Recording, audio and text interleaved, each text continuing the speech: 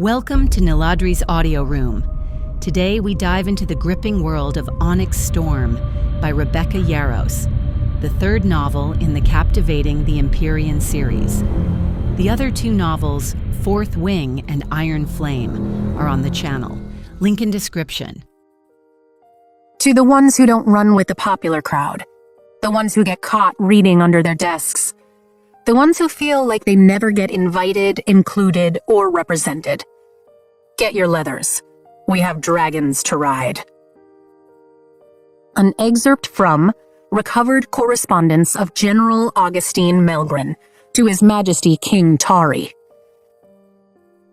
Securing Besgaeth and the wards has come at great cost, including General Sorengale's life. Strategy must adjust. It is in the realm's best interest to ally with Poromil, even temporarily. Prologue. Where in Malik's name is he going? I hurry through the tunnels beneath the quadrant, trying to follow, but night is the ultimate shadow, and Xaden blends seamlessly into the darkness. If it wasn't for our dragon's bond leading me in his general direction and the sporadic disappearance of mage lights, I'd never think that he's masked somewhere ahead of me. Fear holds me with an icy fist, and my footing grows unsteady. He kept his head down this evening, guarded by Bodhi and Garrick, while we waited for news about Sawyer's injury after the battle that nearly cost us Besgaeth. But there's no telling what he's doing now. If anyone spots the faint, strawberry-red circles around his irises, he'll be arrested and likely executed. According to the texts I've read, they'll fade at this phase. But until they do, what could possibly be important enough for him to risk being seen? The only logical answer sends a chill up my spine that has nothing to do with the cold stone of the corridor seeping in through my socks. There hadn't been time for boots or even my armor after the click of the closing door woke me from a restless sleep. Neither of them will answer, Andarna says, and I yank open the door to the enclosed bridge as its counterpart on the far end snicks shut. Was that him? Sigale is still incensed, and Tairn smells of both rage and sorrow. Understandable, for all the reasons I can't allow myself to dwell on yet. But inconvenient.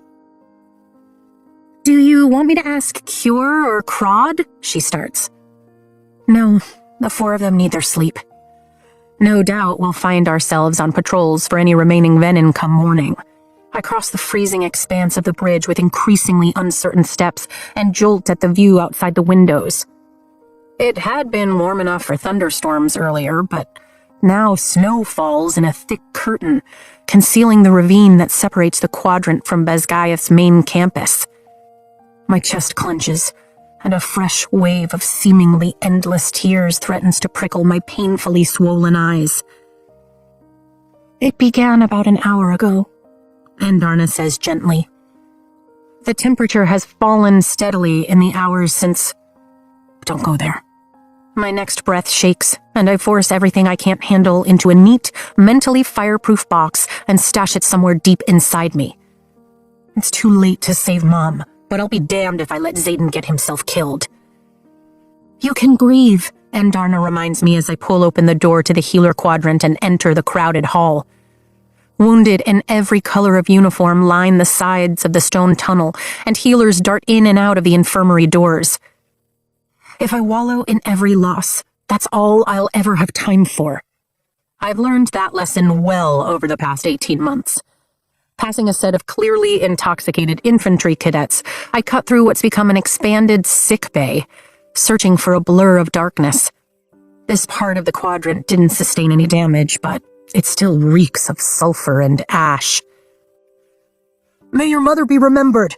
To General Sorengale, the flame of Besgaeth, one of the third years calls out, and my stomach twists tighter as I forge ahead without reply. When I approach the corner, then turn it, I see a patch of darkness enveloping the right side of the wall for a stuttering heartbeat. And then the stairwell to the interrogation chamber appears, flanked by two groggy guards. Shadows slip down the steps. Fuck. Usually I love being right, But in this instance, I was hoping otherwise.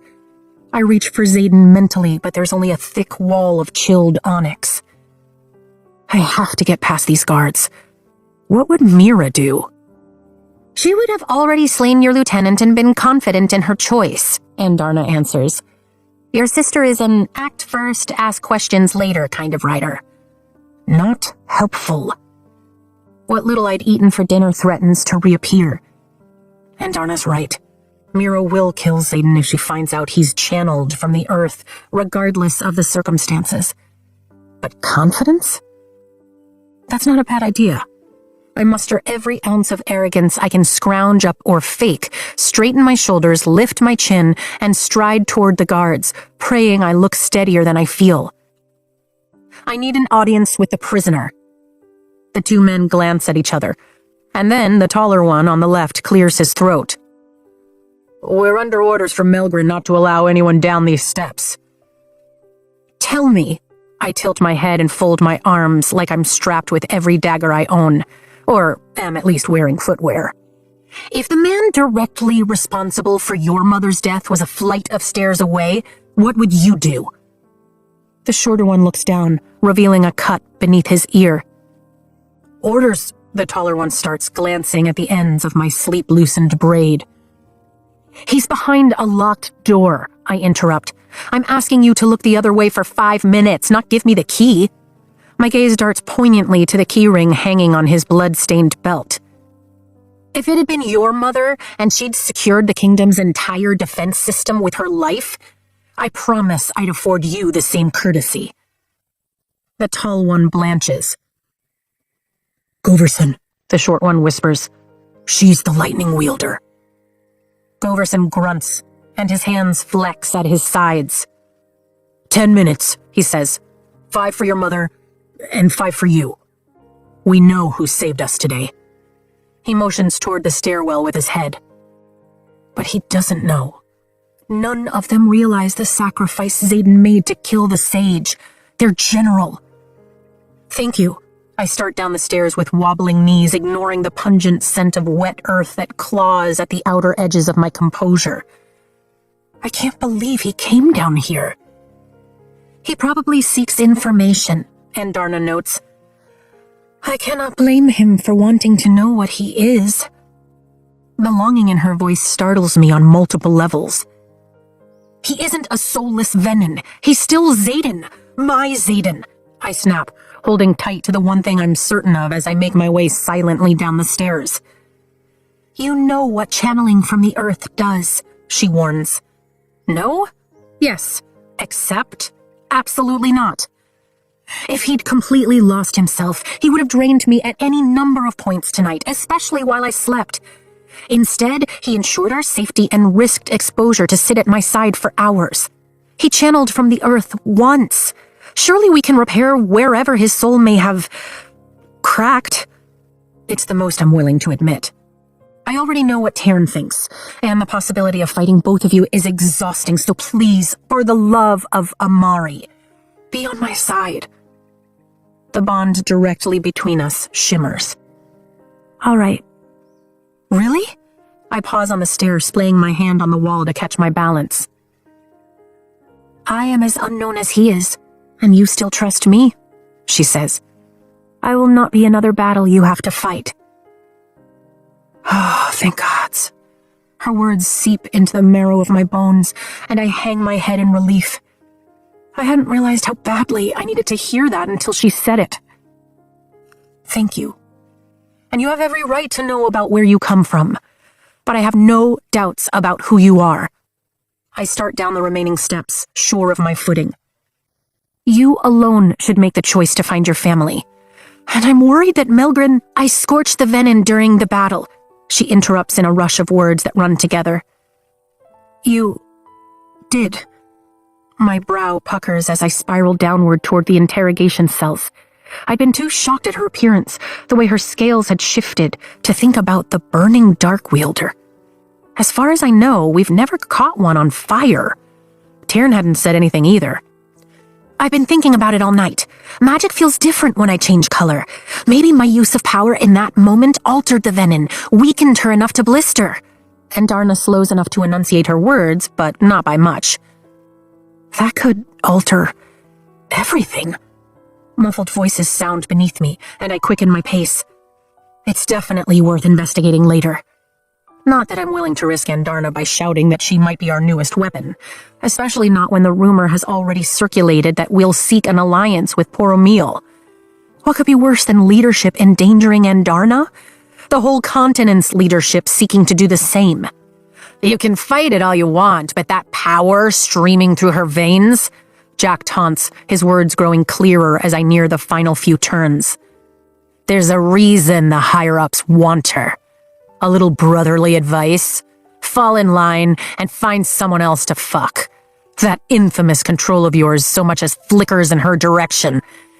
I would never, Xaden retorts, his voice lethally icy. My heart rate doubles, and I halt just before the last curve in the stairwell, keeping out of sight. Jack's talking about me. Even you don't get a say in which parts of us are taken first, Ryerson. Jack laughs. But speaking from personal experience, control goes quickly. Just look at you, freshly fed from the source and already down here desperate for a cure. You will slip, and afterward, well, let's just say that silver hair that has you so besotted will be gray like the rest of her. And those weak-ass initiate rings in your eyes won't just last a few days. They'll be permanent. Not going to happen. Xaden bites out every word. You could deliver her yourself, chains rattle. Or you could let me out and we'll do it together. Who knows? They might let her live just to keep you on a leash until you turn ASIM and forget all about her. Fuck you. My hands ball into fists. Jack knows Xaden's channeled. He'll tell the first person who questions him, and Xaden will be arrested. My mind spins as the two start to argue only yards away, their words blurring in the whirlwind of my thoughts. Gods, I could lose Xaden just like... I can't, I won't, I refuse to lose him. For him to lose himself. Fear fights to rise and I snuff it out, denying it air to breathe or grow. The only thing stronger than the power prowling within me is the resolve stiffening my spine. Xaden is mine. My heart, my soul, my everything.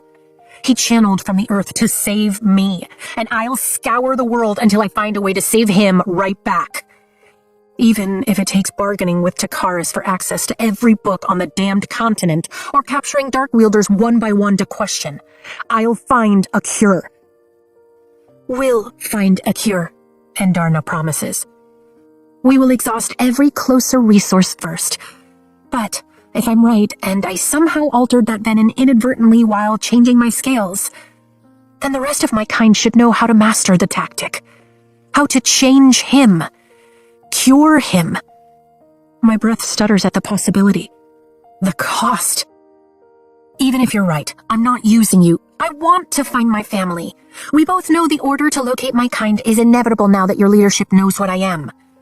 Let us do so on our terms and for our own purposes. Her tone sharpens. Let us follow every possible path to a cure.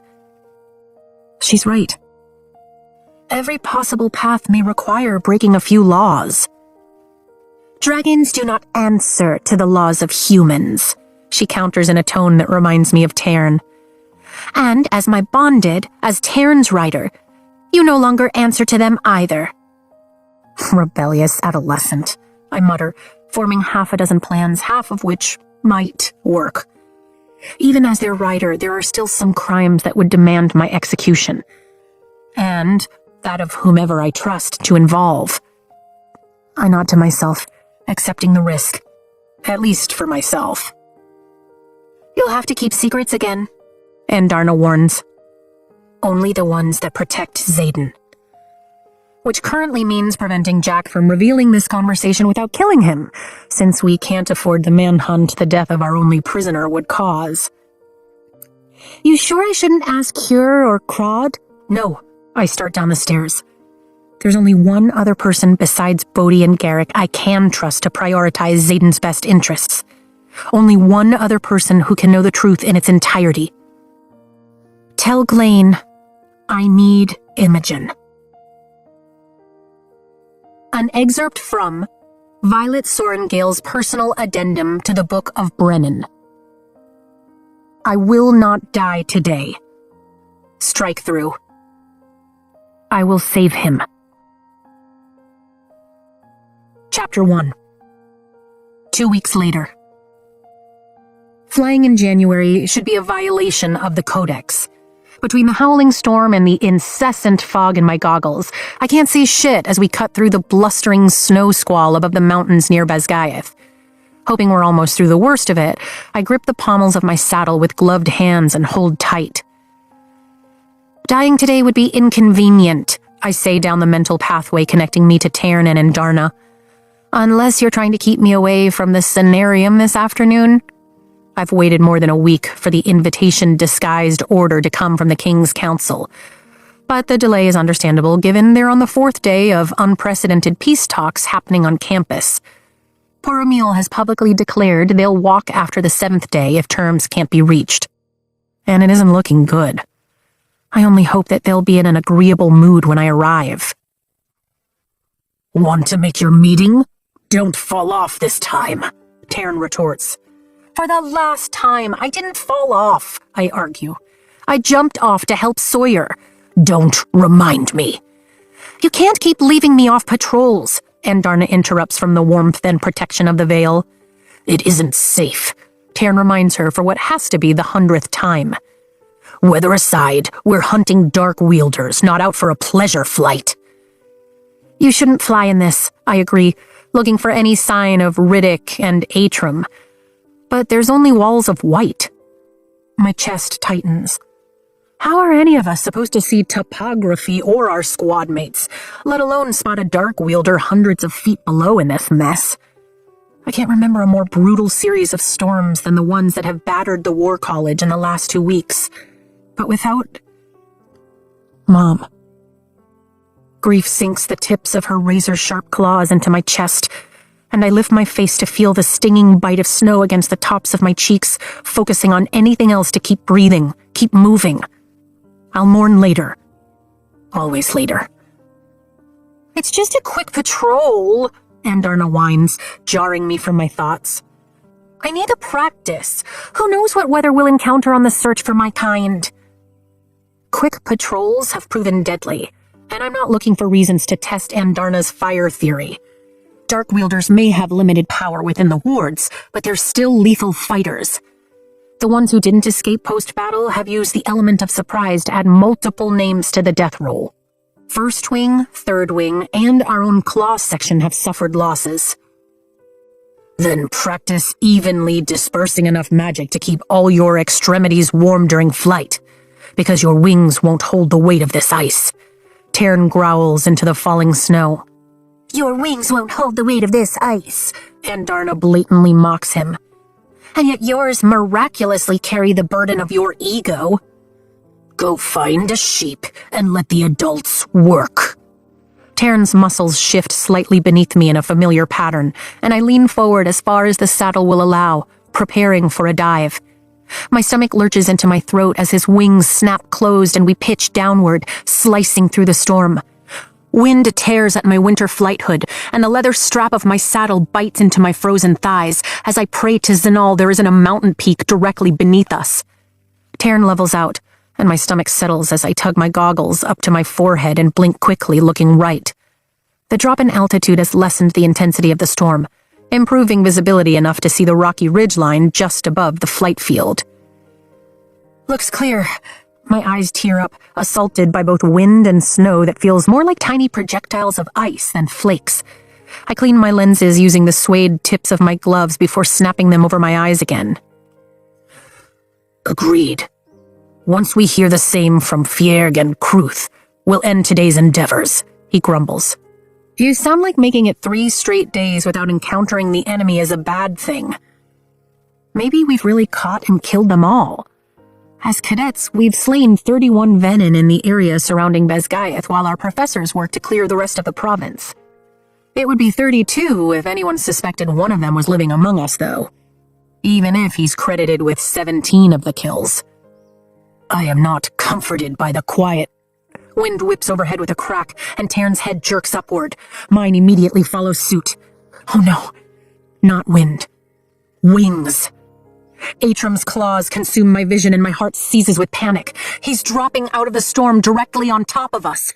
Taryn! I shout, but he's already rolling left, hurling us from our course. The world rotates, sky and land exchanging places twice in a nauseating dance before Taryn flares his wings in a jarring snap. The movement cracks the inch-thick layer of ice along the front ridges of his wings, and chunks fall away. I draw a full but shaky breath as Taryn pumps his wings with maximum effort, gaining 100 feet of altitude in a matter of seconds, and barreling straight toward the brown swordtail bonded to Riddick. Wrath scalds the air in my lungs, Taryn's emotions flooding my system for a heartbeat before I can slam my mental shields down to muffle the worst of what streams in through the bond. Don't! I shout into the wind as we come up on Atrum's left, but as always, Taryn does whatever he wants and full-on crunches his jaws within what looks like inches of Atrum's head. It was clearly an accident. One that would usually be avoided by dragons communicating. The smaller brown swordtail squawks as Taryn repeats the warning. Then Atrum exposes his throat in a gesture of submission. Riddick looks my way through the band of snow and throws up his hands, but I doubt he sees my shrug of apology before Atrum falls away, heading south to the flight field. Guess Fierg and Ree reported in. Was that really necessary? I drop my shields and Taryn's and Endarna's bonds come flooding back at full strength, but the shimmering pathway that leads to Xaden is still blocked, dimmed to an echo of its usual presence. The loss of constant connection sucks, but he doesn't trust himself, or what he thinks he'll become, to keep it open yet. Yes, Taryn answers, declaring the single word sufficient. You're almost twice his size, and it was obviously an accident, I repeat as we descend rapidly to the flight field. The snow on the ground of the box canyon has been trampled into a muddy series of paths from the constant patrols second and third years are flying. It was negligent, and a 22-year-old dragon should know better than to close himself off from his riot simply because he's arguing with his rider. Taryn grumbles, his anger lowering to a simmer as Atrum lands beside Ree's green dagger tail Fierg. Taryn's claws impact the frozen ground to Atrum's left, and the sudden landing vibrates every bone in my body like a rung bell. Pain explodes along my spine, my lower back taking the brunt of the insult. I breathe through the worst of it, then accept the rest and move on. Well, that was graceful. I jerk my goggles to my forehead. You fly next time. He shakes like a wet hound, and I block my face with my hands as ice and snow fly off his scales. I tug at the leather strap of my saddle when he stills, but the buckle catches along the jagged, shitty line of stitches I put in after the battle, and one of them pops. Damn it. That wouldn't have happened if you'd let Xaden fix it. I force my body out of the saddle, ignoring the aching protest of my cold, cramped joints as I make my way across the icy pattern of spikes and scales I know as well as my own hand. The Dark One didn't cut it in the first place, Taryn responds. Stop calling him that. My knee collapses, and I throw my arms out to steady my balance, cursing my joints as I reach Taryn's shoulder. After an hour in the saddle at these temperatures, a pissed-off knee is nothing. I'm lucky my hips still rotate. Stop denying the truth. Taryn enunciates every word of the damning order as I avoid a patch of ice and prepare to dismount. His soul is no longer his own. That's a little dramatic. I'm not getting into this argument again. His eyes are back to normal.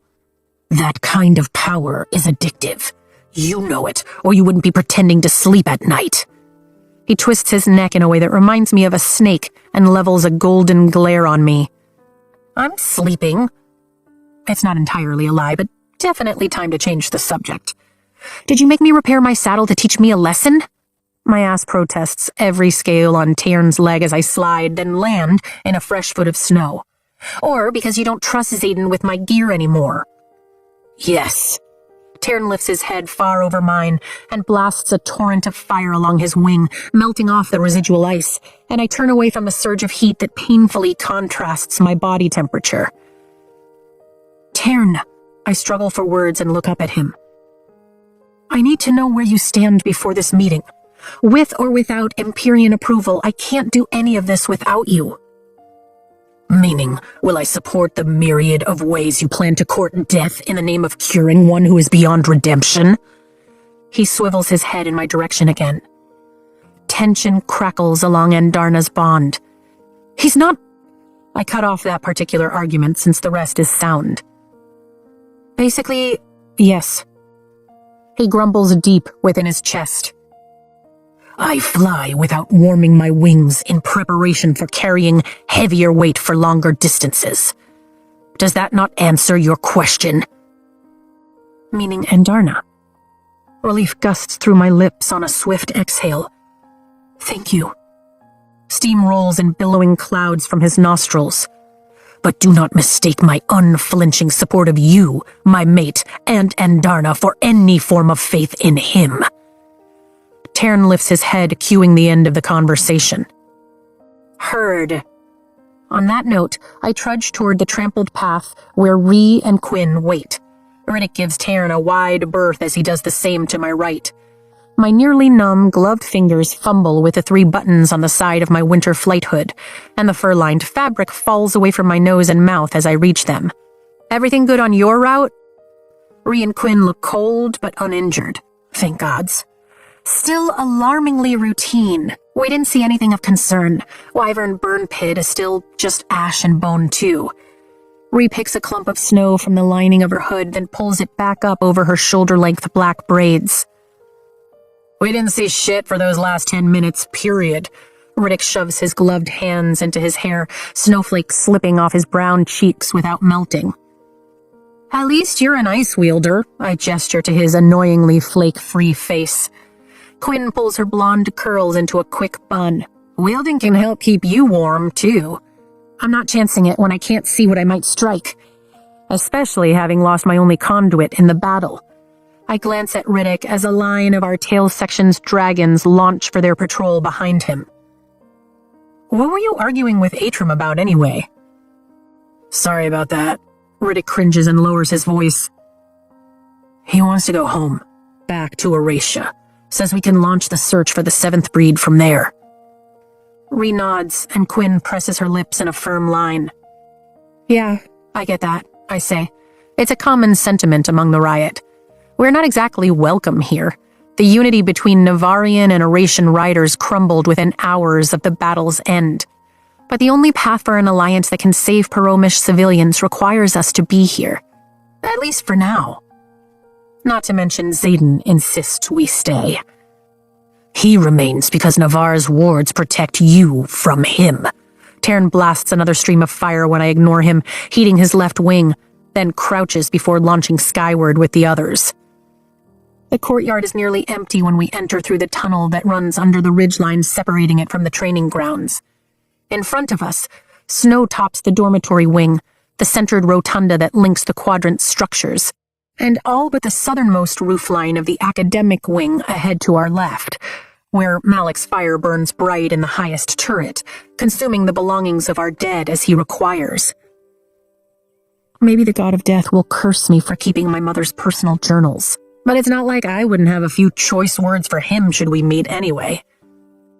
Report. Aura Beinhaben orders from the dais at our left where she stands with Ewan Faber, the stocky, sour-faced wing leader of what little remains of Navarre's 4th wing. Oh good, you all made it back. Ewan's voice drips with sarcasm as he folds his arms, snow falling on his broad shoulders. We were so worried. Brick was barely a squad leader in Claw when we left, Riddick mutters. Nothing this morning, Rhiannon replies, and Aura nods but doesn't deign to say anything. Any news from the front? My stomach knots. The lack of information is agonizing. Nothing I'd be willing to share with a bunch of deserters, Aura answers. Oh, screw her. A bunch of deserters who saved your ass, Quinn offers a middle finger as we continue past, our boots crunching on the snow-covered gravel. Navarian riders, Eratian riders? We can't function like this, she says to the group quietly. If they won't accept us, the flyers don't have a prayer. I nod in agreement. Mira's working on that particular issue. Not that leadership knows or will allow the use of whatever she's learned, even if it saves the negotiations. Pompous assholes.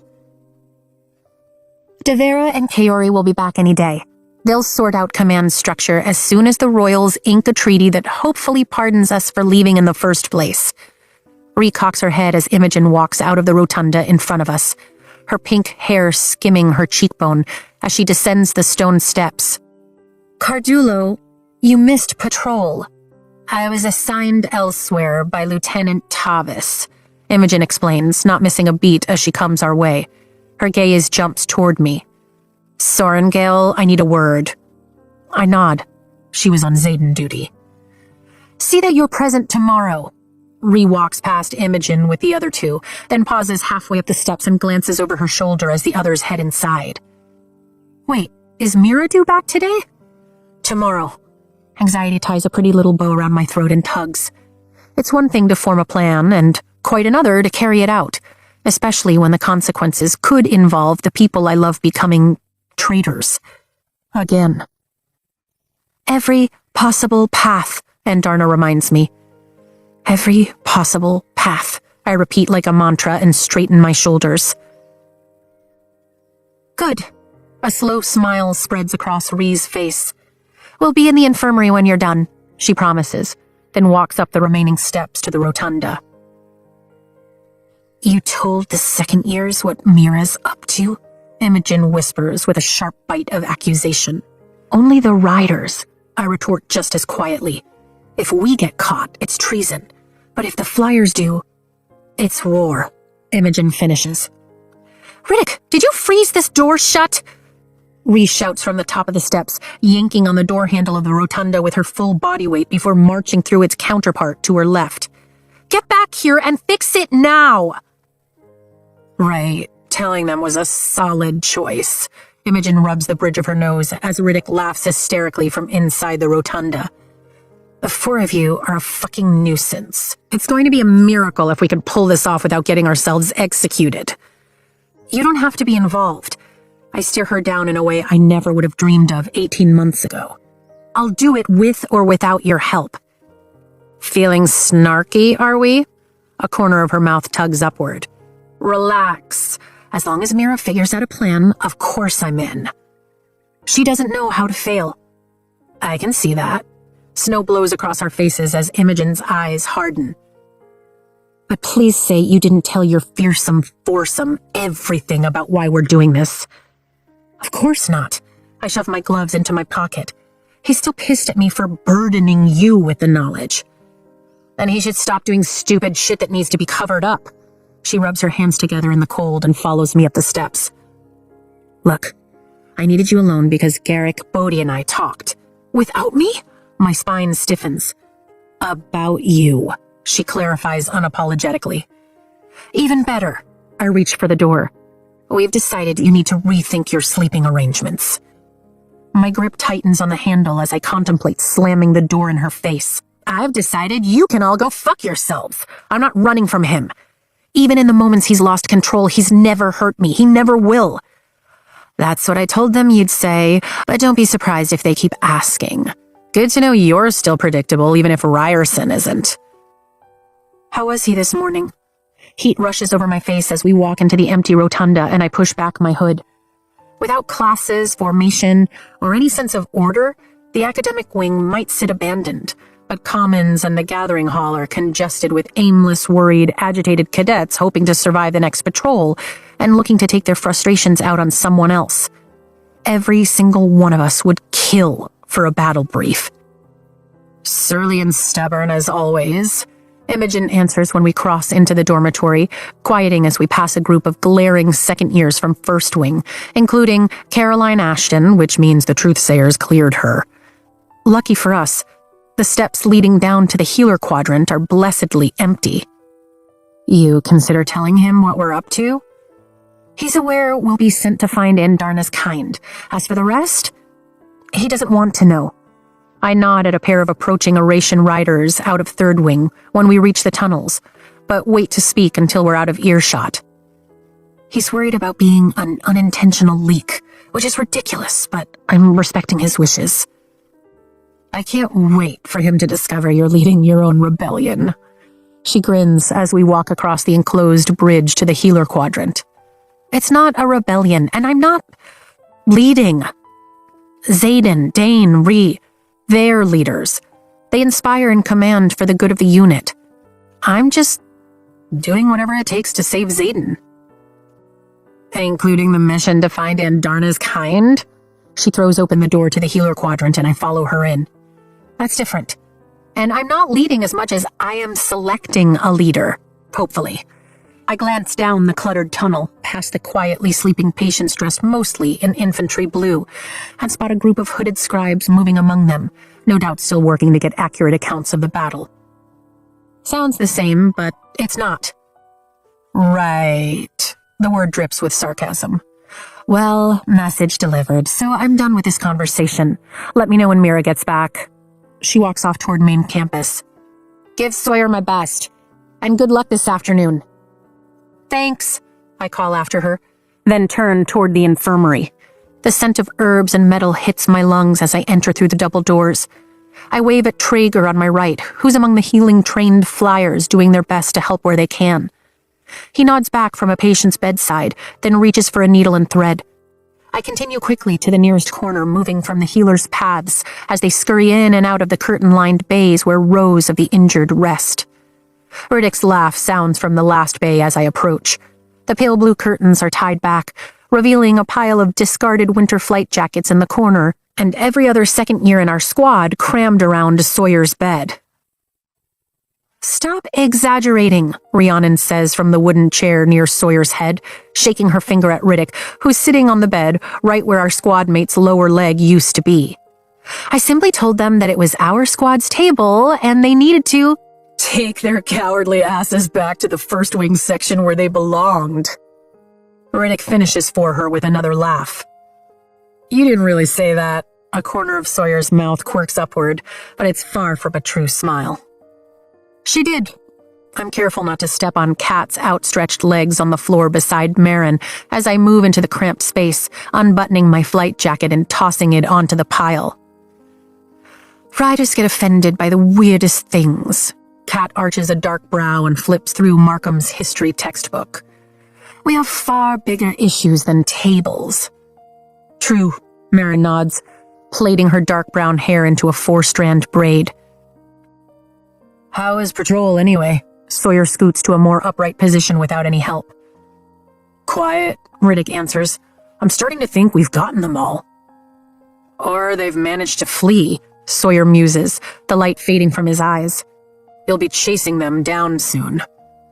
Not until we graduate, Ree crosses her legs. They're not sending cadets beyond the borders. Except Violet, of course, who will be off seeking the 7th breed so we can win this war. Riddick glances my way with a shit-eating grin. Don't worry, I'll keep her safe. I can't quite tell if he's teasing or serious. Kat snorts and flips another page. Like they're going to let you go. Guarantee it'll be officers only. No way, Riddick shakes his head. It's her dragon, her rules. Right, Vi? Every head turns in my direction. Assuming they put us on orders, I'll provide a list of people I trust to go. A list that's been through so many drafts, I'm not even sure I'm carrying the right one. You should take the squad, Sawyer suggests. We work best as a team. He scoffs. Who am I kidding? You'll work best as a team. I'm barely climbing stairs. He nods to the crutches beside his bed. You're still on the team. Hydrate. Ree reaches across the bedside table and over a note that looks to be in Jasinia's handwriting to grab a pewter mug. Water's not going to grow my leg back. Sawyer takes it, and the metal handle hisses, forming to his grip. He looks up at me. I know that's a shitty thing to say after you lost your mother. Pain isn't a competition, I assure him. There's always enough to go around. He sighs. I got a visit from Colonel Chandler. My stomach hollows. The commander of the retired riders? Sawyer nods. What? Riddick folds his arms. Second years don't retire. Die, yes. Retire? No. I get that. Sawyer starts. A shrill scream echoes throughout the infirmary in a knee-wavering pitch that's reserved for something far worse than pain. Terror. The silence that follows chills me to the bone, apprehension lifting the hair on the back of my neck as I unsheathe two of my daggers and turn to face the threat. "What was that?" Riddick slides off Sawyer's bed and the others move behind me as I step outside the bay and pivot toward the open infirmary doors. "She's dead!" A cadet in infantry blue stumbles in and falls to his hands and knees. "They're all dead!" There's no mistaking the gray handprint marking the side of his neck. Venom. My heart seizes. We haven't found them out on patrol. Because they're already inside. An excerpt from A Study on Signets by Major Dalton Cisneros. The rarest of signets, those that rise once in a generation or century, have manifested concurrently with an equal twice in our records. Both critical times in our history, but only once have the 6 most powerful walked the continent simultaneously. As fascinating as that spectacle must have been, I would rather not live to see it happen again. Chapter 2. "They're within the walls!" Tarn bellows. "Already figured that out!" I swap my daggers for 2 alloy-hilted ones at my thighs and move quickly to hand one to Sawyer. "None of us die today." He nods, taking the blade by the hilt. "Marin, protect Sawyer," Rhiannon orders. "Kat, help whoever you can, let's go!" "Guess I'll just stay here," Sawyer calls after us, muttering a swear word as we take off sprinting between the rows of infirmary beds. We're the first to make it to the doors where Winifred holds the wailing infantry cadet by his upper arms. "Violet, don't go out there," she starts. "Lock the doors," I shout as we run through. "Like that's going to stop them?" Riddick challenges as we enter the tunnel. Then all 3 of us skid to a halt at the sight before us. The blankets on every overflow bed down the hallway have been thrown back, revealing desiccated bodies. My stomach plummets. How did this happen so fast? "Oh shit," Riddick draws another dagger at my right as 2 more riders sprint through the infirmary doors behind us. Both from second wing. I reach for Zayden and find his shields not only up, but impenetrable. Frustrating, but fine. I'm perfectly capable of fighting on my own, and I have Riddick and Ree with me. "You do not have a conduit," Tarn reminds me, which means I can't pinpoint my lightning strikes, especially not indoors. I've always been far more accurate with daggers than my own power. Warn whoever's riders guard the wardstone. "Already done," he replies. "Check the bridge," Rhiannon commands the 2 from second wing, and they take off toward the riders' quadrant. "Bring their bodies outside once you're done killing them so we can roast them for fun," Andarna suggests. "Not right now." I calm my breath and concentrate. "Eyes open," Rhiannon says, her voice as steady as her hand as she pulls an alloy-hilted dagger and moves to my left. "Let's go." Then we move as one. Quiet and quick as we make our way down the hall. I keep my eyes forward as Ree and Riddick check left and right respectively, and their silence tells me all I need to know. There are no survivors. We follow the curve of the tunnel, passing the last cot, and a scribe flies out of the stairwell ahead, his robes billowing behind him as he runs toward us at full speed.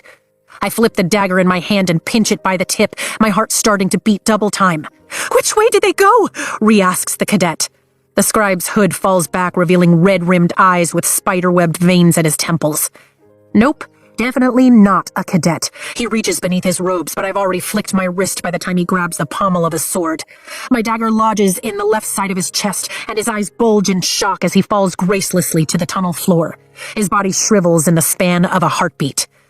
"Damn, sometimes I forget how good you are at that," Ree whispers, scanning our surroundings as we move forward. "How did you know?" Riddick asks in the same hushed tone, quickly kicking the husk of a body over and retrieving my blade. A scribe would have run toward the archives. I take the blade back and wrap my hand around the hilt. Thanks. The alloy's hum of power is a little dimmer, but still there, hopefully capable of another killing blow. How many of them had Imogen and I seen on our walk to the infirmary without even realizing? That's how they fed without notice. They're dressed as scribes. 2 figures in cream robes approach from the opposite side of the tunnel, mage light shining on their first-year rank, and I prepare to throw again. "Drop the hoods," Ree orders. They both startle, and the cadet on the right lowers her hood quickly, but there's a slight tremble in her counterpart's hands as she complies, her wide blue eyes locked on the body at my feet. "Is that?" she whispers, and her friend wraps an arm around her swaying frame. "Yes." I lower my blade, noting that neither of them carry red in their eyes or at their temples. "Get back to the archives and warn the others." The women turn and run. "Up or down?" Riddick asks, facing the steps. Someone shouts beneath us. "Down," Rhea and I say simultaneously. "Great," Riddick rolls his neck. "Down the stairwell to the torture chamber where an untold number of freshly fed dark wielders wait." "Good times." He takes the lead, switching his dagger to his left hand and lifting his right in preparation to wield as Rhiannon steps in behind me. We edge down the stairs rapidly, keeping our backs to the stone wall, and I send up a silent thanks to Aaron Norris for building Vesgaiath with stone stairs instead of wooden ones with the potential to creak or burn. "Pay attention to the present, not the past," Taryn lectures. Metal clangs beneath us, the pitch varying from the ting of colliding blades to the ear-grating rasp of steel scraping against stone. But it's the maniacal laughter mixed with grunts of pain that has me hurrying faster, has power rising, crackling along my skin. "Control it," Taryn orders. "Quiet time," I remind him, throwing my shields up to block him, knowing he can still push through if he wants. "Stop playing with your kill and help us get this door open," someone demands from below. If they want a cell door open, they're definitely not on our side. They've come for Jack. "How many guards are on Barlow?" Riddick whispers as we near the turn in the staircase that will expose us to whomever waits beneath. "2. Rhiannon's answer is quickly muffled by the sound of a low and painful scream. "Make that 1, I reply, readying my right hand to throw. The antechamber of the brig comes into view, and my gaze flies over the all-too-familiar space, taking quick stock of our situation. 2 dark wielders dressed in scribe robes yank at the unmoving door handle to Jack's cell, while a female pulls her ruby-hilted sword across the neck of a second lieutenant who's been pinned to the thick table with daggers through his hands, and a 4th stands at the edge of the shadows. Her long silver braid swings free of her hood as her attention whips in our direction, and her eerie red gaze jumps to mine and widens slightly under a faded tattoo on her forehead. My blood chills when a smirk tilts her mouth, distorting the red veins at her temples, and then she disappears. I blink against the sudden breeze that rustles a loosened strand of my braid, then stare at the empty space she'd occupied. At least I think she had. Am I seeing things now? Rhea gasps behind me, and my focus jolts to the imprisoned guard. Blood floods the table from the rider's wound, and I swallow back the burn of acid in my throat, catching sight of 2 corpses to the left, one in cream, the other in black. The female with the jeweled sword at the table pivots, her short blonde hair smacking her sharp cheekbones as she turns in our direction, revealing branches of red veins at her temples. I flick my wrist just in case this one disappears too. "Riders!" Her alarm dies with my blade lodged in the middle of her throat. Riddick rushes the 2 at the door, but they're ready, one drawing a sword that Riddick blocks with a thick band of ice. I throw my remaining dagger at the other as I jump the last 2 steps, but the dark-haired Venin moves unnaturally fast, dodging the strike. My blade bounces off the stone wall behind him as I run toward the rider bleeding out on the table. Fuck! Rhea leaps over the female's body, headed for Riddick, and I continue on, keeping an eye on the one I missed. The Venin swings his arm, and a shape flies toward me. "Drop Vi!" Riddick shouts, throwing his hand out, palm down, and a chill sweeps over the front of my legs as spikes rush at my face. I hit my knees and slide along a small sheet of ice as the mace whips over my head, slicing through the air with a whistle. "Not the silver hair!" the dark wielder with the sword bellows, and I scramble to my feet, slipping on the blood-covered stone. "We need her!" To control Satan? Fuck that. I'll never be used against him again. "Mine now!" Rhea shouts, and when I glance left, she's swinging the mace at its previous owner, giving me time to get to the twitching rider on the table. "Hold on!" I tell him, reaching for his throat to staunch the bleeding, but I pause as his last breath rattles his chest and he falls limp. He's gone. My heart clenches for all of a beat before I draw 2 more daggers and turn toward my friends. The black-haired Venin moves in a blur, ducking beneath the mace Rhiannon swings, then appears before me like he'd been standing there all along. Fast. They're too damned fast. My heart jolts as I jerk my dagger to his throat, and he studies me with sickening excitement in his red eyes. Power floods my veins, heating my skin and lifting the hair along my arms. "Ah, the lightning wielder. You're a long way from the sky, and we both know you can't kill me with that knife," he taunts, and the veins along his temples pulse as Rhys sneaks up behind him, her alloy-hilted dagger poised to strike. Shadows quake at the edges of the chamber, and a corner of my mouth rises. I won't have to. His eyes flare in confusion for all of a millisecond before shadows explode around us, immediately devouring every speck of light in a sea of endless black I instantly recognize as home. A band of darkness wraps around my hips and yanks me backward, then brushes my cheek gently, steadying my galloping heartbeat and quieting my power. Screams fill the chamber, followed by a pair of thuds, and I know without a doubt any threat to my life's been extinguished. A heartbeat later, the shadows retreat, revealing the shriveled bodies of the dark wielders on the floor, alloy-hilted daggers embedded in their chests. I lower my weapons as Xaden strides toward me from the center of the room, the hilts of the two swords he keeps strapped to his back peeking above his shoulders. He's in thick winter flight leathers, devoid of any markings but his second lieutenant rank, and speckled with tiny dots of water that tell me he's been out in the snow. Second lieutenant, the same rank as Barlow's guards had been. The same as Garrick, who's standing at the base of the steps behind Xaden and almost every other officer temporarily stationed here to protect Basgaeth. My heart stutters and my gaze rakes over Xaden's tall, muscled frame, searching for any sign of injury. Gold-flecked onyx eyes meet mine, and my breath stabilizes only when I realize he's unharmed and there isn't a single trace of red to be found anywhere near his irises. He may technically be an initiate, but he's nothing like the Venin we just fought. Gods, I love this man. Tell me something, Violence. A muscle in his square jaw ticks as he stares down at me, rippling the tawny brown skin of his stubbled cheek. Why is it always you? An hour later, we're dismissed from the debrief with the commandant of the Riders Quadrant, Colonel Panchek, and sent on our way. He doesn't even seem fazed that they were working to rescue Barlow instead of going for the Wardstone. Garrick shoves his hand through his short dark hair as he descends the staircase of the academic wing ahead of Xaden and me. Maybe it's not the first attempt. Rhys glances back over her shoulder at Garrick. It's not like we're getting briefed every day. We aren't safe here. Not that we ever really were. Panchek will notify the other leadership, right? Riddick asks as we pass the third floor. Melgren already knows. There were only two of us down there. Xaden glances pointedly at Garrick's hand, where his rebellion relic peeks out from the sleeve of his uniform. I'm just grateful for the wards Sorengale put in place before she left. Garrick doesn't bother to clarify that he's talking about my sister. Barlow can't hear or see a thing outside that chamber unless someone opens the door, so it's not like he's gathering new intel. From the look of the stones he's drained within the cell, he'll be dead within the week. Xaden tenses at my side and I reach for him mentally, but his shields are thicker than the walls of this fortress. It's not always me, I whisper to Xaden, brushing my hand against his as we continue down the wide spiral staircase, approaching the second floor. Xaden scoffs, then laces his fingers with mine and brings the back of my hand to his perfectly sculpted mouth. It is, he replies just as quietly, punctuating the remark with a kiss.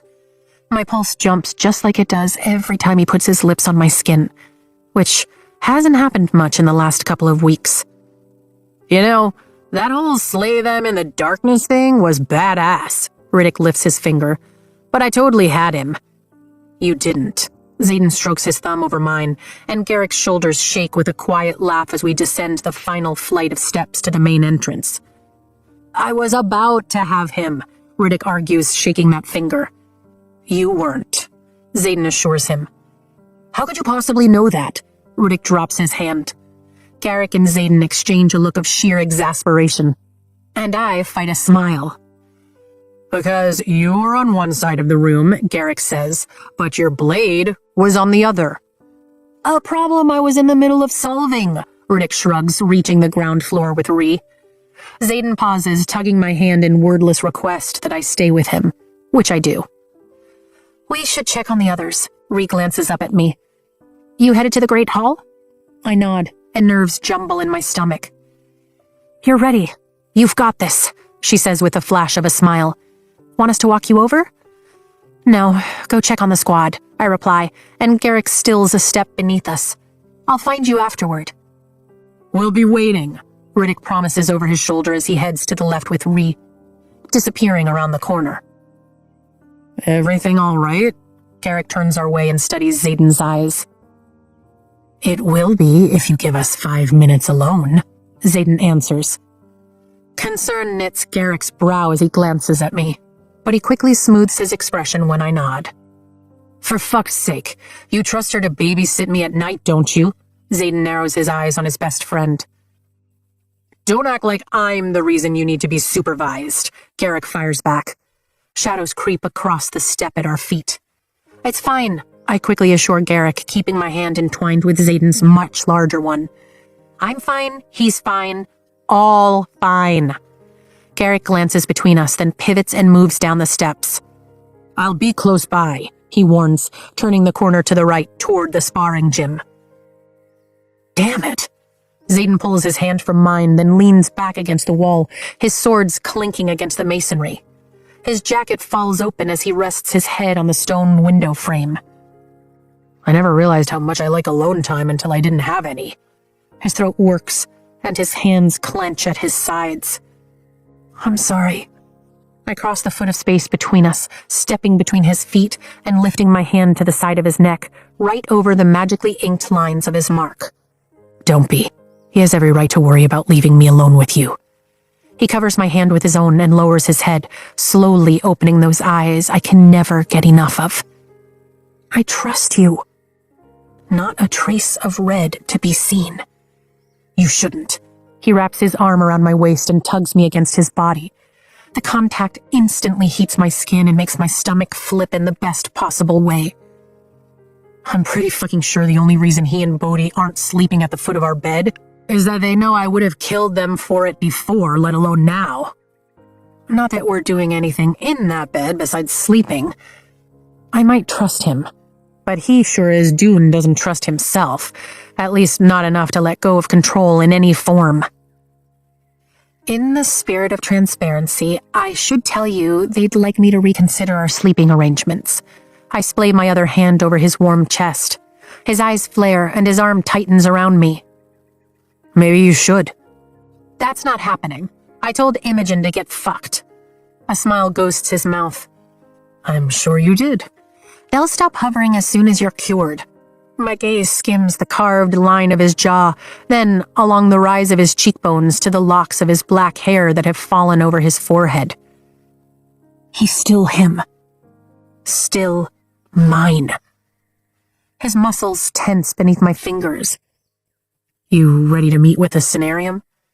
"Yes," I nod. "And don't change the subject. I will find a way to cure you." I put every ounce of my determination into the words and lift my eyebrows at him. "Let me in." It isn't a request. To my surprise, he lowers his shields, and the shimmering onyx bond between us solidifies. "You wielded your signet today, behind the wards."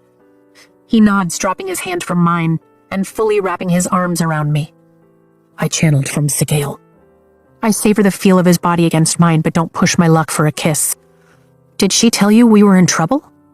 His gaze falls away and he shakes his head. "She's still not speaking to me. Flying is awkward as fuck." My chest threatens to crack under the weight of the sadness in his tone. "I'm so sorry." I slide my hands around the small of his back and hug him, turning my head so his heart beats beneath my ear. "She'll come around." "Don't count on it," Taryn warns with a growl down the mental pathway that only belongs to us, and I blatantly ignore him. Zayden lowers his chin to the top of my head. "She knows I'm not whole. She senses it." I startle and pull back, lifting my hands to hold his face. "You're whole," I whisper. "I don't know what you paid to access that power, but it didn't change you." "It did," he counters, sidestepping down a stair and out of my arms. I can only think of one way to prove it didn't. "Do you still love me?" I hurl the inquiry at him like a weapon. His gaze snaps to mine. "What kind of question is that?" Do you still love me? I enunciate every word and lean right into his space just to prove that I'm not intimidated by him. He cups the back of my neck and pulls me within inches of his face, close enough to kiss. I could reach the rank of Maven, lead armies of dark wielders against everyone we care for, and watch every vein in my body turn red as I channel all the power in the continent, and I would still love you. What I did doesn't change that. I'm not sure anything can. See? You're still you. My gaze drops to his mouth. Telling me you're capable of horrible things while still loving me is pretty much your idea of foreplay. His eyes darken, and he hauls me closer until only his own obstinance separates our lips. That should scare the shit out of you, Violet. It doesn't. I rise on my toes and brush my lips over his. Nothing about you scares me. I won't run, Xaden. Damn it. He drops his hand and retreats a step, putting space between us again. With my shields up, I didn't know you were in the interrogation chamber until I was halfway down the stairs. What? I blink. And how did you know to come help? Silence stretches between us, and a prickle of apprehension makes me shift my weight, aggravating my lower back. I sensed them. He finally answers. The same way they sense me. My stomach pitches, and I reach for the wall, splaying my palm over the rough-hewn stone to keep my balance. That's not possible. It is. He nods slowly, watching me. That's how I know I've changed. How Garrick and I have managed to slay more than a dozen of them this week. I can feel them calling to me, just like I can feel the source pulsing beneath my feet with its incomparable power. Because I'm one of them. His eyes narrow. Scared yet? An excerpt from Recovered Unsent Correspondence of General Lilith Sorengale. Sometimes I worry about Violet.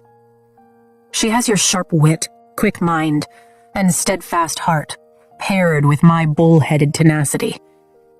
When she finally and truly gives that heart, I fear it will overrule the other gifts you've given her, and logic will cede its voice to love. And if her first 2 liaisons are any indication of what we might expect, God's help her, my love.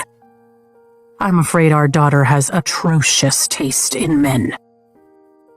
Chapter 3. Xaden can sense them. My fingernails bend slightly when my hand flexes along the grout line, holding on for dear life as my mind spins. But just because he can sense them doesn't mean he gave up part of his soul, right? It's there in his eyes watching me, waiting for me to reject him or worse, push him away like I did after Resin. Maybe it's more dire than I thought, but he's still whole, still him, just with heightened senses. I shove my stomach right back where it belongs and hold his stare. Scared of you? I shake my head. Never. You will be, he whispers, looking over my features like he needs to memorize them. Your 5 minutes are up, Garrick says from the base of the steps, and Violet has a meeting to get to. Xaden's expression shifts into something dangerous as he glares at his best friend and leans away from me. She told you we think you should sleep somewhere else, didn't she? Garrick rolls his neck like he's preparing for a fight. She did. Xaden starts down the steps and I follow. And I'll tell you the same thing she said to Imogen. Get fucked. Figured. Garrick turns a pleading look on me and I smile back as we walk out of the academic wing and into the surprisingly empty rotunda, crossing between 2 dragon pillars. Thought you'd at least be logical, Violet. Me? You're the ones acting based on feelings and with no evidence whatsoever. My decision to trust him is based purely on the facts of our proven history. As much as I appreciate the concern, Xaden drawls, his voice edging on icy. You try to dictate the occupants of Violet's bed again, and we're going to have problems. Garrick shakes his head at his best friend but drops the subject as we make our way to main campus, passing through the chaotic cleanup near the infirmary. The death roll in the infantry quadrant will be painfully long tomorrow.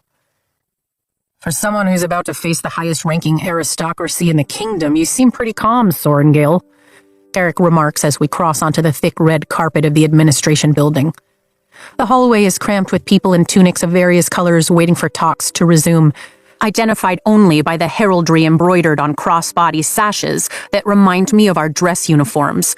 Our own provinces are easy to recognize, and I even spot Breivik's as heads begin to turn in our direction. I've known this was coming, and I have a plan. 2 weeks is a lot of time to overthink every possible scenario.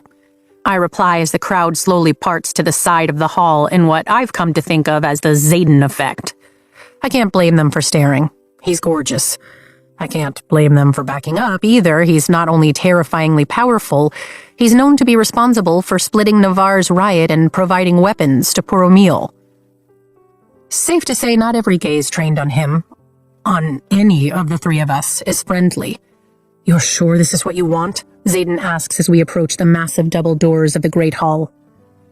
It's what she wants, I tell him, and one of the guards adorned with the crest of Kaldir slips into the hall, no doubt to announce our arrival. And it's what we need.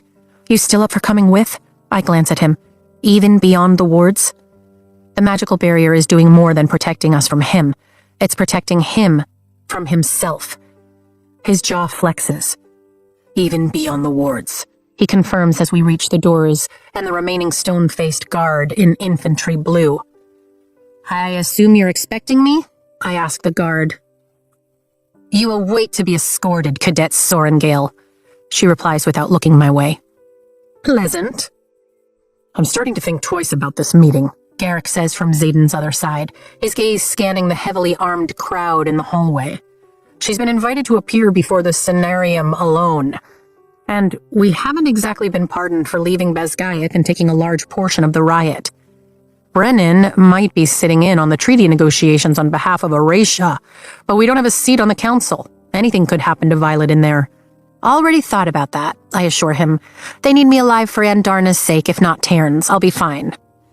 She has Llewellyn in there representing Tyrandor and can set the whole damn place on fire with a wave of her hand. Xaden adds, folding his arms and glowering at the guard. I'm more concerned for their safety than hers. The door on the right opens, and the other guard walks through. My stomach twists when General Melgren appears in the doorway, his beady eyes narrowing as he looks down his beak of a nose at me. Cadet Sorengale, the Cenarium is ready to receive you. His gaze darts to Garrick, then Xaden. Alone. I'll be right out here. Xaden's tone slips into menace, deterred by these wooden doors that hang an inch off the ground. Subtle. I fight the tug at the corner of my mouth. Melgren gestures me inside, but doesn't take his eyes off Xaden. Never going to be, he replies as I walk into the hall. I have every faith in your ability to protect yourself, but say the word and I'll rip the doors off their hinges. You're such a romantic. I quickly take in the new furniture arrangement of the familiar room, finding a long trestle table running the length of the hall with dozens of chairs, no doubt to accommodate the negotiations. 6 nobles dressed in lushly embroidered tunics and gowns sit facing me at the closest end, representing each of Navarre's 6 provinces. I know them all thanks to my mother, but only the one on the far left offers me a tired smile as I approach the center of their grouping and place my hands on the back of the chair. Llewellyn.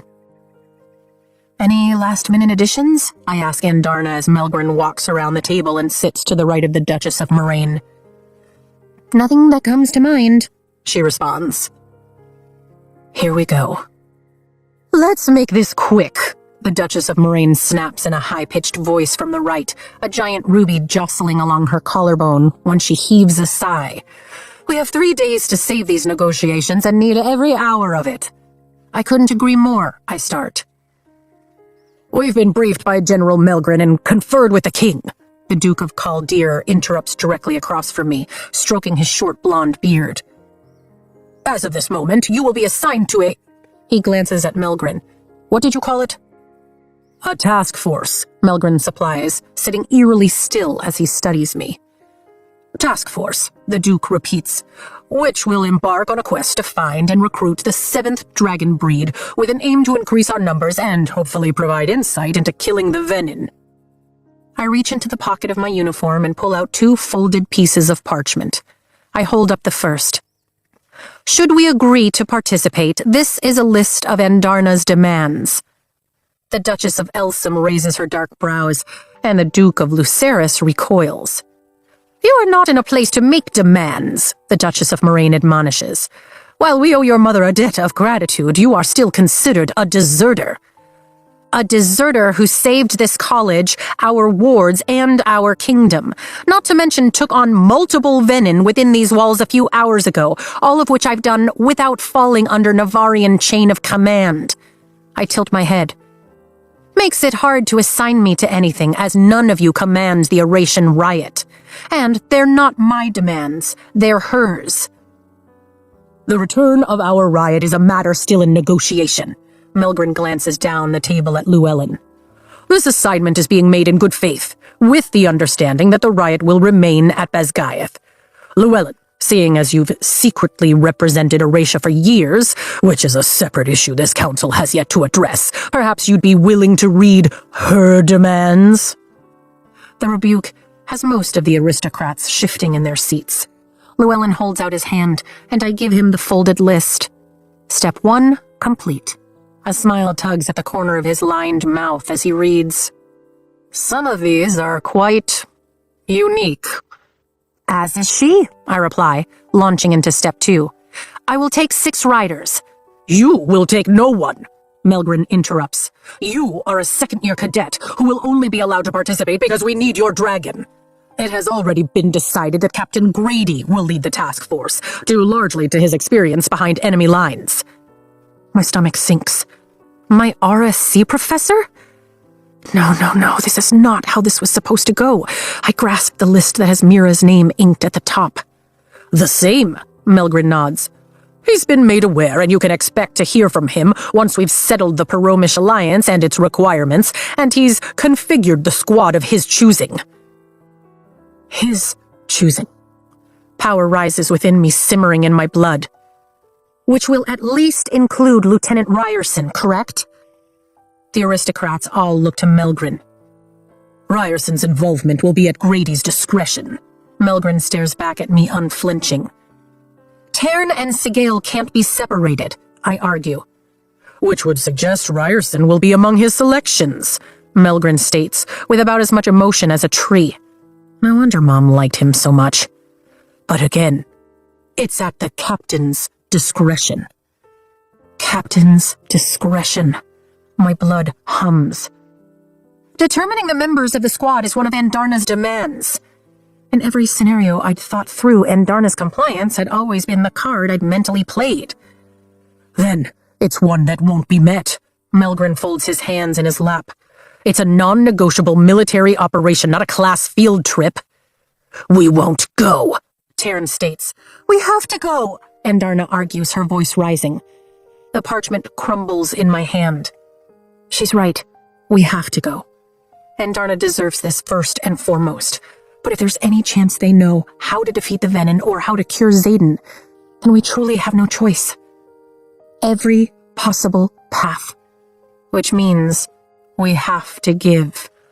Shall we consider the matter settled? The Duke of Kaldir asks. Absolutely the fuck not. It is, Melgren states.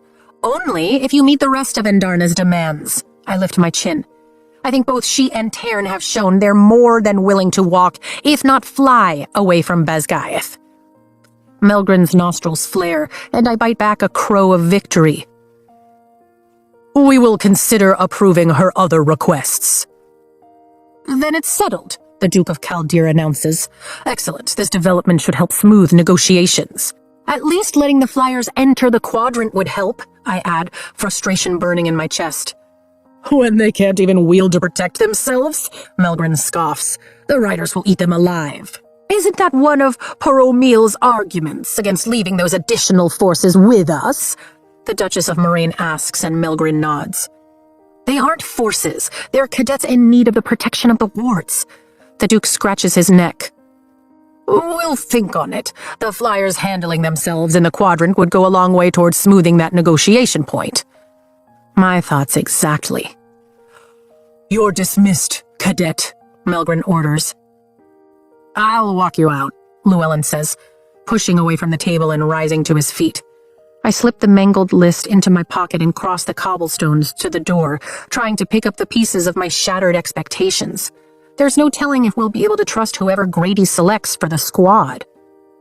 I'll work on these, Llewellyn says quietly, raising the list of Endarna's demands. And in the meantime, he reaches into his tunic and retrieves a palm-sized missive. I was asked to give you this privately. Thank you, I respond out of habit, taking the parchment. He knocks twice on the door, and I depart through the one the guard gestures me through on the left. Opening the missive, I walk into the hall, recognizing Takaris' sprawling handwriting. You have 3 days to hold up your end of our bargain. Fuck. That's not an option. I look up and find every member of my squad waiting, a wall of black and brown holding back a sea of colorful tunics and gowns. How did it go? Imogen asks.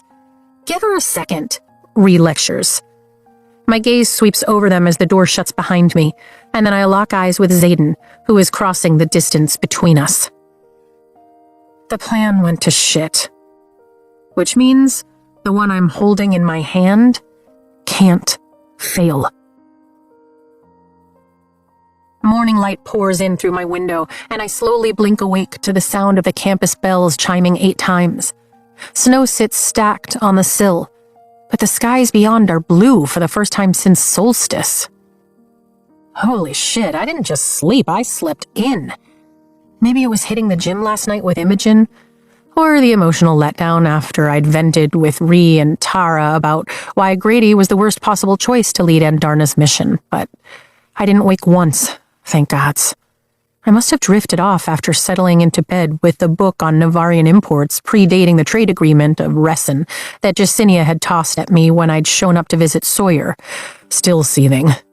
Lifting my head from the pillow, I spot the closed book on my nightstand, my page marked by one of Xaden's daggers.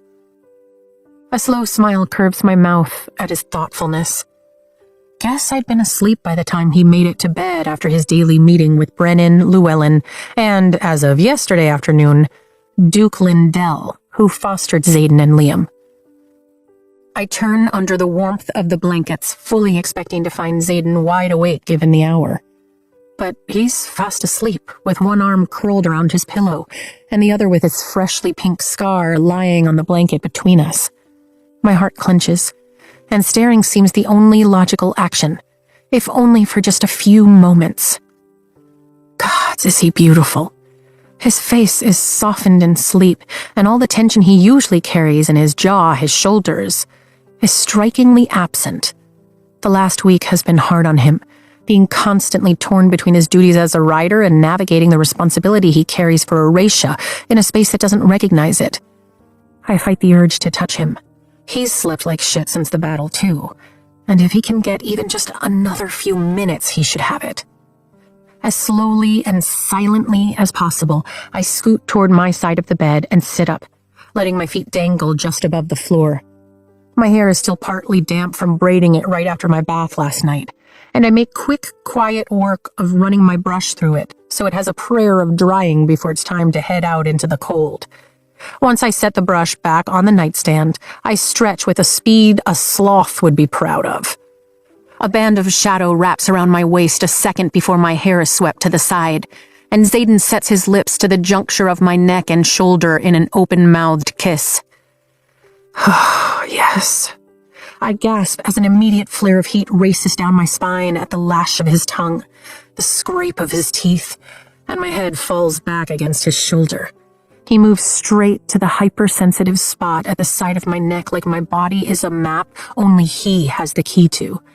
And I spear my fingers into his hair as my back arches. Damn, he knows exactly how to take me from the ground to sky fucking high in less than a handful of heartbeats. Mine, he growls against my skin, and his hand skims the hemline of my nightdress before dragging it up my thigh. Mine. I counter, tightening my grip in his hair. He laughs into my neck, the sound low and intoxicating as his hand crosses over the juncture of my thighs, then grabs hold of my hip and tugs. My fingers slip from his hair, and the room spins before my back hits the center of the bed. Then, he's all I see, rising above me with a wicked smile in nothing but loose sleeping pants, sliding his hard thigh between mine. "Yours," he says like a promise, and my breath catches at the intensity in his eyes. Gods, it feels like my chest is going to crack open when he looks at me like that. "I love you so much it hurts." I slide my hands down the warm, bare skin of his chest, my fingertips ghosting the scar over his heart and down to the rigid lines of his stomach. He draws a sharp breath through his teeth. "Good, because that's exactly how I love you too." His thigh moves between mine with exquisite friction, and then he's all over me, erasing every one of my thoughts except how I can get him closer. His hands stroke every curve, his mouth caresses every inch of skin down to my neckline. Need races through my veins like flame, igniting every nerve ending, then flaring bright as his teeth graze the tip of my breast through the fabric of my nightdress. I whimper and lace my fingers behind his neck. Holy shit, do I need this man? That's one of my favorite sounds. His words wrap around my mind as his hand glides up my thigh, slipping under my nightdress to toy with the line of my underwear, and I fucking melt. Second only to those little gasps you make in the moments before you come. His knuckles brush over my clit through the infuriating layer of fabric between us, and my hips rock as his mouth moves to my other breast. There are too many damned clothes between us. He lifts his head to watch me as his fingers dip beneath the barrier of my underwear. Then, he's right there, stroking and teasing, slipping over my clit, and finally, thank fucking gods, giving me the exact pressure I need. "Zayden," I moan, and my head thrashes on the pillow as power whips through me, racing down every bone, every vein, every inch of my skin. Changed my mind. He slides 2 fingers inside me. That's my favorite sound. His fingers stroke deep, then curl upward as he withdraws just enough. My breath hitches, and a corner of his mouth rises into a smirk that has my walls clenching around his talented fingers. Power hums, spiraling into a tight coil within me, and my hands slip to clutch his shoulders, pressing into his rebellion relic. "How do you want me to take you, Violet?" His brow furrows as he adds his thumb against my clit, and the energy gathering within me vibrates. "Here on your back with me above you? Before me on your hands and knees with your ass in the air? Against the wall so I can drive harder? Astride so you can control the pace? Tell me." Control? That's only illusion when it comes to being with him. The second he touches me, I'm his to do with however he wants. All of it. I'm on fire in the sweetest way possible, and his words fan the flames. I don't care how he gets inside me. I only care that it's right fucking now. His eyes flare. I can feel it. I can feel you. He stares for a second longer, then lowers his head to mine, hovering an inch or 2 above my lips, and quickens the pace of his fingers, winding me so tight I know the only way I'll survive is to shatter. Bright and hot and fucking perfect. And I want all of him. His cock, not just his fingers. I can feel just how hard he is against my thigh, and I need him, moving within me, with me, unraveling wild and unhinged. I just can't find those words, not when he's set on making me speechless. I grasp for the shimmering onyx that connects our minds and pour my pure, acute need into it as my breath comes faster and faster. "Violet," he groans, and lines etch between his brow as his jaw flexes, as if he's holding himself back. Why would he be fighting this?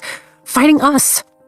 I'm his, but he's mine too. Doesn't he remember how good we are together?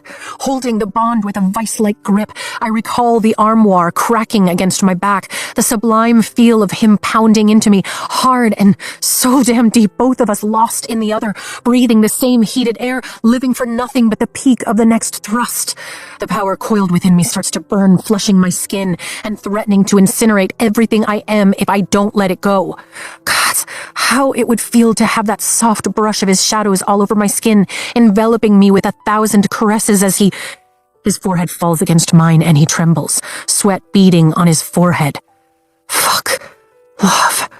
There's something about hearing that guttural groan, all rasp and desperation, that hurtles me over the edge with the next stroke of his fingers. I try to hold it close, but power snaps, and light flashes to my left as I shatter. Shadow floods the space for a stuttered heartbeat, as pleasure crests and waves, pulling me under and dragging me to the surface again and again. I catch the scent of burned wood, and Xaden whips both his hands to the headboard above me. The torture twisting his face sobers me up in less than a second. He looks like he's in unbearable pain. Xaden, I whisper, reaching for him. Don't. It comes out half demand and all plea. My hands fall to my chest, and when I trip down our bond, it's faded and sealed by a wall of chilled onyx. What's happening? I need space. He bites out the words. All right. I get out from under him and scurry off the bed, immediately spotting the scorched crack in the nightstand. At least I'm getting better at not setting the trees on fire. Is this far enough? Not sure the Isle Kingdoms would be far enough, he mutters, slowing his breath. What the fuck? I'm sorry? I watch in utter confusion as he gathers his control, then nods like he's certain of himself again. I forgot. He slowly lets go of the headboard and sits back on his heels, gripping his thighs, then letting his hands fall at his sides. I woke up and saw you sitting there, and it was the most natural thing in the world to reach for you, but I'm not natural anymore. Fuck, I'm so sorry, Violet. Oh, I forgot too. The second he put his mouth on me. You have nothing to apologize for, and don't say you're not natural. Wait, my mouth curves. This is a totally solvable problem. In fact, I think you just did us a favor.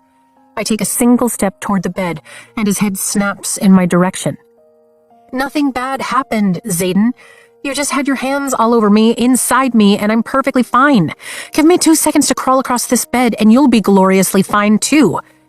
His eyes slide shut, and he gestures to the headboard.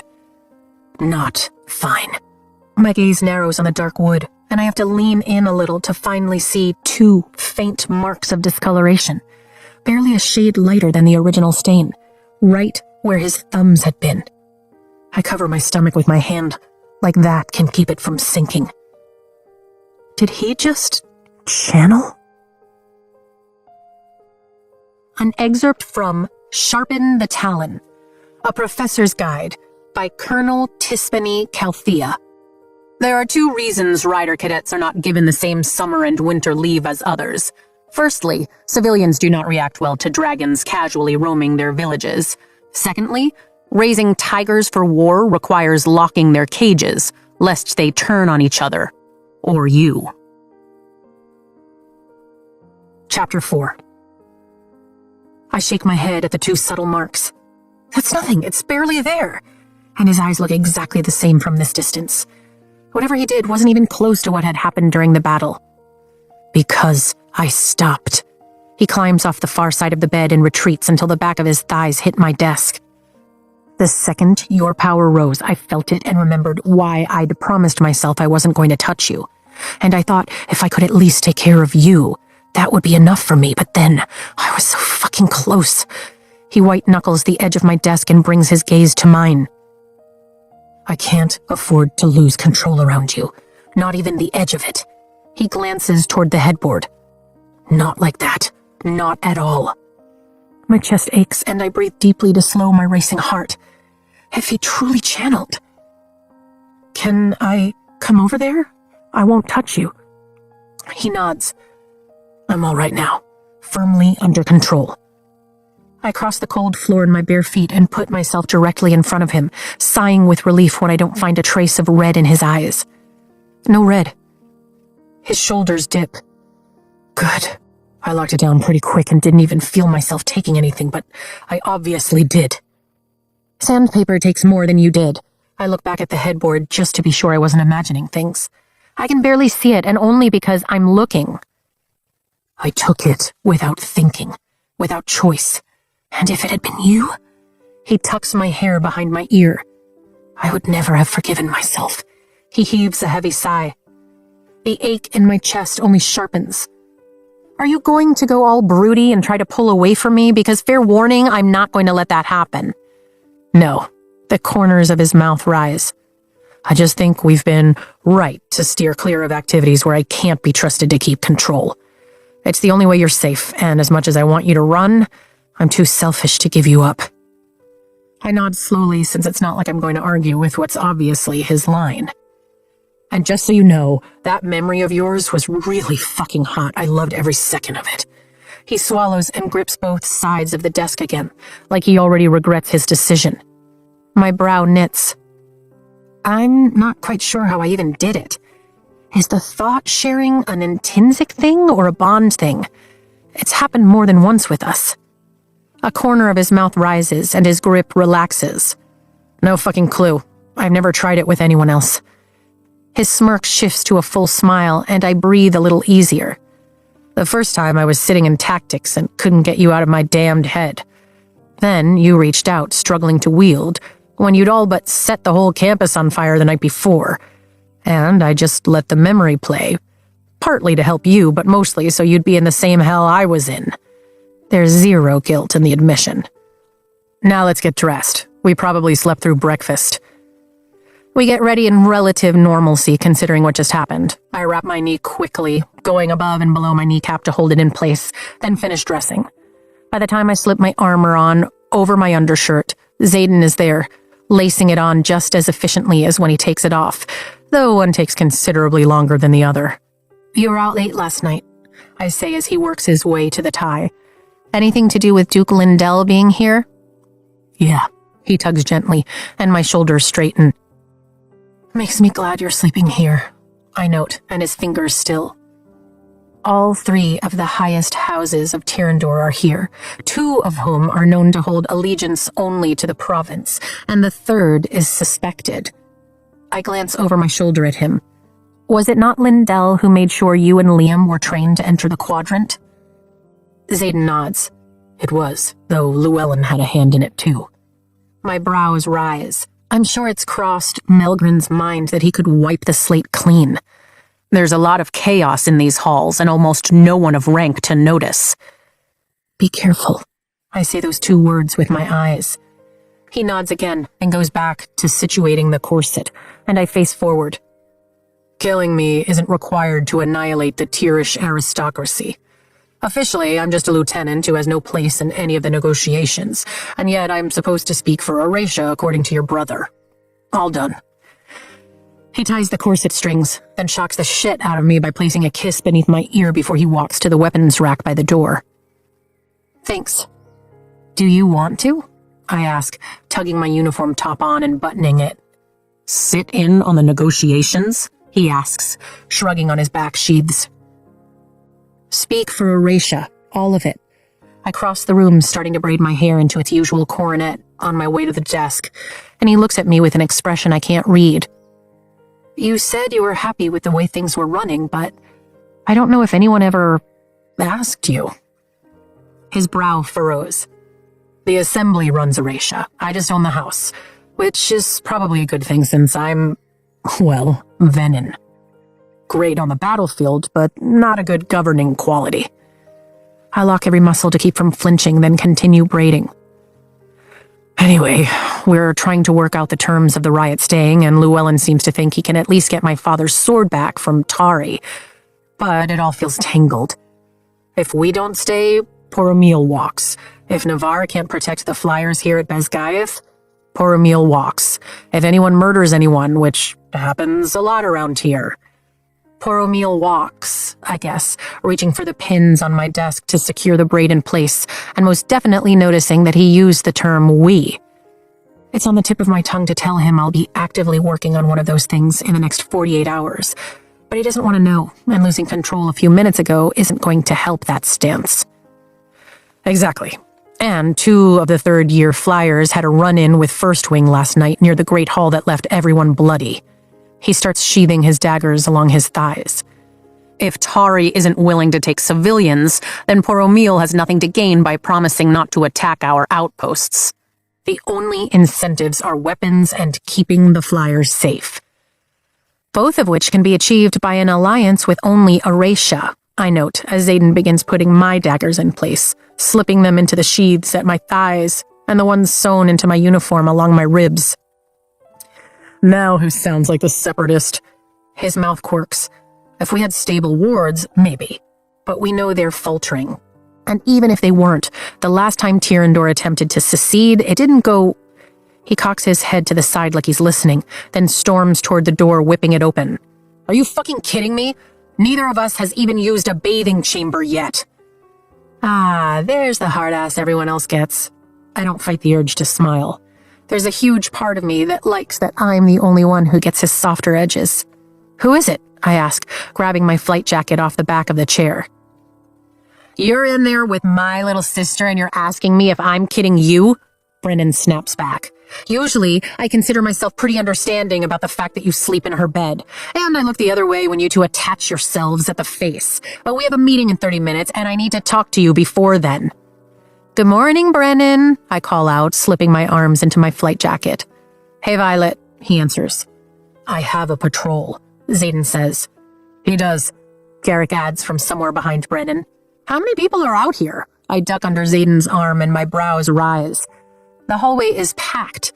Brennan, Garrick, Llewellyn, Bodhi, and Imogen are all waiting. The days of negotiation have worn on both Llewellyn and Brennan, darkening the circles under Brennan's eyes and thickening the salt and pepper stubble on Llewellyn's strong jaw, as though he's been too tired or too busy to shave.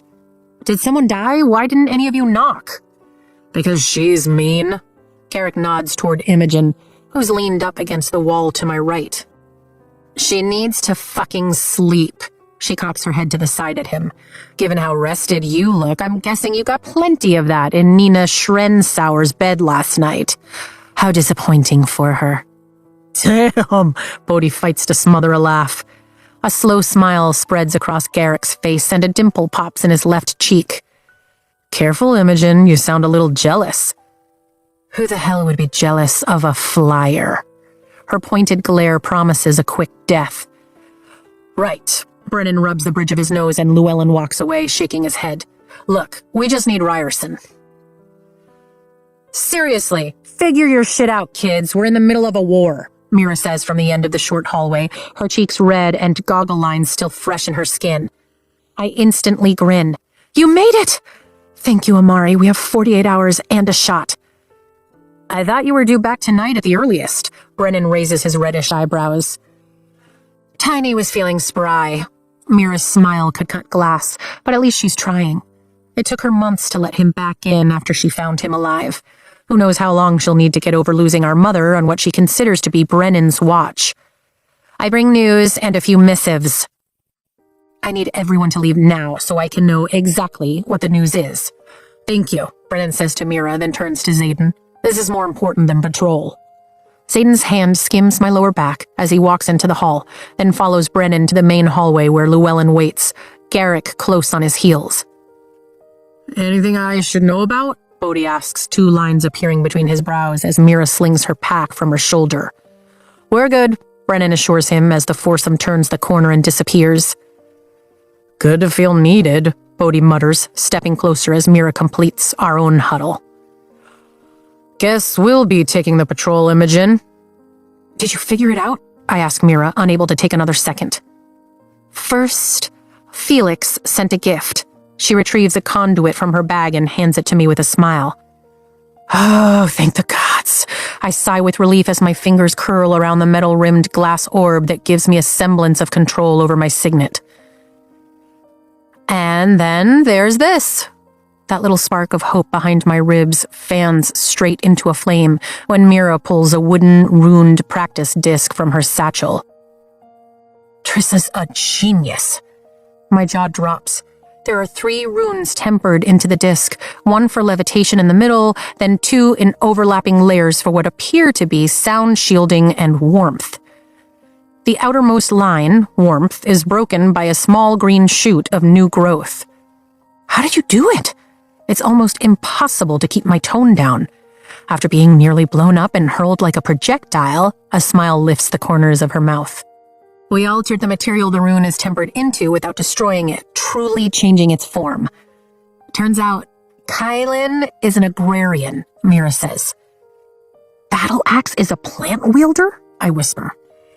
You don't have to whisper, Vi. Mira grins. The sound shield is still active even though we nullified the warmth rune. It should cover us to almost the edge of the hall. Are you sure? I ask. I'm sure. It's cool to the touch, and Mira places a gold coin over the center of the levitation rune, and it floats. Nullifying a rune is mind-blowing. Figuring out how to do it without affecting the others? Incredible. We've got it. It's not without risk, but we can do it. My heart starts to pound. We can save the negotiations. The flyers will stay, and I can keep my deal with Takaris. If they agree, Imogen says slowly.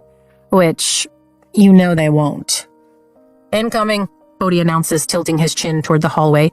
Brennan slowly makes his way toward us, his gaze focused on the floor like he's deep in thought.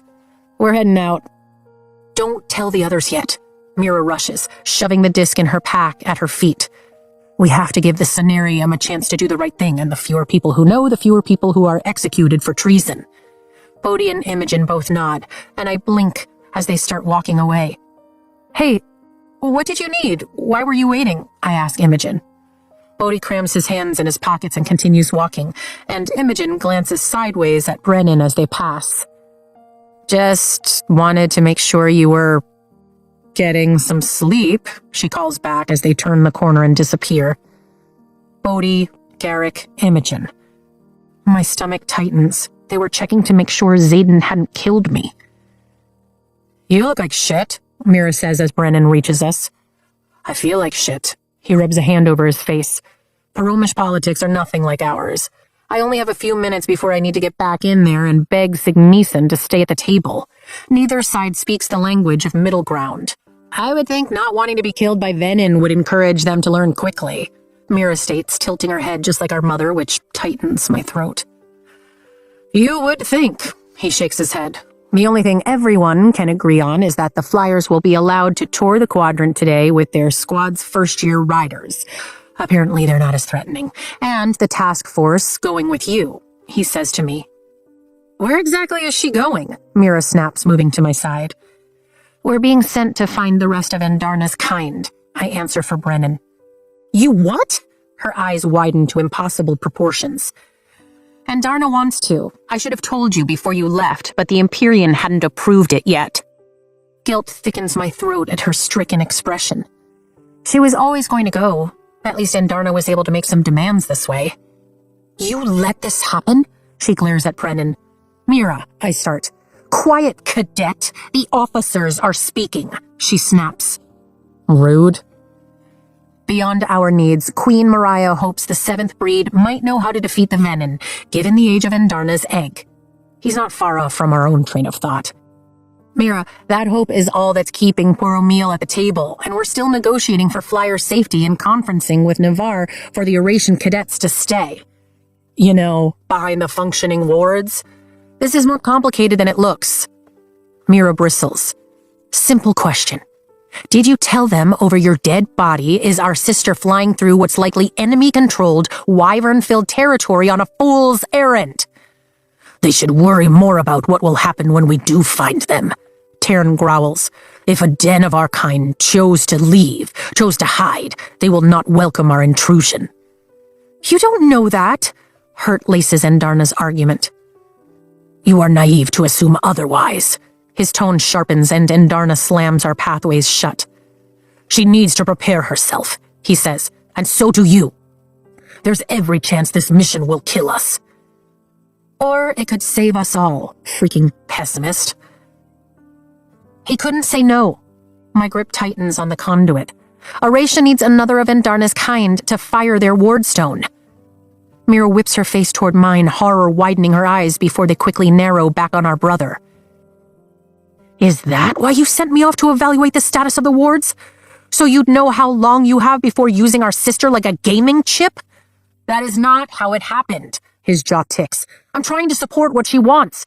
It's not happening. We have 6 months, Brennan. She digs into her pack and retrieves a bundle of missives, then shoves them at his chest, hitting him right next to his Aesurai name tag. Given the rate they're diminishing, I calculate 6 months before total collapse, if we're lucky. Finding Andarna's kind could take decades. By the time she finds them, if she finds them, Aurasia's gone. You'd be risking Violet's life for nothing. My stomach hits the floor. 6 months? I figured we'd at least have a year or two before the wards gave out. That path's timeline just got complicated, but I'll be damned if Xaden loses his home twice. 6 months?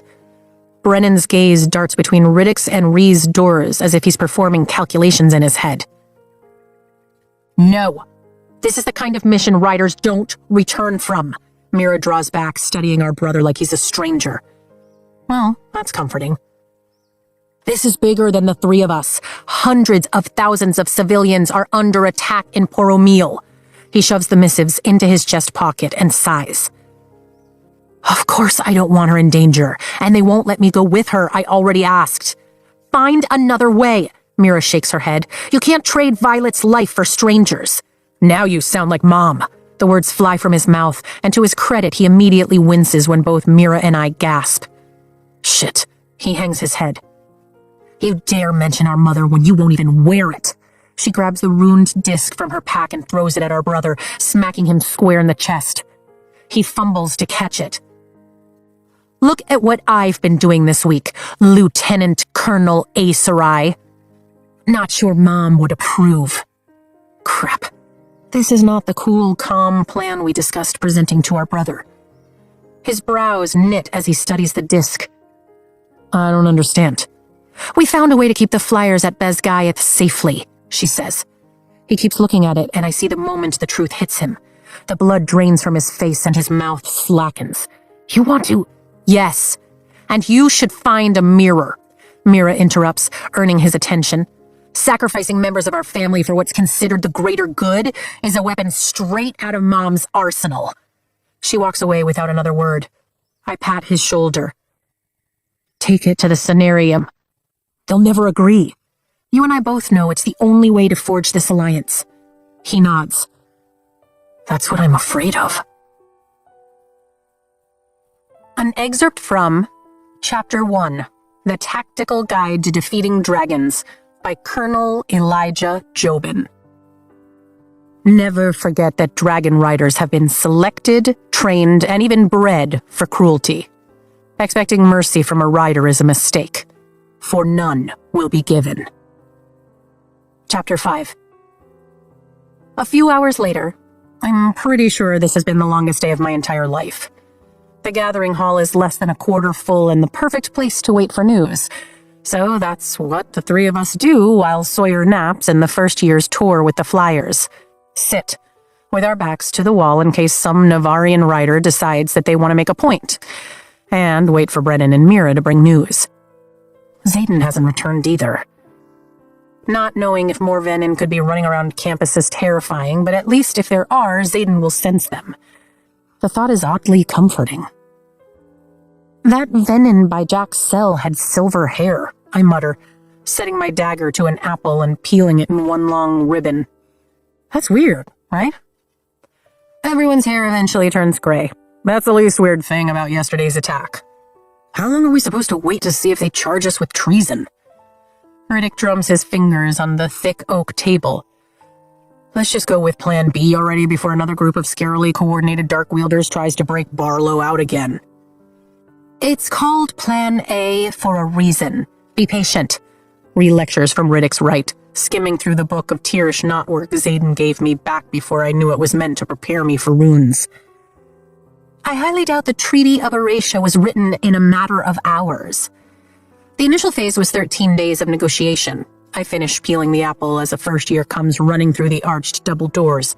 Then set my blade down as the gangly guy makes a beeline to a full table in first wing section, immediately spreading what appears to be a tasty bit of gossip. When are the first years going to be done? I ask. Whatever rumor First Wing has caught wind of spreads quickly, rippling outward from the center table down the line in a fascinating display of turning heads and scrambling cadets. No clue, Rhys says, turning a page. I'm just hoping it's a peaceful bonding experience, since I'm fairly certain there's some kind of love triangle going on between Evelyn, Baylor, and Kai, which I normally wouldn't stress about. It's not like Atos cared who any of us were fucking last year. So not true. Riddick snorts and shoulder bumps me. I glance over at the next table to make sure Dane didn't hear, but he's clearly engrossed in conversation with a group of third years, including Imogen and Quinn. But they keep... Ree wrinkles her nose. Squabbling. It isn't helping integrate the flyers in this hostile environment, and it's screwing with their interpersonal dynamics. Riddick's fingers pause, and he takes note of the pattern I've been watching. News spreads from person to person, and writers start scurrying out of the hall. You see, miss? I nod and sheathe my dagger, leaving my apple uneaten. Ree? She closes the book and looks up. You think they'll win? A brunette in third wing asks excitedly, slamming her pewter mug down on the table across from us. No fucking way. It'll be a bloodbath. The guy next to her replies, catching my gaze and quickly averting his as he gets up from the table, grabbing his flight jacket and abandoning his drink. Something's happening. A quick glance down the tables makes my skin crawl. The only writers left in the gathering hall are Oration. All three of us rise as a stocky cadet barrels through the double doors, and I spot first-year rank and his name tag Norris a second before he throws his hood back, revealing his familiar face. Baylor?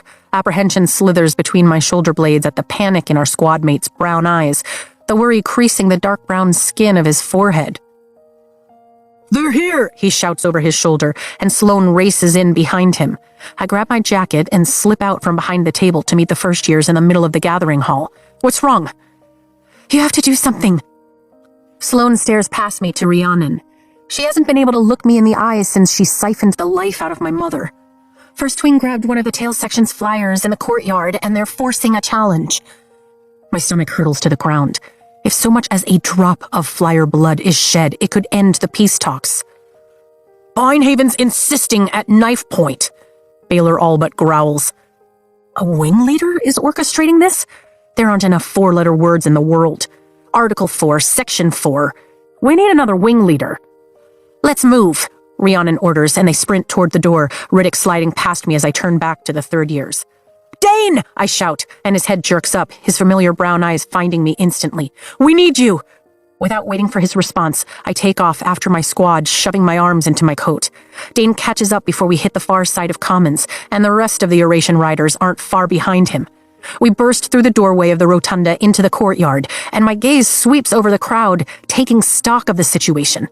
There's a clear division in the mass gathered in front of the dais, with most Navarian riders standing to the left, and at least half of them wearing sickening smirks, while Caroline Ashton appears to take bets near the far staircase. The rest hold back the angry crowd of Oration riders and flyers arguing directly in front of... My heart lurches into my throat.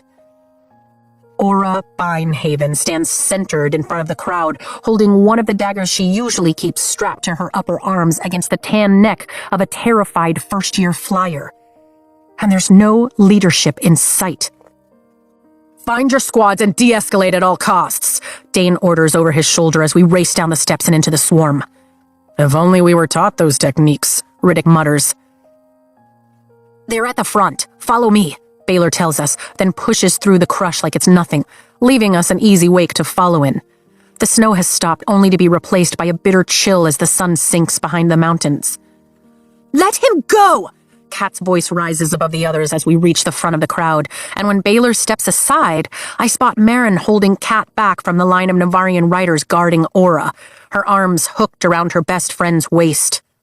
Feel free to accept the challenge, since he won't. A third year out of second wing holds the tip of her sword less than a foot from Kat's stomach. Happy to, she shouts. Holy shit, this place is a tinderbox, just waiting for a single flame to set it ablaze. Palming a dagger, I move before my common sense can get the better of me and put myself in front of Kat, lifting my chin at the third year. This isn't how we treat our fellow cadets. They're not cadets, she sneers.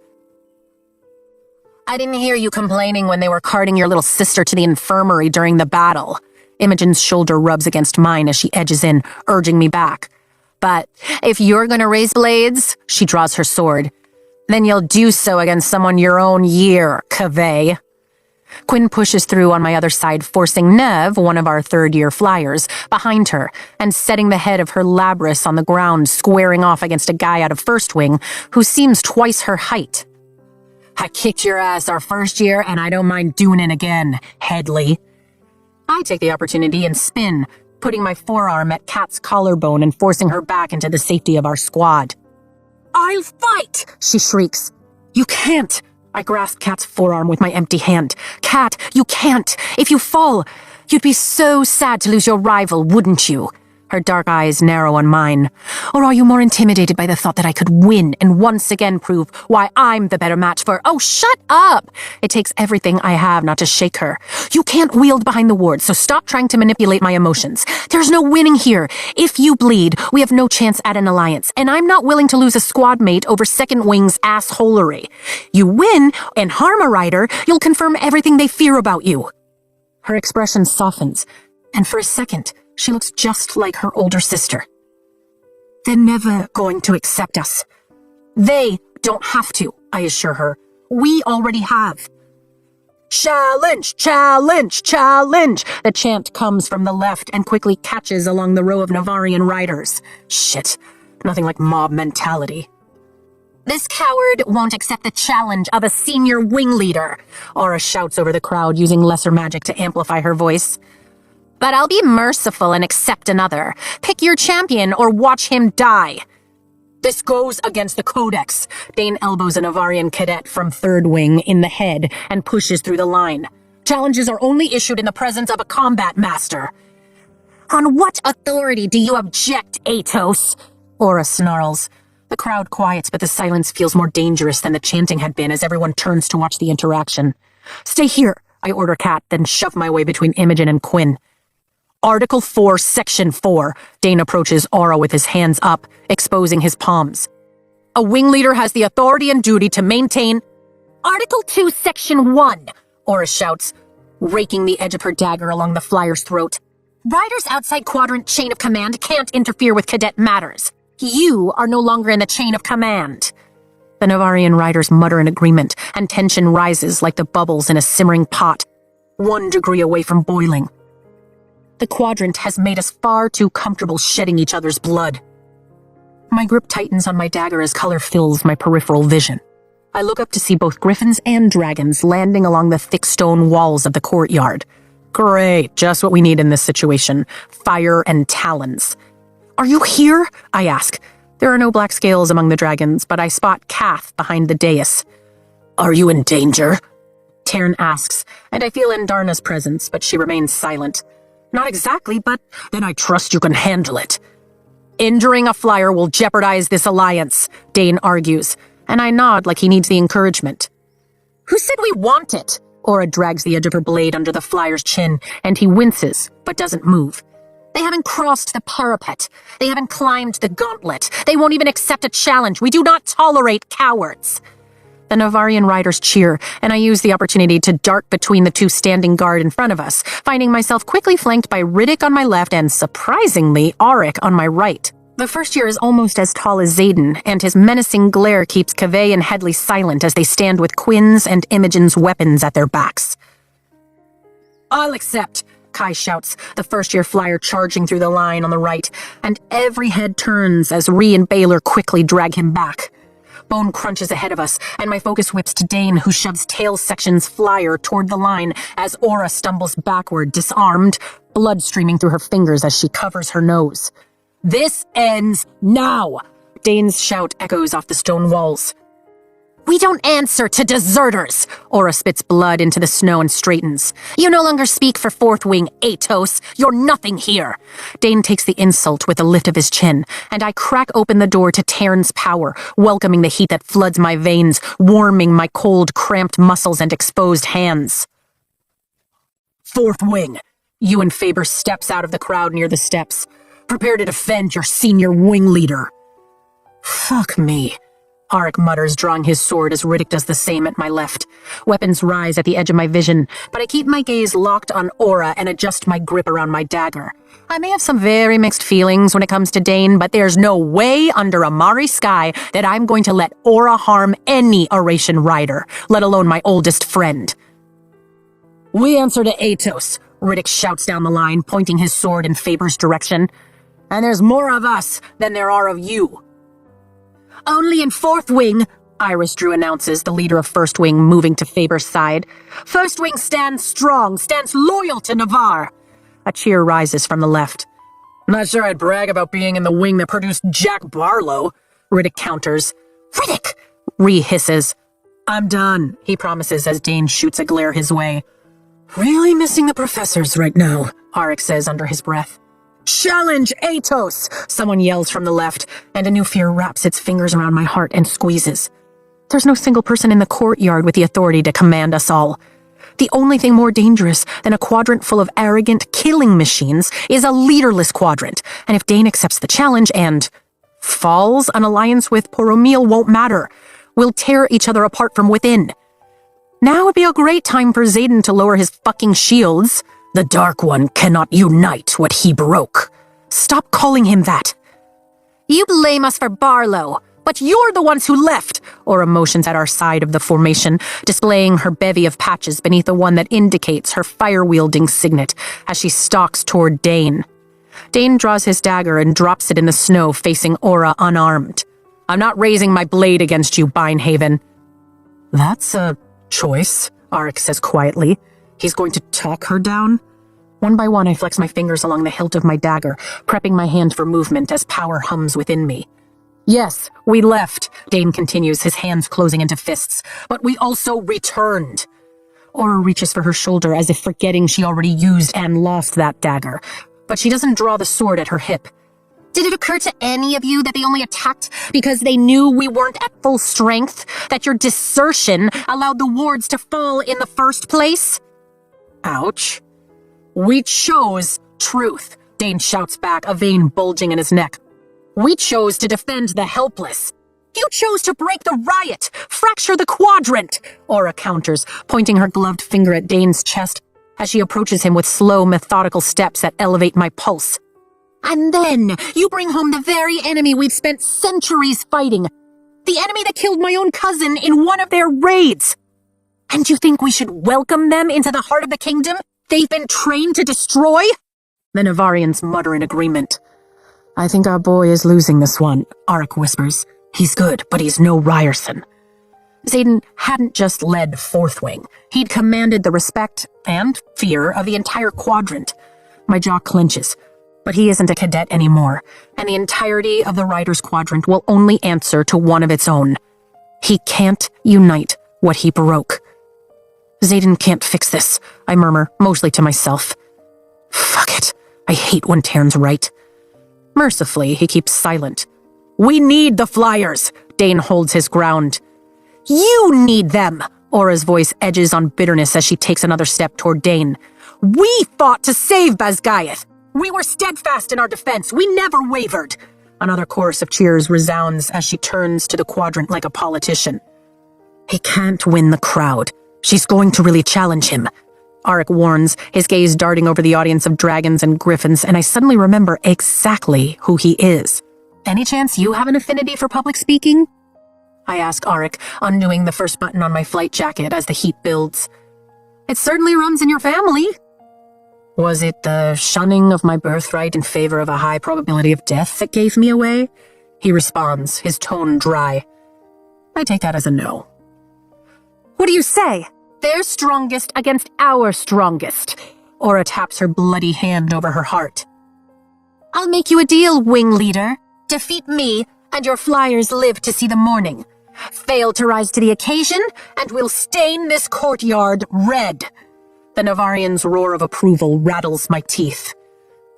Dane isn't the strongest, Andarna points out. Dane can take her in hand-to-hand.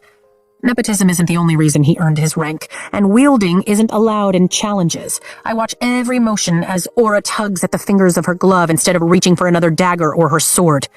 My stomach tenses. There's only one reason she'd need her hands bare. Fire trumps memory wielding every time. Aura gestures to the hard-packed snow between them. Let this serve as our mat. What would our combat master say? She asks the crowd. Begin, the whole of First Wing calls out. I'm not fighting you, Aura. Dane roars. I'm fighting you! Aura fidgets with her glove and I flip my dagger, holding it by the tip. Or have you really turned coward? Just another rebel who needs to be marked as such. Marked. Rage narrows my eyes. Dane isn't the strongest, Andarna repeats. And this time, I get the point. I am. Aura whips off her glove and flares her hand. I throw, releasing my dagger a second before flame erupts from her palm. The steel pins her glove to the wooden support of the dais. Aura gasps, and the flame dies before it can touch Dane. Her head tracking the loss of her glove before whipping toward me. Her eyes narrow. Sorengale. Violet, no, Dane protests. Rebel is so outdated. We prefer the term revolutionary, I inform Aura, taking a measured step in her direction and welcoming the crackle of sizzling power in my fingertips. And if you're going to wield, then it's me you'll be dealing with. An excerpt from Major Offendra's Guide to the Writer's Quadrant, unauthorized edition. Never turn your back on a rider. Chapter 6. You dare! Aura turns to fully face me, yanking off her other glove. I dare! I lift my open palms skyward, and heat streaks along my arms as I release a wave of power, forcing it upward and letting it go. Lightning splits the sky, flashing bright above our heads and branching outward into the clouds. Thunder follows instantly, so loud it shakes the masonry. The crowd quiets, and Aura's mouth hangs for a moment before she lowers her hands. You see, Dane's too honorable to wield in a challenge, but you'll find that my sense of morality has learned to waver. I retrieve another dagger and shake it in her direction. You lift your hand against him again, and the next one goes through it. He's the reason you're alive. The reason you're all alive. Power thrums through me, buzzing with readiness, and I slip my left hand into the pocket of my flight jacket and remove the conduit. Violet? Rhiannon warns softly from my right. Shh, it's more fun when she blows shit up, Riddick whispers. I turn slightly and draw on lesser magic to allow my voice to carry to the Navarian riders while keeping an eye on Aura. They've closed in, taking this situation from dangerous to lethal. The only reason you survived the attack is because we gained access to the knowledge Navarre purposely hid from us. We stole it, we translated it, we saved your ass. Warmth streaks down my arm, the conduit beginning to hum. And yes, we expect you to recognize that we need this alliance to survive what's coming for us. You expect us to trust them? Caroline calls out. Aura retreats a step, eyeing my conduit. You have to, I answer, pushing against the heat that flushes my skin as power gathers within me again. But more importantly, you can. They've fought by our sides for months, even after we've spent centuries condemning their people to death because we're unwilling to share the one resource that could have saved them. We don't have to like each other, but we do have to trust each other. And we can't keep doing this, can't keep accepting needless casualties in the quadrant in the name of strengthening the wing. Not when every single one of us is needed in this war. It's their war, Aura challenges. Do you really believe we should weaken our wards, endanger our own people just to arm theirs? You choose Poromil over Navarre? We can choose both. I slip my dagger back into place and free my hand to wield. Arik lifts his sword as Ewan Faber comes a little too close. The riders who came before us failed to protect the innocent, just because they were on the other side of our border, I argue. They lied and hid. They were the cowards. But we don't have to be. We can choose to stand together and fight. Leadership is locked behind doors right now, trying to forge a treaty. My gaze skims over the riders who stayed when we fled for Eratia 3 months ago. But they're failing, just like every generation before us has failed. And if we do the same... I shake my head, fumbling for words. You've seen what's out there. Either this alliance begins right here with us, with our generation, or we will be the last dragon riders and griffin flyers on the continent. Sweat beads along the back of my neck, my temperature rising with every second I keep my power ready. Well, I ask. Silence falls, thick and heavy, but no one moves. Is this what you do when we give you a break from classes? Everyone turns toward the rotunda at the sound of Devera's voice. The professor stands with her feet braced apart, flanked by Professors Emiterio and Kaori. All three look in desperate need of a bath and a good night's rest. Thank you, Dune. I force the archives door to Terran's power shut and note the steam rising from my hand before the conduit dims. Sorengale is right, Devera shouts. There is every chance we will all meet Malik in the coming months. But you must decide if you'd rather die fighting each other or facing our shared enemy. She rocks back on her heels. Go ahead and choose. We'll wait. Die now or die later? What's the difference? Someone from Second Wing asks. Die now, and the scribes will call your name in the morning. Emiterio shrugs. Choose to fight your common enemy, and there's a chance you'll live to graduate. Personally, he scratches his beard, I like our odds. The last time a shadow and lightning wielder fought side by side, they managed to drive the Venin back into the Barrens for a few hundred years. We'll figure out how to do it again. I fumble the conduit and nearly drop it. Xaden and I are the first of our signets to live simultaneously since the Great War? Heads turn my way, and one by one, every weapon lowers. You do your dragons and griffins proud. Devera nods. Vacation is over. Your professors are returning in the next 24 hours, and if I were you, I'd concentrate on getting a good night's sleep before Emiterio here decides you should run the gauntlet, just for fun. We are done waiting for the nobles. Battle brief is at 9 a.m. sharp, treaty or no treaty. She looks pointedly at our group. And that includes every cadet, no matter what color leathers you prefer. You're released from whatever it was you thought you were doing here. The cadets disperse, passing by our professors as the three walk our way, and then the winged ones take to the sky. I can't help but note that the cadets are still separated between Navarians and Eurasians. At least no one's trying to kill each other. We keep our flyers' backs toward the dais until the Navarians are gone, and then our squad brings up the rear. I can see it sometimes, Kat says, pulling up her hood as she walks ahead of me. Why he chose you. Nice speech.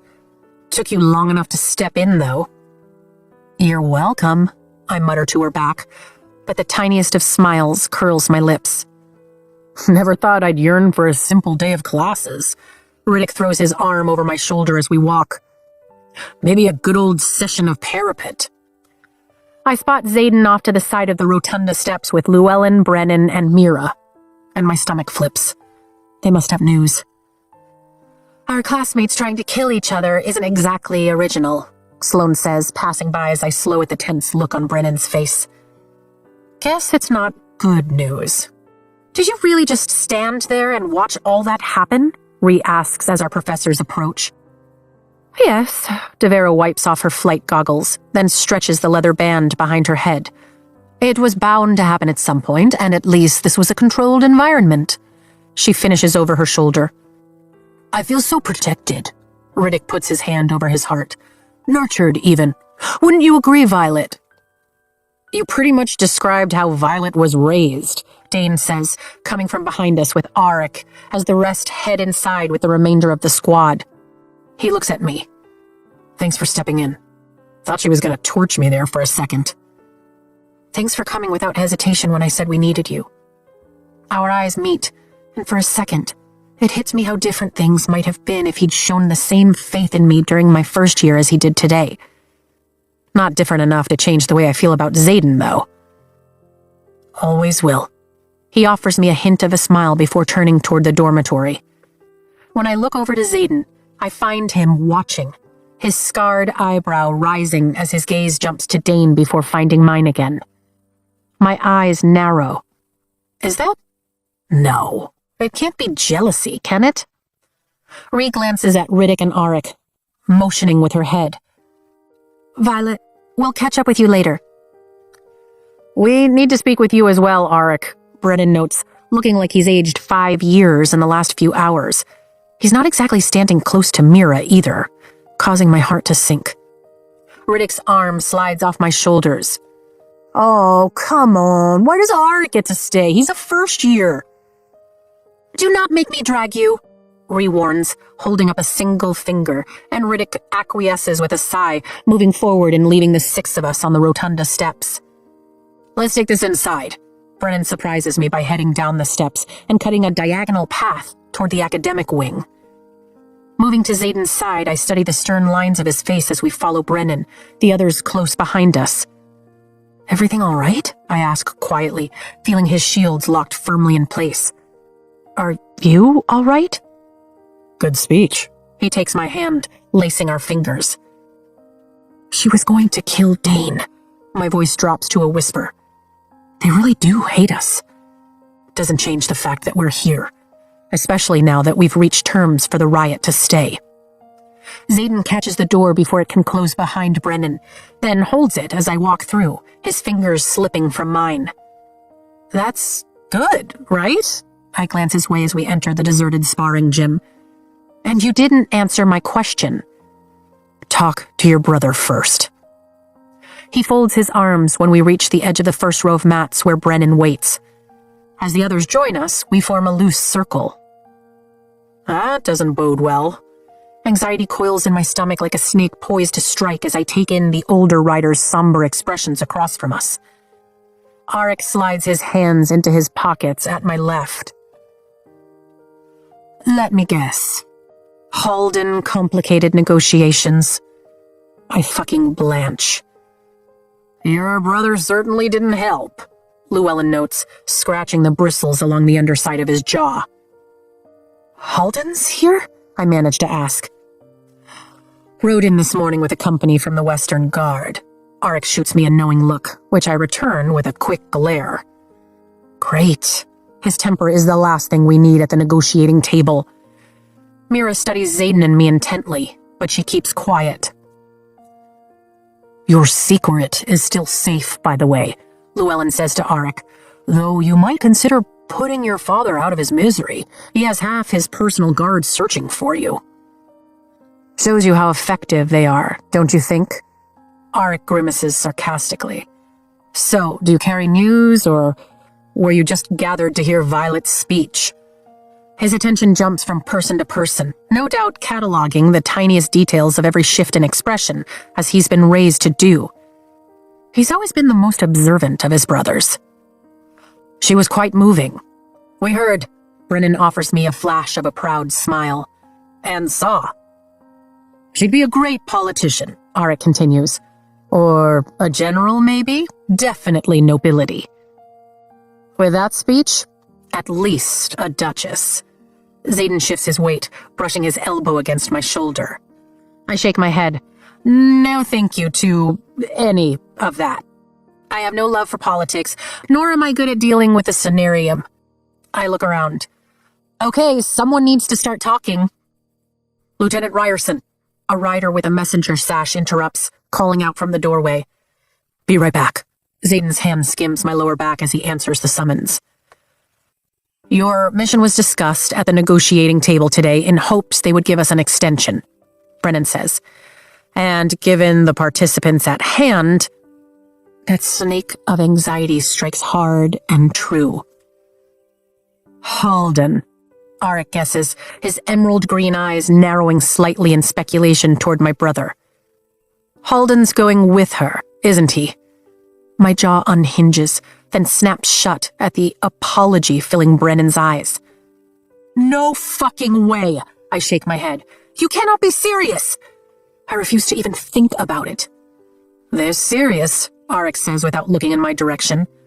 Poor Emil would accept a Sorengale without question. So if you need a royal capable of speaking for Navarre, they must think you're headed to the Isle Kingdoms or northward. He tilts his head, studying the older riders. That about cover it? I'm going to be sick. Why are you ill? Andarna asks.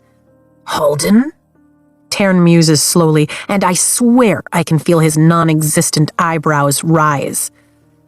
So we kill him if he makes her uncomfortable, Andarna suggests. Problem solved. You cannot kill the heir to the throne. even though I've been tempted myself a time or two. You really are the wisest of them, aren't you? Llewellyn huffs a sardonic laugh. Our kingdom would have benefited from you being the firstborn, Your Highness. It's Auric, he corrects, folding his arms. Is that why you wanted me here, to see if I'd announce myself since Halden wants to go gallivanting off on dangerous missions?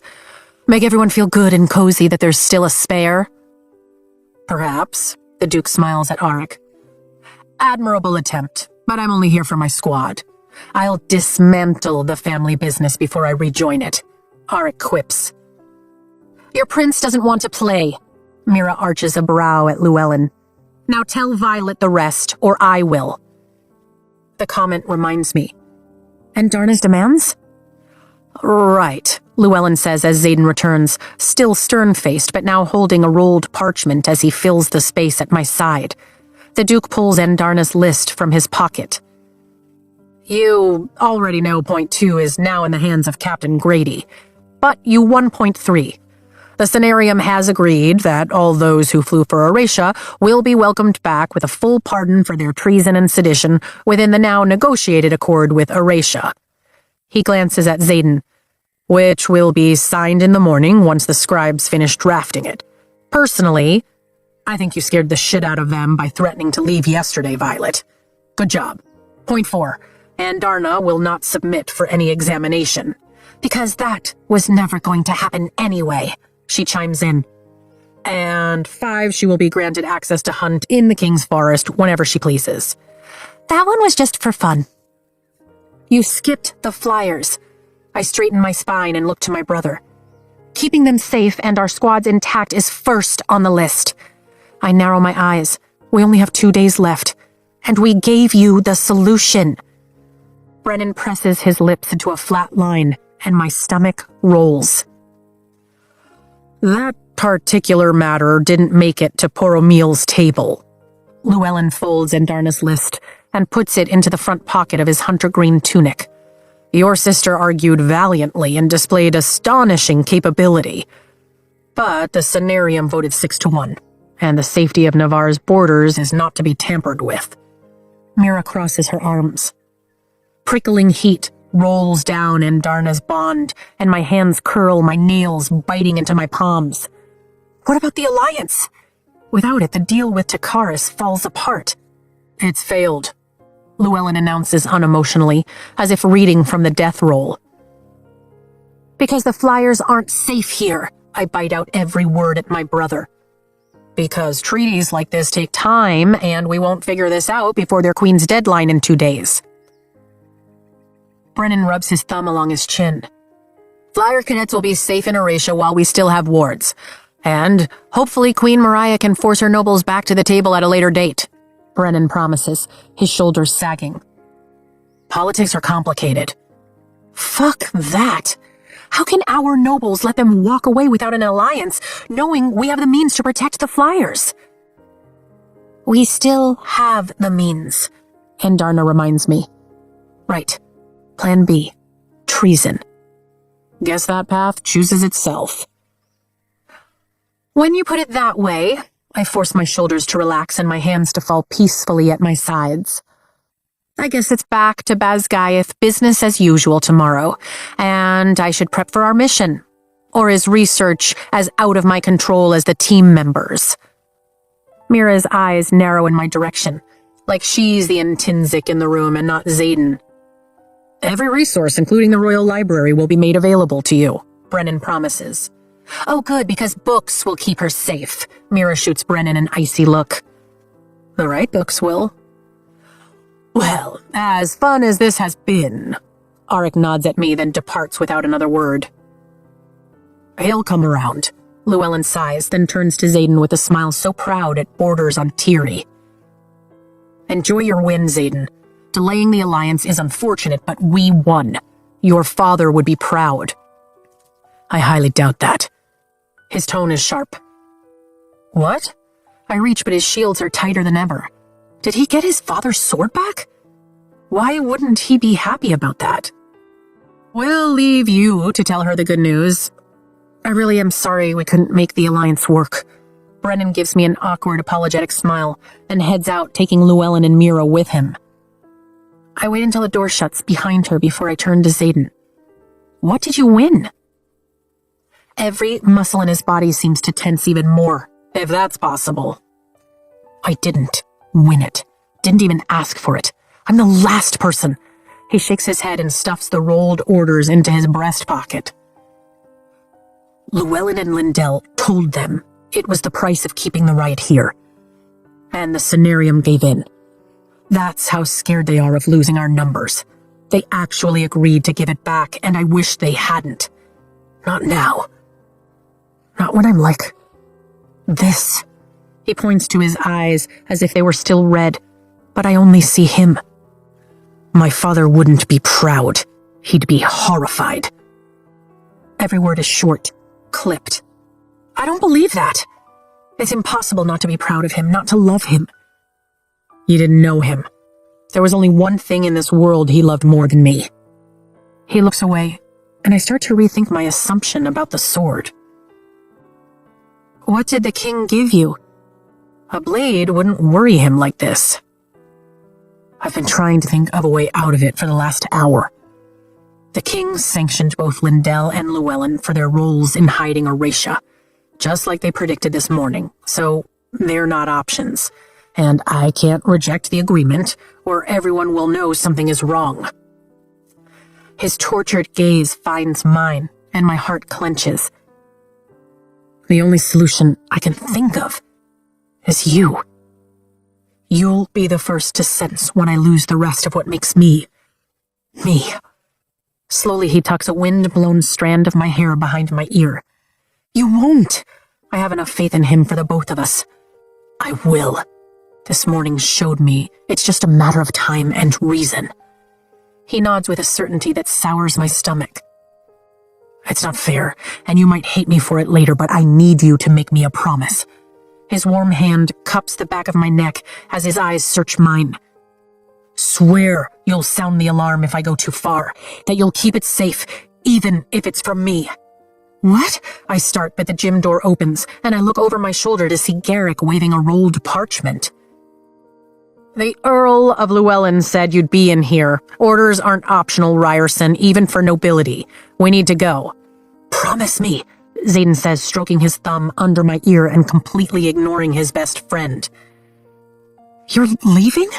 I swing my gaze back to Xaden's, realizing that's why the messenger had tracked him down. Now? He leans in, blocking out the rest of the world. Promise me, Violet, please. He'll never go too far, never lose his soul, so I nod. I promise. Xaden's eyes slide shut for a heartbeat, and blatant relief shines from their depths when he opens them. Thank you. I know you can hear me, Garrick raises his voice. Let's go. I love you. Xaden kisses me hard and fast, and it's over before I can even process it's actually happened. I love you too. I grab his hand as he withdraws. Tell me what the king gave you. He takes a deep breath. He gave me back my title and the seat in the Cenarium. Holy shit. My lips part. Not just Eratia either. He gave me Tyrandor. Xaden says slowly, like he can't believe it either. And he doesn't want it. My chest clenches. Xaden! Don't wait up. He presses a kiss to the inside of my wrist, then strides toward Garrick. I'll be back by 8 a.m. to sign that accord, he calls back over his shoulder. Try to stay out of trouble while I'm gone. Be careful. He's the Duke of Tyrandor. This is so much bigger than how I feel about him now. There's an entire province depending on him. I need to find a cure. And that means saving the Alliance tonight. Even if it means I'll be a traitor by morning. An excerpt from The Journal of Lyra of Moraine, translated by Cadet Jacinia Neilwart. If I'm to be court-martialed for helping Braxton defend his people, then I shall welcome the trial. All who channel from dragon and griffin alike should flourish under the wards. And now Aracia will be that haven, should one of the others ever return. Chapter 7. I want to be on the quest squad, Riddick whispers at my side as we cross the enclosed bridge to the healer quadrant, my heart strangely steady considering what we're about to do. For the last time, there's no quest squad, Ree hisses at him as the bells announce midnight's arrival, muffling the sound of rusty hinges as Imogen opens the door ahead of us. There's a very small, very skilled group going with Violet to find Andarna's kind. Sounds like a quest squad to me. Given Ryerson's recent promotion, he should be able to pull some strings with Grady, right? Riddick checks over the daggers sheathed along his right side, like he's afraid he might have missed one. Hopefully, we won't need them. What do we all think? I think you should shut the hell up before you get us caught and killed, Imogen says over her shoulder, walking into the mage-lit tunnel. Riddick rolls his eyes and glances in my direction as we cross into the healer quadrant. Still sounds like a quest squad. If I had a say, I'd take you, I promise, pulling the door shut once we're all inside. The tunnel is empty. All the beds have been cleared since yesterday morning's attack, which feels like a decade ago. We find the darkest stretch between mage lights and lean against the wall just out of sight of the infirmary doors. Now we wait, Ree mutters, drumming her fingertips on her folded arms. It isn't long before we spot Bodhi and Quinn making their way toward us from the opposite direction with Marin in their wake, pillow lines etched on her face. You ready to do this? Bodhi asks me, keeping his voice down as he reaches us. You really want to do this? No second thoughts, I assure him, lifting my chin. Whatever it takes. He nods and glances over our party. Everyone know their assignment? I don't, Marin whispers, looking at us like we've lost our minds. Is this some kind of hazing ritual? It's best you don't know until we need you. I pull the vial of concentrated purple valerian root tincture from my left pocket. It's for your own safety and plausible deniability that you trust us. For now, just stay here with Imogen. Marin glances at each of us as if deciding, then nods. Then let's go. Bodhi gestures toward the infirmary, and I take the lead. Gods, I hope I've thought of everything. If one thing goes wrong, we're fucked. The 5 of us approach the infirmary doors, and I knock lightly 4 times. Please be here. Remind me how you know this guy? Bodhi whispers. I saved his life during navigation last year. I answer, then hold my breath as the right door opens silently. Dyer pops his head out, his brown eyes crinkling as he smiles. I did everything you asked. Come on in. He holds the door open, and we all slip inside as quietly as possible. Thank you for taking the extra shift on quick notice and helping us. I hand him the vial. Here's another dose in case you need it. The other healers have to stay asleep until we bring him back. Understood. He takes the vial. You know I can't do anything if someone comes out of the critical care chamber. It's a risk we have to take. We leave him standing watch at the door and silently make our way down the row to Sawyer's Bay, mage lights casting multiple shadows as we pass the sleeping injured. Sawyer's sitting upright but doesn't say a word as we pile into his brightly lit bay, just lifts his eyebrows and sets down his pen and parchment on the bedside table. Bodhi closes the curtains and throws out a line of blue energy that encapsulates us in a bubble. Sound shield is active. You feeling up to a trip across campus? He asks Sawyer. Took one earlier today as part of rehab. I can make it for the right reason. Sawyer nods. Is this why Dyer told me to stay awake? We need you to help with that plan we discussed. I take the seat near the head of his bed. Mira found a way. It involves altering the very material a rune is tempered into without destroying it. He leans back against his headboard. Then you're fucked, because I can't think of a single rock or earth wielder in our history. I'm pretty sure it's mostly iron, I say slowly. His mouth falls open and hangs there for a few seconds. No. He shakes his head, then looks to Ree. Find someone else. There are at least a dozen metallurgists in our ranks. He folds his arms over his black shirt. Not here. Riddick moves to the other side of the bed, then rummages through a set of drawers. They're all stationed on the border with just about every other rider we have right now. Then wait for them, Sawyer argues. I'm not good enough for something like that. You have to be. Reese sits at the foot of his bed. Sleek won't even... He shoves his hand through his unruly brown hair. I don't know if I can. You can. I lift my brows and look pointedly at the mug on his bedside table that bears his handprint. I am not the rider you want for this, Vi. Not sure I'm even a rider anymore. Wait for someone else.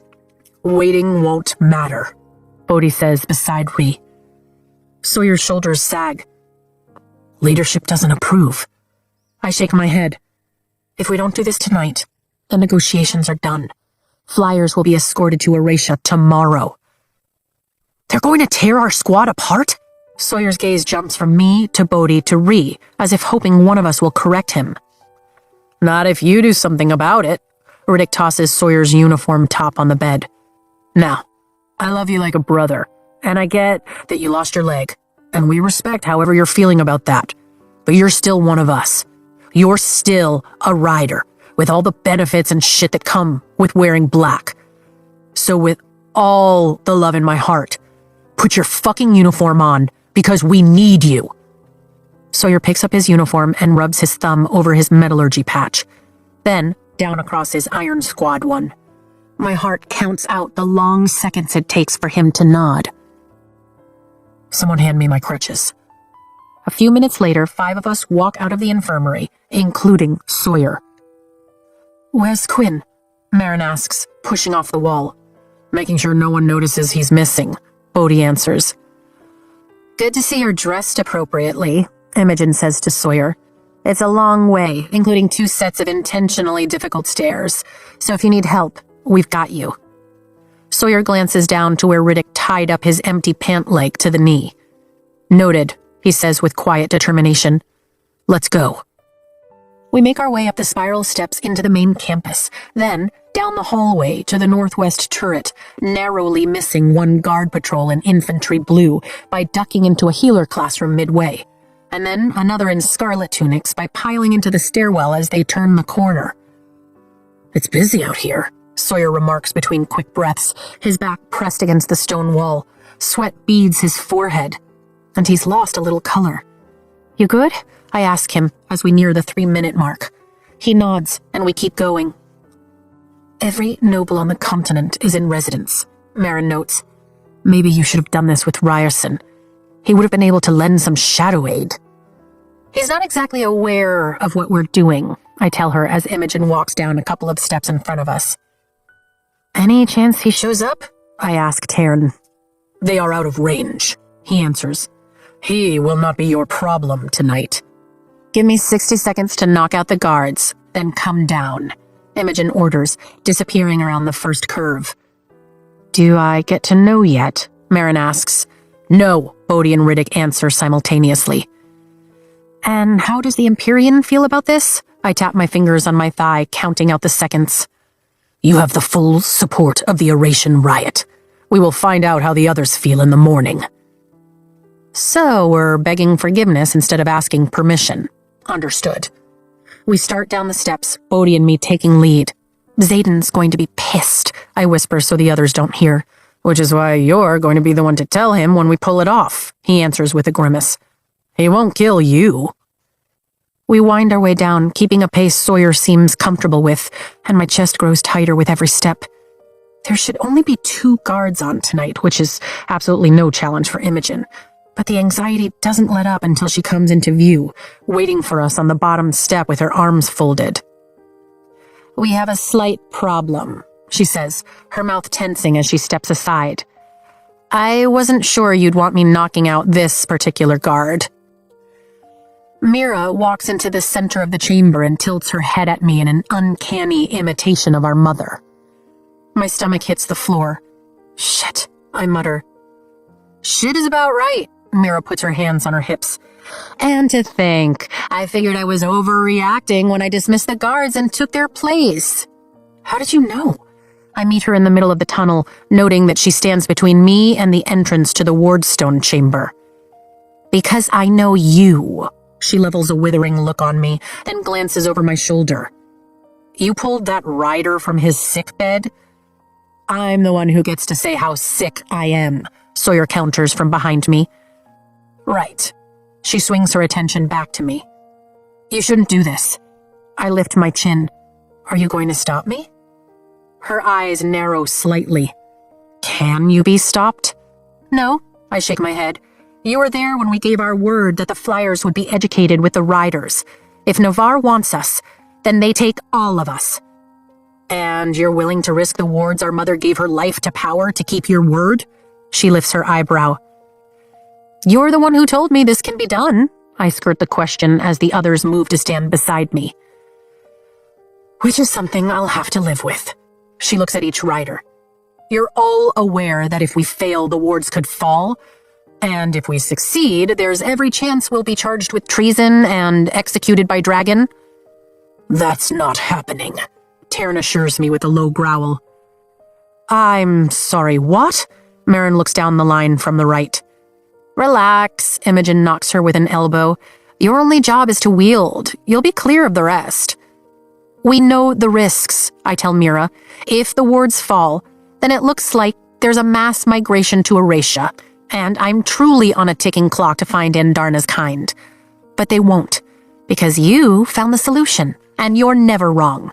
So I'm asking you again, are you going to stop me?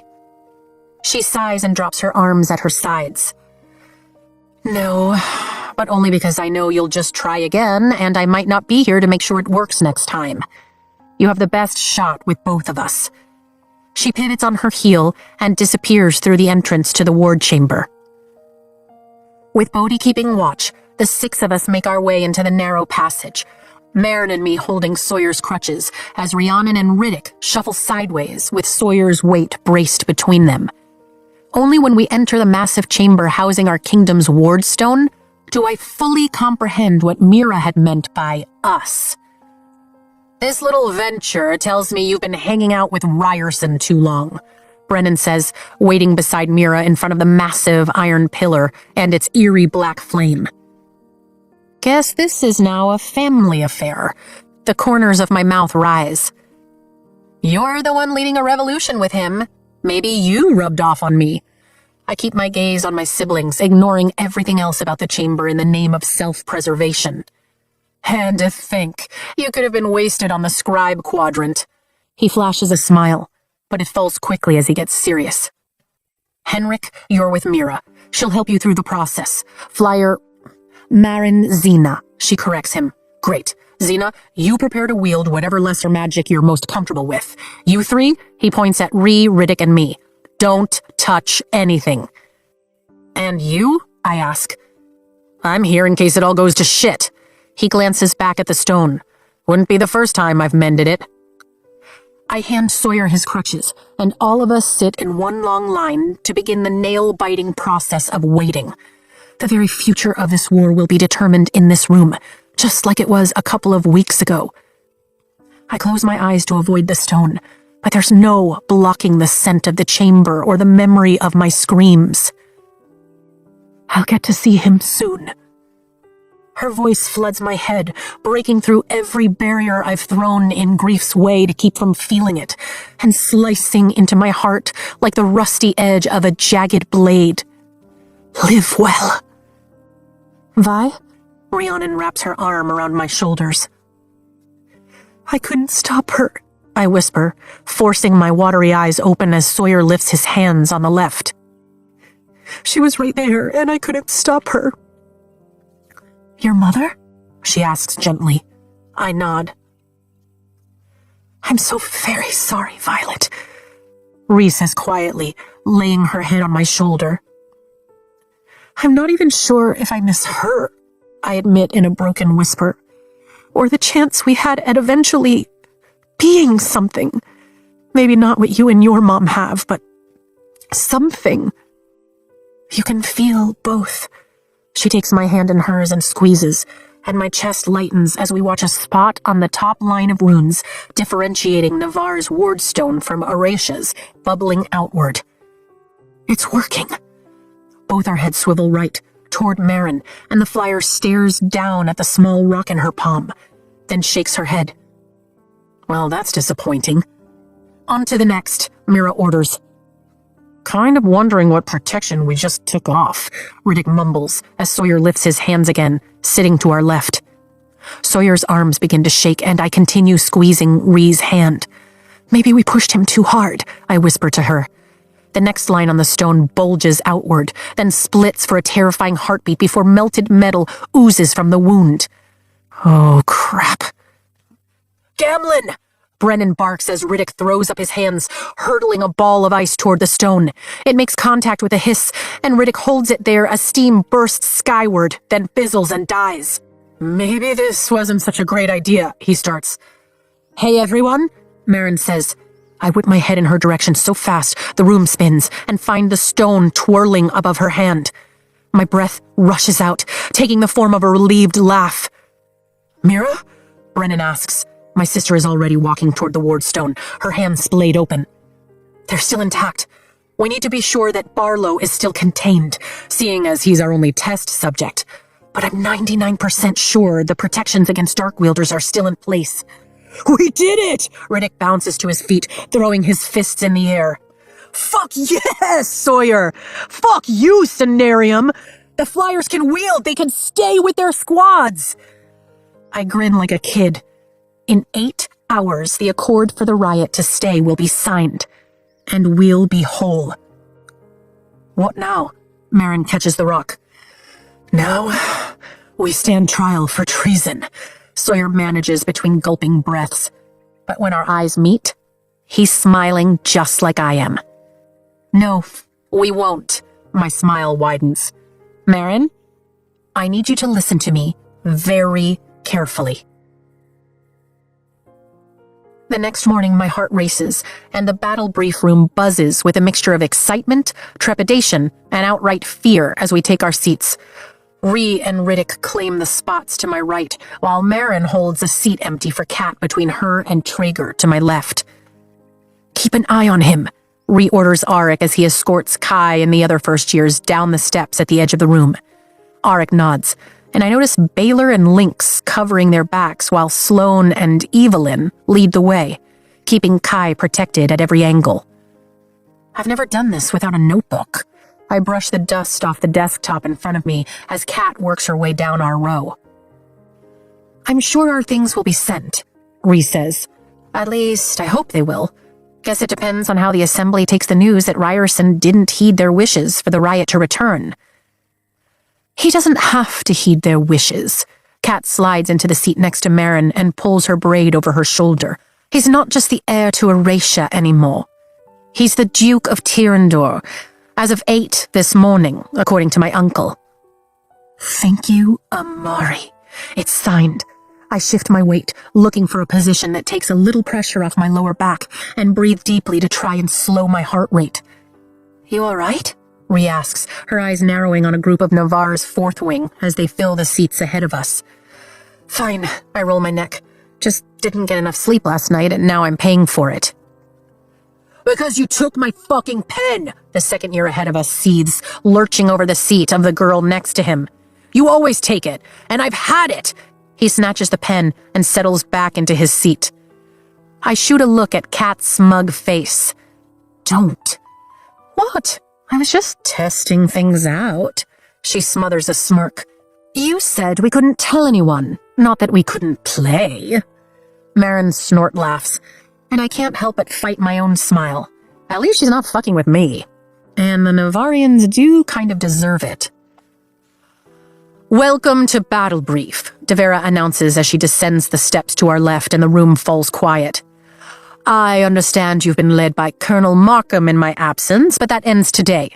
She reaches the raised stage at the base of the room and leans against the table. Even if we only have one day with our flyer colleagues, we will be proceeding. Professor Devera! The auburn-haired professor of the Flyers, Keandra, all but runs down the steps, and our squad shares quick glances as she conveys something to Devera behind her hand. Excellent, Devera says, smiling wide. For everyone who doesn't know, this is Professor Keandra, and she'll be leading Battle Brief with me from now on, given the news that our nobles are back in active negotiation for an alliance. A roar of approval overpowers the disgruntled Navarians. When did you tell your uncle? I ask Kat. About 20 minutes ago, just like you asked, she answers. He works fast. Which means we have a matter of minutes. I drum my fingers on the desk and stare up at the inaccurate map of Navarre. Everything's about to change. With that in mind, Devera raises her voice and we quiet down. Let's discuss structure. To keep it easy, you stay where you have always been. If you find it awkward to serve in a squad with those who made a different choice this fall, then feel free to lodge your complaint with Malik. That's not fair, a third year yells out behind us. With the addition of the Flyers, third and fourth wings are considerably larger, which gives them an advantage during war games. Yes, Devera tilts her head. Get over it. We're not playing games anymore. We're preparing you for war. Do you think they forgot what happened 2 weeks ago? Riddick whispers. I think it's possible they forgot what they had for breakfast, Ree replies. First and second wings will only be smaller until the rest of the Flyer cadets arrive from Signissen, Devera continues, at which time you will welcome them. Fuck. The guy ahead of us sinks lower in his chair. Next issue. We have too many wing leaders among us, Devera continues, and I glance over my shoulder at Dane, who stiffens in his seat a few rows back with the third years. It has been determined that leadership shall align with the wing's population. She lifts her eyebrows. Therefore, Iris Drew, you retain leadership of first wing, or Bindhaven retains second wing, while third wing remains with Lyle Sterling, and fourth wing will be led by Dane Atos. Thank gods. The room explodes in applause and shouts of disagreement. This matter is not up for discussion. Devera's magically amplified voice shakes the desktop, quieting the room before she continues. If you are unsure who you report to, or if you're still in command, a full list of cadet leadership will be posted in Commons this afternoon. The briefing room door flies open and slams into the wall so hard I hear stone crack as we all turn to face yet another commotion. Violet Sorengale! Colonel Atos shouts from the doorway, his face a mottled shade of red as his narrowed eyes search the briefing room. Here, bracing my hands on the edges of my seat to fight a sudden wave of dizziness, I rise to stand as 4 riders follow Atos in. Vi, Rhiannon whispers. No one say a damned thing, I reply under my breath. I'll be fine. You are hereby charged with high treason against the Kingdom of Navarre. Maybe not. An excerpt from Major Rorley's Guide to Appeasing the Gods, 2nd edition. While many preach loyalty to Hedion above all others, especially in Kaldir province, I find that favoring Zinal has universal appeal. Everyone wants wisdom, but needs luck. Chapter 8. Being arrested for treason doesn't exactly come as a shock, but Colonel Atos delivering the accusation is a blow I didn't see coming. Dad? Dane stands. Atos' head swivels toward Dane and his mouth twists into a sneer. I have no son. I gasp, and hurt flashes across Dane's face before he schools his features and straightens his shoulders. As Cadet Sorengale's wing leader, request denied, Colonel Atos snaps.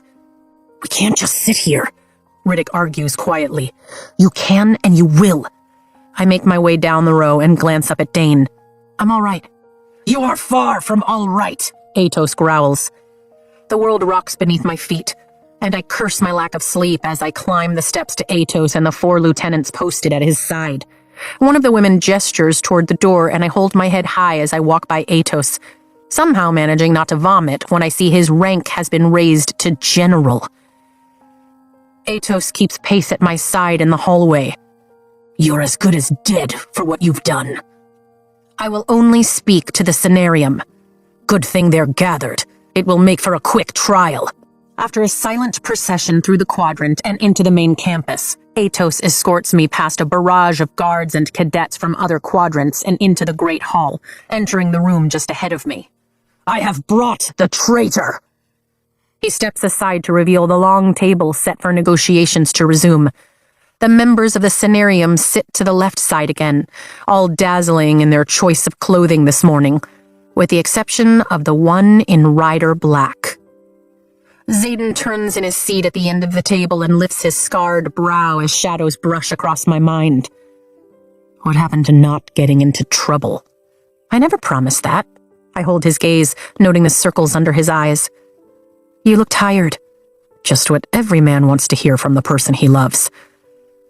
He drums his fingers on the table, drawing my attention to a scrap of fabric in front of him, my lightning wielder patch. I've decided I'm done not knowing what you're up to. Good choice. You really fucked with the wards? Someone once told me the right way isn't the only way. I use his words from my first year against him, and his mouth tightens.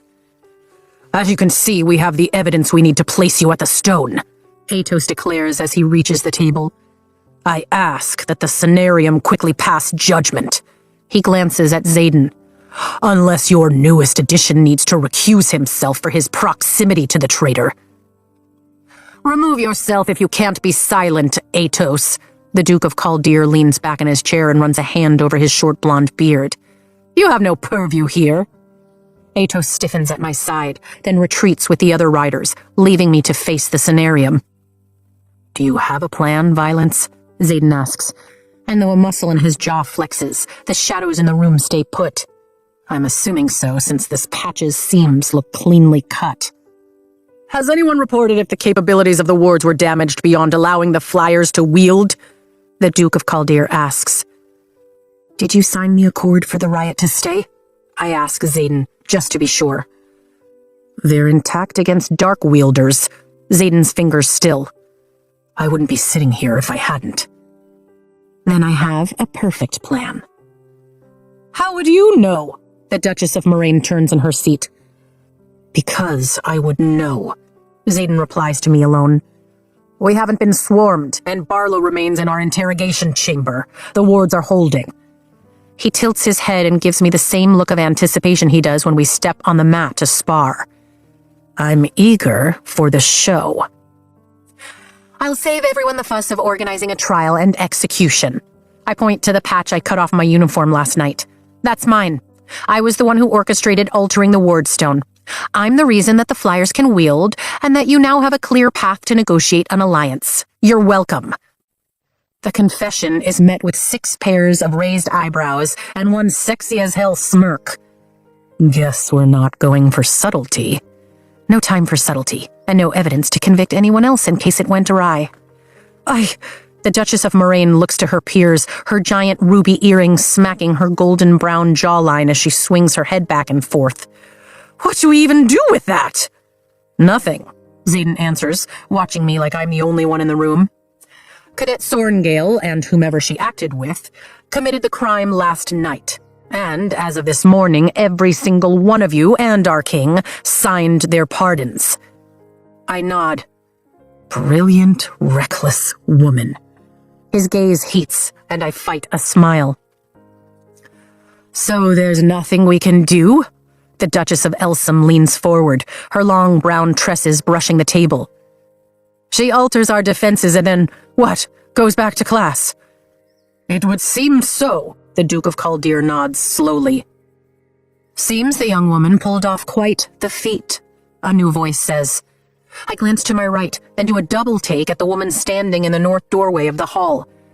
The silver of her intricate, armored breastplate flashes in the morning light as she walks forward, her smile crinkling the light brown skin at the edges of her dark eyes.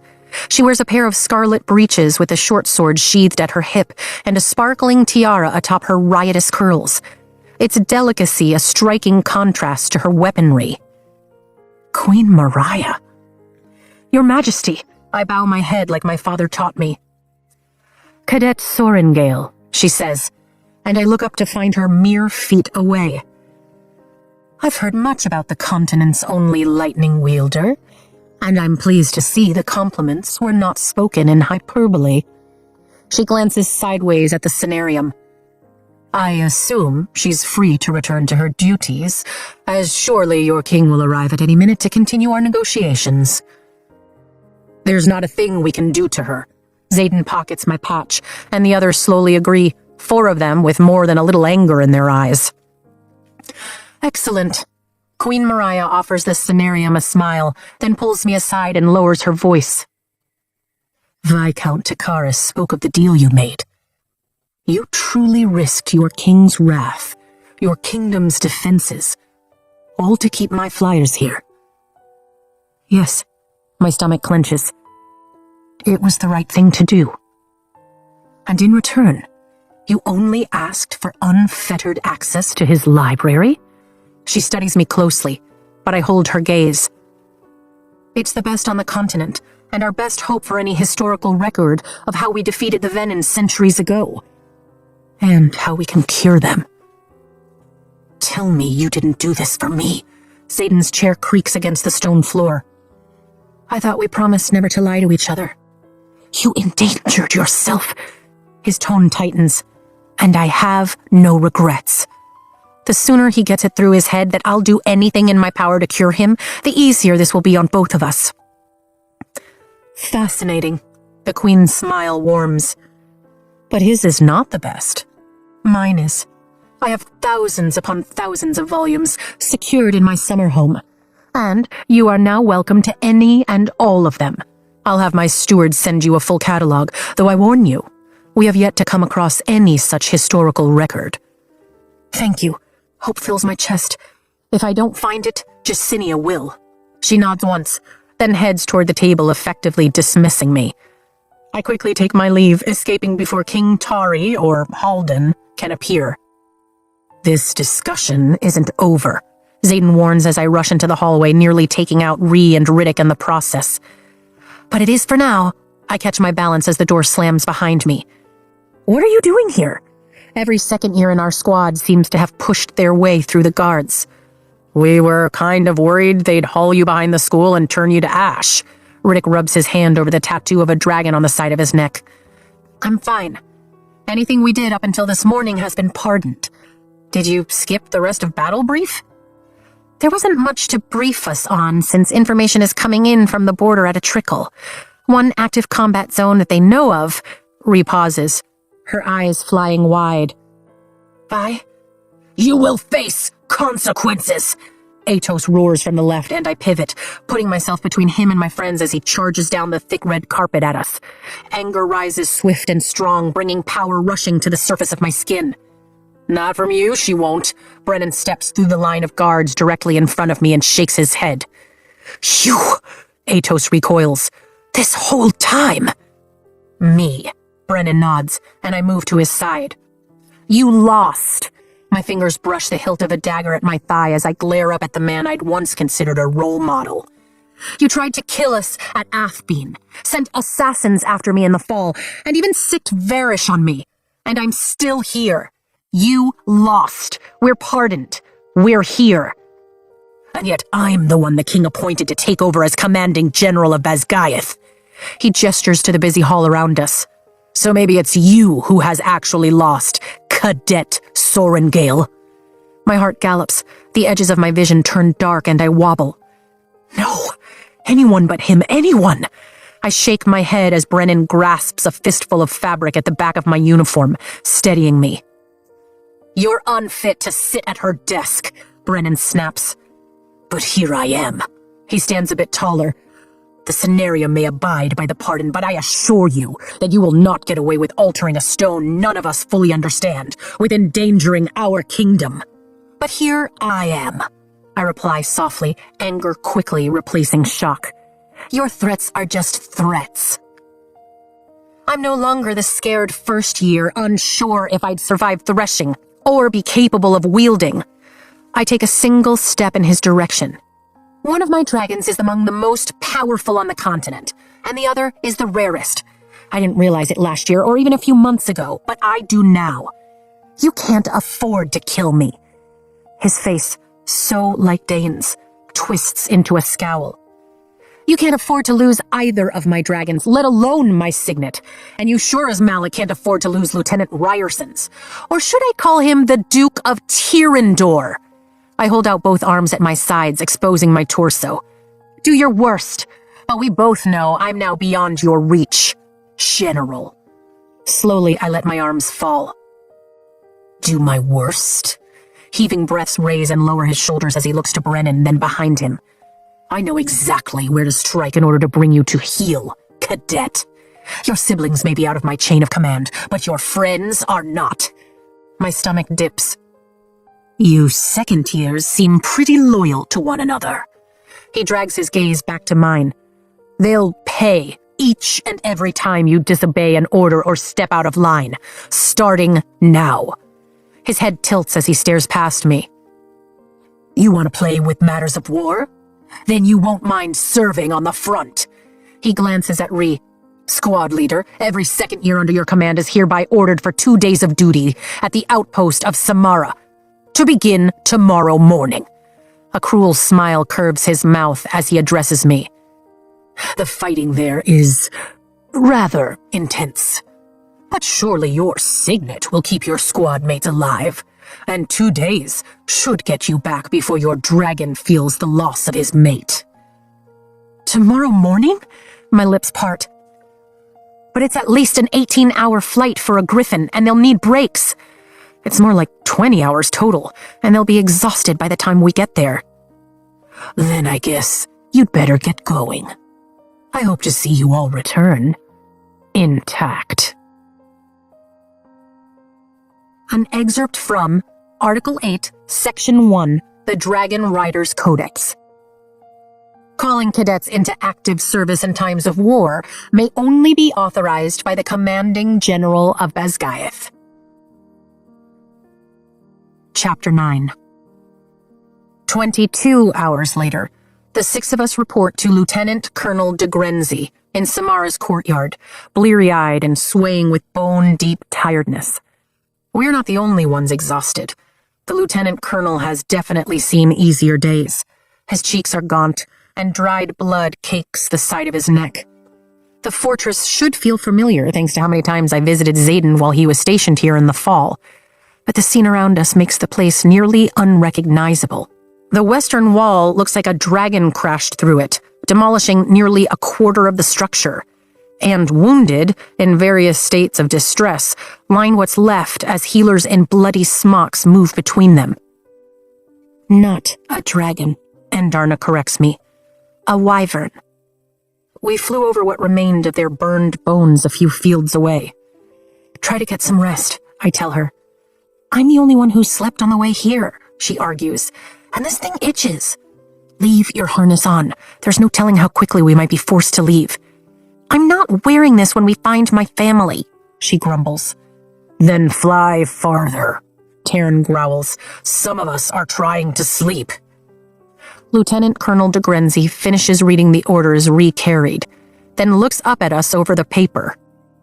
They really gave command of Basgaeth to Atos? Yes, sir.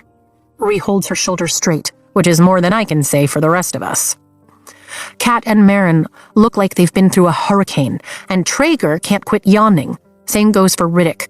And after spending all night in the saddle, I'm all but leaning on him to keep upright. Every muscle in my body hurts, my hips are screaming, and my head pounds in time with my heartbeat. And he invoked Article 8 to send me cadets. De Grenzy glances down our line, his gaze lingering on the flyers. Yes, sir. Ree nods. Wonderful. Well, his intel is old. De Grenzy crumples the orders into a ball. Fighting ended yesterday, and even if it hadn't, I'm not apt to send cadets into battle. He points to the gaping hole in the fortress. The biggest wyvern crashed through as the wards came back up. But once our perimeter fell, Venom didn't need magic to get inside the post anyway. Nearly lost our power supply, killing them off. We managed to repel them across the border, but the front is just over the hill. His gaze drifts toward the flyers. The casualties are far worse beyond the wards. They always are, Kat comments. Has Newhall been affected? Marin's face draws tight. It's a small village on the Stonewater River, about half an... I know where New Hull is. De Grenzy interrupts, clearly ready to be done with us. As of this morning's report, it remains standing. Marin's shoulders sag, and Kat wraps her arm around her. What about Paromish civilians? Traeger asks. Are you... He flinches. We offering them refuge? De Grenzy slowly shakes his head. We're under strict orders not to allow anyone in, unless something in negotiations changes. But we crossed the border and fought with your people up until the Horde departed yesterday. You have our gratitude, Kat says. Not everyone would do the same. He nods. For transparency, don't expect the others to be friendly. Especially among the riders. This potential alliance isn't overly popular. Lieutenant Colonel de Grenzy turns his attention to me. We were all grieved to hear of the loss of your mother. She was an outstanding commander. Thank you. She prided herself on it. I adjust the straps of my pack on my shoulders to give my hands something to do. He nods. Do me a favor and ask that dragon of yours to stay out of sight. You are both formidable weapons, but you're also a giant target. The enemy may see this as their opportunity to attack en masse and dispatch you both from our ranks. And we can't afford to draw more daggers from the armory if we want to keep the wards in place. Not much we can do if he's already been spotted, but let's avoid additional opportunities. Yes, sir, I respond. I agree only as a matter of your safety, Tarn mutters, adding something about the insolence of humans. Lieutenant Colonel, a rider in dusty leathers shouts from the gate. We need you! De Grenzy bobs his head at the rider, then looks back at us. Look, I don't really care what you did to piss off Atos. I'm too busy fighting awarded discipline cadets. He gestures at the mess around us. So find whatever space you can and rack out. Get some rest, then make yourself useful wherever you see fit. There's a small but noticeable limp in his stride as he leaves us, heading for the gate. We're left facing more than a few questionable stares from passing soldiers and riders, some downright hostile. How are we supposed to sleep, knowing most of these riders would happily put knives in our backs? Marin asks. We can take watches, Traeger suggests, pulling a piece of feather fluff from his light brown hair. Once I get some sleep, I'll offer to help the healers too. If they'll accept it, Kat notes, crossing her arms when a captain in rider black glares our way from across the bailey. They'd probably put a knife in your back in gratitude. Violet? Ree glances my way. You know the outpost better than any of us. My gaze slides toward the southwestern turret, and a tired smile tugs at my lips. Even hundreds of miles away, he's still taking care of me, and doesn't even know it. I know where we'll be safe. I can't find it. Panic seizes my heart as I throw items from the wooden chest at the foot of my four-poster bed, growing more and more desperate with each minute that passes. It has to be here. Heat scorches the side of my face as blue flames burst through the window of my chamber, and the blast knocks me backward. I crash into the full-length mirror, and glass rains down, nicking the top of my head. I throw myself onto my hands and knees and crawl toward the chest as fire catches my curtains and screams sound in the hallway behind me. Panic threatens to seize my muscles. I'm out of time, but I can't leave them. They're all I have left. Every inch is a fight. My body refusing to obey the simple command to move, and sweat beads on my forehead as the flames spread to the linens on my bed. What are you doing? Someone shouts behind me as I reach the trunk, but I can't afford the time to turn, not until I've found it. Pillows, an extra blanket, the books my father sent with me. I discard them all, flinging them into the fire like sacrifices as I burrow deeper into the bottomless chest. We have to go! Kat sinks down to her knees beside me. They've already taken the hole. We need to fly! I can't find it! I try to yell, but it comes out nearly silent. Why can't I scream? Rail against the cruelty, the perpetual anxiety of impending doom. Get yourself out, I'll follow. I can't leave you! She grabs me by the shoulders, soot covering half her face, and fear waters her dark brown eyes. Don't make me try because I can't!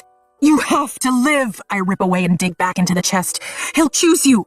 I know he will. You're the future Queen of Tyrandor, and your people need you. She hasn't lost her crown. She'll fight for what's hers. I need you, she yells, then gasps and throws herself over me as heat roars against our backs. Wood crackles and breaks, and then the heat changes, coming at us from every direction. Just another. My fingers fumble, then finally grasp the miniature painting, and I register their soft smiles, the playful honey-brown eyes of my family before clasping the art to my chest. Got it! Kat yanks me to my feet, dragging me toward the door, and we both startle as the beams of my bed come crashing down. Embers fly, singeing my hand, and the painting slips from my grip, catching fire on its way to the ground. No! I scream as Kat tugs me back, and as the flame engulfs the portrait. It's no longer a painting, it's them. My parents, my family, they're burning. Stop! My throat can't force the words out as I'm pulled away to the sound of their screams, their tears begging me to save them. No! No! I come awake and jolt upright in bed, gasping for air and blinking off the remnants of the nightmare as sweat drips down the back of my neck. Late afternoon sun streams in through the window, lighting the bedchamber that had been Xaden's, the one he warded so only he and I could get through. My heart races as I glance over the sleeping faces of my squad mates. Thank the gods that Xaden used the same warding technique on this room as he had on mine at Basgaeth. I'd pulled my squad through one by one. Traeger's sleeping up against the door using his pack for a pillow, and Riddick is out a few feet away with his dagger mere inches from his fingertips. Vi? Ree whispers, sitting up beside me and rubbing the sleep out of her eyes. You all right? I nod, spotting Marin and Kat curled with their backs against each other in the center of the room on makeshift pallets. We're all accounted for. There's no fire, no immediate danger. As much as I miss Sawyer, I'm glad he's not in harm's way.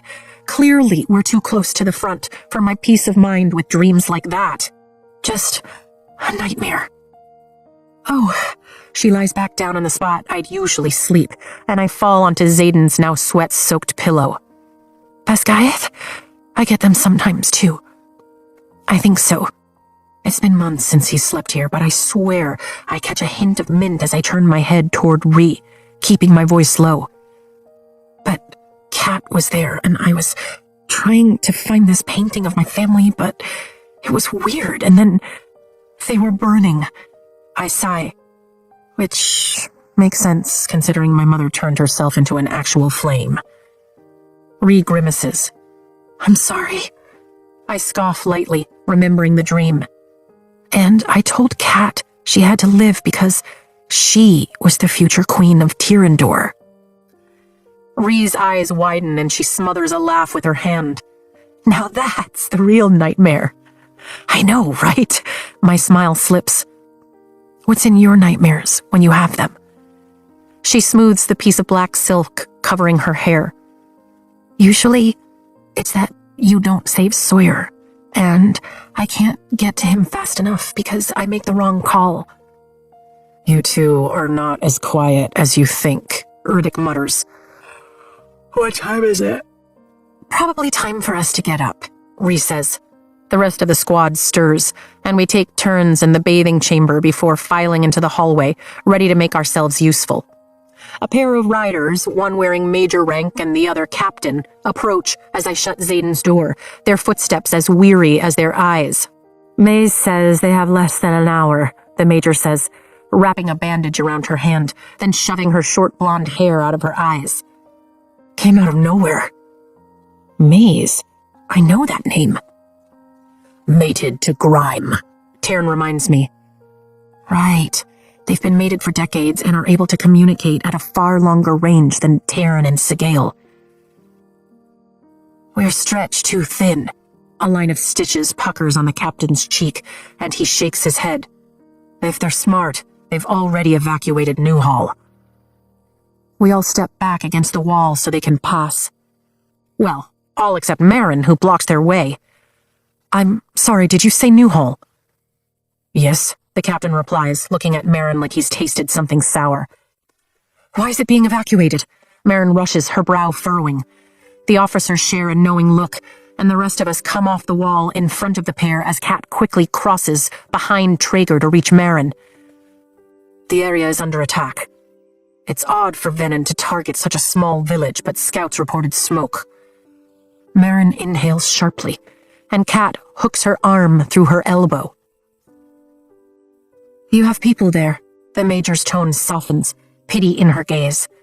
Marin presses her lips between her teeth and nods. "It's where her family fled," Kat answers.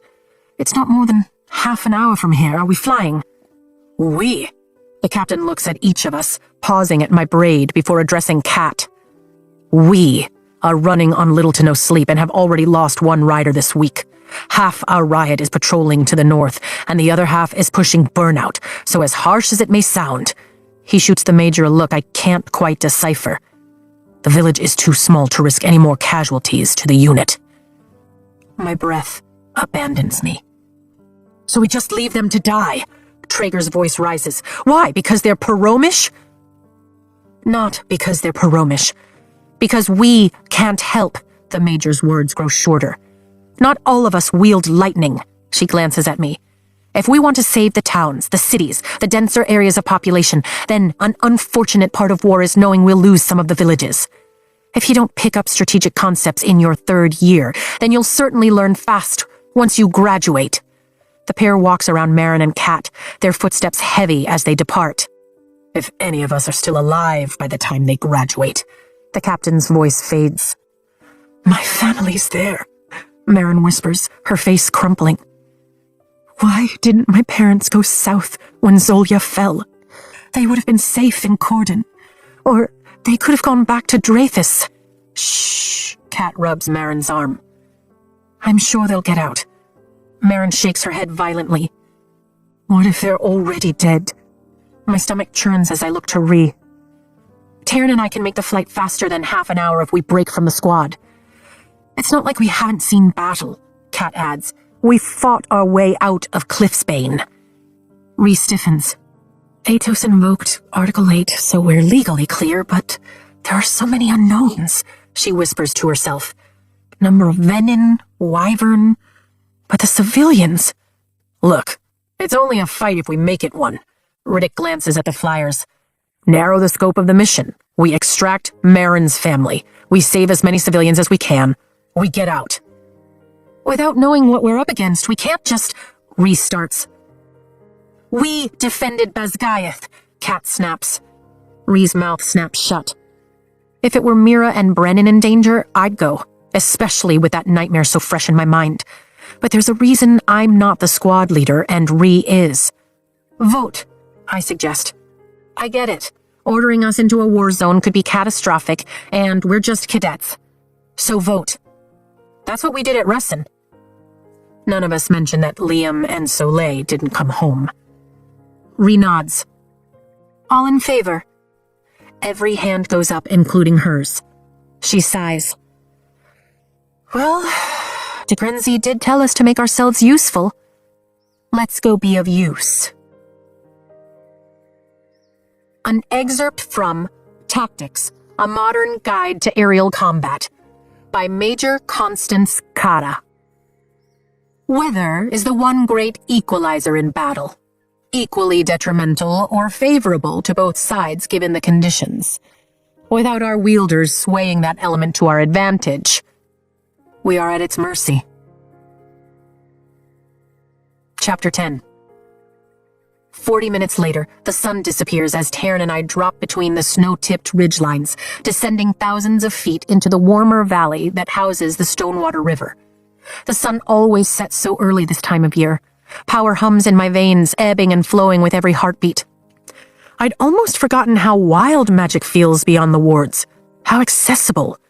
Taryn's power seems endless, deeper than the oceans I've never crossed, wider than the vast sky above us. "Maze sauce depart," Taryn warns, tucking his wings. My stomach rises as he plummets, following the terrain at a nauseating speed. "She's relaying an order to return immediately." Can you ignore her? We're easily 5 minutes ahead of the other dragons and 10 ahead of the griffins, who travel with Andarna despite my pleas for her to stay behind. "I do not answer to Maze."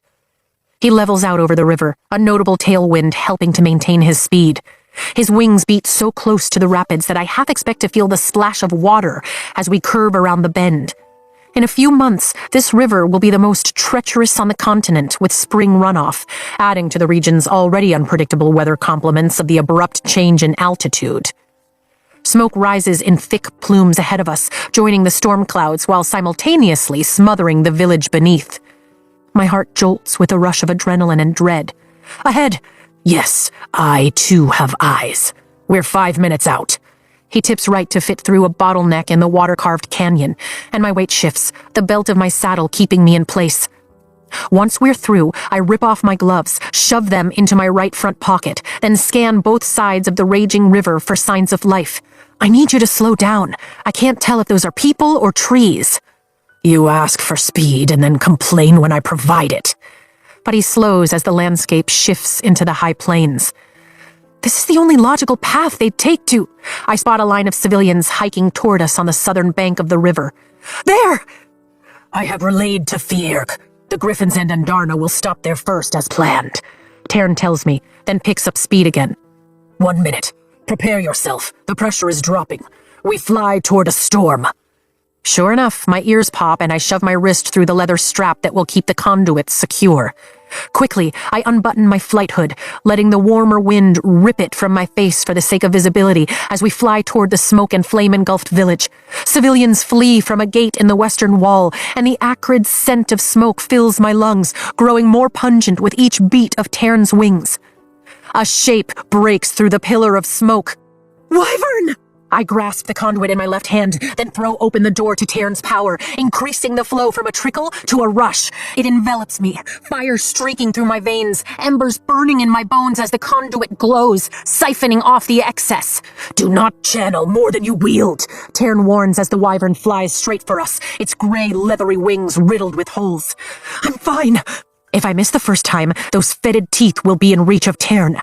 I force myself upright against the wind, my core tightening to keep me steady as I lift my right hand, then take aim and release the power with a snap. Lightning flashes, illuminating the clouds above for less than a heartbeat before tearing through the sky and striking the wyvern in the chest. The beast screams as it falls, and Tarn passes so closely overhead that I catch the scent of charred flesh. There's no time for relief as 2 more burst through the smoke. We're outnumbered, and while Tarn is bigger, they are faster. High ground, Tarn warns before banking right and climbing, putting the village behind us. I turn as far as the belt on my saddle will allow and raise my hand, welcoming the burn as energy gathers within me, but they're on us. Too close to strike without endangering Tarn. The larger wyvern's enormous jaw opens, revealing blood-stained teeth, and its tongue curls as it lunges with a burst of speed. Tarn! Tarn dips his wings at an angle, catching the wind, and I hurtle forward in the seat at the sudden decrease in speed as he swings his massive tail. Bone cracks, blood spurts, and the wyvern spins off to the right, missing the lower half of its jaw. I can't pivot fully, but I take aim at what I can see of the one still pursuing us, then unleash with a crack and miss. Fuck, I reach. If you remove that belt, I will unseat you over the river and let your meager gods sort you out. Tarn warns, then banks left, giving me the perfect view. I release another strike, guiding it with the motion of my hand, and it hits true, severing the wyvern's head from its neck. Got it! Fuck yes. But unless those 3 wyvern are on a scouting patrol? Unlikely, given the flaming village. There has to be a creator nearby. I face forward and lean into the turn, casting my focus downward. The demarcation line is clear this high above the village. Half is devoid of color, drained of all its magic, and in the center of the village stands a single figure in flowing dark robes, her light hair, silver, whipping in the wind. It's her, the dark wielder from Jack's cell. My grip tightens on the conduit. She looks toward us, lifts her hand and wiggles her fingers as if waving. A sick feeling squeezes my stomach. I think she was expecting us. This is a trap, and we flew right into it. My heart drops at the realization, but it doesn't change the fact that Marin's family is in danger. Above, Tarn bellows, and I look up as 2 wyvern emerge from the swirling storm system. I lift my hand, but there's no time, they're already here. Tarn punches his tail forward underneath us, swinging his body in a way I've never experienced. And I fall backward, my stomach lodging in my throat as the ground takes the place of the sky and the strap pulls tight across my thighs. holding me upside down long enough for my heart to pound in my ears twice. Snap! Bone fractures, and Tern rolls right, dragging the broken-necked corpse of a wyvern with us, then releasing it once we level. I force my stomach back where it belongs and prepare to strike the other as it lunges for us.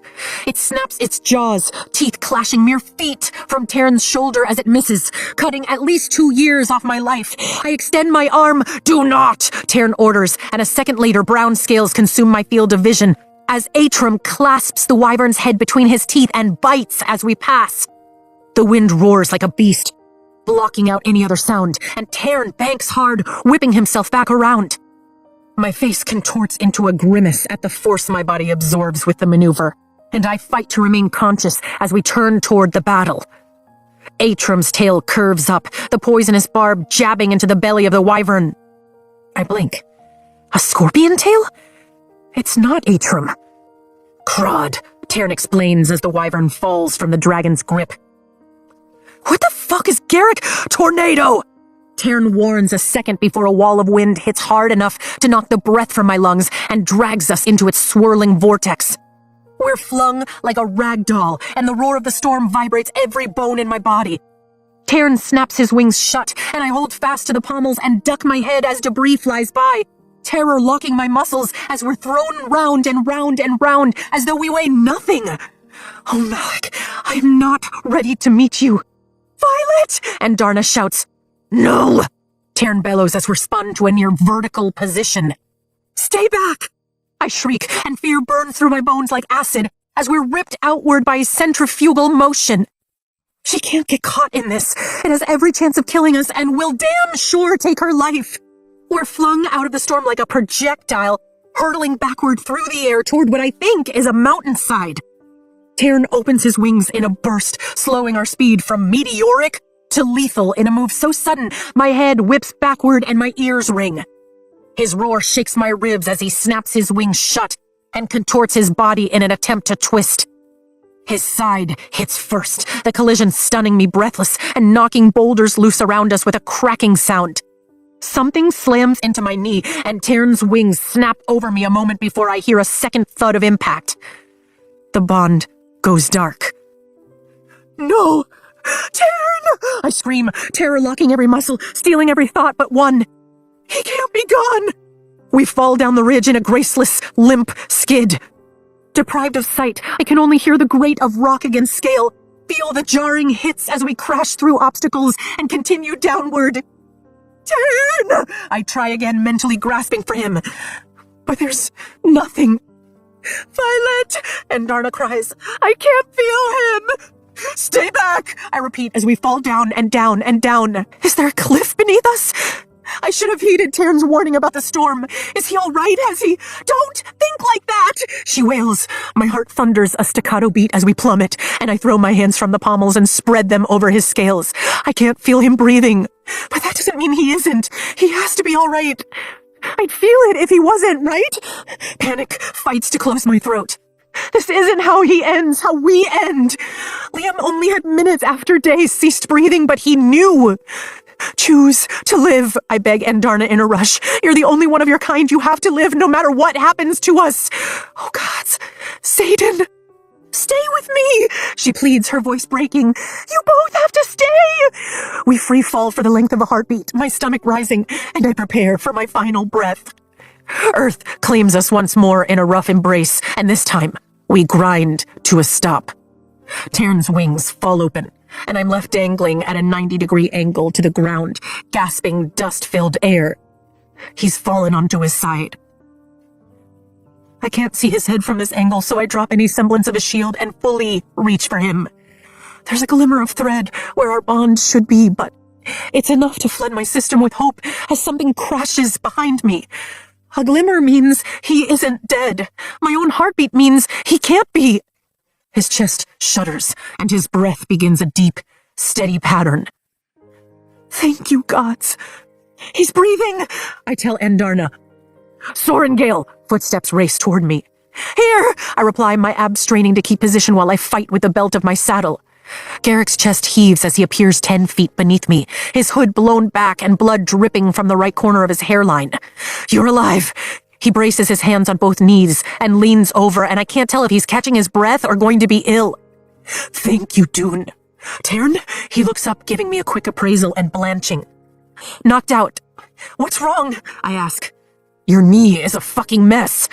I glance down at my leg, and a scream works its way up my throat as the agony hits, like it waited until I could see exactly how fucked I am to make itself known. My flight leathers are torn at my right knee, and my mouth waters, bile rising quickly as I realize my kneecap isn't where it's supposed to be. Searing pain hurtles up my leg and spine, stealing logical thought as it consumes me, coming in waves that match my heartbeat. Is it broken? Garrick asks. Seconds tick by as I concentrate solely on pushing the pain back into a box I can manage, then force my toes to move one by one. I think just dislocated. Can't fix it. Nausea rolls through me with every breath. At this angle. He nods. Drop, and I'll catch you. We'll get you sorted on the ground. Crod? I ask, getting a firm grip on the belt. My weight is holding the damned buckle closed. He's slowly coming to. Garrick looks back over his shoulder. Stubborn ass turned and took the impact on his stomach. Saved my life, but an outcropping halfway down knocked him out temporarily. That must be what happened to Taryn. That second impact I heard was his head. Shit. The silver-haired venin is still out here, and both dragons are as good as defenseless without us. At least until the others arrive. Drop me and I'll kick you in the face. I grit my teeth through the pain. I am not dying today, and neither is Taryn. Let's be honest, you're not kicking anyone with that knee. He lifts his arms up, and I'm filled with the most illogical longing for Xaden to be standing in his place. Come on, Violet, trust me. I heave up, pushing against the pommels to shift my weight, then wrench the strap through the buckle and fall like a stone. The scream I'd held back rips free as he catches me, the world erupting in shades of red pain at the collision. Do you want me to put it back in? He asks, holding me as carefully as he can. I nod, and he quickly sets me on my feet and crouches in front of me, holding onto my waist to keep me upright. The scabbards of the swords he wears strapped to his back drag through palm-size hailstones to scrape the rocky ground. Extend it slowly, he orders, keeping his hazel eyes on my knee. I turn my head, biting into the collar of my jacket to keep from screaming again as I straighten my leg. This won't be pleasant. I'm so sorry, he says as he slides my kneecap back into place. Don't be, I manage to gasp, the pain immediately sliding to a level where I can at least think somewhat properly. Wrap is in my pack. The rhythmic sound of Taryn's breathing calms my heartbeat, but I can't see anything beyond his dark scales to my left and hunks of granite to our right, with us all but wedged up against the mountainside. He retrieves the fabric and holds me steady as I do my best to stabilize the joint. Pain flares as I test my weight on the limb, but it's minuscule compared to what could happen to Taryn if we don't start moving, so I tie off the fabric and call it good. It'll do until I can get to a healer or Brennan, but we need to get out of here alive first. You're good at that, he says. Dipping down, he slings an arm around my upper back, and I throw mine over his shoulder. Lots of practice. We make our way beside Taryn's back, careful not to step on his wings, and finally clear his tail as the tornado winds its way eastward. Your head is bleeding right above your scar from Ressin. Good. Hate to damage the other side of my perfect face, he jokes. Don't worry about me. It's nothing a couple of stitches won't fix. The others approach, and Darna says. They do not know Crod is with you, and I have not told them. The brown scorpion tail blocked out his riot? Tell them to go for Marin's family first. You stay right where you're at until we know what's going on. There's a definite grumble in her response as I stagger forward with Garrick's help, taking a central position between Taryn and Crod, who looks like he might be missing a few scales along his jaw. The others are on their way, I tell Garrick, and I'm pretty sure that Venin knew we were coming. That's great, he grimaces. I've flown through some shit but never been through a tornado before, Garrick says, scanning the horizon. We're at least a mile south of the village. Me either. The smoke rises in a steady column again above the town. I reach for Taryn's power, but as expected, the scorching archives I've come to depend on sputter with darkness. Want to tell me what you're doing here? They made it. Garrick tenses and pointedly looks toward the western end of the village as Fierg and Atrum cross the moonlight. Kira, Daja, and Traeger's griffin, Scylla, follow soon after, all of them bearing their riders and flyers respectively. Marin's family, right? That's what Major Safa relayed. That's why I'm here. You're supposed to be with Xaden. There's no point confirming what he already knows. 8 hours away. Yeah, well, the second he heard you were charging off into danger, he became unreasonable. A muscle in Garrick's jaw ticks, and I pull my arm from his shoulder so he can stand straight, shifting my weight to relieve the pressure from my right knee as much as possible. I've never seen him like that. Garrick shoots a worried look my way. Ever. I don't even want to think about what he would have done if he'd been out here beyond the wards because I thought he was going to rip the stones from the wall. He's always prided himself on control. He has to when he wields that much power. And I'm telling you, he lost it when he heard you were crossing the border, Violet. He's not himself. My chest tightens. He'd been annoyed, even angry when I flew for Corden with my siblings a few months ago. But he hadn't come close to losing it. Because Atos sent us to... The words die on my tongue as I process what he said. He knew I was crossing the border? Maze. I end on a whisper, staring up at the side of Garrick's face. How did you get here? It's not important. He draws a sword with his left hand. Maze saw us leave maybe 40 minutes ago, and you're already here. You're a wind wielder, and there's no fucking way you pushed hundreds of miles an hour tailwind at Crod. So how did you get here? My voice rises with my temper, and lightning strikes 20 feet in front of us, charring the ground as thunder booms simultaneously. I startle, then wince as my knee cries at the sudden movement. Damn, Sorenkill, you didn't have to, he starts. I didn't. I shake my head. I did. Our heads whip right, and the silver-haired Venin walks toward us, her purple robes billowing in the breeze. She doesn't bother to look at Tern as she passes mere yards in front of his hind claws. Just keeps those eerie red eyes pinned on us. On me. Wait. She did... What? Lightning? Blood drains from my face, and I throw up my shields, drawing on Endarna's power. Holy Dune. She wielded lightning. But Venin aren't supposed to have signets, let alone mine. Dread pins my heart to the ground, but my hands are fast as I unsheathe and fling 2 daggers at her chest. She waves her hand left and right, and the knives fall mid-flight. Is that any way to thank me? Fuck. I should have brought the mini crossbow Marin gave me. Thank you for what exactly?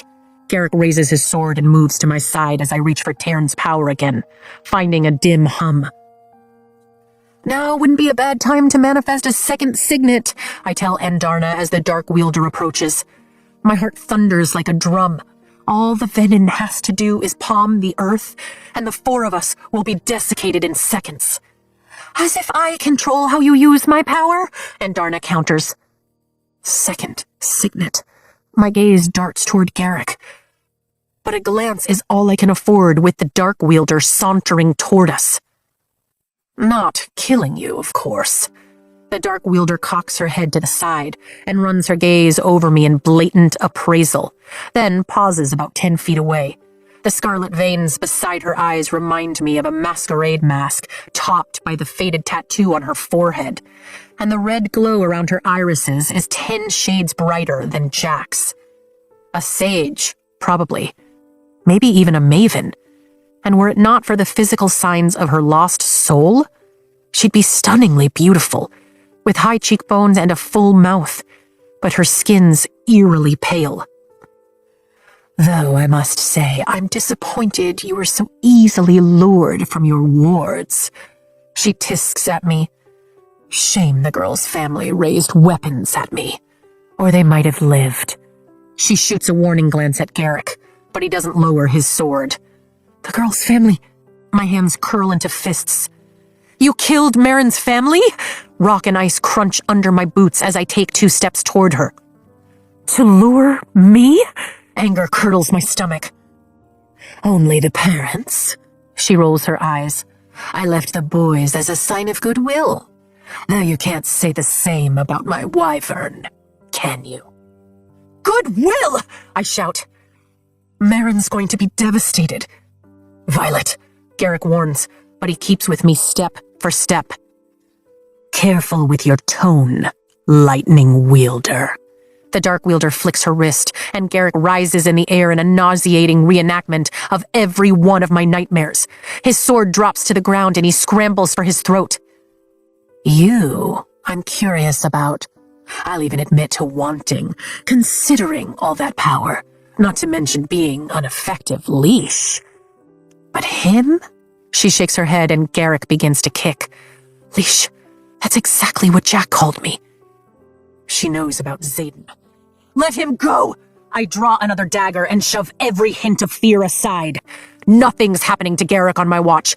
This might not kill you, but it will hurt like hell. Let's not compare weapons. She reaches for a knife sheathed in the belt of her gauzy purple robe and reveals just enough of its green tip to seize my breath for a heartbeat. Our paths are too intertwined to begin with such hostility. I know. You answer a single question, and I'll return the walker to the ground. That seems a civil start to our relationship, don't you think, Violet? Ask it. I feel Endarna hovering along our bond, alert and hopefully nowhere near us. Warn the others. They're coming. Frustration sharpens her words. You prize his friend's life over information. Interesting. She shoves the knife back into its sheath. I'm Theophany, by the way. Seems only right that you know my name, seeing as I know everything about you, Violet Sorengale. Fucking awesome. Because of Jack? It's the only logical explanation. She shrugs in a dismissive gesture that reminds me of the Duchess of Moraine. Bonding one dragon is enviable. All that power just given to you. Her mouth tightens. But 2 is unheard of. Aren't you the luckiest girl on the continent? Or maybe that's me, being close by when your morning star tail was spotted. Is that really your question? My fingernails cut into my palms as Garrick's kicks become more desperate. Just an observation. Her gaze flicks toward Garrick. For good faith. She turns her hand, and Garrick crashes to the ground beside me, wheezing as he draws breath. Now, tell me, which chose you first? The one who gifted you the power of the sky? Or the Irid? An excerpt from Recorded Correspondence of Nirali Ilan, Commanding General Cliffsbane Fortress, to Lyra Michael, Deputy Commanding General, Basgayath War Camp.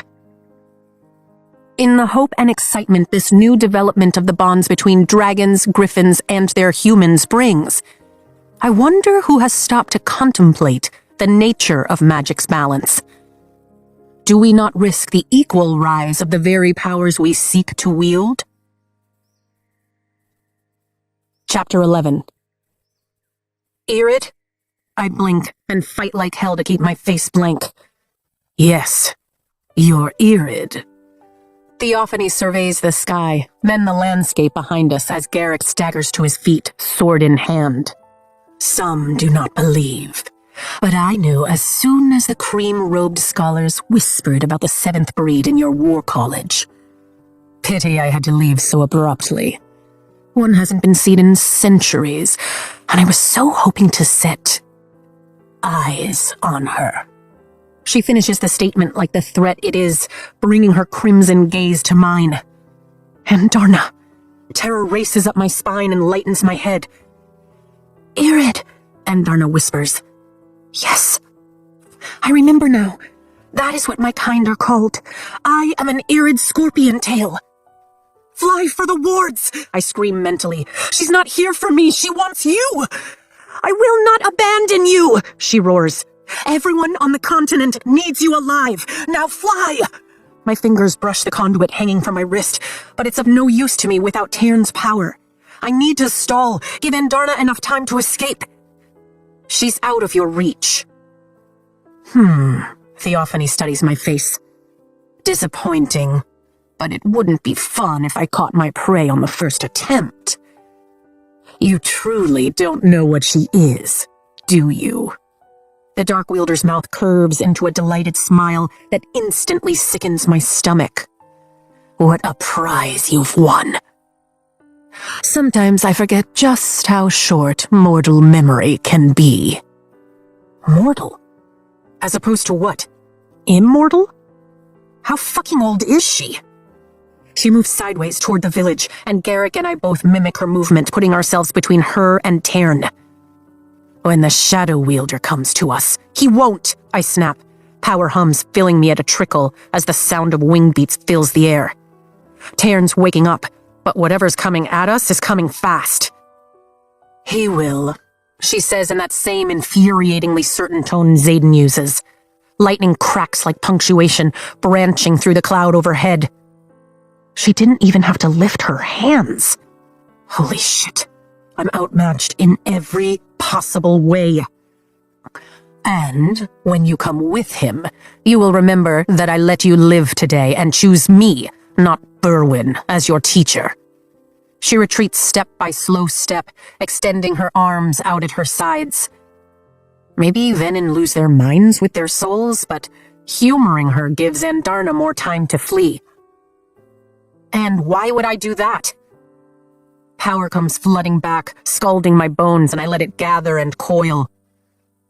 Besides the fact that he's subpar and you'd be chained to him, powerless to resist his orders, she sneers in disgust, then schools her features.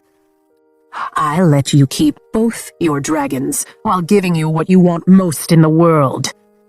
Her gaze drops to the conduit as wind pulses. The others must be here. Control and knowledge. Tairn swivels and his head snaps toward Theophany, but his teeth close just short of her feet as she's plucked off the ground by the claw of a wyvern. Its gray wings beat fast and hard, blasting us with wind and carrying its creator from the battlefield. Holy shit. We're actually alive, Garrick says, lowering his sword. She left us alive. Are you all right? I ask Tairn, my voice cracking. I am not deceased. He gains his feet, his talons digging into the rocky soil. Relief pricks at my eyes and my vision wobbles. Do not dehydrate on my account, he lectures. It takes more than weather to fell me. His golden gaze drops to my knee. Wish I could say the same for you. Yeah, you're just fine, I mutter, then turn toward Garrick, who's already picking up one of my lost daggers. You don't have to do that. You're not exactly in a position to walk, he reminds me, scooping up the second. Did you? I ask quickly as the wing beats grow louder. She called you a walker. He'd traveled 1,000 miles in minutes, and there's only one way I've read about to accomplish that. But no one has done it in centuries. Garrick wipes the back of his hand across his temple, and it comes away bloody. Yeah, and she called you a leash. No wonder he's best friends with Xaden. They're both excellent at dodging questions. You have a second signet, don't you? And like Xaden, he hid the strongest one. So do you. He hands back my daggers and sways. Or at least, you will. Thank you. I hold his gaze while sheathing the blades and wade through the significance of what he's concealing. You know, the last time someone wielded distance, never said I did, he interrupts, looking toward Crod with a flash of a smile as the brown scorpion tail lumbers to his feet. Scared me there for a second, he scoffs. Yes, I know how much energy it takes, trust me. You're missing far more skin than I am. You should go. I motion toward Crod and my knee throbs as the adrenaline starts to wear off. Now, before they get close enough to see you. I know he's blocked out the riot, so your secret is still safe if you leave in the next few seconds. Garrick's gaze swings to mine, clearly torn. Getting you into the saddle. Thank you for risking exposure by coming to help me. But go! I lift my brows. My squad will help me. Garrick tilts his head like he's listening, then nods. You'll come straight back to Bezgaeth? I nod. Run! He stays a second longer, then takes off sprinting toward Crod. He launches in the shadows, flying out of sight as my squad nears. Did you know? I asked Taryn. We do not gossip about our riders. Good point. If they did, Xaden would be dead by now. This is ridiculous, I tell Taryn as he descends not into the flight field, but straight into the courtyard of the quadrant 20 hours later. So is thinking you can hobble back from the flight field. Screams sound from the dozen or so cadets who run for the safety of the dormitory wing as Taryn lands in the mud. At least it stopped snowing. Violet! Brennan charges past the fleeing cadets, his brow pinched with worry. Did you seriously tell my brother? I glare at Taryn, knowing full well he can't see me. Of course not, Taryn snorts, and steam covers the dormitory wing windows. I told Marb, Endarna announces, landing on Taryn's right, her scales as black as his. I'm fine, I call down to Brennan, ripping the belt free and cursing when the stitches catch again. Biting my lip keeps me from crying out as I force myself out of the saddle. So much for not gossiping. She snorts, and I begin the humiliating exercise of scooting over Taryn's back on my ass while she looks on. Taryn dips his shoulder when I reach it, and I fail to smother the sharp gasp of pain as I lift my right leg so I can slide down.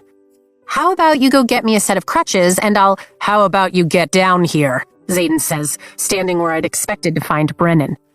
My heartbeat jolts. Gods, he looks good. Staring up at me with the kind of intensity that used to rattle my nerves when I was a first year. He lifts one arm, and shadows rush up from beneath Taryn and solidify as they wrap around my waist. Now would be preferable. He crooks his fingers at me. I would do the same for any wounded rider. I somehow doubt that. I slide down Taryn's leg and the shadows turn me sideways at the last second and lift me into Xaden's waiting arms. My. I brush a lock of dark hair off his forehead, then hook my arms around his neck and settle against his chest, ignoring the throbbing protest of my knee as it bends. What else can you do with those shadows, Lieutenant Ryerson? He locks his jaw and keeps his eyes straight ahead as he carries me away from Taryn and past Brennan, who holds the door to the dormitory wing open. Commons is closest, Brennan says, quickly catching up to Xaden. Every line of Xaden's body is rigid as he follows Brennan through the rotunda and up into Commons. Tension radiates off him in waves of shadows that swirl like footprints as I look back over his shoulder, and when I reach out mentally, he has me blocked. You're angry, I whisper as Brennan charges ahead, ordering cadets out of a meeting room to the right of the announcements board. Anger does not fully describe my current feelings, Xaden replies, striding through the door into the windowless chamber. Shadows shove all 6 chairs on this side of the long course table out of the way, and he sets me on the surface with extreme care, then retreats, putting his back to the wall. I did exactly what you would have in the same situation, I argue, bracing my weight with my palms as Brennan moves to my knee, leaving the door open. If you would... Xaden lifts a single finger. Not yet. My eyes narrow on him as Brennan slices through my wrap with a dagger. And I thought you were headed home, I ask my brother. Just helping put the finer points on the alliance. He grimaces at the black and blue expanse of my knee. Lucky for you, I'm still here. 20 hours in the saddle didn't exactly help the swelling by. Neither would have trying to dismount at Samara, I wince as Brennan prods the joint. I brought some arament with me. I'll have it steeped in milk to help speed the deep healing. He nods to himself. It helped after you were poisoned. You brought arament out of Aracia? Xaden glowers at my brother. Breaking the law in front of the Duke. I try to tease my brother, but the pain makes my words pitchy and it falls flat. Fuck, that hurts. My leg throbs twice as hard without the wrap. I'm well versed in how to use it, You know they don't take too kindly to walking out of negotiations when you speak for your province, right? Brennan spreads his hands over the joint and looks over his shoulder at Xaden. You're not just a rider anymore and should probably get back. He blinks as Xaden delivers a withering glare. Never mind. I would not want to be you, he says under his breath at me, then closes his eyes. It's not her fault, Garrick shouts as he races through the doorway, all but skidding to a stop at the foot of the table. Oh, Xaden asks. Crossing into Borromeo was definitely a choice. Garrick shucks off his flight jacket and drops it on the nearest chair. But the tornado, a regional hazard, the Dark Wielder? You've already pled her case. Twice. Xaden's tone is almost bored as he folds his arms. I don't need to be protected from him. I shake my head at Garrick as heat envelops my knee, then glance Xaden's way. I own my decisions. Well, the fuck aware. Xaden closes his eyes and leans his head back against the wall. She's here, Rhiannon calls out from the doorway. Second ears flood into the room, including Marin and her two little brothers who seem glued to her side. You two sit, Marin says gently to the boys, and Traeger pulls out 2 chairs across the table for them. The twin boys are 7, with her ochre complexion, dark hair, and honey-brown, grief-stricken eyes, which must be why the two feel so familiar to me.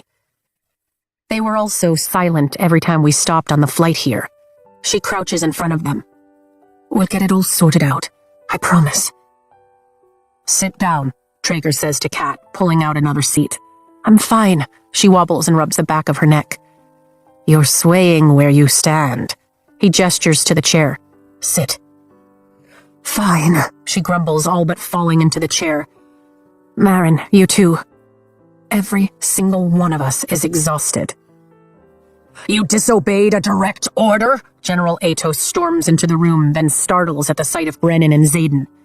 The heat intensifies at my knee, and the pain lessens slowly as Brennan mends the stressed ligament and swollen tissue. We were ordered to make ourselves useful, and did so. Rhiannon steps between Atos and the rest of the squad. Sir? The title doesn't come out like a compliment. Our early return was signed off by Lieutenant Colonel de Grenzy, given that they did not have a mender at the outpost and are already overwhelmed with wounded. Surely you're satisfied now that Cadet Sorengale is wounded. We completed your punishment. And we'll do it again. Riddick kicks back in his seat, throwing his feet up on the table. And again, and again. Atos's face flushes. I'm sorry, Cadet. He said we'll do it again. I lift my chin and note the shadows creeping across the stone floor toward Atos. We make decisions as a squad. We'll take whatever punishment you want to give us as a squad. What we don't do is stand by while civilians die, regardless of what citizenship they hold. And before you ask, every single dragon and griffin agreed. Hatred flares in Atos's eyes, but he quickly glances at Brennan. You have no right to be here, Aeserai. This is a quadrant matter. It's Sorengale, Brennan says without opening his eyes. And even if Article 2, Section 4 of the Basgaev Code of Conduct didn't allow for menders to be granted access to all areas of campus, which it does, well, I don't answer to you. My throat clogs when I spot the newly sewn name tag on his uniform. And who answers for them? Atos points to the boys. King Tari has refused to open our borders. Even now, I struggle to keep my jaw from dropping. How is that not part of the negotiations? A corner of Atos's mouth rises, as if he knows he's won. They'll have to be returned home. Immediately. My gaze swings to Xaden, and I find him already watching me. I lift my brows, and he sighs, then turns his head toward Atos. As we're concluding this round of negotiations this afternoon, Lieutenant Colonel Sorengale will happily take the boys home. Xaden starts and Marin gasps. To Tyrandor, seeing as they are now Tyrish citizens. Since when? Atos stiffens, and the heat in my knee dissipates as Brennan lifts his hands. Since I said so, Xaden answers with icy authority. Ah, I see. If Atos gets any redder, I'm afraid he might pop. And with the negotiations wrapping up this afternoon, I expect you and Lieutenant Tavis to be joining the Eastern Wing as ordered. So there won't be any need to remind you that commissioned officers aren't readily welcomed within the quadrant, nor encouraged to fraternize with cadets. The leniency you enjoyed this fall will not be extended under my watch. No. My heart sinks. Satan won't be allowed to come and go as he pleases like he did in Eratia, which means we'll be separated. And on the border, there's every chance he'll have to pass beyond the wards where his access to magic won't be limited. I doubt Sigale would agree. Zayden warns in a tone that reminds me just how little guilt he feels when it comes to killing enemies who get in his way. Your dragon is always welcome in the Vale. You're simply not welcome in the Quadrant. Atos's focus snaps to Garrick. You and Lieutenant Ryerson will depart by tomorrow afternoon for the Eastern Wing, as ordered. As General Melgren ordered, Garrick responds with a slight nod, seeing as we're under his chain of command. Or at least I am. He glances back at Zayden. Not sure about his grace over here, since it's been a few centuries since any sitting member of the Cenarium has worn black. But I'm pretty sure he commands Tyrish forces now. Zayden doesn't deign to reply. I don't care who orders whom, as long as you get out of my war college. Atos straightens his lapel. For the rest of you, classes resume tomorrow. His gaze finds mine and lights with nauseating cruelty. I'm afraid I'll have to leave you, seeing as my belongings are currently being delivered to the commanding general's quarters. Have to say, there's a lovely view from the personal office. The comment hits as intended, and my chest threatens to crumple at the thought of Atos living in the space Mom and Dad used to share. Brennan straightens to his full height, and Atos backs away with a smile, disappearing into the commons. I fucking hate him, Riddick says, rocking forward and putting all four legs of his chair on the floor. How did Dane turn out halfway normal with that prick as a father? Language, Marin hisses, though I doubt the boys heard her considering they've both nodded off. He had ours, too, Brennan replies to Riddick. Until he didn't, I mutter. Is she mended? Zayden asks without bothering to look at Brennan, his eyes locked on mine. She is, I note with a smirk, then bend my knee damn near painlessly. No pain? Brennan asks, swiping the back of his hand across his sweaty forehead as he looks at me. Nothing more than usual. I flex the joint again. Thank you.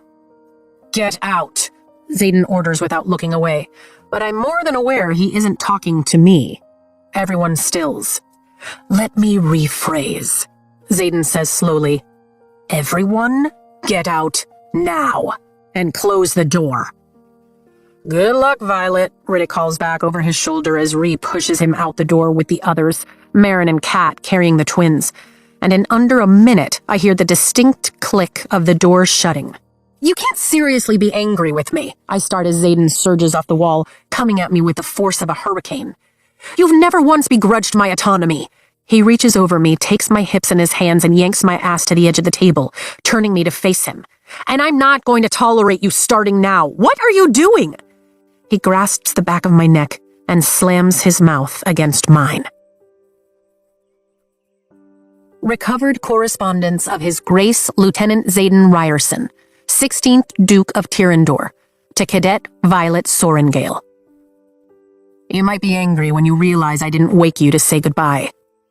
But it's only because I no longer fully trust my ability to walk away. Chapter 12. Oh. I part my lips, and he consumes my world.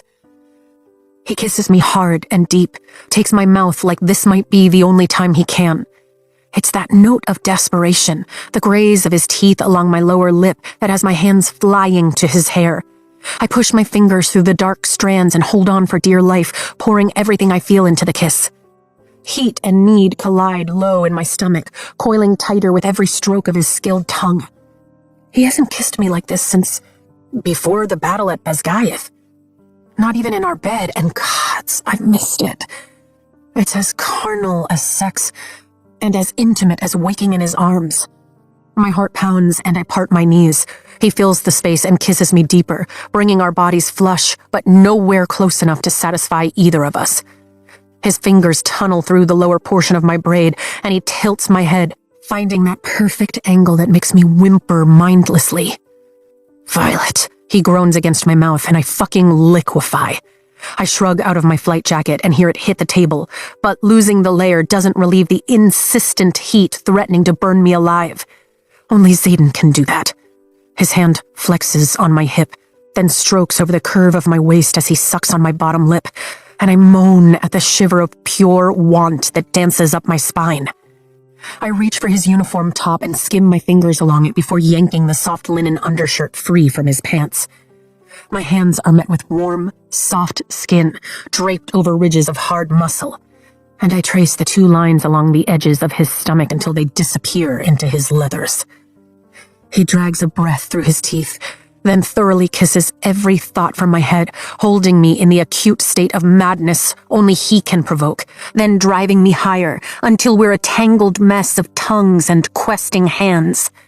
His mouth skims my jaw, then the sensitive line of my throat, and I gasp when he targets the spot he knows will turn me molten, then lingers, ensuring my complete meltdown. "You..." My head rolls back to give him better access, and he takes it. Fire races through my veins, and power quickly follows in a 1-2 punch that knocks my common sense clear off the continent. "Xaden, I need you. Here, a table in the gathering hall, against the wall in fucking Commons. I don't care where or who sees, as long as I can have him right now. If he's game, then I am too." A low sound rumbles in his throat before he wrenches his mouth away. "No, I need you." He brings his face to mine, and too many emotions to name flicker in the depths of his eyes. "You have me," I whisper, lifting my hand to the side of his neck, just over his relic. His pulse thrums beneath my fingers just as fast and hard as mine. There was an hour where I wasn't sure I did. His fingers slip to the nape of my neck, and then he pulls away, retreating 2 precious steps that feel like miles as cool air rushes in to take his place, chilling my heated cheeks. Sigale didn't even tell me. Crod told Garrick. He shakes his head. "I wasn't just angry, Violet. I was terrified." The tortured look on his face makes me swallow, and I lean forward to grasp the edge of the table. "It's the same choice you would have made. The choice we did make. And I'm all right. I know that." His voice rises, and shadows don't just jump, they flee. "Well, that's different." He rakes his hand down his face and breathes deeply. "I know that," he repeats, softer this time. "But the thought of you being out there, beyond the wards, facing down a known attack of venom, triggered something in me I've never felt before. It was hotter than rage and sharper than fear and cut deeper than helplessness, all because I couldn't get to you." My lips part, and an ache takes root in my chest. I hate that he's going through this. "I would have killed anything and anyone in that moment to reach you. No exceptions. I would have channeled every ounce of power beneath my feet without hesitation if it would have landed me at your side. You'd never kill civilians," I counter with 100% certainty. He takes another step backward. "If I'd been there, beyond the wards, I would have drained the very earth to its core to keep you safe." "Xaden," I whisper, every other word failing me. "I'm well aware that you can handle yourself." He nods and retreats again. "And logically, I respect your choice. Hell, I'm proud of your decision to save Marin's family. But something is broken between here," he taps the side of his head, "and here." He repeats the motion above his heart. "And I can't control it. You are on orders to find Endarna's kind, and I'm on orders to the front, and I can't even trust myself enough to touch you." "You just did." My fingers scrape the rough wood, and I shift my weight as I fight the selfish need to close the distance between us, remembering the thumbprints on my headboard. He might feel like he's spiraling, but he just displayed complete control. "And that's good enough for you?" His gaze heats as it wanders over my body. "One kiss. No hands, fully clothed. That's what you want from me from now on?" What a loaded question, especially when my body is still humming for him. But every instinct tells me to tread carefully. "I want whatever you're able to give, Xaden." "No." His scarred eyebrows rises as he slowly walks back to me. You forget that I know your body as well as my own, Vi. His thumb ghosts across my lips. Your mouth is swollen. Your face is flushed. And your eyes, he skims his tongue over his lower lip. They're all hazy and leaning more toward green than blue. Your pulse is racing, and the way you keep shifting your weight tells me that if I were to strip these pants off you right now, I'd find you more than ready for me. I bite back a whimper. If I wasn't before, I sure as hell would be now. A kiss isn't enough. It never is with us. His fingers find the bottom of my coronet braid, and he tugs, tilting my face toward him. You want me the same way that I want you. Wholly, completely, with nothing but skin between us, heart, mind, and body. He brushes his mouth against mine, stuttering my breath. All I want is to lose myself in you, and I can't. You are the only person in the world with the power to strip me of every ounce of my control, and the only person I can't fathom losing that control with. He lifts his head. And yet here I am, unable to keep 3 fucking feet away from you. We'll figure it out, I promise, struggling to calm my heartbeat. We always do. You'll learn how to keep your control while I find a cure. And if we have to draw the line at a kiss? His gaze drops to my mouth. Then that's the line. If it means I don't get to have you in my bed until I find a way to cure you, then I guess that's just extra incentive for me to work quickly, isn't it? He releases my braid and stands at his full height. You really think you can, don't you? Yes, I nod. I won't lose you, not even to yourself. He leans in and presses a kiss to my forehead. I can't stay on the front, he says softly. I might be one of the most powerful riders on the continent, but out there, I'm also the most dangerous. I know. My spine stiffens as I contemplate everything that can go wrong out there, and what just went right for me. Speaking of powerful, he tips my chin back to look in my eyes. What is it? Garrick's a distance wielder, isn't he? I don't bother hinting around the question. A moment of silence passes between us, but I see the confirmation in his eyes. Are you pissed I didn't tell you? I shake my head. You don't owe me your friend's secrets. My brow knits. But 20 hours of flying gave me some time to think. You? Garrick? I tilt my head. And I once thought I saw Liam wield ice, Xaden says, stroking his thumb along my chin. I nod. How often do second signets accompany these particular relics? My fingers trail down the side of his neck. Often enough to be sure Kaori can't possibly have accurate records, but not too completely that anyone questions why I only present with one, he answers. Our dragons came looking for us. They knew what they were doing. Giving you a better chance of survival? I rest my hand over his heart. If you act sentimental, more like building their own army. A corner of his mouth rises. More signets equal more power. Right. I take a deep breath, knowing we still need to talk about Samara. The report Rhiannon gave at Samara left some things out because we didn't want to contribute to misinformation or look like we don't know what we're talking about. What did Garrick tell you? You mean beside the fact that the Dark Wielder toyed with you and let you go? His eyes narrow, not much beyond what arrived in the report, which pissed me off because I could tell he wasn't being fully honest. He's never been able to lie to me. What did you leave out? Am I talking to the man I love, or the Duke of Tyrandor? Either way, this could be really embarrassing. Heat creeps up my neck. If I sound a false alarm, I'll look like a fool. Both, Xaden replies. I don't want to be different people to you. Anyone else? Fine. Just not you. You're stuck with all of me, and all of me is quite capable of keeping your confidence. I'll use Tyrandor to protect you, not you to protect Tyrandor. I've already told you I'm happy to protect your home. My hand fists the fabric of his uniform. She wielded lightning, I whisper, and his brow furrows. Xaden, I think we're wrong. I don't think they're limited to lesser magics. I think maybe they have signets too. I believe you. He doesn't so much as flinch. What else did you leave out? Over the next week, our professors displayed just how accomplished they are at making everything at Bezgaeth feel almost routine, like we're not in the middle of a war. Physics, RSC, with a new professor since Grady is busy organizing the quest squad and researching where to go.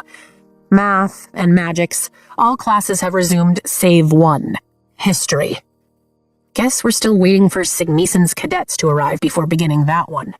If the third years weren't gone half the time staffing the Midland posts, it might even feel like we never left except for the fact that the Flyers have joined us. When Signison's Flyers arrive, we'll be near maximum capacity in the dorms, which only makes me realize just how many dragons have stopped bonding in the last century. This came to Trifells last night, Imogen says, stifling a yawn and handing me a folded sealed missive when we meet at the bridge to the healer quadrant. Can't blame her. She's been up all night at the Midland post. Dawn breaks through the windows, but the mage lights give more than enough brightness to make out her name as the addressee. I don't think this is meant for me.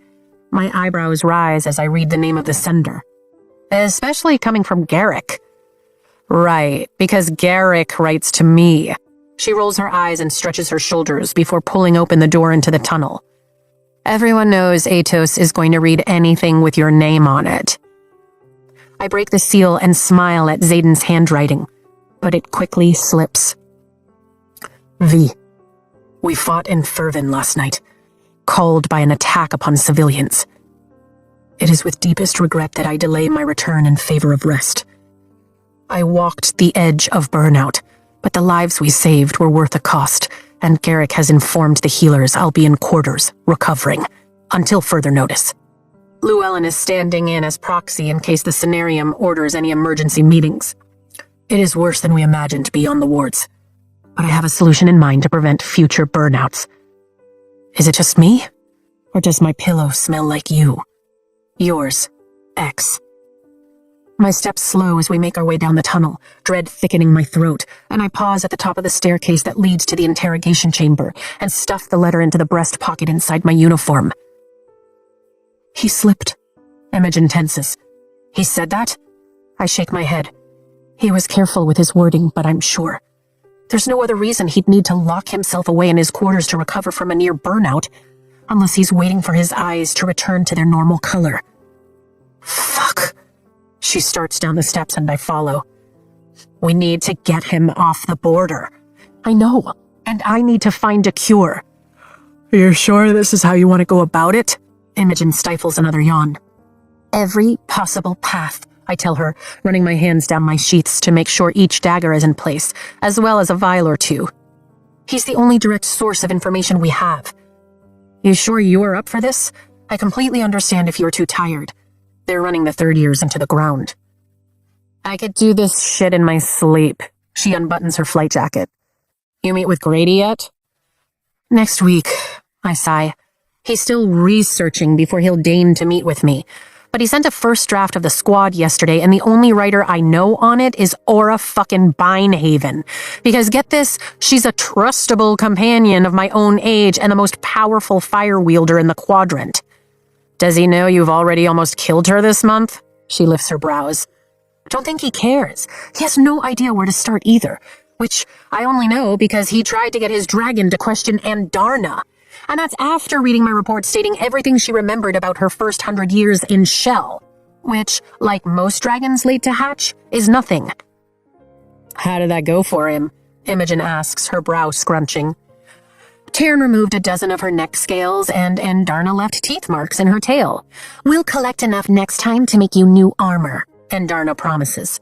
From his dragon, thank you, but no, I reply. A smile tugs at Imogen's lips. Got exactly what she deserves. Her smile falls. I agree you need experienced riders on the squad, but it's hard to trust judgment like that. Emery and Heaton both look up from their card game as we come around the last turn. You brought Sorengale with you this time? Emery asks, lifting his brows. Clearly, Imogen replies. We cross the stone floor, and I look away from the blood-stained table as we approach. Why do I feel like you only visit when we're on guard? Heaton sets their cards on the table. Also, I win. Emery looks at what Heaton's laid down and sighs. You have unnaturally good luck with cards. Zinal is with me. Heaton grins and scratches the magenta flames dyed into their hair. Both of you going in? they glance over our weaponry. He probably has 24 hours left at this rate, but I can't vouch for what he's capable of. I've got this. I pat the vials strapped to my upper biceps. I do not doubt that. Nolan and Markham usually arrive at 7 to start their daily questioning, so be quick. And I wouldn't expect much. He's usually silent. Heaton unlocks the cell door, then steps out of the way. You have visitors. I walk into the doorway, but stop abruptly, causing Imogen to curse behind me. Jack doesn't just look like shit. He looks like death. He's sprawled on the same stone floor I nearly bled out on a few months ago.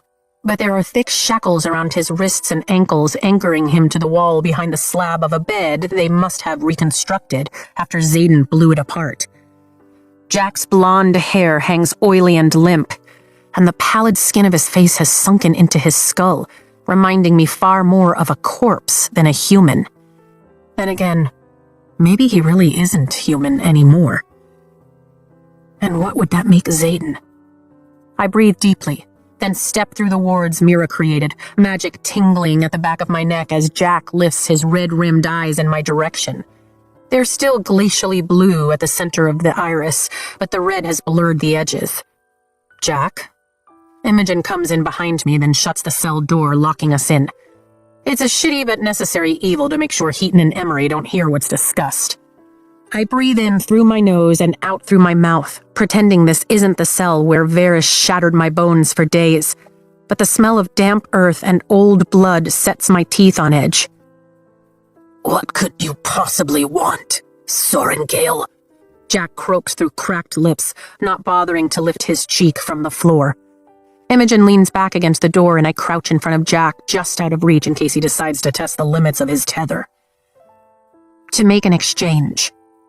You think, out of all the interrogations, the mendings, that I'll finally break for you? Hatred shines from his eyes. No, I don't bother telling him that he's broken for Xaden multiple times already. But I do think you want to live. I reach into my pocket and retrieve the tiny medallion of alloy from my conduit. The shiny, heavy metallic substance is smooth and hot in the palm of my hand, dimly humming as I hold it out for display. It's imbued with enough power to keep you alive for at least another week. His gaze snaps hungrily to the metal, but not enough to fully feed me. I'm not helping you escape, if that's what you're asking. I sit on the floor and cross my ankles beneath me. But answer a few questions for me and it's yours. And if I'd rather meet Malik, he challenges. Does your kind meet Malik? I counter, setting the alloy just out of reach and pulling one of the glass vials from my arm strap when he doesn't respond. You're a day away from finding out, but if you'd like me to end your suffering, I came prepared to do so. The glass clicks against stone as I lay it next to the alloy. Is that... He stares at the vial. Powdered orange peel. Simple, yet effective in your case, given how close your body is to giving out. Merciful, too, considering your actions resulted in my mother's death. But I'm not so merciful as to leave you with a dagger. A sneer lifts his mouth as he pushes himself to sit up in a macabre display of angular, emaciated bone. Chains rattle against stone, and I'm relieved to see my estimate was right. There's 3 feet between us, but he can only cross half of it. You were always too merciful, too weak. True, I shrug. I have always struggled when confronted with a suffering animal. Now, unlike you, I have somewhere I need to be. So, choose. His gaze drifts to the alloy. How many questions? Depends on how long you want to live. I push the silver-hued substance toward him, keeping it just out of reach. 4 for today.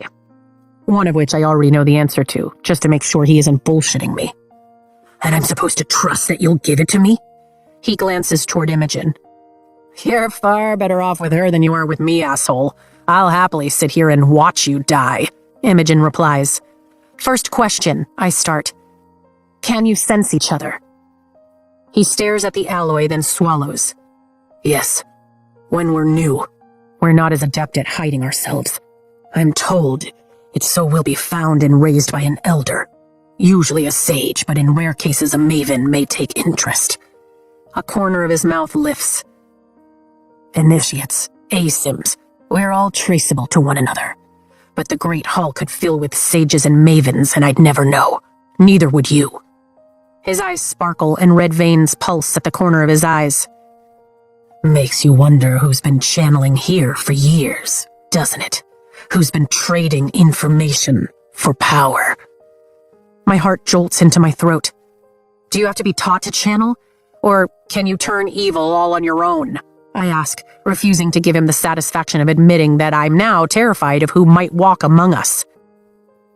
Ask what you really want to know. His voice turns raspy, and I ignore the instinct to hand him his untouched glass of water from his uneaten breakfast tray. Ask me when I turned, how I turned. Ask why only initiates bleed. I absorb that information and move right along. Do you have to be taught? I repeat. Xaden did it on his own, but I need to know if we're in danger from every random infantry cadet who didn't have the guts to cross the parapet. His breath rattles, and he drops his focus to the alloy. Not if you're already experienced with the flow of magic. Someone who has never wielded would require instruction. But a dragon rider or a griffin flyer? He shakes his head. The source is there.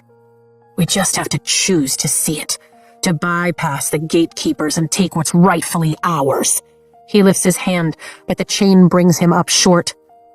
Power should be accessible to everyone strong enough to wield it, not just who they see fit. You conveniently see me as the villain, but you're bonded to two. I blatantly ignore that insult. Do you know their plan? He scoffs. Does a first year command the wings? No, we're not as stupid as you assume. Information is need to know. What a waste of a question. One more. Last question. I push the alloy to the edge of its current stone. How do you cure yourself once you channel from the source? Cure? He looks at me like I've lost my mind. You talk like I'm diseased, when what I really am is free. He wavers. Well, free in part. We trade some of our autonomy in the exchange for unfettered access to power. Maybe you see it as a loss of our soul, but we aren't burdened by conscience or weakened by emotional attachment. We advance based on our own capabilities, our own talents, and not at the whim of some creature. There's no cure because magic does not negotiate. And we do not wish to be cured. The utter disdain for the question hits like a blow to the stomach, knocking the air from my lungs. At some point, will Xaden stop wanting to be cured? I keep my bargains, I managed to say before tossing the alloy his way. He catches it with surprising quickness, closing his fist and then his eyes. Yes, he whispers, and I watch transfixed as his cheeks plump and fill with color. The cracks in his lips disappear, and there's a bit more substance underneath his shirt. His eyes flash open and the veins pulse beside his eyes as he flings the alloy back at me. I catch it, immediately registering its emptiness, then pocket the medallion and slip the orange peel into my armband before standing. Do come again, he says, sitting back and raising his knees. About a week, I reply with a nod as Imogen walks to my side. Our time is nearly up, but there's one more question I need to ask. Why me? I add. Surely they've offered you the same reward. So why answer my questions and not theirs? He narrows his eyes.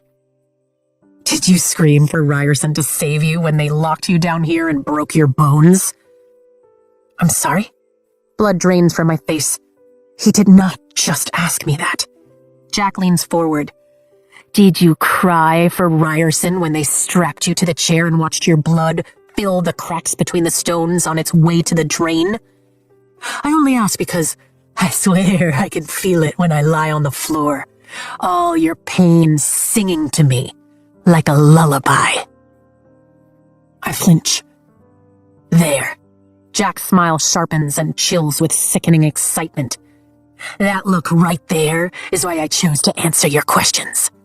For the satisfaction of us both knowing that I can still cut you, and I don't have to lift a blade. I breathe in the scent that haunts my nightmares and glance around the cell, half expecting to realize this has all been a hallucination, and I'm still locked into the chair, and half expecting to see Liam. But all I find are desiccated gray stones, drained of any and all magic. Do you really think this is the only room where I've felt tormented? Pain isn't new to me, Jack. She's an old friend I spend most of my days with. So I don't mind if she sings to you. Honestly, doesn't even look like the same chamber with how you've redecorated. It's a little monochromatic for me. I step to the side.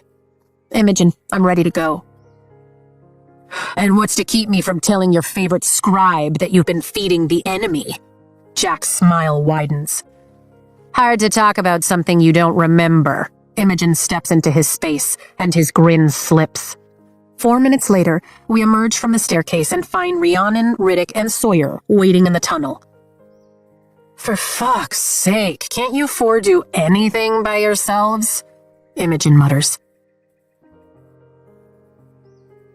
An excerpt from Official Records, Scribe Quadrant, Colonel Louis Markham, Commandant.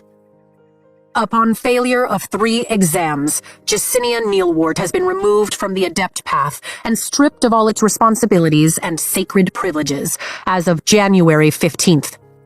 Under protest, I transfer her command to Professor Grady at his over-authoritative request. Chapter 13. What? Rhiannon shrugs and pushes off the wall. We didn't tag along while Violet played Inquisitor. We respect boundaries. Do you even have boundaries with one another? Imogen shoots a look at the 3 of them. If you're all going with her, then I'll excuse myself from what I'm sure will be a fascinating trip to the archives. See you at formation. She gives Rhi a mock salute and heads left toward the quadrant. He basically said we could be surrounded by venom and never know it, I tell them. That's super comforting, Sawyer replies. You look good, I add, noting the color in his cheeks as he balances on his crutches. Fresh haircut? Clean shave? It's almost like he got up early and prepared for the visit. Riddick teases as we head down the tunnel, keeping Sawyer at our center. Shut up, Sawyer shakes his head. I was up early trying to fit a god's-awful hunk of wood to my leg because it's the only time the wood carver had available. I'm starting to think I should just make something myself. You should. And I bet the thought of seeing a certain scribe made the hour tolerable. A smile pulls at Rhee's mouth to my right. Do we give you shit about whatever you have going with Tara? Or the fact that Ryerson and Sorngill fight like an old married couple? Sawyer glares in our direction, then Riddick's, but there's no hiding his immediate blush, even in the mage lights. Riddick bedhops like a fucking frog, but no, let's give me crap. We make it a few steps before none of us can smother our laughs. A frog? Riddick grins from Sawyer's left. That's the best you can do? A frog? Tara and I are old news, Rhi shrugs. Leadership is hard on both our schedules. We're together when we have time, but it's not like we're seeing other people. She shoots a sideways glance my way. But he's right. You and Ryerson bicker like you've been married 50 years and neither of you wants to do the dishes. That is not true, I protest as Sawyer nods. Agreed, Riddick says, and it's always the same fight. He lifts his hand to his chest. I'll trust you if you stop keeping secrets. He drops his hand and scowls. It's my secretive nature that attracted you, and why can't you just stay out of harm's way for 5 fucking minutes? Rhi laughs so hard she nearly chokes. I narrow my gaze on Riddick. Keep talking, and I'll plant my dagger somewhere that prevents all frog-like activity. Don't hit on me for being the only truly single one out of us and enjoying every minute. We round the corner, and the enormous circular door to the archives comes into view. I bet leadership secretly loves that you're with Ryerson, Sawyer says to me, shifting his grip on the handrail of his right crutch. Legacies usually make for stronger riders, and with as much power as you two wield, Melgren will probably escort you both to a temple of your choosing the second you're commissioned. Doubt Loyal would let me in, I mutter. Can't remember the last time I stepped foot in her temple. I'd stopped praying to her years ago, along with Hedian out of pure spite. Love and wisdom hadn't exactly shown up when I'd needed them to. If the general even waits that long, Rhee lifts her brows. Ryerson's already graduated. Not something we've discussed. I shake my head. And I'm not against it in the future, but I'm more focused on living until graduation. What about you? Maybe one day, she muses. Just saying that you're lucky Melgren hasn't yanked you out of Battle Brief and personally seen to the arrangements and hope that your kid will be the next one with battle foresight in 21 years. Rhee bumps my shoulder. Shame he's so short-sighted, Riddick says as we pass the first-year scribe sitting guard at the door. The scent of parchment and ink hits my lungs, welcoming me home. I stare down the stacks that line the right side of the cavernous space like my father might walk out at any second. We're here to see Cadet Neilwart, Rhee tells the first-year scribe manning the entrance table, which marks the invisible line only those in cream robes are allowed to cross. The cadet hurries off as Riddick pulls out a chair for Sawyer, and our friend sits in the same exact place I'd spent years of my life preparing to enter this quadrant. You all right? Rhee asks quietly. I nod and force a quick smile. Just caught up in my head. Relax, Violet. Riddick takes the seat next to Sawyer. It's not like the fate of our world rests on you finding whatever's left of the Irids. He rubs the back of his neck. Do you guys think it's short for iridescent? Yes, the three of us simultaneously reply. Damn, let's go back to picking on Sawyer. Riddick leans in his chair as Jacinia walks our way, her arms full of leather-bound tomes. A third year steps into her path and she skirts him. The incident repeats with a second year a few rows closer to us. They're worse than riders. Sawyer's knuckles whiten on the crutches as he arranges them against the table. They really are, I agree, noting with pride that Jacinia keeps her head high as a third year blatantly glares her way from the first row of study tables. I narrow my eyes at him, and he flinches when he notices. I'm petitioning Grady to be on the quest squad, Riddick says, signing as Jacinia reaches us. Think he'll say yes? He raises his brows in her direction. She sets 6 books down on the table and lifts her hands. Is Violet in need of an ice wielder? She signs. She could be, Riddick says and signs. Guess it all depends on your research. No pressure, she signs and rolls her eyes, but they soften the second her gaze lands on Sawyer. You didn't have to walk all the way down here, she signs and Riddick translates. I would have come to you. I wanted here, Sawyer signs slowly. Rhiannon and I share a grin. He's learning quickly. 2 lines of worry appear between Jacinia's brows, right beneath the line of her cream hood, but she nods, then looks at me. I've brought you 6 tomes I think may be of some use, she signs, and Riddick translates for Sawyer quietly. Do you need me to bury bodies? I ask, my hands moving quickly to sign, because Andarna will happily roast some scribes if they're acting like assholes. Gladly, she chimes in gleefully. No, Taryn rebukes, don't encourage her. Jacinia glances back at the cadets who are gathering to start their day. I have seen enough bloodshed, she signs, and I can handle the punishment meted out for my desertion of the quadrant. Punishment? My stomach sours. They kicked. Sawyer starts to sign the word push instead and drops his hands. Damn it, he swears at the ceiling. Riddick, I've got you, Riddick says and signs. And I promise I won't make any sexual plans for you later. Jacinia's eyes widen. Gods help us, Rhee mutters, then quickly signs it. Riddick!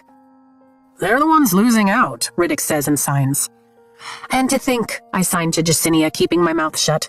It was almost just the 2 of us at this table. She presses her lips between her teeth, fighting a smile. As I was saying, Sawyer shoots a glare at Riddick as he translates. They kicked her out of the Adept program, made up some bullshit tests they knew she'd fail. My stomach sinks. I knew Markham would find a way to punish her for choosing Eratia, but never imagined he'd expel his brightest scribe from the path where she's so desperately needed. Jasinia's attention snaps from Riddick to Sawyer, and I wouldn't wish the look she gives him on my worst enemy. "That was not your information to share," she signs. Riddick repeats. "That one I understood," Sawyer mutters. "They needed to know based on your new orders." "I disagree," she signs back, then blatantly looks away, her gaze finding mine. "Do not worry about me. I'm not out there fighting venom," she spells out the word. "I'm so sorry," I whisper and sign. "Don't be," she shakes her head. "I've been given the one assignment with which they know I can be trusted. Helping you with research. Well, officially under Grady, but it's really you." And they narrowed her scope of knowledge? It takes all the grace in my body to swallow the boulder of anger rising in my throat. "I didn't want that for you." She makes a face at me. "Oh, please," she signs. "I'm left on my own with a treasure trove of royal tomes no one has read in at least the last 400 years. Look at me suffering." She rolls her eyes and smiles. "Did you find mention of the Irids?" Riddick asks. Jasinia blinks once, giving Riddick a look I've seen enough times to wince on his behalf as she begins to sign. "Yes, in the second tome I pulled." "Really?" His face lights up. "Absolutely," she signs, her face completely deadpan. "It was recorded that when the last Irid hatches and bonds the cadet born of Rider and Scribe, she'll be gifted with 2 signets." "You're kidding!" he signs excitedly. "There's a prophecy?" He turns toward me. "Violet, you're a—" I shake my head quickly, wrinkling my nose. Riddick sighs and lifts his hands toward Jasinia. "You really are kidding, aren't you? There's no prophecy." "Oh, you're so fucked," Sawyer whispers. Jasinia leans over the table slightly in his direction. "Of course there's no prophecy," she signs with abrupt motions, her eyes narrowed on him, and this time Rhiannon translates for Sawyer. "Just research. I've barely finished translating Lyra's journal and now have 600 years of personal accounts to read through. Do you really think I found the answer in the first week of accessing the vault, or that I wouldn't have gone straight to Violet with that information?" I rock back on my heels. "I was hoping," Riddick says and signs. "And you're kind of scary when you're angry." "I am not some oracle high off whatever they're serving in the temple that day. I am an extremely educated scribe. Treat me as such and I won't get angry," she replies, then turns toward me. "Now, I gathered these 6 for you to read, which mostly cover the southernmost isle of Deverelli, since that's the last isle we had communication with. Figured that's where you might start, but I'll warn you that Grady has requested tomes about Emerald Sea exploration in the north." She pushes the tomes across the table and lifts her hands again. "Honestly, I'm appalled with what isn't in the vault. Thank gods Queen Mariah sent her list for you, because we're missing—" She cocks her head to the side. "I don't even know what we're missing. I was reading General Cadeo's journal yesterday, and a whole section of pages is ripped out after he notes that there may have been an outside isle supporting the Second Croveland Uprising." She drops her arms in exasperation. "I can't research what we don't have." "The Second Croveland Uprising was supported by an Isle Kingdom?" I say, and sign slowly just to be sure I have it right. "But that was in the 400s, right? And it was assumed that Corden sent soldiers. We severed all communication with most isles after they sided with Poromil around 206. And they in turn killed every emissary we sent in the centuries that followed, so how would General Cadeo know that?" "Exactly," she signs. "I can only think of one scribe who might have that answer." She lifts her brows at me. "Oh," I blink, quickly processing the information, then swearing as I reach the inevitable damning conclusion. "Is it you?" Rhea asks me, simultaneously signing. "Oh no, is it Markham?" I shake my head. "My father. And all his research, the work he had yet to publish, is now really hard to access." My shoulders dip. I'd been so focused on getting out of Mom's quarters with her journals after she died that I'd completely forgotten what my father had left hidden. "Hard to access like we need Auric and a midnight mission?" Sawyer asks, and Riddick translates. "Hard to access like we need Dane to betray his father," which is highly unlikely.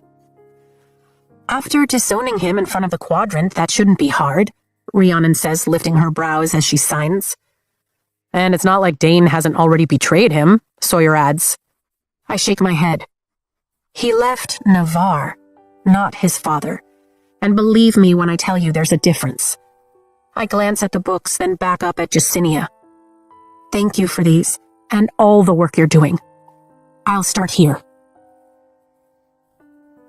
3 days later, I'm in battle brief, still pondering the Dane problem as Devera flicks her wrist, and the largest map of the continent I've ever seen unfurls over the quadrant's rendering.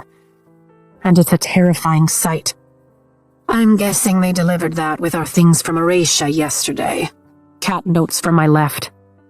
There is way more red on that map than I'm comfortable with, Rhi remarks, tapping her pen on her notebook. The damning color spans from the Barrens up the Stonewater River and ends just short of Samara before spreading along the ward line like the enemy is searching for weaknesses. But Samara still stands. Zayden's safe. At least for now. He's been gone more than 10 days, and Tairn is at his wit's end, which makes 2 of us. Every day he's out there, he risks his soul and sanity. Either he has to produce that solution he promised, or we have to find a way to get him off the border.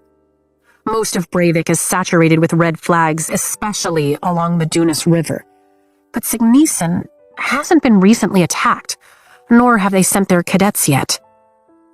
Breivik's capital, Zolia, fell months ago, but the kingdom's seat of power, Suniva, still stands in the province's north. I can't help but wonder where Queen Mariah's summer house and her library are, and hope they're at least well protected. Cordon's still safe, I whisper to Kat. For how long at this rate? Her mouth purses, but I don't take it personally. My sister is stationed in Erasia. Hers is beyond the wards. As you can see, Devera says, quieting the room, there is a defined, supported assault happening along the wards, centered at the Samara outpost. We believe it's simply because it's the straightest path that leads to here, the hatching grounds. I lift my eyebrows. It's not like her to give us the answers. Our knowledge of the Venin up until this point has been somewhat impeded, Devera admits. That is an understatement, Riddick mumbles under his breath. And I'm sure some of you have been frustrated at the lack of instruction for the last couple of weeks. If you reach beneath your seats, you'll discover why we've been waiting.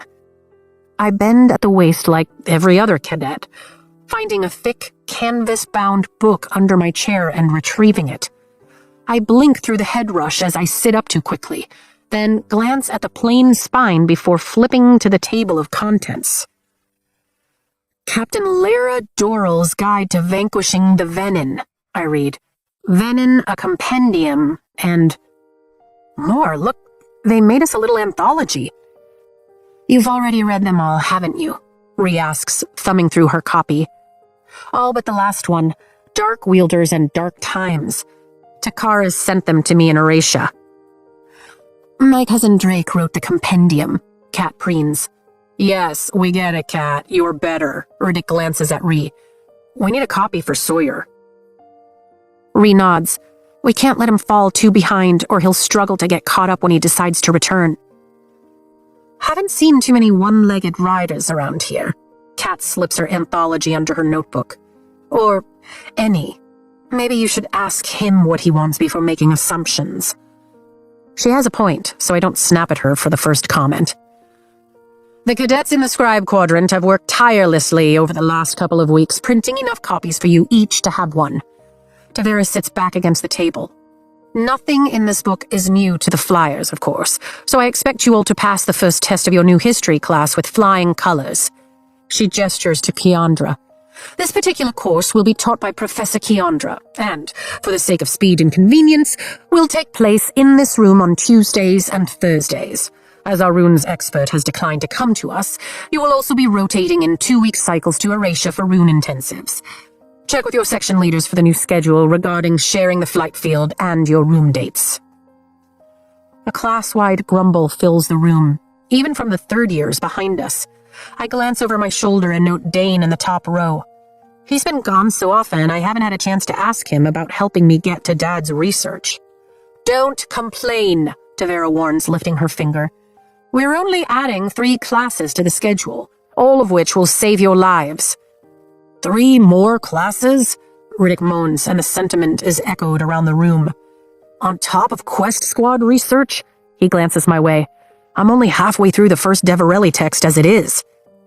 A smile pulls at my mouth that he's jumped in with both feet, regardless of knowing there's absolutely no chance of him going. I mean it. Whiners don't wear black, Professor Devera snaps. Read the book and live. Don't, and die. She sighs, then squares her shoulders and looks around the room. I do, however, regret to inform you that a crucial piece of information surfaced during printing, and therefore is not included.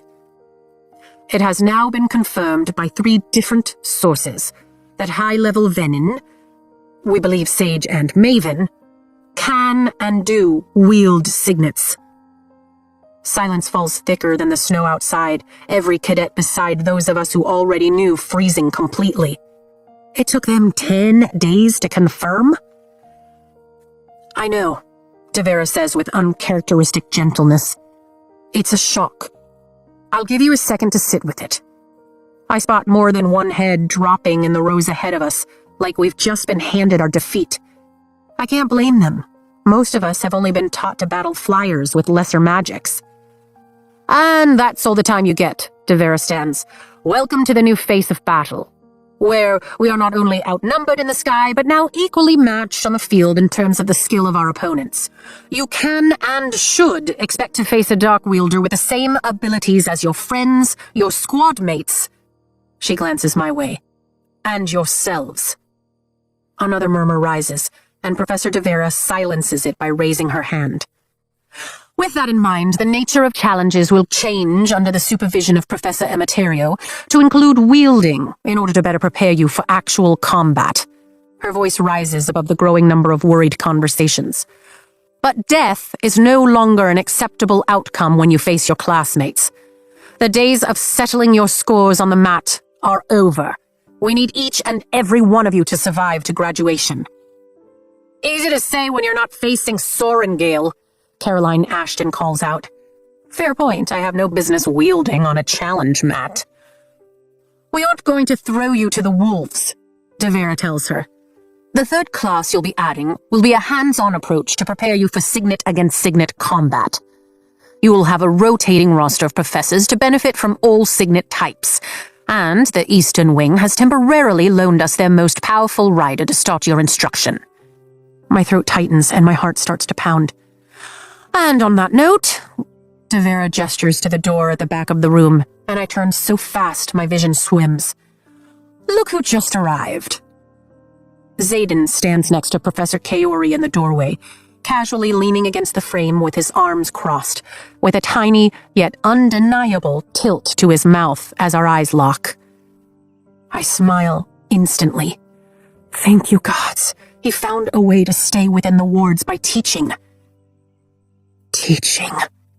Oh, shit. Article 8, Section 1 of the Bezgaya Code of Conduct. My face falls, and Zayden tilts his head as shadows brush against my shields. What's wrong? He asks when I let him in. Everyone, welcome our newest member of your leadership team, Professor Ryerson, Devera announces. My ribs strain, as if they can hold my heart together if they just squeeze tight enough. I think our relationship just ended. An excerpt from Tactics Part 2, a personal memoir by Lieutenant Lyron Panchek. Though flyers only wield lesser magics, in my vast experience with the Northern Wing, they are formidable opponents in both mind work and hand-to-hand. Take heed, younger riders. Do not unseat against them unless forced to do so. Chapter 14. Absolutely not, Zayden responds before Kaori leads him away. But there's a slight roaring in my ears as Devera goes over the changes to our academic schedule and how we'll be paired for Zayden's new class, which she labels Signet Sparring. We're dismissed a few minutes later. I'm fine. This is fine. I'll think about it later. For now, I stay focused on the goal directly in front of me, who happens to be halfway down the hall by the time I file out of battle brief with the rest of my squad. You don't look happy, Ree notices, shooting me a sideways glance.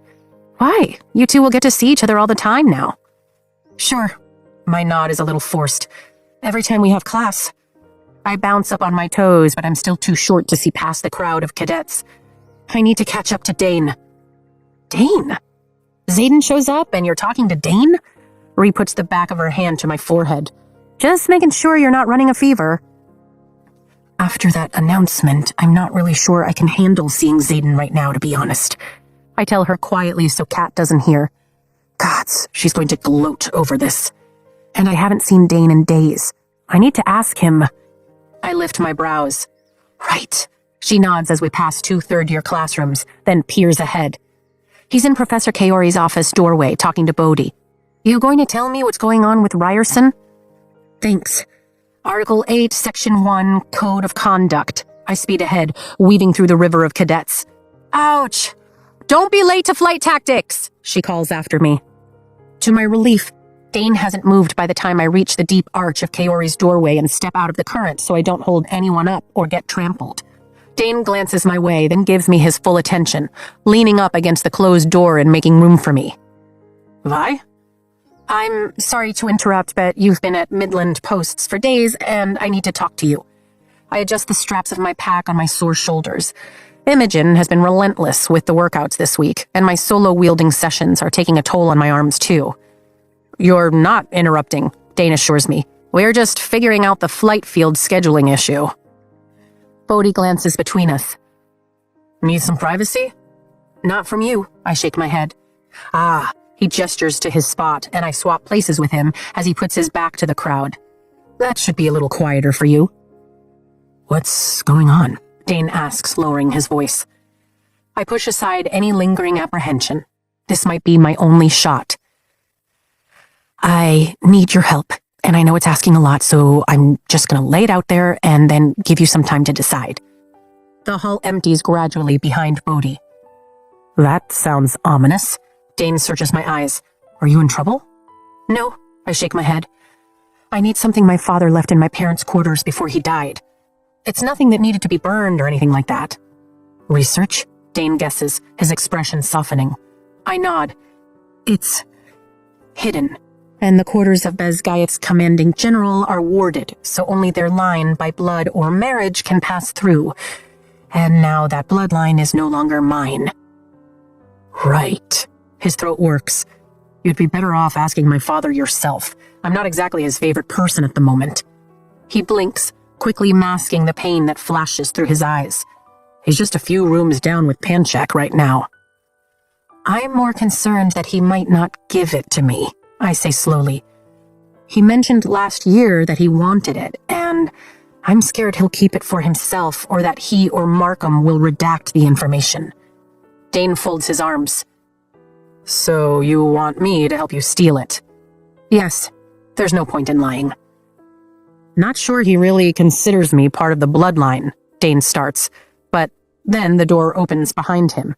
Well, that didn't take you long, Kaori says with a laugh, then looks over his shoulder. I don't think they're here for me, he turns back to us. Make it quick, cadets. He has a meeting to attend in about 10 minutes. Now, if you'll excuse me. We part, and Professor Kaori heads into the empty hall. Professor Ryerson? Dane's tone isn't exactly respectful as Xaden fills the doorway. My pulse leaps and I drink in the sight of him, stubbled cheeks, full lips, and gorgeous eyes. There's no hint of red to be seen. Violet? Xaden ignores Dane and his cousin, his voice sliding over my skin like velvet. A word in private? Not a good idea. I shake my head slowly. I'm certain I've had worse ones. He holds out his hand. You're now a professor. Clutching the straps on my pack keeps me from reaching for him. I'm a cadet. And? Xaden glowers at me. Oh, shit. Dane says quietly. Article 8, Section 1 of the Code of Conduct. Wait, you two broke up? Bodhi's voice rises. Yes, I answer. No, Xaden says at the same time glaring at his cousin, then jerking his gaze to mine.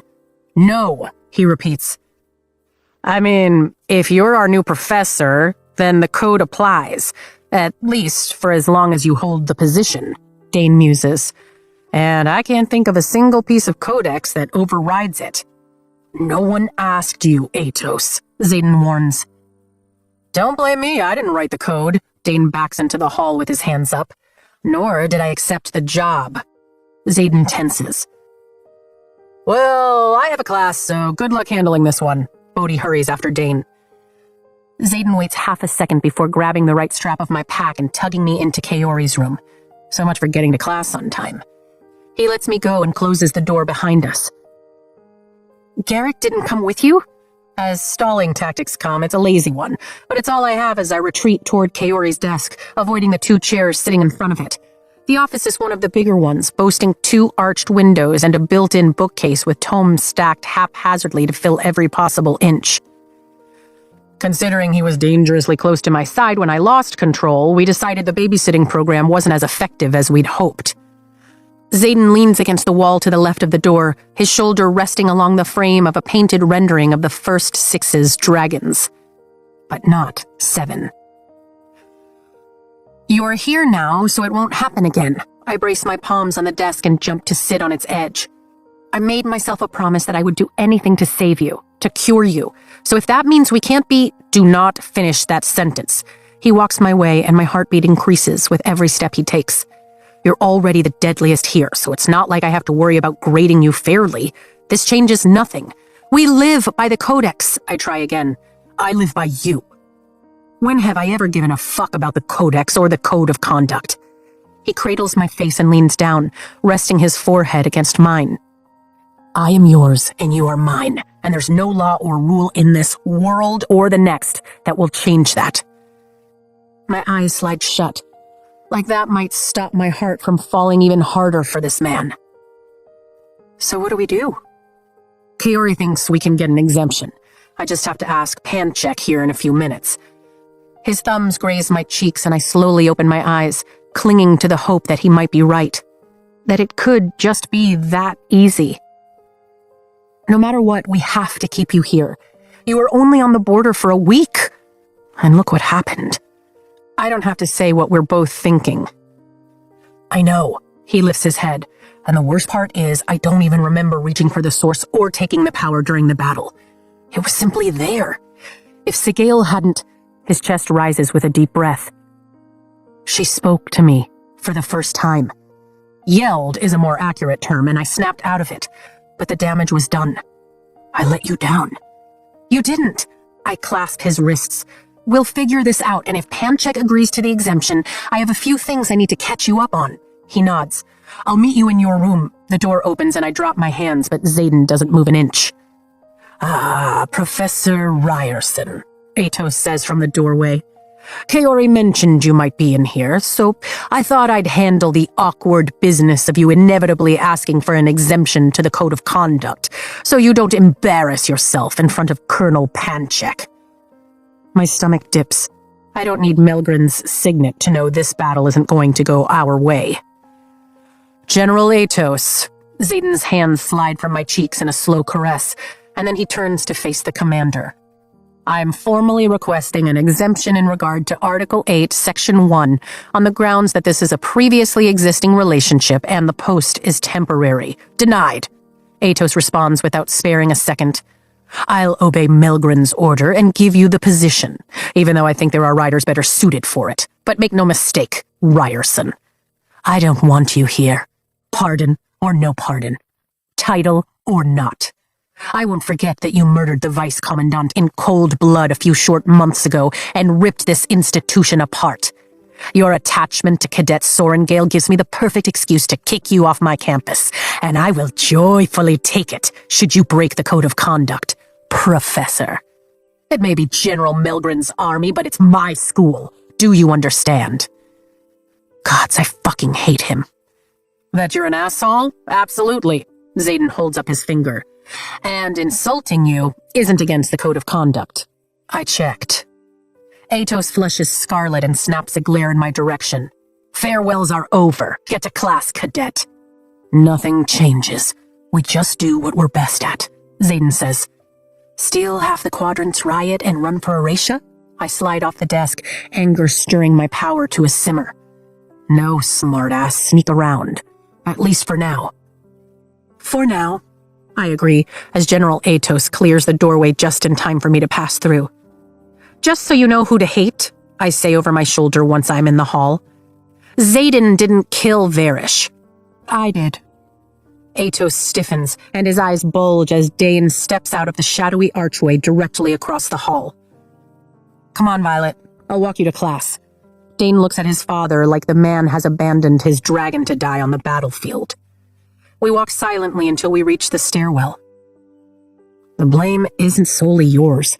You struck the final blow, but we both know I killed Varish, Dane says quietly as we descend to the 3rd floor. You could have told him. Maybe use the information to help you get that exemption. And how would that help you? Oh, I'm beyond help when it comes to my father. He huffs out a miserable laugh. And my father is clearly just beyond help in general. Dane, I whisper, hating that he looks like how I felt about my mother last year. He'll be in Caldeer next weekend. Dane nods as if making a choice. We'll get your father's research then. It feels like anything but a victory. The next Monday, I contemplate slamming my head against the 12-person table that fills what Mom had called the planning chamber on the 2nd floor of the administration building. It would probably be a better use of my time than listening to Captain Grady and Lieutenant... Shit, I've already forgotten his name. Argue about possible locations to search in front of the map of the continent that hangs between the 2 windows. My favorite part of the map? The hand-drawn, shapeless blobs that are supposed to represent the Isle Kingdoms to the south and east. It's taken me exactly 3 minutes of this meeting to decide that no one knows what the fuck we're doing. Jacinia has rolled her eyes twice from the left end of the table, where she sits with a stack of books, quill, and parchment, keeping record of the meeting and who's now officially been chosen for the mission. Please tell me you're almost here, I say to Zayden as the shadowy bond between us strengthens with proximity. Climbing the stairs, he replies. Northward is obviously the answer, Grady signs simultaneously as he speaks, just as everyone has since the beginning of the meeting, then scratches a beard that isn't as neatly trimmed as he usually keeps it. Yes, we should absolutely venture into undiscovered territory, Captain Anna Windshire mutters sarcastically in the seat to my right. She's a talkative infantry captain with strawberry blonde hair, quick brown eyes, and serrated blades strapped to both her shoulders. But other than the myriad of ribboned awards for valor sewn onto her uniform, I can't figure out why she's been chosen for the squad. In fact, I can't figure out why any of them have. There are at least 3 older riders I've just met for the first time sitting across from me, and the one I already know, Aura, is as far away as possible on the right side, closest to the map. But at least Halden isn't here, and he wasn't on the draft roster either, which is a relief. Maybe they've decided against a royal representative after all. Grady's still arguing with his team. North is... The door swings open at my left and Zayden steps in. Every head turns in his direction, but mine whips fastest. The last 4 days have felt like an eternity. Being close to him without having the kind of access I'm used to is frustrating as hell. I'm constantly aware of where he is when his shields are down, and even when they're up, I find myself looking around every corner in hopes there's something more to the shadows. With Zayden sleeping in the professor's quarters, turns out that sneaking around isn't just hard, it's impossible. There's a Novarian rider watching everywhere I go. The library, Ewan Faber has one convenient eye on the squad. The dormitory? Aura finds a sudden interest in late-night hall patrols. Going to visit Sawyer. Caroline Ashton and her minions trail along behind. This is a closed meeting, Lieutenant Forgot His Name says, drawing his dimpled chin back in indignation. I forgive you for failing to invite me, Zayden replies, sinking into the chair on my left. I bite back a smile. He might think he's changed, but that comment is undeniably him. We're not taking a separatist, the lieutenant starts to argue, his hands moving almost violently as he signs. You already are, I interrupt with a sweet smile. Jacinia tucks her chin into her robes, and I know she's muffling a laugh. We can waste time arguing, Xaden says, or we can just agree that Tarn isn't going anywhere without Sigale and move on. Quill scratches across parchment as Jacinia quickly takes notes, but there's a definite smirk on her mouth still. Captain Grady's jaw flexes, but I have to respect that it's his only outward display of annoyance. Anyone with a set of bars on their shoulders should have predicted this, but I'm curious to see how he'll handle it, considering how illogically our squad has been formed. Fine, he finally says. Cadet Neil Ward, please add his name to our roster. He glances down the table. Everyone here has been chosen for this mission because I trust them. Make your introductions if you haven't. He orders the others, then turns to look at the map. Captain Henson. The woman with tightly woven black braids to his right replies, nodding. Air wielder. Lieutenant Pugh. The next man narrows his pale blue eyes. Farsight. Lieutenant Foley. Ah, that's his name. Agrarian.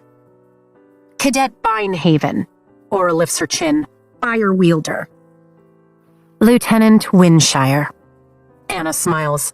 Infantry liaison. Lieutenant Ryerson. Xaden replies. It's like he pulled a list of the most common signets and started choosing names. And there are no flyers or oration riders. I fiddle with my pen. Doesn't exactly speak to the spirit of alliance. Why no shield signets? Xaden asks. Clearly, we'll be out beyond the wards. Unless you think there's an entire den hiding within Navarre's borders that the Empyrean doesn't know about? You were able to hide one, Foley snaps. Thinking the Empyrean wasn't aware for 6 years tells me all I need to know about where your and your dragon's priorities are. Xaden shrugs. Stop, Grady orders. And I've asked General Tynery for a particular shield wielder, just waiting on a response. Xaden's brow knits for a millisecond, just long enough to let me know he's digging around people's intentions. You could just ask me. Mira Sorengale is the only rider proven beyond the wards, and she's stationed in Eratia. I grip the pen. Mira had been my first choice in this mission to begin with. If they'd asked me. Which is the Southern Wing and clearly under the command of General Tynery. Pugh glowers at Xaden. Except for Tyrandor, Xaden replies, which, as of the Second Eratia Accord, now falls to the reigning house. He cocks his head to the side. Well, really Ulysses and Killen, but they answer to me. Quill rasping against parchment is the only sound as some jaws are picked up off the floor and others lock. I sit back in my chair and fight the urge to smile. Have to say, the casual flex of power is pretty hot. Don't, he warns. I'm barely keeping my hands to myself as it is. If you knew how often I think about sneaking into your room. My pulse quickens. Is this what I can expect, Lieutenant Ryerson? Grady asks, color rising in his neck. You pulling title into military matters? There's a reason aristocrats don't wear black. Happens more often than you think, I mutter, signing it discreetly to my friend. Jacinia lifts the quill and doesn't record my smart-ass remark, but she definitely fights off a laugh. Depends on how those matters are handled, Xaden threatens, his hand motions sharpening as he signs, and his tone slipping into that dangerous calm that makes the lieutenants across from us shift in their seats, and my gaze flicker his way. The hair rises on the back of my neck. There's a flash of something, cold in his eyes, but it's gone with a single blink. Huh. You and I are going to have problems, Captain Grady warns. Probably, Xaden nods. Grady breathes deeply as the flush creeps to his jawline. As we were saying, we've been given 6 months to find the 7th breed. The Scenarium has ordered that we report back between searching potential sites to keep them informed. What a fucking waste of time, Xaden says, which means selecting our first search areas with an easy flight, Grady continues. Just wait, it gets better. I pick up my pen and roll it between my forefingers and thumb to keep myself busy. I miss your hands. Same. He keeps his eyes on the map, but a band of shadow curls up my leg beneath the table and wraps around my upper thigh. And your mouth? Especially if that's all I'm allowing myself. It's on the tip of my mental tongue to tell him he doesn't have to limit himself, but I'm sure drawing more power from the Earth on his last mission isn't exactly evoking confidence in his self-control. And I have chosen to begin along the northward coastline, Captain Grady finishes. Zayden's brows hit the ceiling. Told you it got better. Captain Henson drums her fingers on the table. Why? Grady clears his throat. Basing our operation at the coastline gives us access to magic. Plus, the Emerald Sea is largely unexplored. Because sailors don't return from the deepest waters, Henson retorts and looks my way. Where would your dragon like to search? Cadet Sorengale isn't in charge, Aura interrupts. You're only here because I chose not to kill you for going after my wing leader, I reply. This is a mistake. The only people I trust in this room are you and Jacinia, and she's reporting the missions after we return, not going on them. Agreed. Shadows swirl along the base of the wall. Mira should add some balance, but not enough. The last known communication we have with any Isle Kingdom is Deverelli, I say into the awkward silence. From what I've read, the Merchant Isle trades in more than goods. If there's information to be had there, we can buy it for the right price. We should search all possible avenues, not just the north. Jacinia subtly nods as she records what I've suggested. Everyone across from us starts speaking at once. They'll kill us if we go there. Splitting our forces weakens the squad. Dragon haters, all of them. If the dragons were on the Isles, one of them would have bragged. Or used them in an assault, I mutter mentally. What do you know? Zayden asks, and the band of shadow strokes my inner thigh. Fuck, it's hard to think when he does that. Records of the Second Crovelin Uprising have been ripped out of General Cadeo's journal, and Jacinia thinks an officer hinted that an Isle Kingdom was involved hundreds of years after we severed contact. General Atos asked me about my father's research on the subject last year. Feathertails. Zayden's jaw ticks. I vaguely remember him mentioning something about it on our way to the flight field. Exactly. Dragons mentioned with isles tells me we should look south. I watch the others descend into shouting, their hands flying as they sign, and Aura is the shrillest of them all. Pretty bold coming from a cadet. I don't know the contents of Dad's research, but I do remember him suddenly going secretive with it about 6 months before he died. If he'd wanted Atos or Markham to have it, he would have left the information in his archives office. As opposed to, he glances my way as the shouting only grows. It's in their quarters. I wince. General Atos's quarters. Don't worry, Dane's agreed to help me find it. Zayden cracks his neck. Don't worry and Dane do not belong in the same sentence. Silence! Grady shouts, his complexion fully ruddy. Aside from already provided logic, Deverelli requires too high a price for an audience. South is not an option, he says to me, then turns toward Captain Henson.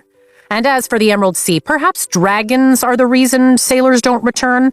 Until further notice, assume we will fly northward in the next month. Prepare your supplies. This meeting is adjourned. Fuck. Every bone in my body says to fly south. Stay, Zayden says. I'd kill for 30 seconds with you. Absolutely. A freaking hug sounds great. Zayden and I hang behind as everyone files out, even Jacinia. But Aura Binehaven waits at the door like a nursemaid, her brow arched as I gather my things. Yes, Aura? I ask as I close my pack. Just waiting to escort you back to the quadrant. She looks pointedly at Zayden. Wouldn't want you getting in trouble or doing something I'd have to report to General Atos, seeing as Grady chose me as your companion and all. More like a fucking chaperone. Do you mean Panchek? She shakes her head. Atos made it clear to the wing leaders that the code of conduct is to be followed to the letter. Her eyes narrow. Naturally, we've passed that order down through the chain of command. Turns out there are lots of us happy to make your life as miserable as possible. Great. I force a smile, and the shadow slips from my thigh as I walk past Zayden, keeping even my eyes to myself so she doesn't have anything to report. We'll get time, he promises. You're safe here. That's all that matters. At least until we go northward. An excerpt from Griffins of Poromil, A Study in Combat, by Major Garion Savoy. Some combat signets are fearsome, but any rider can be brought low by two things: lack of a shield or a group effort. Never give the enemy the advantage of surrounding you. Chapter 15.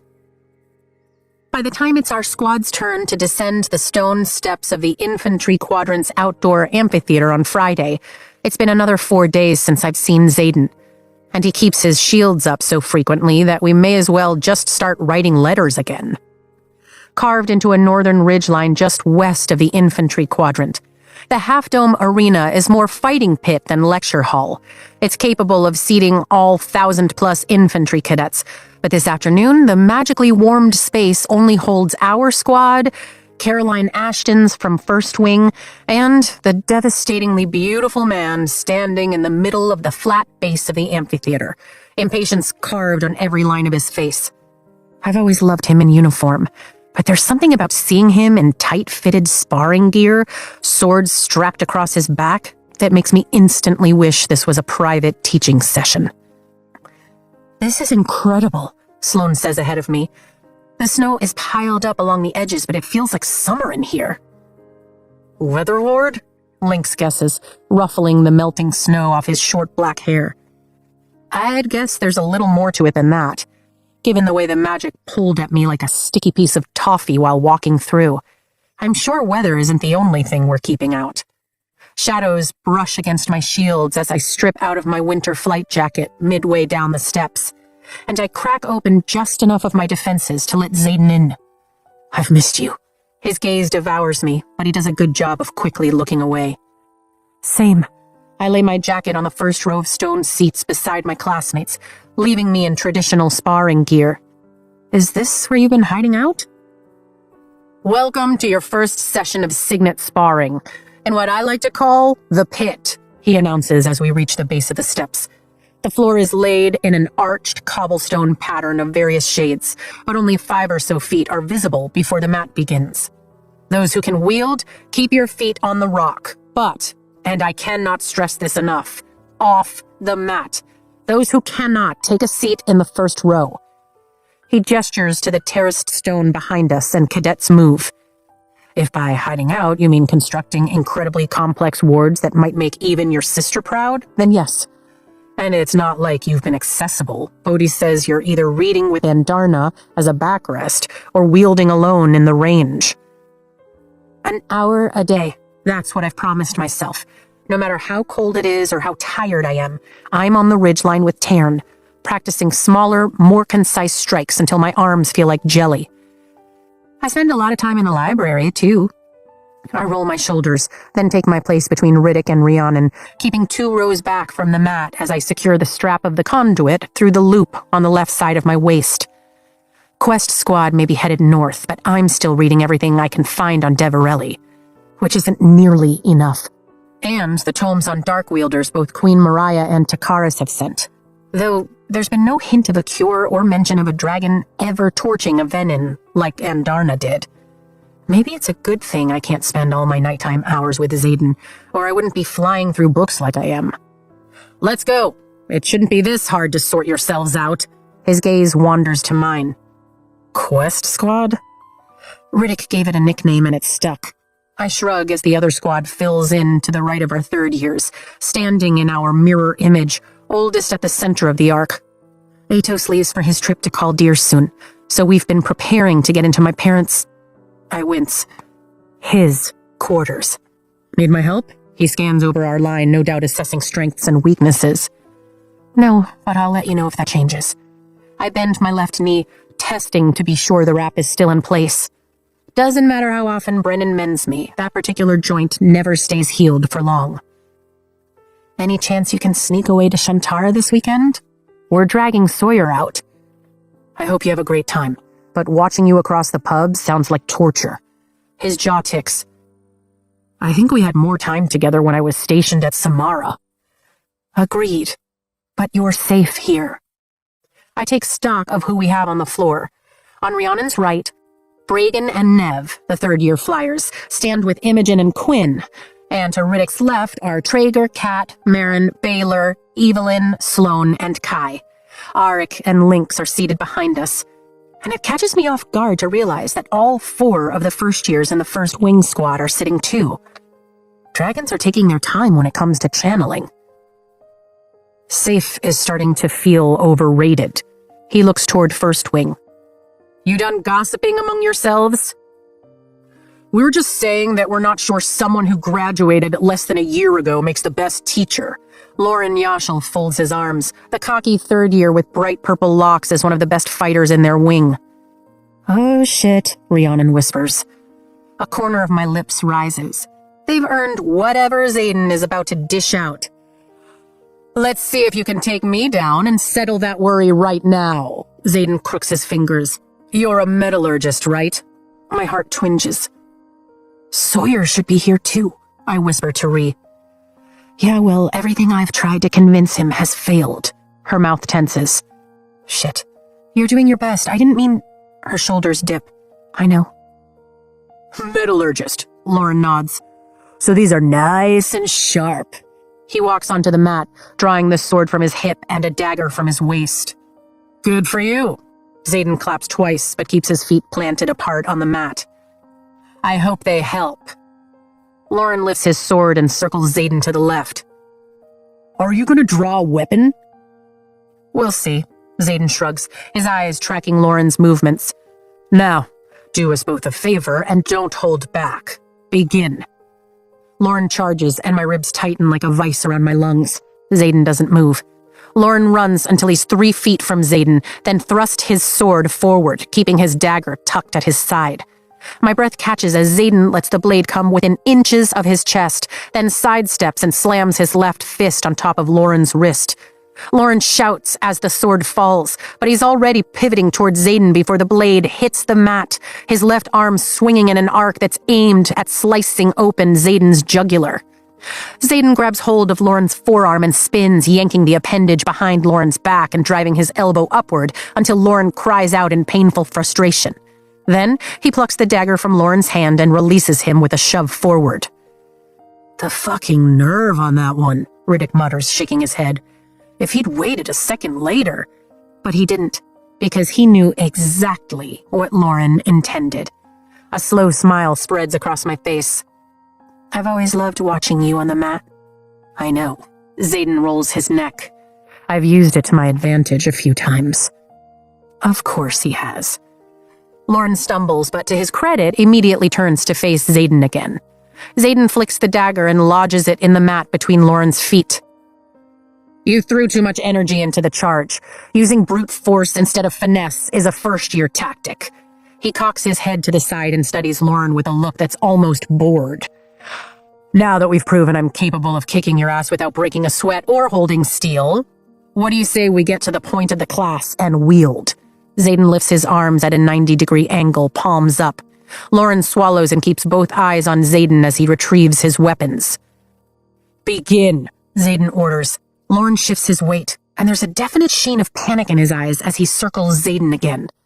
To my utter consternation, the man I love doesn't even look as Lauren creeps around his back. No. Instead of following his opponent's moves, Xaden looks my way and fucking winks as Lauren attacks from behind, the sword transforming, lengthening as he strikes. In fact, he holds my gaze unflinchingly until Lauren raises his blade a few feet from his neck. Then, Xaden glances down at his left where the blade's shadow stretches past his boot, elongated by the afternoon sun, and lifts a single finger. The shadow rushes back on Lauren and within a heartbeat wraps around his throat and arm. Xaden steps to the side as Lauren falls to his knees in the very space Xaden had stood, and the sword falls too, abandoned as Lauren grabs for the shadows tightening around his throat. His face blotches, and the other squad starts to shift uncomfortably before Xaden drops his hands. The shadow falls back into position, and Lauren gasps for air. I'm either completely in love with your boyfriend or utterly terrified of him, Riddick says under his breath. Not sure at the moment. Both, Kat answers from his left. You can be both. Trust me. You shouldn't be either, Traeger mutters. Riddick glances my way and rolls his eyes. I bite back my smile. I'm never scared of him. Xaden's eyes find mine and my pulse skips. And he's not my boyfriend. Reese snorts and Riddick offers me a sarcastic thumbs up. Agreed, Xaden says. That's far too casual a term for what we are. His gaze drops to Lauren, who's still heaving for breath on the mat. Get up. Lauren staggers to his feet and runs his hand over the purple bruise forming on his throat. I have 2 swords and 4 daggers strapped to me, Xaden tells him. And you didn't think to heat them, twist them, manipulate them in any way? I used my sword, Lauren starts. Foolish choice. Get back to your squad. Xaden dismisses him, and Lauren retrieves his weapons before retreating. I'm sure you all noticed the weather ward we have in place to keep you nice and comfortable for these first few lessons. But what you don't see is that the area of the mat has been protected by the best ward weavers in Navarre. He flares his hands, and shadows run from his feet, expanding in every direction in a cloud of darkness that flies toward us, only to slam against an invisible barrier and flow upward. They withdraw with unnerving speed, clearing the air in front of us in a matter of heartbeats. With only a couple of exceptions, he glances my way, whatever you wield will stay between the opponents on the mat. And I'm assured your signets will not leave the amphitheater or endanger the campus. So when I tell you not to hold back, I mean it, because the venin won't. Next. One by one, he sets just about everyone on their ass. They put a fire wielder against him, and he dodges the flame, her own shadows taking her out at the knees with a flick of his wrist. Quinn steps up and creates 2 versions of herself. And when shadows tug her feet from under her, the real Quinn falls and the projection dissipates. Rhiannon has her own blade plucked from her grasp and lifted to her throat by a wisp of shadow. Caroline barely gets her hands up before Xaden knocks her backward with a stream of shadow that propels her across the mat and forces her onto the stone. Nev steps onto the mat gripping her daggers and uses lesser magic to levitate them. Now that's fun, Xaden says with a grin as they race toward him, only to be grasped by shadow and returned with their tips poised to strike above her collarbones. She puts up her hands, and the shadows fall, dropping the blades to the mat. Point made? Xaden asks as Nev retrieves her blades and steps back into line. I never need to draw a sword because I am the weapon. I'm just good with blades for the fun of it. No, Lauren says, his voice still hoarse. You handing everyone their ass on the mat isn't anything new from last year. Correct, Xaden lifts a scarred brow. Up until now, when we spar or challenge, our priority has been to beat our opponent at all costs. That means we train in private, we find an edge, a corner of his mouth lifts, like poisoning our opponent. He slides his hand into his pockets. And we keep our tactics secret because we need that edge on the mat. The difference between my position as cadet last year, even as a wing leader, and now is that as your teacher, I want to give you my edge. I want you to learn, not just from me, but from one another. I'll help expose the weaknesses in your signet, so that when you come up against a dark wielder with such a power, you will have already practiced how to defeat them. Each of you has something to learn, and I'm here to keep you safe while you do it.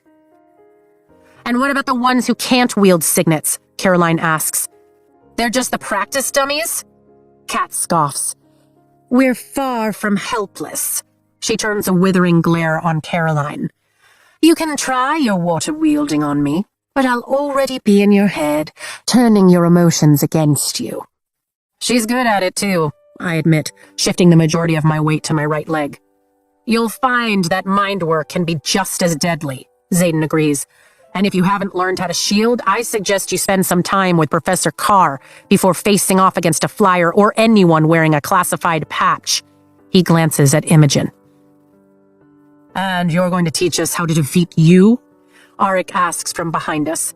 A corner of Xaden's mouth slowly curves upward. I can teach you to try, but there's only one person capable of taking me down one day. And it isn't you, Grey Castle. My cheeks heat as heads swing my way. Let's get back to it while you have some relative privacy. As of next week, the infantry cadets will be sitting in, so they stand half a chance on the battlefield. Xaden scans the line. Gamlin, you're next. Riddick ends up caged by a set of icicles of his own making. Sloane retreats from the arena with her hands tied in shadow behind her back, after not even trying. I glance at her rebellion relic and wonder if she's hiding a second signet too. Neither Cat nor Marin get close before they're off the mat and sent stumbling in our direction. But Cat is the only one of the pair who looks momentarily devastated at having failed. "You're going to get over him at some point, right?" Traeger mutters as Cat falls back in line. "Seems like a waste of time to chase someone who doesn't want you, when there are plenty of people who do." Cat's gaze snaps in his direction and I lift my brows. "Go Traeger." And then Xaden lifts his brow at me. "No exceptions, Sorengale." "Now this is what I've been waiting to see." Caroline bounces on her toes like a child. "Do me a favor," I say to Xaden, unfastening the conduit's leather strap at my hip and hooking it over my wrist so the orb fits comfortably in my palm. Then I take 3 steps forward onto the mat and open the door to Tairn's power with a hell of a smirk. "Don't let me hurt you." Posted Bulletin, Village of Shantara, transcribed by Percival Fitzgibbons. It is hereby suggested strongly that neither bonded dragon nor griffin shall be allowed to land or hunt in a 1-mile vicinity of the village of Shantara in order to sustain the endeavors of our sheep herders through this surge of demand. Chapter 16. Arrogant, are we? His flash of an undeniable smile is there and gone before I can fully succumb to its knee-wobbling effect. Let's see how you do in the dark. Shadows fill the mat and devour every ounce of sunlight, leaving me in complete and total darkness in every direction I look. Challenge accepted. This is playing dirty. I lift the conduit to just above my shoulders and release a steady flow of power from my left hand. The orb crackles, catching the tendrils of lightning as it imbues the alloy at its center and illuminating the area directly surrounding me. "You already have the upper hand," he replies, and a strand of shadow caresses my cheek, but doesn't take form any closer to the conduit. "I'm just leveling the playing field." I walk forward, catching a glimpse of him before he fades into darkness once more. "Strike," he orders. "And chance actually hitting you? I think not." My left arm heats, and I grit my teeth against the strain of sustaining the power flow. It's so much easier to strike than trickle. "Use our pathway to track me down." His lips brush the back of my neck, and a jolt of awareness races down my spine, but when I spin, he's already gone. That's cheating. I walk left, then forward, then turn around again, completely lost as to which direction I'm facing. "It's using every tool at your disposal," he points out. "Come on, Violence. Live up to the nickname. I could have killed you 12 times over by now because you're reluctant to strike. And I could kill you with a single non-hypothetical strike." I open my senses, but it's impossible to concentrate on our pathways while my body channels continuously. Fuck it. It's not like I can see through this anyway. Lowering my arm, I cut the flow of power from my fingertips and shadows rush over me, cooling my heated skin. I focus on our connection, on the bond, and obey the subtle, barely perceptible tug that comes from my right. Good. The bond strengthens when he talks, and I change direction slightly following the connection. I can wield from anything that casts a shadow, but no one knows the strongest threads are always my own. If you can sort through them, feel their difference, you'll be able to track where I am in the darkness. Is that really what you need me to learn? I run my hands through shadow, but it all feels the same. You have to learn the difference, for both our sakes. The bond surrounds me in the same instant that he wraps his arms around me from behind, and a stronger shadow, his, tilts my chin toward my shoulder and up. Only you. His mouth finds mine in the darkness and he kisses me long and slow, like we're the only people in the world, like our time is infinite, and there is nothing more important than hearing my next sigh. It's utterly decadent, thorough, and only makes me want more. My pulse leaps, racing faster with every stroke of his perfect tongue. "Strike," he demands, his fingers sliding down my stomach and slipping under my waistband. "Or someone might think I'm taking it easy on you." He nips my bottom lip.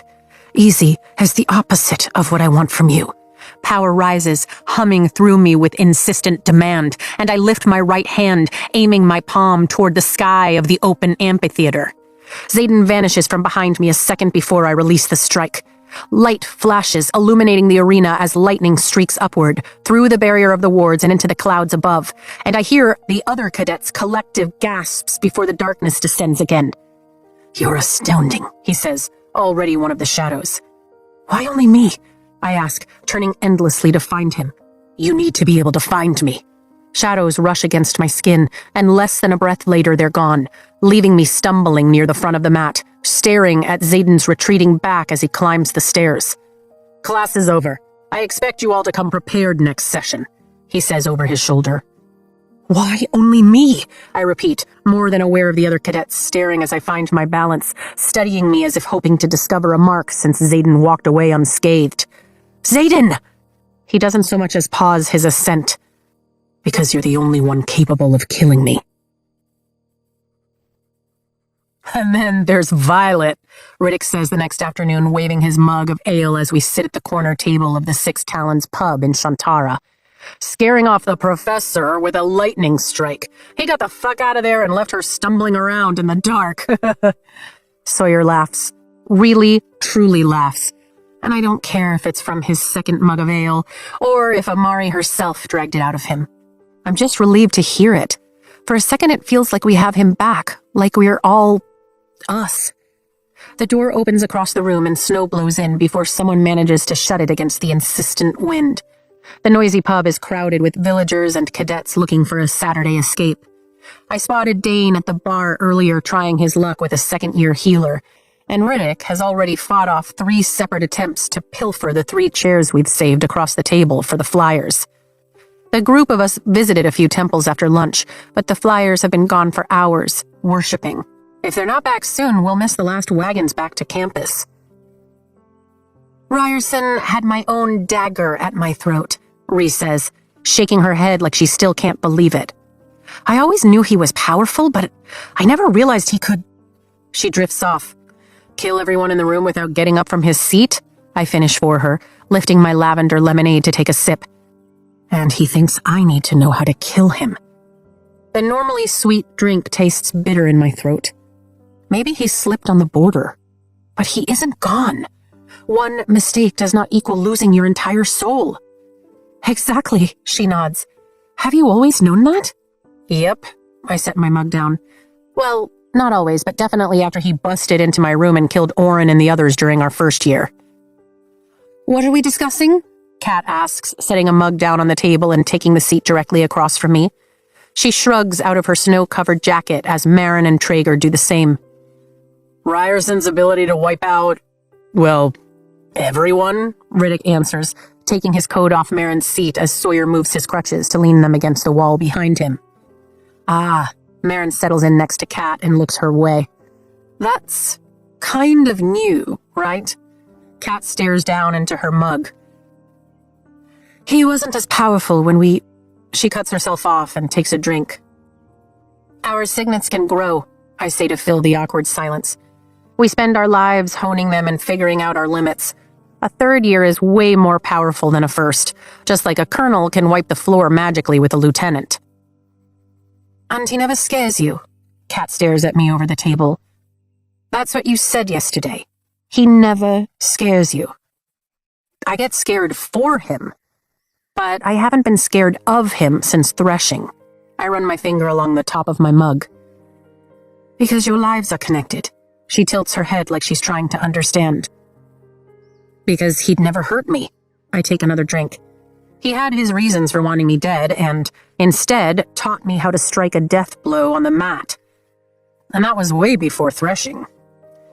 Speaking of signets, I'm starting to worry. Rhee quickly changes the subject.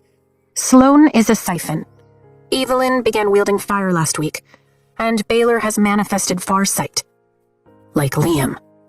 But Lynx and Auric haven't manifested yet, and the clock is ticking. Rhee finishes. What happens if they don't manifest on your timeline? Traeger asks. The magic builds up and we kind of explode. Riddick makes the correlating motion with his hands. But it's the end of January. We have months before it gets dangerous. Vi didn't manifest until, what, May? Riddick asks me. I blink, remembering the first time Xaden kissed me against the Foundation walls. It was actually December, I just didn't realize it. That doesn't comfort me, Rhee says, frowning over her mug. The last thing we need is Lynx or Auric exploding on us. My chest tightens.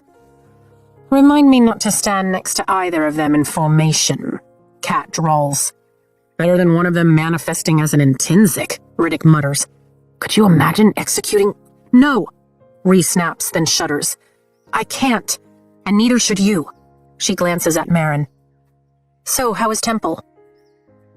Our offerings were received, Marin answers with an easy smile. I believe Amari will watch over my brothers in Erasia. I really can't thank your family enough for taking them in, Ree. Are you kidding me? Ree waves her off. My mother loves kids, and my dad is thrilled to have 2 little boys running around the house. I'm really sorry they couldn't stay here with you, though. Marin drops her gaze.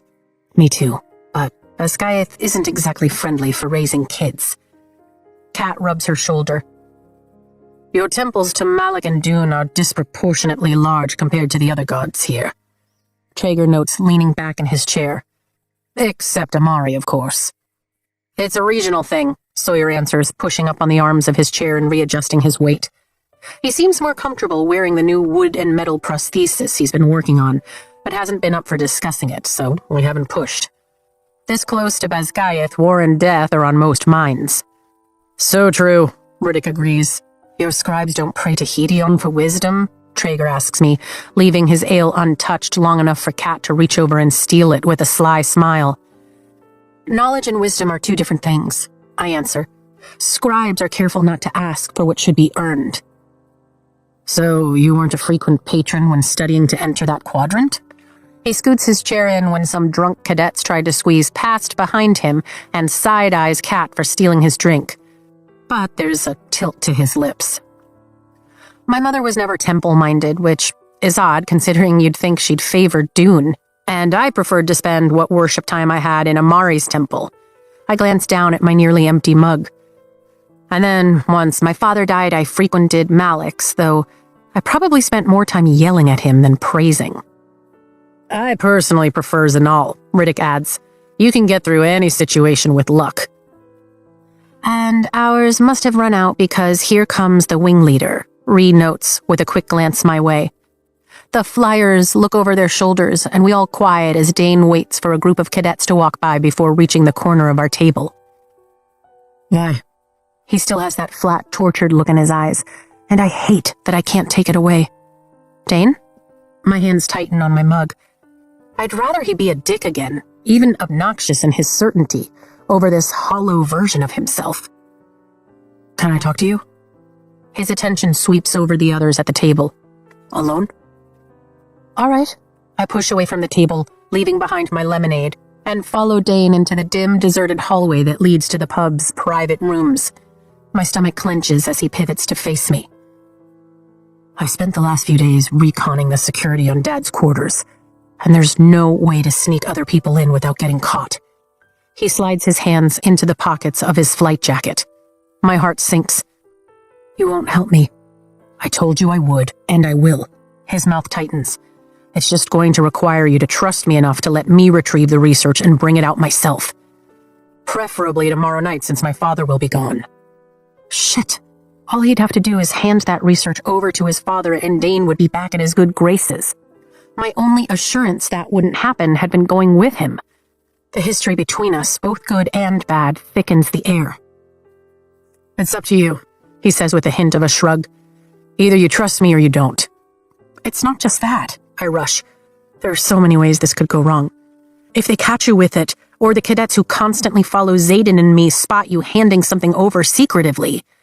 I've got that figured out. He interrupts like I've insulted him. What's your choice? I weigh the pros and cons in less than a heartbeat, then sigh. There's a secret compartment under my father's desk in the study. The latch is in the far back of the center drawer of my mother's. He nods. You'll have it by Monday morning.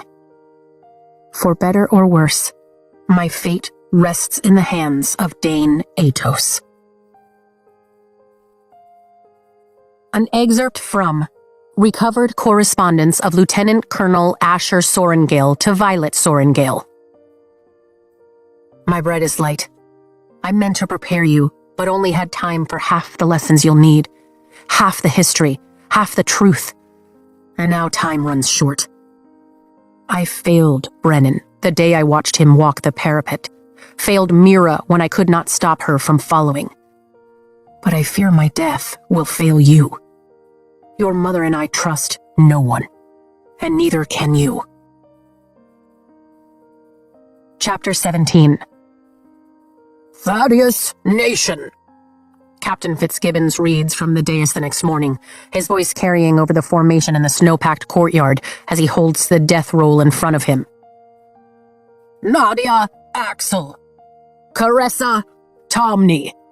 Hearing the names of every member in active service who has died the previous day takes longer than the typical quadrant death roll, but I appreciate the change.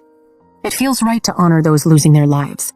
It also serves to remind me that though Major de Vera has called a moratorium on killing one another within our walls, there's an enemy just waiting to do so the second we leave.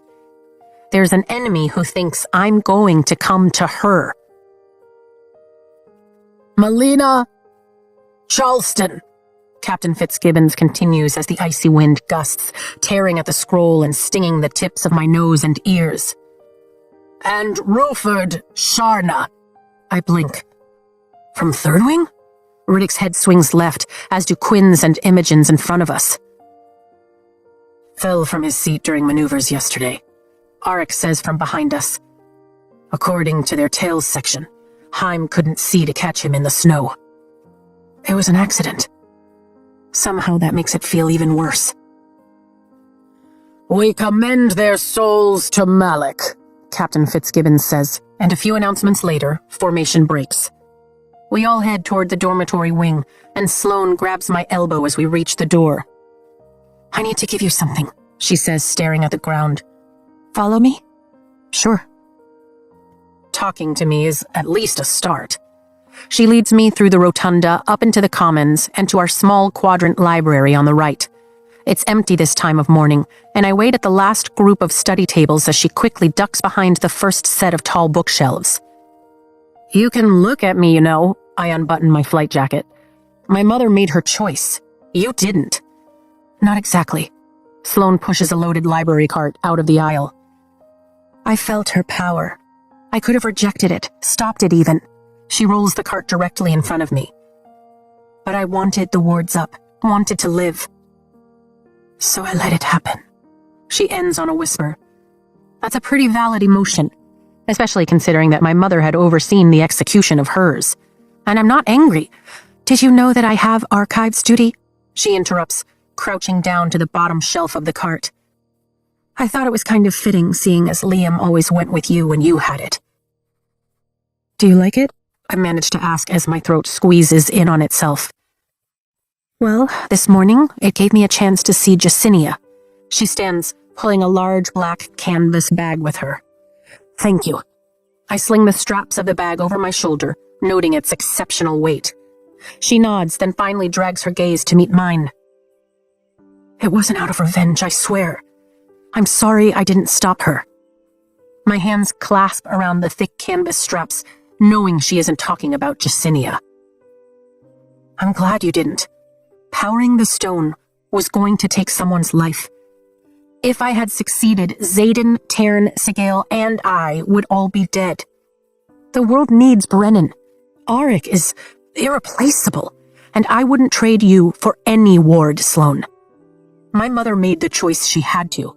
You were the tool, but she gave her own life.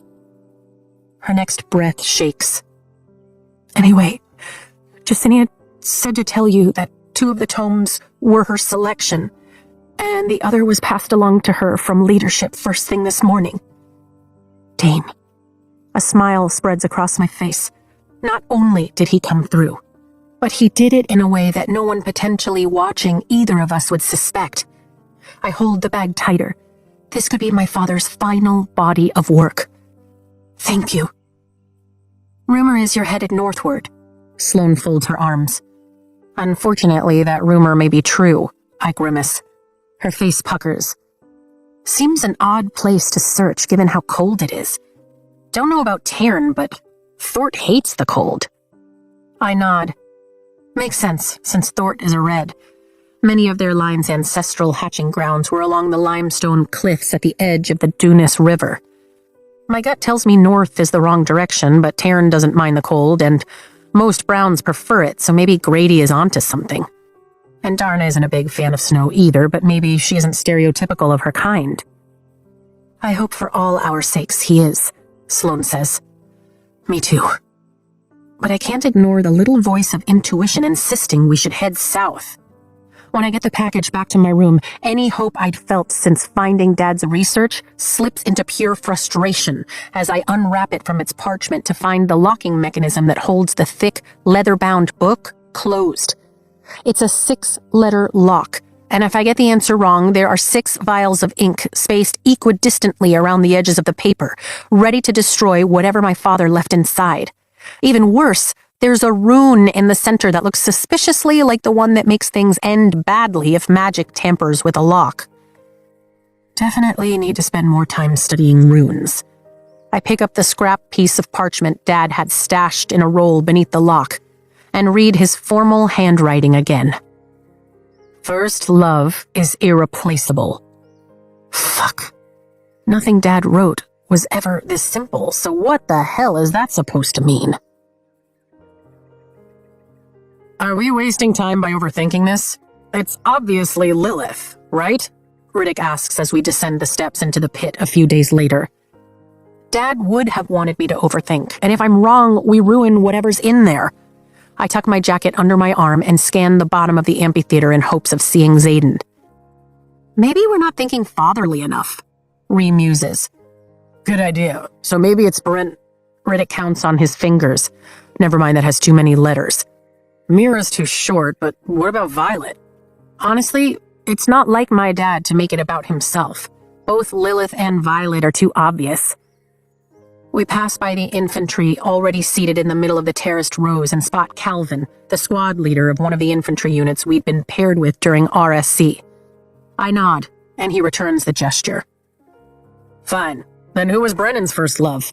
Riddick asks as we near the bottom of the steps. There's 9 years between us. It's not like he was filling me in on his romantic exploits. I pause as Riddick shuffles into his seat beside Marin. Though I do remember Mira saying he'd been in a relationship with a rider a year or two older than him. Guess that runs in the family. Riddick shucks his jacket. Are you guys still trying to figure out the password to open that damned book? Kat asks, leaning forward and earning a backward glance from the first years seated ahead of us. Obviously, or they wouldn't be talking about it, Traeger says, resting his elbows on the rise behind him and leaning back. Space much? Nev shoves his arm off the rise with her boot. What book? The one Violet's father left her that everyone seems to think might have some information about where Andana's kind went. Kat answers. I shoot her a look and she shrugs. What? No one on the squad is going to hand you over, and you obviously need some more opinions before you're comfortable enough to actually try and input a password. Fair point, but still. Fine. Who's Mira's first love? Ree asks, her gaze darting between Evelyn, Kai, and Baylor, who are seated as far apart as possible. I think, tilting my head and fastening the conduit's bracelet over the raw band of skin around my wrist. An hour of wielding a day is definitely helping me pull down more precise strikes, but my body is over it. I'm not sure she's ever really been in love. Or if she has, she's never said anything to me about it. You hadn't even seen Xaden when your dad met Malik. Riddick stares at me and sighs with complete exaggeration. Hello, who is your first love? Oh, that's not happening.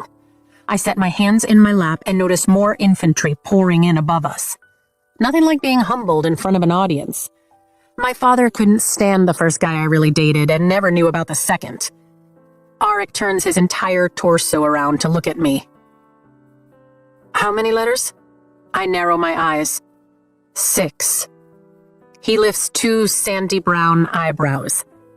I mean, it fits. Absolutely not. Heat stings my cheeks. Hold on. Riddick's head swings between the two of us. Is the first year entitled to information we don't have? Good afternoon. Xaden's voice fills the amphitheater as he strides in from a tunnel on the right, dressed in sparring gear that immediately has all my attention. Surprisingly, Garrick is at his side. Ooh, Imogen is going to love having class today. Ow! Riddick reaches for the back of his head. Riders, if you'll take your positions as you did last class, Zayden motions to the rings of cobblestone outside the mat.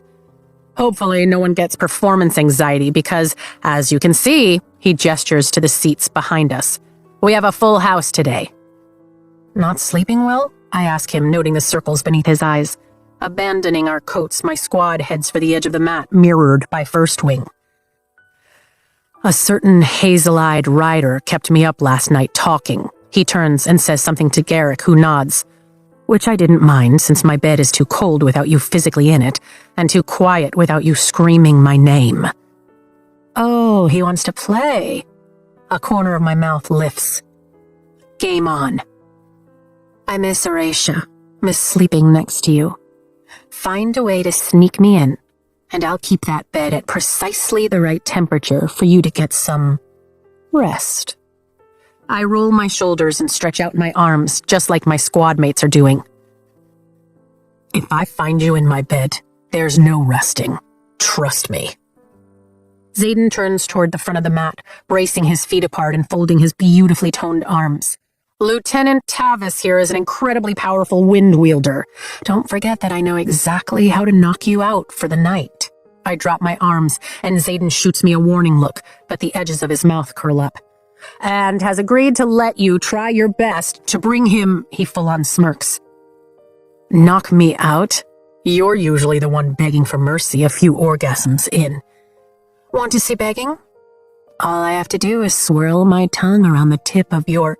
Zayden coughs like he swallowed a non-existent bug, and Garrick glances sideways at him. Down, he finally finishes. Lieutenant Tavis is willing to be your sparring dummy. He rolls his neck and chances a look in my direction. I simply smile. You started it. I'd give anything to be able to finish it. Zayden's fingers curl. You're going to be the death of me. So you keep saying. I try not to think about the other ways that statement can be interpreted. The fire wielder steps up first, and Garrick blows her own flame back at her. That's unnerving, Riddick mutters, and Imogen masks a smile to my right. We go as a team, Rhiannon says quietly by my side. They never said it had to be one-on-one. I nod. Good idea. Rhiannon relays orders quietly. The metallurgist, Lauren, learned from his last attempt, and within seconds, Garrick unclips the harness across his chest, and the scabbards fall from his back before he blasts Lauren to his ass with air. You ready to join in, second squad? Garrick asks, crooking his finger directly at Imogen. You don't want anything to do with these. She lifts her hands. Why don't you put them on me and we'll see? A corner of his mouth tilts, and a dimple pops in his cheek. Oh, gods, just stop flirting and fuck already, Riddick says. Every head slowly turns in his direction. I said that out loud, didn't I? He asks me in a hushed whisper. Oh yeah, you did, I reply, patting him on his back. Garrick's gonna blow you off the mat. Now that I might enjoy, depending on the method he chooses, Riddick winces. I'm going to stop talking now. You might want to keep the inside voices inside while we're up there, I agree, following Rhiannon, Kat, and Quinn onto the mat, hauling Riddick behind me when he hesitates. How exactly is this fair? Garrick asks. We're never alone on the battlefield, are we? I tilt my head to the side. His face tightens, obviously, getting my meaning. We fight as a squad, Rhiannon says from the center of our group, and Riddick moves to my left. Solid point. Zayden retreats to the back of the mat. Begin. Rhiannon lifts her hands beside me, and two of Garrick's daggers appear in them. Nice, Garrick admits with a slight smirk, then flicks his hands upward. Riddick steps forward simultaneously, throwing a wall of ice that's instantly battered by a gust of wind that rivals the tornado Taryn and I got caught up in. The edge of the ice chips at the assault, and chunks barrel my way. I spin toward our squad and tackle Ree to the ground as the ice flies overhead so near I can hear it whistle. Too close, Zayden bellows, and I look up to see him taking a step in Garrick's direction, rage etched in the hard lines of his face. Don't! I'm fine! I stagger to my feet as Quinn squeezes her eyes shut and turns her palm toward the sun. He nearly took off your fucking head. Zayden looks at Garrick in a way I've never seen, like his best friend has suddenly morphed into prey, and there's that cold edge in his eyes that prickles the hair at the back of my neck. My power rises in response, and I welcome it with open arms, savoring the quick rush of heat and the hum of energy in my veins. My head is still firmly attached. Through translucent ice, I see 2 quins appearing on Garrick's sides. Give me his blade. I pivot toward Rhi and hold out my right hand, which she promptly fills with Garrick's dagger. To my shock, Garrick stares at one quin, then the other, and then his head pivots between the 2 quickly, repeatedly.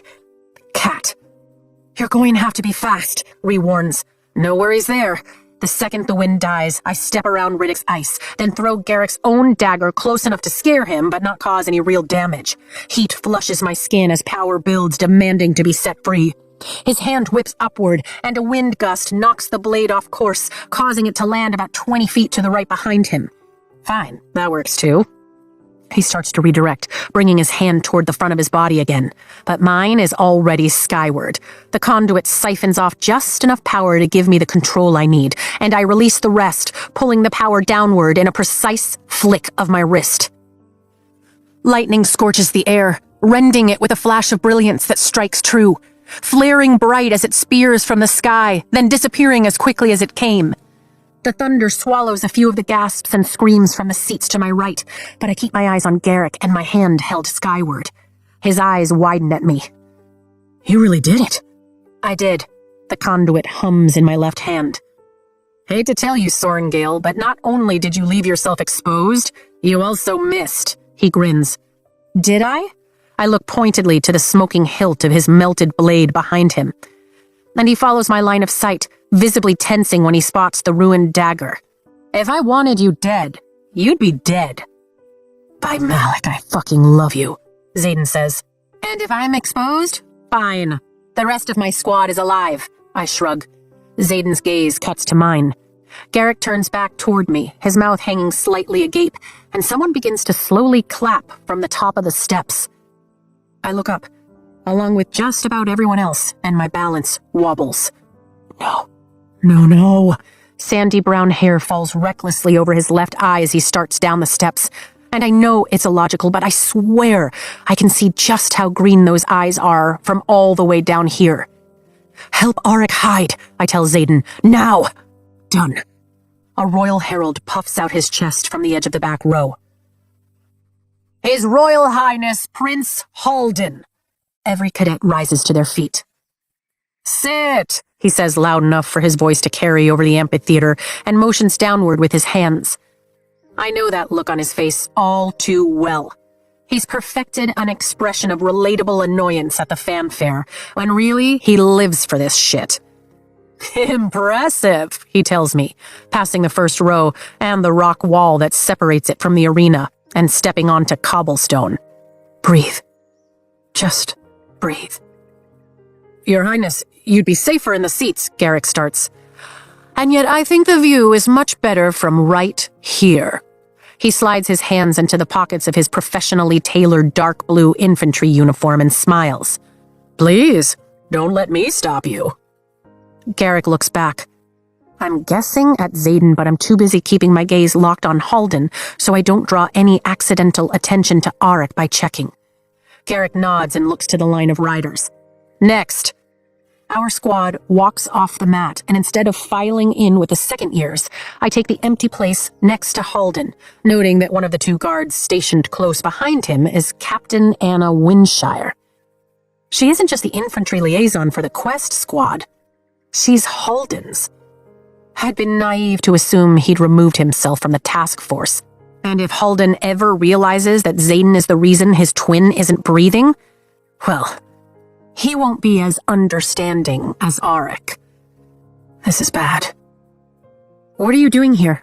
I ask, glancing over at him. He doesn't seem as tall as I remember. Definitely a couple of inches shorter than Auric. But he's just as strikingly beautiful as the last time I saw him. His high cheekbones, the mouth tilted in a permanent smirk, and the perfect proportion to his features are enough to turn heads. But his eyes are the real showstopper.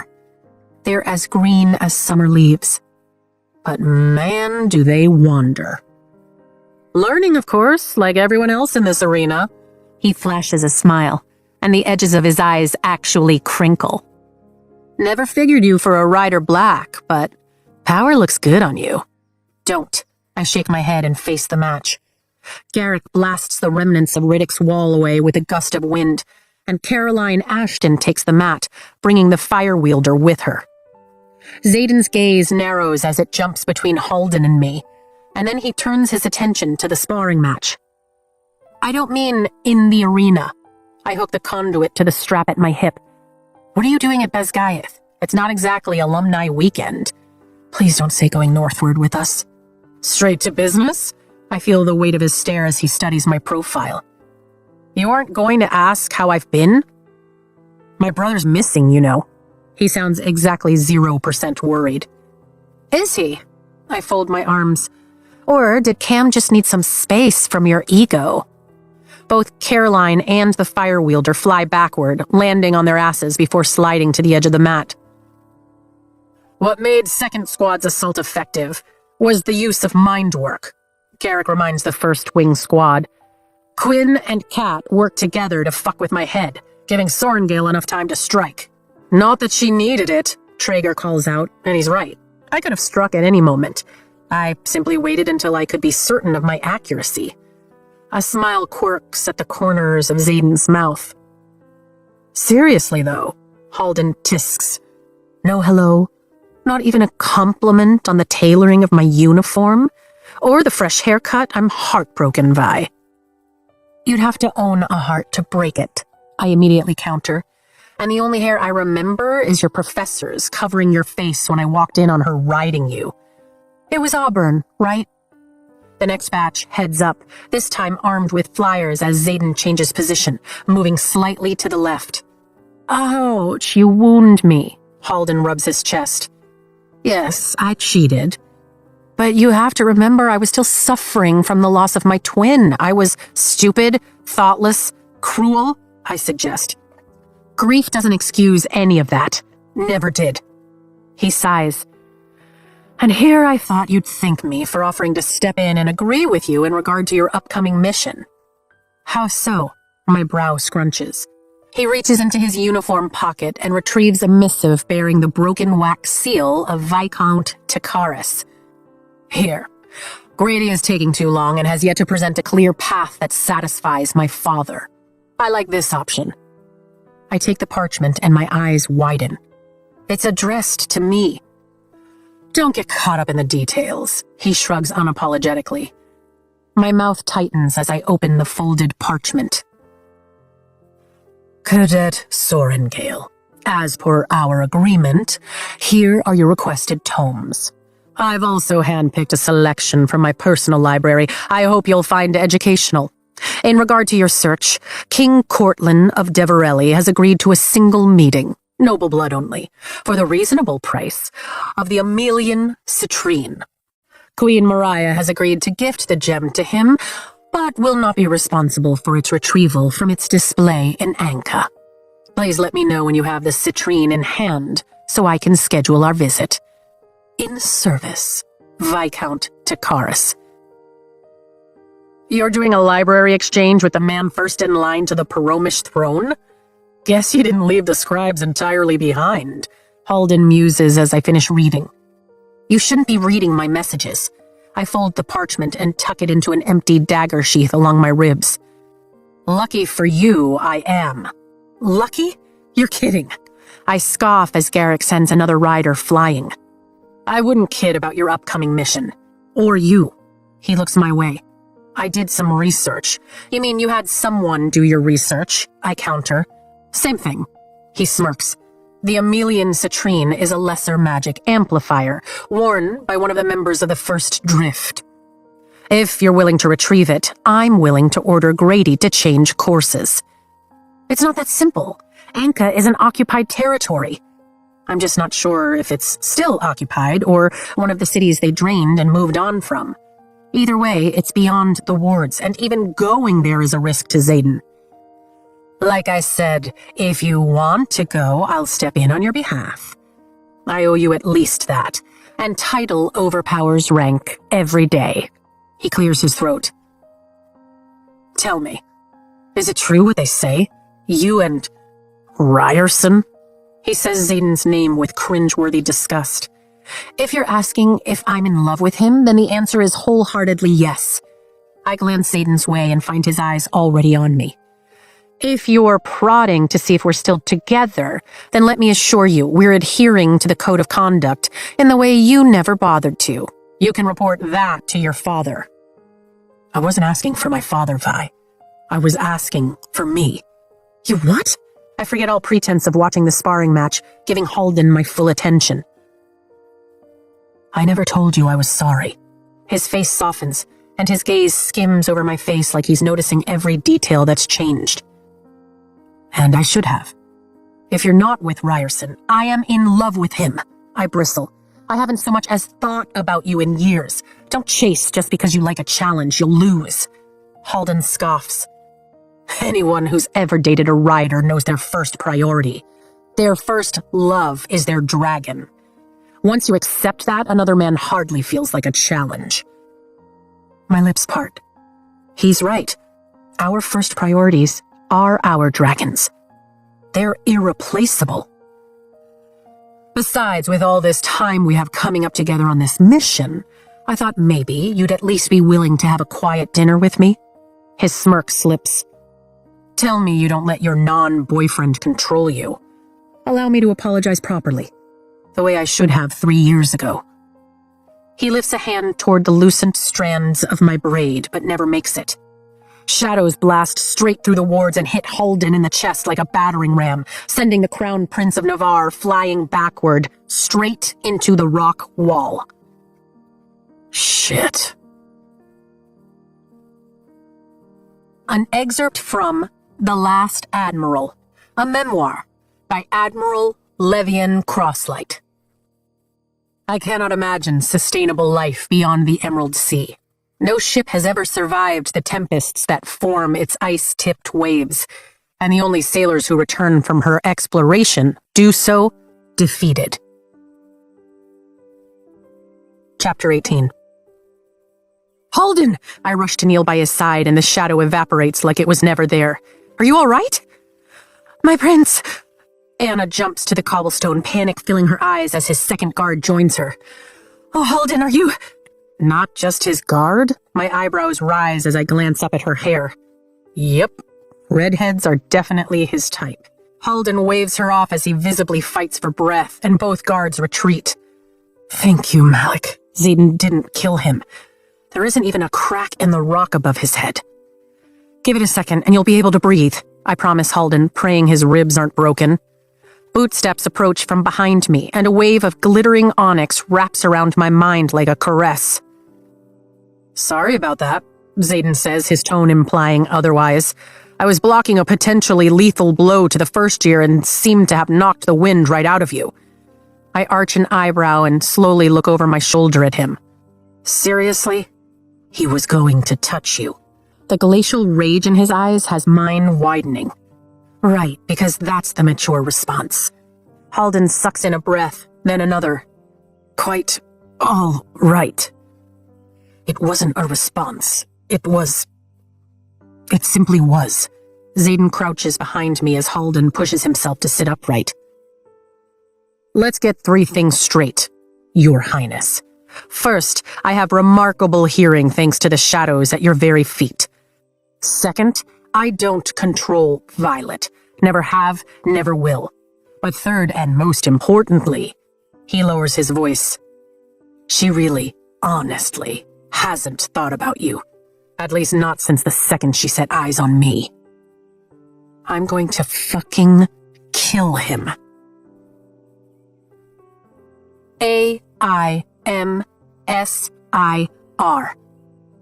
An hour later, I'm still seething as I sit with Rhee on my bed, turning the fingernail-sized bronze dials until each letter is visible in the book's locking mechanism. My finger hovers over the tiny lever that will either open the book or destroy it. I can't do it. We could talk about how your non-boyfriend threw your clearly ex-boyfriend into the wall instead, Rhee says. Or even chat about how you've never mentioned you were in a relationship with a prince. Never seemed important, I shrug.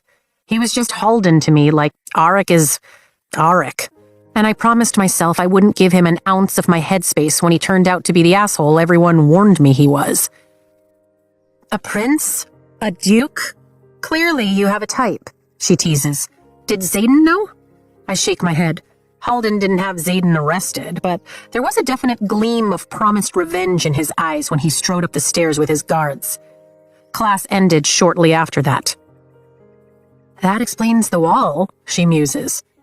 Xaden's complete and utter lack of control over his temper because he's Venin is what explains the wall.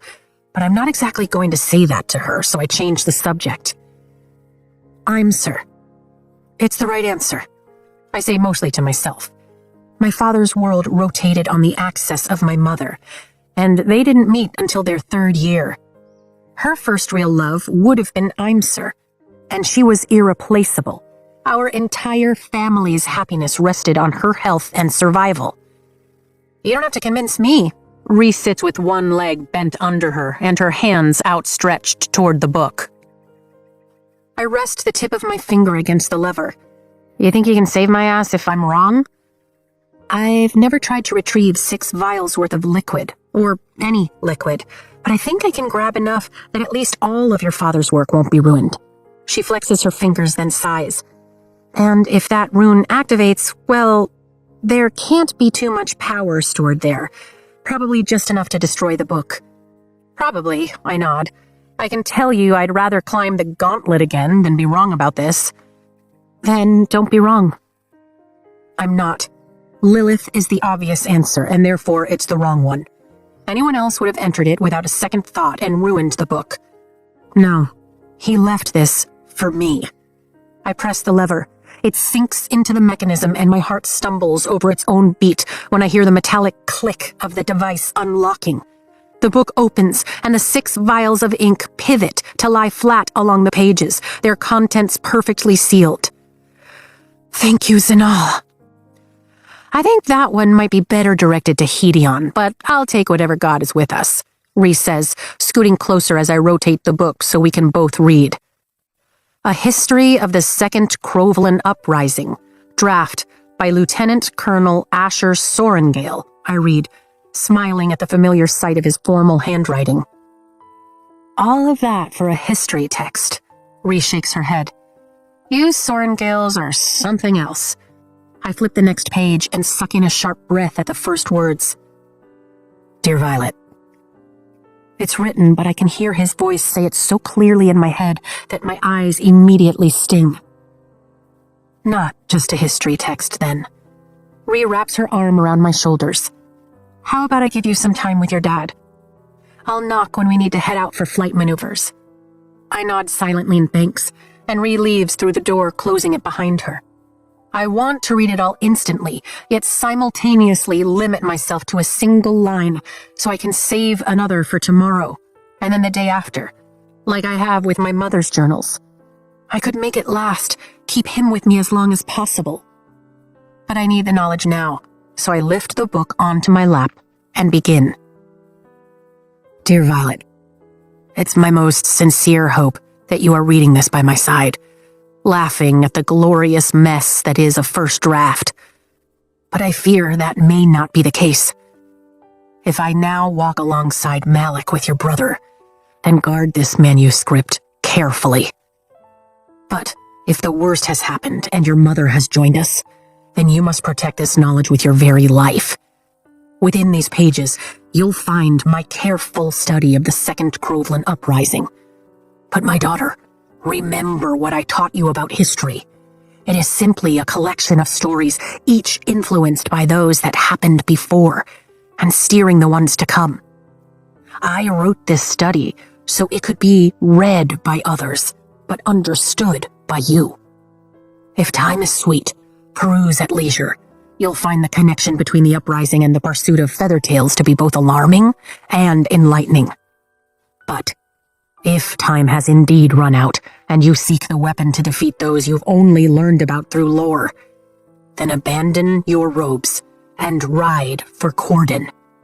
You have always struggled with Crovelish, but I made sure Dane would be capable should you need him. Should he not choose to cross the parapet this summer. If he follows in the footsteps of his father, you must find the strength to let go of your affection for him. From Corden, book passage to Deverelli. You will be safe beyond the reach of magic there, and quietly seek the merchant, Narelle Anselm. Take her the rarest item you possess. Be sure it's truly exceptional to be given what you need. Do not send another in your stead. Should you travel under the banner of Navarre, beware their king. He bears grudges and speaks only in profit. I'm so sorry this falls to you, my brightest light. Trust only Mira. Love, Dad. I read the page over and over, committing it to memory even as my mind races. How would he have known a merchant in Deverelli? Seek the weapon. Did he know about Endarna? About the rest of her kind? For the first time in my life, it dawns on me that maybe I didn't know my father as well as I thought I did. Narelle Anselm. I relay the information to Taryn and Endarna. Safe beyond the reach of magic? I ask them, then fold the parchment and hide it back in the book. There is no magic beyond the continent. It is why we dragons remain, Taryn tells me. Why it is surprising the Irids left our shores. I know what to bring with us, Endarna adds. I have come to the same conclusion, Taryn growls, but do not wish to spend my time with nursery gossips. Do you truly think the Isles are our best chance of finding your kind? I ask. I think it's a better plan than flying north until we expire, Endarna answers. Agreed, Taryn chimes in. If the captain is so convinced, then split the squad in two. But we will head for Deverelli. Someone knocks. I startle, then quickly lock the book and shove it under my pillow before crossing to the door and opening it. Xaden stands at the threshold, his hands gripping the frame on both sides, his flight jacket unbuttoned, and his head bowed. My immediate elation is slain by logic. What are you doing? I whisper, trying to look past him to see if there's anyone else in the hallway who could report him. Did you love him? The question is a low rumble of sound. Someone is going to see you. Did you love him? Xaden lifts his head and pins me with a look that borders on feral. I have to know. I can handle it, but I have to know. Oh, for Amari's sake. I grab the lapels of his flight jacket and yank him into my room, and he flicks his wrist, shutting the door behind him. The loud click tells me he's locked it too. I was with Halden years ago. Yeah, I picked up on that. His brow knits as he nods. I picked up on a lot of things he was thinking. I blink. That's not how your signet... Did you love him? He repeats. Holy shit! My hands fall from his jacket. You're actually jealous. Yes, love, I'm jealous. He splays his hand over the small of my back and tugs me toward him. I'm jealous of the armor that holds you when I can't, the sheets on your bed that caress your skin every night, and the blades that feel your hands.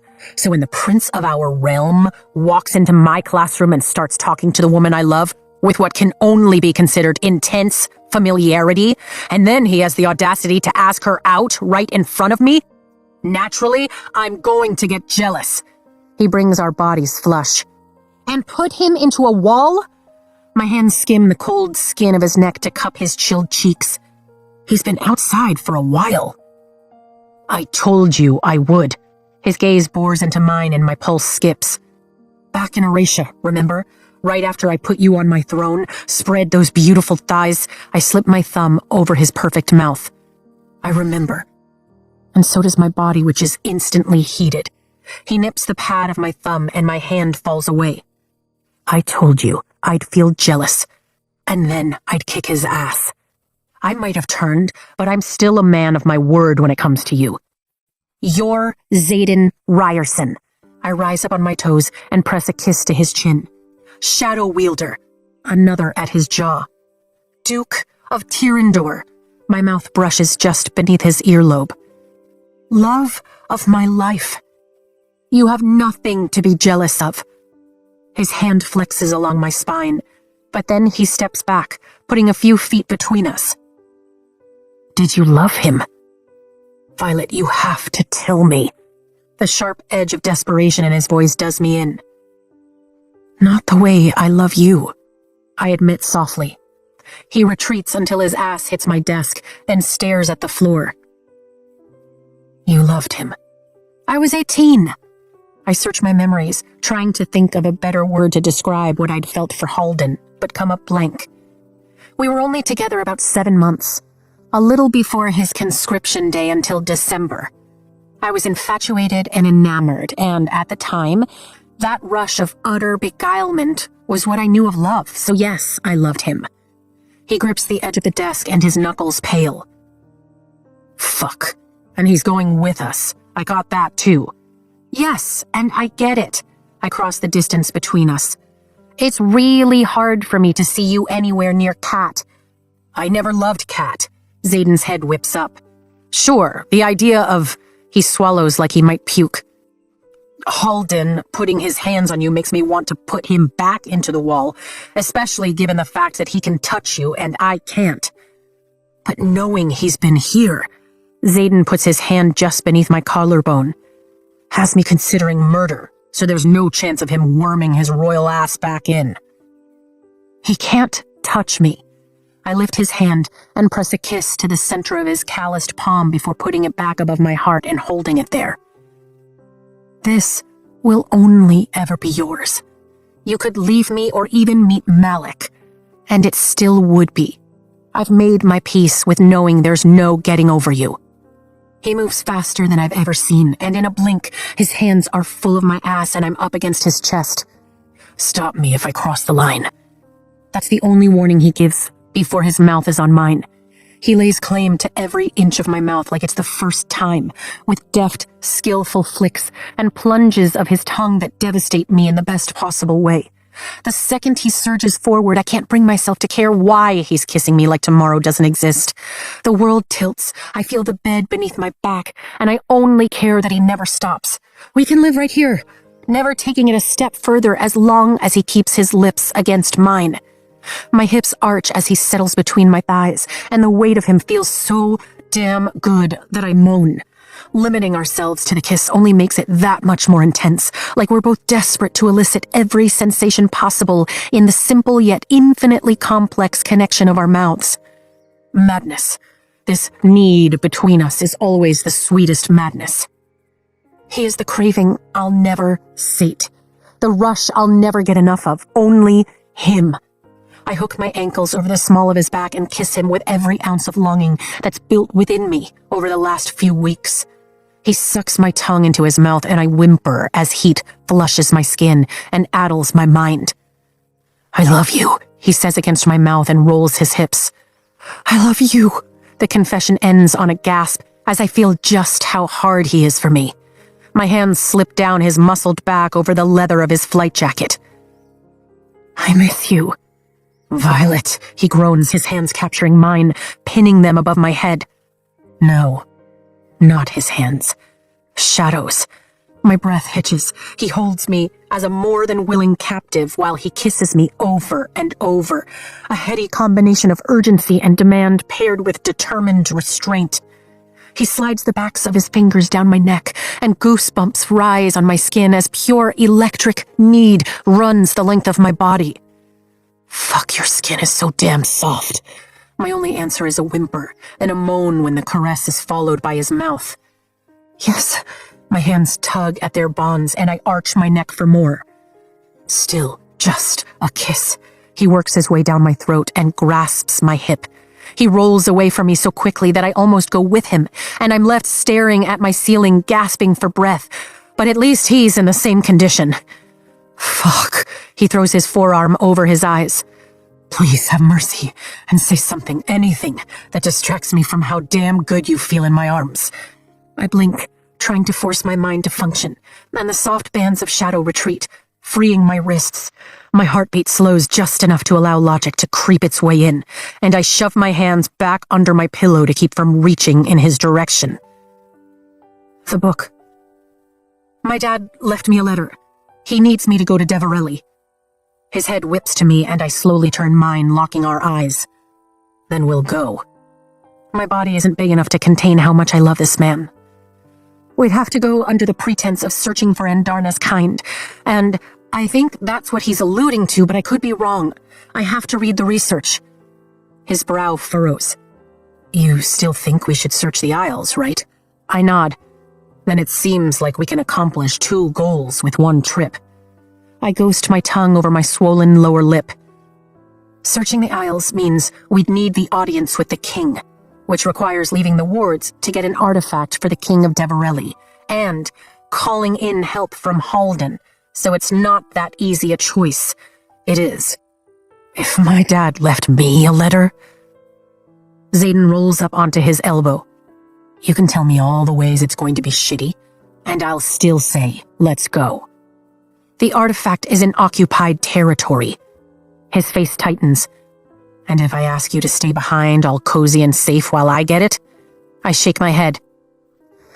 Yeah, that's what I thought, he sighs. At least it will be a chance to evaluate how we function in this squad Grady has put together. When do you want to leave? As soon as possible. An excerpt from Chapter 3, The Canon of the Flyer. The gem given to you upon graduation from Cliffsbane should always be worn close to the heart. But if you have not mastered your control, it will only amplify your downfall. Chapter 19. 4 nights later, our riot of 8, now including Mira thanks to Halden throwing his royal weight around, crosses the border at Samara, and magic slips free of the ward's cage.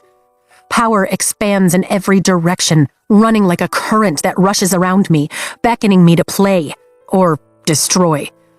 My skin tingles as we slip down into the valleys through the Espins, and I'm struck with the oddest urge to try and pluck strands from the very sky and weave runes. It feels like there's more power out here than usual, I tell Taryn as we dive along a ridgeline. There's actually less. The Venin saw to that, he replies. But you grow more powerful every day, more capable of recognizing what once was entirely invisible to you. I could recognize it, and Darna chimes in, if you ever let me come with you. With Theophany hunting you, you're far safer at Samara. I grip the pommels as Tarn levels out along the riverbank, sticking to the shadows the overcast night has provided. I swear there's a permanent bruise just below my sternum from trying to sleep in the saddle. This thing could use some modifications before we head to Deverelli. But you're not, and Darna argues, her voice fading the farther we fly. I can burn venin. I've told you a dozen times. First, fire burns the hottest, which could explain the phenomenon. Tarn replies, this mission is dangerous enough without adding a desirable target for any lurking dark wielders. They're all busy to the south. Her voice trails off as the connection is severed. We have about 12 hours before you'll start to feel the pain of distance from Andarna. Tarn reminds me as we cut through the night, opening the conversation to Sigale and Xaden's pathways. I have no desire to test the 3 to 4 day limit that riders and their dragons can be apart, nor to suffer the fatal consequences. 3 hours to Anka, 1 hour to locate the Citrine. 3 hours back. A third of the riots stationed at Samara launched an offensive against a known stronghold just north of the fortress an hour ago, which allowed us to slip through the red line on Battle Brief's map unnoticed by the enemy. Everything is going according to plan. 3 hours later, it feels almost a little too easy as we land in the desiccated village square of what had once been Anka. Definitely not occupied. Other than evading 2 patrols of Wyvern by staying low, we haven't seen a single enemy, only sparse villages and dimly lit encampments of civilians between the land the Venin drained in their advance towards Samara. Tarn sets his claws down first as usual, despite being told to hang back in formation by Grady, and the rest follow suit around the withered remains of a clock tower. Just because I accept the terms of the mission does not mean I like them. Tarn grumbles low in his chest as I bundle my flight jacket with the pack at the edge of my saddle and dismount. I know. My feet hit the ground, and everything feels off without the presence of magic. According to our latest intel, wielding within drained territory isn't just challenging, but it seems to draw venom, so I let the conduit fall along my wrist, keeping it close just in case everything goes to shit. Stick to the plan. I'll let you know when we have it. Cairn bends, then launches high above the crumbling 2-story buildings, and is quickly joined by the rest of the dragons, 2 of whom bear the riders Grady chose to do recon from above. Pugh and Foley. Xaden strides past the clock tower, heading my way. He's done a good job of masking his discomfort, but I can see the struggle in his eyes and the curl of his fingers. You should have taken the sentry assignment, I tell him as Grady gathers the others to my left. I wasn't leaving you on the ground. Our hands nearly brush as we turn and walk toward the group, but we're careful not to touch, especially with how Aura Binehaven narrows her eyes in our direction. And it's not like I'm risking anything as long as I remain calm, cool, and collected within the perimeter. The magic is long since drained. Which is why the dragons are in the sky flying over the land the Darkwielders left untouched in their haste to reach Samara. I can't tell. Grady flips the hand-drawn map over. Her handwriting is atrocious. It looks like that way, Captain Henson notes, leaning in to see and pointing across the village square. Which is why you should have brought Cat, like Violet asked. Mira plucks the map straight out of Grady's hand and studies it. Griffins can't keep up, Grady reminds us, and this mission will serve as a trial run for all those that follow. An extra member would have thrown off the dynamic. What fucking dynamic? I ask Xaden. I loathe Aura, don't really trust Grady after he fed us the serum during RSC training, and don't know the rest of them. Calm, cool, collected. Xaden slides his hands into his pockets. Really? I don't see a prince or his guards here, let alone anyone representing poor O'Meal. And stop whispering like they can hear you. Mira rotates the map and lines up the landmarks Cat sketched out. The area is deserted, and we'll be fine as long as our sentries intercept any wayward patrols and no one wields. Mira points past my right shoulder. It's this way. I'll take that, Lieutenant. Grady snatches the map back. If I didn't know better, I'd think you were setting the mission up to fail. Mira offers a cutting smile. Let's go. Grady glares my sister's way, then stalks past me in the direction she pointed. If it makes any difference, Captain Henson says, glancing at Mira as she passes. I agree with you. I don't. Aura pushes up the sleeves of her uniform and runs by. We can't trust the Flyers. And yet, it's their artifact that Cat is helping us find, I mutter as we follow. Cool, calm, collected. Xaden scans every building we pass. New mantra since becoming Duke? Mira asks, surveying the remains of what looks to have been a marketplace on our right. Just trying not to explode on Grady and ruin our little trial run here, Xaden replies. The village is silent as we walk the abandoned streets, passing the desiccated remains of people every block or so. It reminds me of a sandcastle. The structure is there, but so delicate that even a harsh breeze might crumble the colorless structure. We turn at the next intersection, entering narrow columns of residential row houses, with barely enough room for wagons to pass each other in the street. Some of the houses connect to ones across the way with covered bridges, creating a tunnel effect every 20 feet or so. Ironic that they built these so tight to keep dragons from fitting between them, and yet it's dragons that might save us, I remark, studying what's left of the architecture. A griffin would fit with no problem, as long as its wings were tucked, Mira notes. This is the one. Grady stops in front of an expansive house.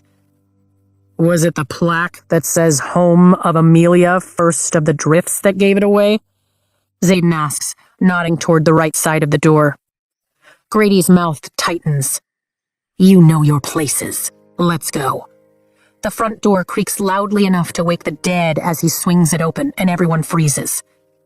My stomach does its best to displace my lungs, and I clench my fists when power immediately rises in my veins, responding to my fear. They can't hear us, Mira repeats, then clasps my shoulder as she walks by, heading to Grady and Henson. Be right back, Xaden says, but there's no usual brush of his hand or shadow along my lower back because Aura is watching like we might just start making out at any second.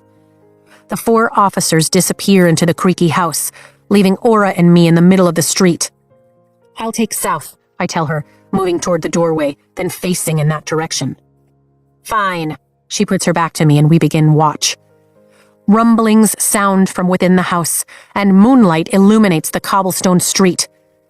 I look to see the clouds breaking as the wind picks up. Shit. "Stay out of sight," I tell Taryn. "I am as the night." He sounds more than a little offended. "It is Dagall you should worry about." Aura's red club tail. "Any luck?" I ask Zayden. "This whole place is a museum, and Kat only remembers that it was on display upstairs in a protective case. Not sure if you noticed, but there's a lot of upstairs," he answers. I glance up at the 5 stories that look ready to topple at any second. "We're going to be out here a while. This is exactly why we should have brought Kat. Maybe being here would have triggered the memory of exactly where it was displayed." "Great." Aura shifts nervously behind me, her shadow swaying near my feet. "You scared?" I ask as nicely as possible. "We're hundreds of miles from the wards, standing in a fucking cemetery," she snaps. "What do you think?" As someone who has spent my share of time beyond the wards, it's healthy to be nervous. Something rattles up ahead, and I tilt my head, focusing in that direction. A glass bottle rolls down the gently sloped hill of a street, propelled by a gust of wind before lodging itself in a doorway 4 houses over. "See? That's..." I glance over my shoulder, then whip my entire body around to face Aura. "What the fuck?" "Just being prepared." She stands with her hands raised. A flint strike device between thumb and forefinger, fear pinching her face. "That," I motion to her hands, "is an unhealthy, mission-dangerous amount of fear." "Put them down. Away. Gloves on. You need to remind yourself that wielding is the worst possible thing we could do." "No." She lifts her chin. "Getting drained is far worse. I'm not about to be caught off guard. In fact, you should stand ready too." "Absolutely not." I shake my head and turn my back on her. My orders are not to wield unless there's an imminent threat of death, and I hardly think that bottle constitutes such. "As your senior wing leader, I'm ordering you to stand ready." Aura seethes. "What use are you as our greatest weapon if you can't wield at a moment's notice?" "The only rank that matters out here is cadet, so with all due respect, fuck off." I shrug and roll my shoulders, trying to dispel the tide of energy pushing against my archives door. At least that means Taryn has located some undrained land. "Found it!" Mira calls through an open window. I blow out a sigh of relief. The door across the street swings open with an ear-screeching creak, and my head whips toward the sound, fear launching my heart into my throat as a figure steps out of the shadows. "Vi, watch out! Aura's going to..." Zayden starts. "Don't!" I pivot and throw myself at Aura, but the damage has been done. Fire sparks and spews from her hand like dragon flame and engulfs the doorway. We land in a tangle of limbs, and I narrowly keep from smacking my head on the stone of the stoop as a wave of heat blasts the side of my face, lighting up the night.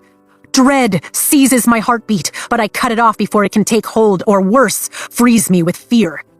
"Get off me!" Aura bellows, shoving me aside as the figure stumbles forward into the moonlight and screams. I gasp, and for a millisecond, fear wins. Captain Grady is on fire. "No!" Aura scrambles across the stone as he kneels in the center of the street. Every inch of the leathers that should help protect him is covered in foot-high flames. And we don't have a water or ice wielder on the ground. "Zayden!" I yell, gaining my feet and running toward the captain. "Aura, take off your flight jacket! We can smother the flames, we have to."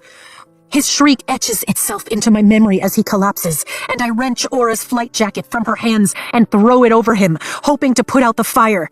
The scent of charred flesh turns my stomach, but it's quickly overpowered by thick, cloying smoke coming from the building behind him. Zayden gets to me first, yanking me back from the captain, and shadows stream from our feet to smother the flames as the screams cease, but the fire in the building ahead of us roars.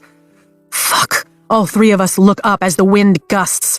My heart drops to the ground as house after house catches fire, spreading down the street. The land, the buildings, the very wood they're built with may be drained of magic, but they go up like kindling. Ryerson! Mira shouts, barreling out of the house behind us, Henson close on her heels. Do it! We're as good as dead already! I wrench out of Zayden's arms and stumble toward Grady as shadows rush up the sides of the buildings. But the flames have already licked their way across the bridges. We're in the middle of a fucking tinderbox. Sir! I drop in front of Grady, but he doesn't move. He's dead, Zayden announces like it's the weather forecast. And I can't. I look over my shoulder to see sweat beading on his skin as he shakes his head, lifting his hand again and again, directing shadows over one building and then the next. But there's no earthly way to keep up with what the wind is spreading. Every cinder, every gust sends another structure up in flames. Captain Henson battles what she can, but even the best wind wielder can't control the drift of ash and ember. The sky cracks, and my eyes jerk upward. The bridge connecting both halves of the house comes crashing down, engulfed in flames. I move to push Zayden out of the way, but Mira's standing between us, her arms raised and fingers splayed. A pulse of blue emits like a mage light, and the bridge cracks overhead, splitting in two and falling on either side of us. We have to get out of here. Mira holds me to my feet, then yanks a stunned Aura up by her collar. The senior wing leader just stares wide-eyed at the spreading destruction. I can do it, Zayden shouts, raising shadow after shadow. Let it go, Henson orders. The best we can hope for is a clear path to the village square for evac. Zayden's arms tremble, and fear stabs deep within my chest, chilling me to the bone. If the land he stands on hadn't already been drained, I put myself in his face, uncaring that everyone can see, and grasp his cheeks in my hand. Let it go, I beg. Zayden, you have to let it go. We need to get out of here. His tortured eyes lower to mine, reflecting the flames in their onyx depths. Please, I keep my gaze on his. There's no stopping this. There's only surviving it. He nods and lowers his hands. Relief fills my next breath, but that's all the time we're allowed. Run! Mira shoves at us both, and we break into a sprint down the narrow street. Pain shoots from my ankles up to my knees, but it doesn't matter. Not when both sides of the street are catching fire slightly slower than we're running. Focus and get to the town square, Taryn orders, and I do just that. Focus. Dragons can't fit down these streets. We have to make it to the square or we're dead. Every ounce of my energy goes into the placement of my feet so I don't roll my ankles on the stone. The movement of my breath, the space between us as Zayden keeps pace beside me. Mira hurries ahead, turning corner after corner with a certainty I could never possess in this maze of a village. And we follow, running for our very lives. There! Mira shouts, pointing as the clock tower comes into view at the end of the street and wings beat overhead. No, she yells, Taryn first! I shake my head and run faster. Go! If Tiny is here, then go! I'm not leaving, she starts to argue. Go so we can, Henson yells. Zayden throws his arm out, catching me in a skid as Mira races into the courtyard to meet Tiny's arrival. Their run-on mounting is flawless, timed to the peak of perfection, and Mira is already climbing the club-tail's foreleg as Tiny flies over the village. Henson nods as if talking to her dragon, then looks back at Aura. You're next. 1 minute out. The flames start catching the houses behind us. This is my fault! Aura clenches her fist to my right and looks to the courtyard with wide, frightened eyes. Grady is gone. He'll know we're here. There's no hiding a fire like this. All that matters is that we get out, I tell her. Don't think about anything else. Overhead, Zayden shouts as wings block the moon. We're not the only wings in the sky, Taryn warns, and ice prickles the back of my neck. Go! Henson orders Aura, pointing toward the courtyard. Dagall is on the approach. Wait! I shout, but she's already sprinting toward the clock tower. Taryn says we aren't alone.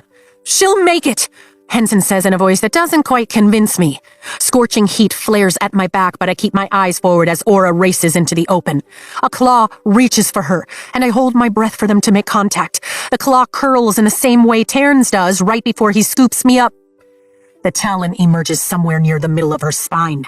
Blood gushes from the wound, but Aura's scream is silenced as the wyvern drags her lifeless body into the sky. Not too far overhead, a dragon bellows. Zayden's arm tightens around me, supporting my weight when my knees try to buckle. Taryn! 60 seconds, he says, urgency lacing his tone. Damn, they got here fast, Henson mutters, rocking back on her heels. All right, Ryerson, you're up. They got here fast. That's all she has to say? We do not answer to you, he says without taking his eyes off the courtyard. The moon catches on a flash of navy blue wings. But instead of landing, Sigale streaks overhead, flying fast and hard for the wyvern that's just picking up altitude. What in Dune's name? And she damn well doesn't take your orders, Xaden says to Henson. Sigale lunges, then seems to rake her claws into the wyvern and climb its back. Her head darts left, then right, and the creature's wings snap free. Remind me never to piss her off, I mutter as the wyvern falls crashing somewhere at the edge of the village. A corner of Xaden's mouth rises. Approaching, Taryn announces. Take us both! I grab Xaden's hand. Run with me! Xaden's brow furrows for a heartbeat, and then he nods. I am not a horse.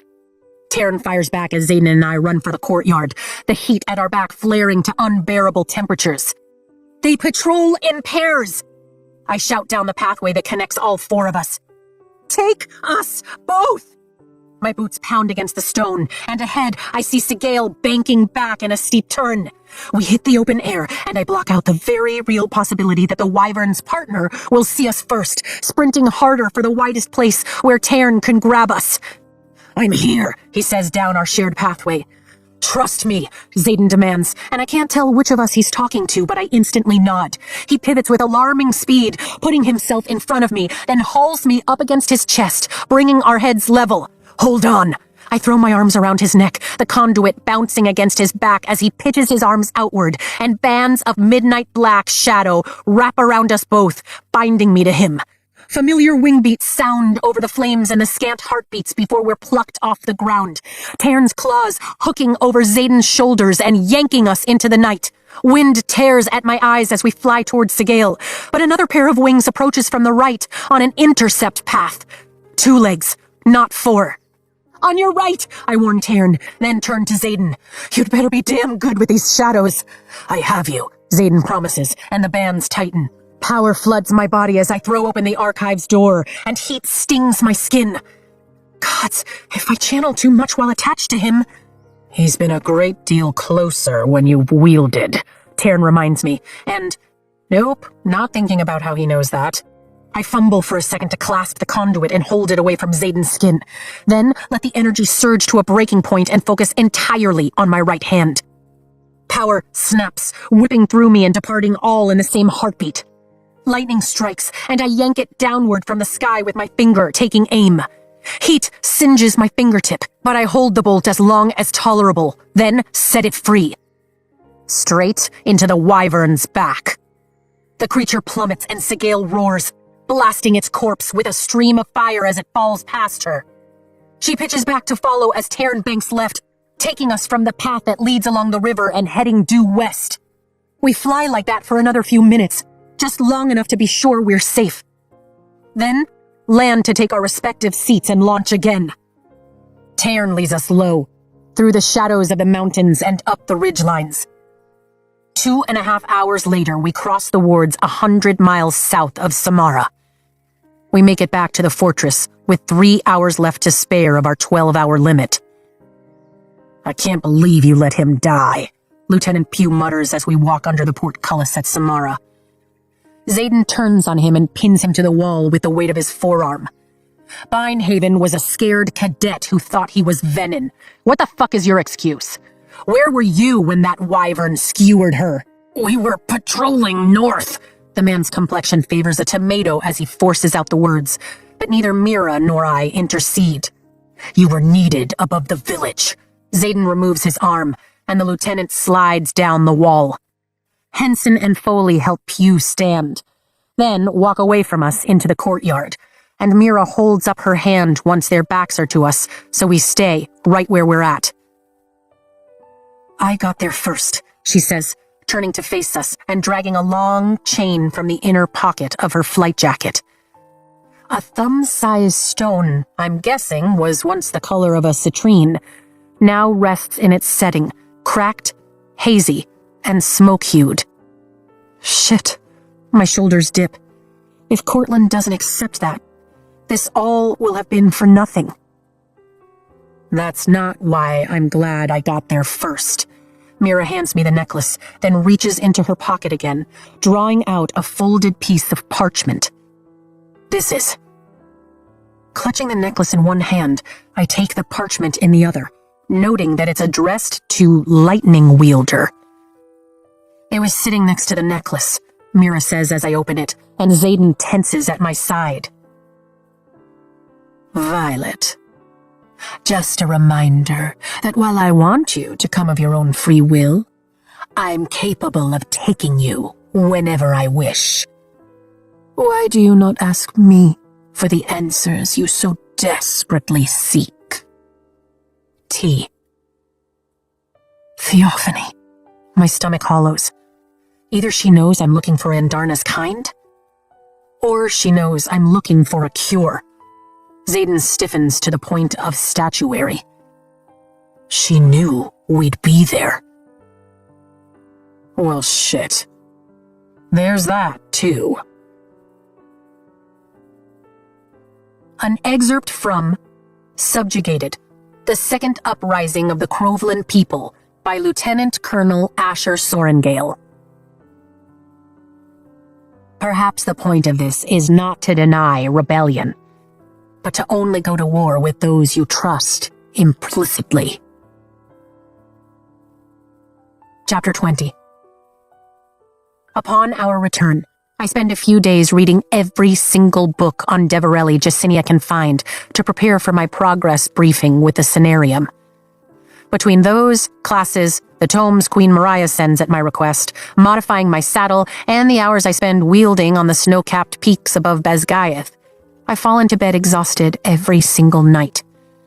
By the time Friday arrives, I've devoured The Dark Side of Magic, Red Regalia, The Scourge of Our Times, and the nightmare-inducing A Study in the Anatomy of the Enemy, none of which brings me the answers I need for Xaden.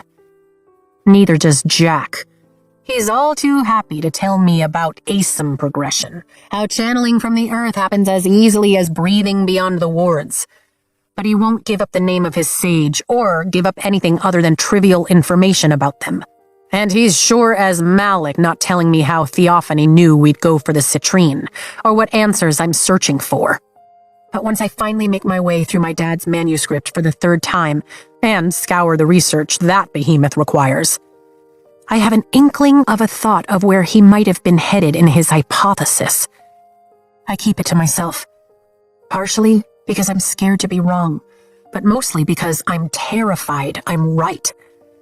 When Varish mentioned last year that he thought the research dealt with feathertails, I never imagined it would lead in this direction. I want to go, Riddick says as we walk down the plush red carpet of the administration building, headed for the Great Hall. I search for the right words and try to quell the vat of nausea that is my stomach. Presenting to Halden is bad enough, but I skipped breakfast knowing the entire Scenarium waits for me, most likely to assign a new commander, and I'm not accepting one. It's not going to happen, Reese says with a sigh from his other side. She's going to have a fight on her hands as it is, and they won't let you miss class anyway. They're not even letting us in that room. I can keep you safe, he insists, turning to me, an unpeeled orange in his hands. Pretty sure Ryerson will keep her safe, Sawyer notes, walking on Ree's right with the help of his crutches and his latest metal prosthetic leg. He's even rejoined classes this week, though he has yet to make it to the flight field. And Mira. I'm taking Dad's letter to heart. A foursome of infantry cadets steps aside so we can pass, and the massive double doors to the Great Hall come into view. Kat stands near the threshold, smiling up at a tall flyer I've never seen before. He looks to be a couple of inches shorter than Xaden, with a lean build and a quick smile. His hair is as dark as Kat's, reflecting the same blue mage light that catches on the hilt of the blade he carries at his side, and the V of daggers sheathed at his chest. My eyebrows rise. I figured when I asked her to join this meeting with someone she trusts, she'd choose Marin. But I'm all for her moving on if it means she's going to stop staring at Xaden constantly, though I kind of hoped Traeger had a shot with her. Hey, will you just try? Riddick's voice doesn't only tense up, it rises, causing all dozen people in the hallway to glance our way. What's this really about? I reach for his upper arm, and the four of us pause 10 feet shy of the door. I just need to go. He looks away and grips the orange in both hands. One of us needs to go with you. Ever since... Pain flashes through his dark brown eyes as he brings his gaze back to mine. Ever since Athbeen, one of us has been by your side. He lifts his finger. Except the time you snuck out on your little siblings-only trip to Corden. The school splits, and we go with you. Basgaia falls under attack, and we're there. Heading into Poromil for Marin's brothers. It's us. We get separated, and you either get dragged into an interrogation chamber and tortured for days, or nearly roasted by Aura's fire. And I know I can't be the only one who thought if Liam had been there, keeping watch over you, it never would have happened. He swings that finger toward Rhiannon and Sawyer. You both know it crossed your minds. A lump grows in my throat. I appreciate it. I do. But I don't need anyone keeping watch over me. I didn't mean it that way. He covers the orange with both hands. I just think bad things happen when we aren't together. Rhi can't go. She has an entire squad to lead. And Sawyer is still recovering, which leaves me. And if Ryerson had been 100% sure of his ability to keep bad things from happening, he wouldn't have assigned Liam to our squad in the first place. The guy is powerful, but he's not infallible. If he only knew the truth. Gods know who they have waiting behind these doors to replace the ones we lost. But I'm already sure I can only trust two of them, Mira and Xaden. And you are? Sawyer asks, leaning on his crutches. Riddick's eyes narrow. I'm just as good a fighter as any of you. And while you've been focused on rehab and Rhiannon is chasing first years to keep them in line, I've been the one reading every fucking book Justinia shoves at me and spending extra hours training. The skin on the orange splits. It really pisses me off when you guys act like my sense of humor somehow lessens my ability to show up for our squad. Riddick, I whisper, staring at the orange. What did you do? I've been trying to tell you. He hands me the fruit, and it immediately chills my hands. You weren't the only one who's been spending hours honing their signet.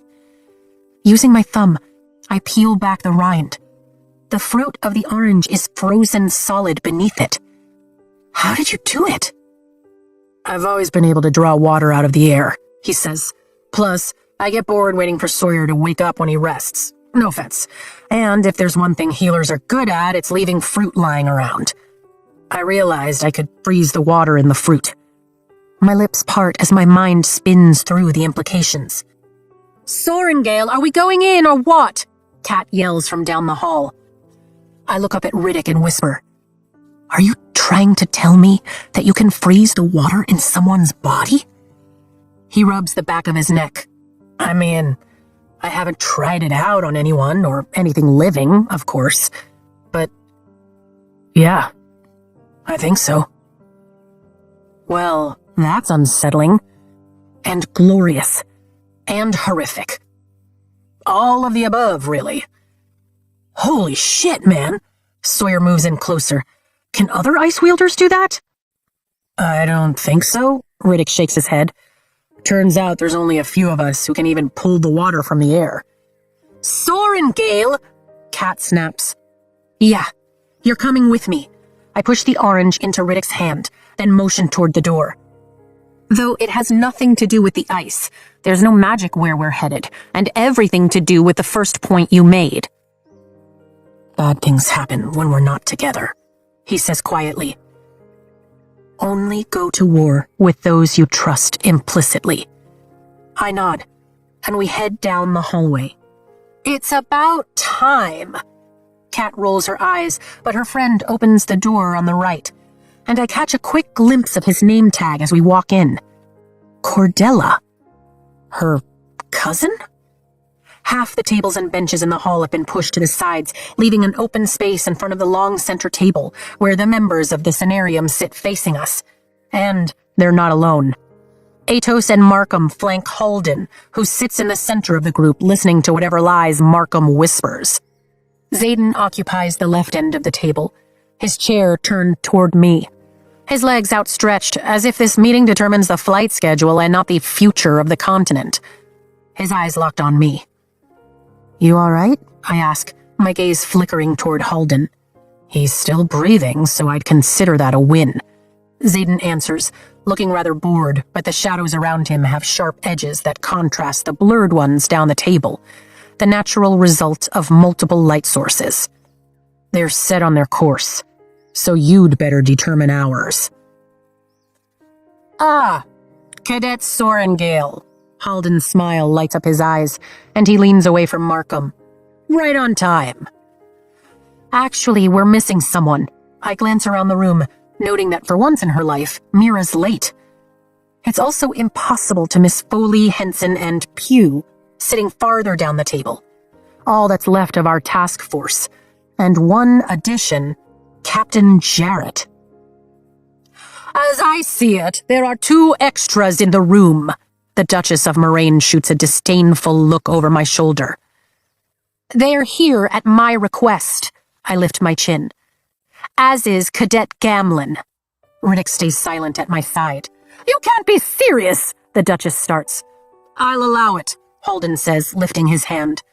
"Recent losses have been regrettable. But a month has passed, and it's time to act. You have the citrine, and a meeting has been set with King Cortland. Command is being transferred to Captain Henson." Halden gestures to the rolled parchment in front of him. "Is he fucking serious?" I glance at Xaden. "Entirely." A corner of his mouth lifts. "Have fun eating them alive." I cross the freshly mopped floor and take the scroll, then step back so I'm in line with Riddick and give my orders a quick read. We will leave for Deverelli the day after tomorrow, meet with the king to try to negotiate an alliance, secure a foothold for expanding the search if we don't find Endarna's kind there, then report back. All under the command of Captain Henson and Executive Officer Lieutenant Pugh, while Markham and Melgren search Eratia for any clues we have missed. Did you read this? It takes all I have not to crush the orders. They want to search Eratia. They can get fucked. No, I say to Halden. I'm sorry. Halden leans forward. I said no. I rip the orders in half. No to your commander, no to your selections, no to searching Eratia. No. I warned you, Xaden says down the table. Halden stiffens, and the Duke of Chaldeer shifts in his seat before narrowing his eyes on me. Captain Jarrett is an excellent addition, and the best swordsman we have among the riders. That's overly generous considering I watched Lieutenant Ryerson kick his ass without even trying a few months ago at Samara. Power ripples through my veins, but I keep my anger at a simmer. We tried it your way. And clearly succeeded, Halden counters. Or are you not in possession of the artifact? We lost 2 riders out there because you saddled me with a squad full of people who don't know or trust one another. Yes, I have the artifact, and I'll take it to Deverelli, but only with a squad of my choosing. I hold my shoulders straight and catch Riddick nodding out of the corner of my eye. The door opens behind us, and the familiar rhythm of quick, efficient steps bolsters my courage toward pure audacity. Sorry I'm late, Mira says, bypassing Kat and her cousin to stand at my right. Hell of a headwind out of the north. What did I miss? I think Violet is about to lose her shit, Riddick whispers. This, I toss the halves of the scroll at Halden as he catches them with the same reflexes that make him lethal on the battlefield, is not the plan. And they, I gesture toward the seated riders, are not my squad. Xaden's smirk deepens, and he settles into his seat like he's ready for a show. Searching Eratia is the first logical course of action, considering it is the only area we have no information on, Markham starts, his cheeks leaning toward Ruddy. You do not speak, I snap, meeting his gaze for the first time in months. Not to me. As far as I'm concerned, you have the credibility of a drunkard and the integrity of a rat. You dare complain about missing 6 years of information on Eratia when you've hidden centuries of our continent's history from public knowledge? Halden's brows rise, and Mira shifts her hand to the pommel of her sword. You cannot speak to a superior officer, let alone the commander of a quadrant, with such disrespect, Markham roars, coming out of his chair. In case you missed it, when I cross the parapet, I am not in your chain of command, I fire back. But you are in mine, Atos warns, and I speak with the authority of Melgrin. Fury gets the best of me. And I speak with the authority of Tern and Darna and the Empyrean. Or did you forget that 2 dragons also lost their riders? If I wasn't in love with you already, I would be now, Xaden says, crossing his ankles. Sit, Markham. Halden orders, a note of surprise in his tone. You tried and failed. Markham sinks into his chair. We'll give this one shot. Name your squad for the Deverelli mission, Cadet Sorengale, Halden says. But know that if you fail, we'll assign another commander, and refusing to continue will negate the terms of the Second Eratia Accord.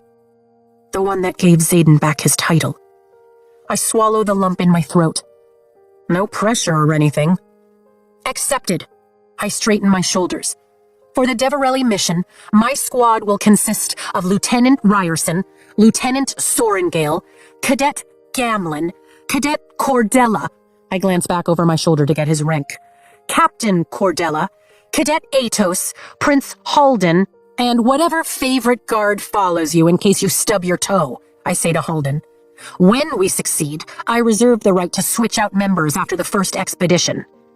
Absolutely not, Atos shakes his head. You'll take only commissioned officers, no flyers, and Ryerson is out of the question. Halden lifts his hand and Atos quiets. Xaden stills to the point I have to glance to see if he's breathing. I'll take whomever I wish, I counter. As third in line for the throne, Catriona's capable of speaking for Poromil. And the captain? The Duchess of Moraine asks, her face twisting like she scented something sour. You need 2 flyers. Cadet Cordella deserves to have someone she trusts too. I tilt my head at Halden. Dragons don't carry humans who haven't crossed the parapet or climbed the gauntlet, so you're lucky griffins are kinder in this regard, or you'd never keep up. Lieutenant Sorengale is the only rider capable of creating her own wards. Cadet Atos is the only rider I trust who speaks fluent Crovelish, which is the second most common language used in Deverelli. Cadet Gamlin is dedicated to my personal safety, and even if Lieutenant Ryerson weren't the deadliest rider in the whole of our forces, I glance at Atos, then Halden. Which he is. You know Tern and Sigale cannot be separated, and there's no telling how long we'll be forced to travel. I'm tired of arguing this point. He's a professor at this war college, Atos sputters. He is my choice. Halden sits back in his chair and looks at me like he's never seen me before. He hasn't, Tern reminds me. He no longer knows you. I stare straight at Halden. And the Tirish kept contact with Deverelli up until the last century. Who better to reopen those lines of communication than the Duke of Tyrandor himself? Xaden's surprise barrels down the bond, but he remains unnaturally still. You may read my father's book whenever you want, I tell him. Ryerson holds a seat in the Cenarium, the Duchess of Moraine argues. He can't just leave. He doesn't even have an heir should tragedy befall, though I might be persuaded to agree to his absence should he consider my daughter's proposal. Proposal? The blood runs from my face. One of about a dozen since they gave me the title back. Nothing to stress over. A soft strand of shimmering onyx brushes against my mind. My heart lurches. We have very different ideas of stress. At least say what you mean, Eileen. Halden sends a sideways glance her way. You don't trust him and would like to see your bloodline in not only Moraine, but Tyrandor. He led a rebellion! She slams her hands on the tabletop. My father led a rebellion, Xaden says without taking his eyes off me. I took part in a revolution. There's a difference in the words from what I'm told. I catch my mouth curving. Besides, arguing makes no difference. Xaden sits up. I'm going. Llewellyn will speak for me in my absence while taking counsel from my only living blood relative, Cadet Duran. Lieutenant Tavis has been co-leading my classes and will step into the role of professor to teach them fully while we're gone, until it's time for the next professor to rotate in. If I give my permission, Halden retorts. Wrong move, Halden. I ask permission of one person on the continent, and it's sure as Amari isn't you. Xaden slowly turns his head to look down the table at Halden, and breathing becomes irritatingly difficult. I speak in my father's stead, Halden bites out through gritted teeth. Right, because he's the one I defer to. Xaden's gaze swings to me. When would you like to go? We fly for Deverelli as soon as His Highness is ready. I look Halden straight in the eye, counting on his absolute inability to read my face or sense the fear that he'll retaliate against Xaden with the power of the crown. Halden stands, as does everyone at the table except Xaden. Let's at least keep that part of the orders intact. We depart the day after tomorrow. He leaves through the northern door, followed by everyone who stood. No snide remarks, I say to Riddick with a quick smile. I'm proud of you. I kept the inside thoughts inside, he replies with a flash of a grin as Xaden approaches. You really had to prick his temper? I ask as he reaches us. No, Xaden's gaze flickers to my mouth. I did that just for fun. Drake Cordella? Mira shouts, and the three of us turn as she charges across the room toward Drake. As in the Nightwing drift? He gives my sister a charming yet cocky smile. You've heard of me. You were instrumental in bringing the wards down in the Montserrat offensive last year. Her eyes narrow. I was. His grin expands. She knees him straight in the groin. Oh, gods. Oh, Riddick winces. He's going... Drake hits his knees, and Kat gasps. Down. Riddick finishes. You must be Mira Sorengale, Drake manages to say, pain etched in every line of his face. Guess you've heard of me, too. She crouches down to his level. If you ever endanger my sister's life again, my blade will replace my knee. Got it? To his credit, he lifts his head and sucks a breath in through his teeth. Heard. Excellent. She pats him on the shoulder and stands, dismissing Kat with a glare before turning my way. You get one chance to form your own squad, and you choose your ex, your current lover, the Quadrant's resident smartass, two people who have tried to kill you in the past year, one over said current lover, and whatever Dane is? These are your choices for the most important mission any writer could possibly undertake? I'm glad someone said it, Taryn chimes in. And you. It's not my finest comeback. Don't forget Halden's guard, Riddick adds. I'm sure they'll be super helpful. She flat out rolls her eyes at him, then heads toward the door. I'll need to provision here, but it looks like I'll have time to read the next volume in that series you love, she says to me over her shoulder. Mom's journals. I nod and soak up the victory for one sweet second. We could be only days away from having everything we need, and Darna's family, a cure for Xaden, and whatever it is my father wants me to retrieve from that merchant in Deverelli. The day after tomorrow can't come fast enough. An excerpt from Subjugated, the Second Uprising of the Crovelin People, by Lieutenant Colonel Asher Sorengale. Tyrandor was the last to cut contact with the Isles. The province has a reputation for its cunning leadership, but in this case, I would add, astute. Chapter 21. We stop at Athbeen the first night, testing the Griffin's limits with speed and endurance.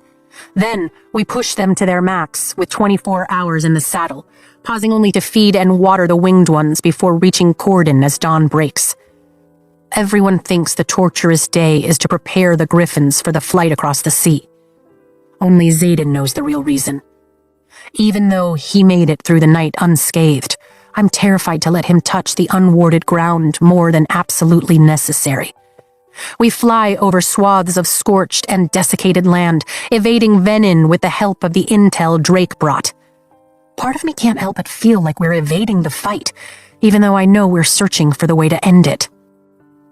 The Griffins cannot keep up, Tairn warns me as we descend toward Takaris' palace, especially when carrying the bulk of 2 humans. Carrying is a loose term for the baskets Halden and his guard dangle in, held by the Griffin's claws. Are you offering to carry one of them? I ask, fighting off the sleep that has weighted my eyelids for the past 3 hours. The drastically warmer climate isn't helping either. I'm suggesting we continue onward with only riders and flyers. The beats of his wings are slow, almost lazy in deference to the Griffins and Endarna, who unclasped from her harness an hour ago, just in case we were spotted and escorted to the palace. As much as I would love that, he speaks for Navarre. I reach for my flask, only to remember I emptied it a couple of hours ago. He will not matter when we find the Irids. Only Endarna will. Well, as soon as you make contact with them, I'm happy to ditch the prince. Until then, we're stuck with the humans for clues. I look right, catching glimpses of Endarna in the pulses between Tairn's wing beats. You feeling tired?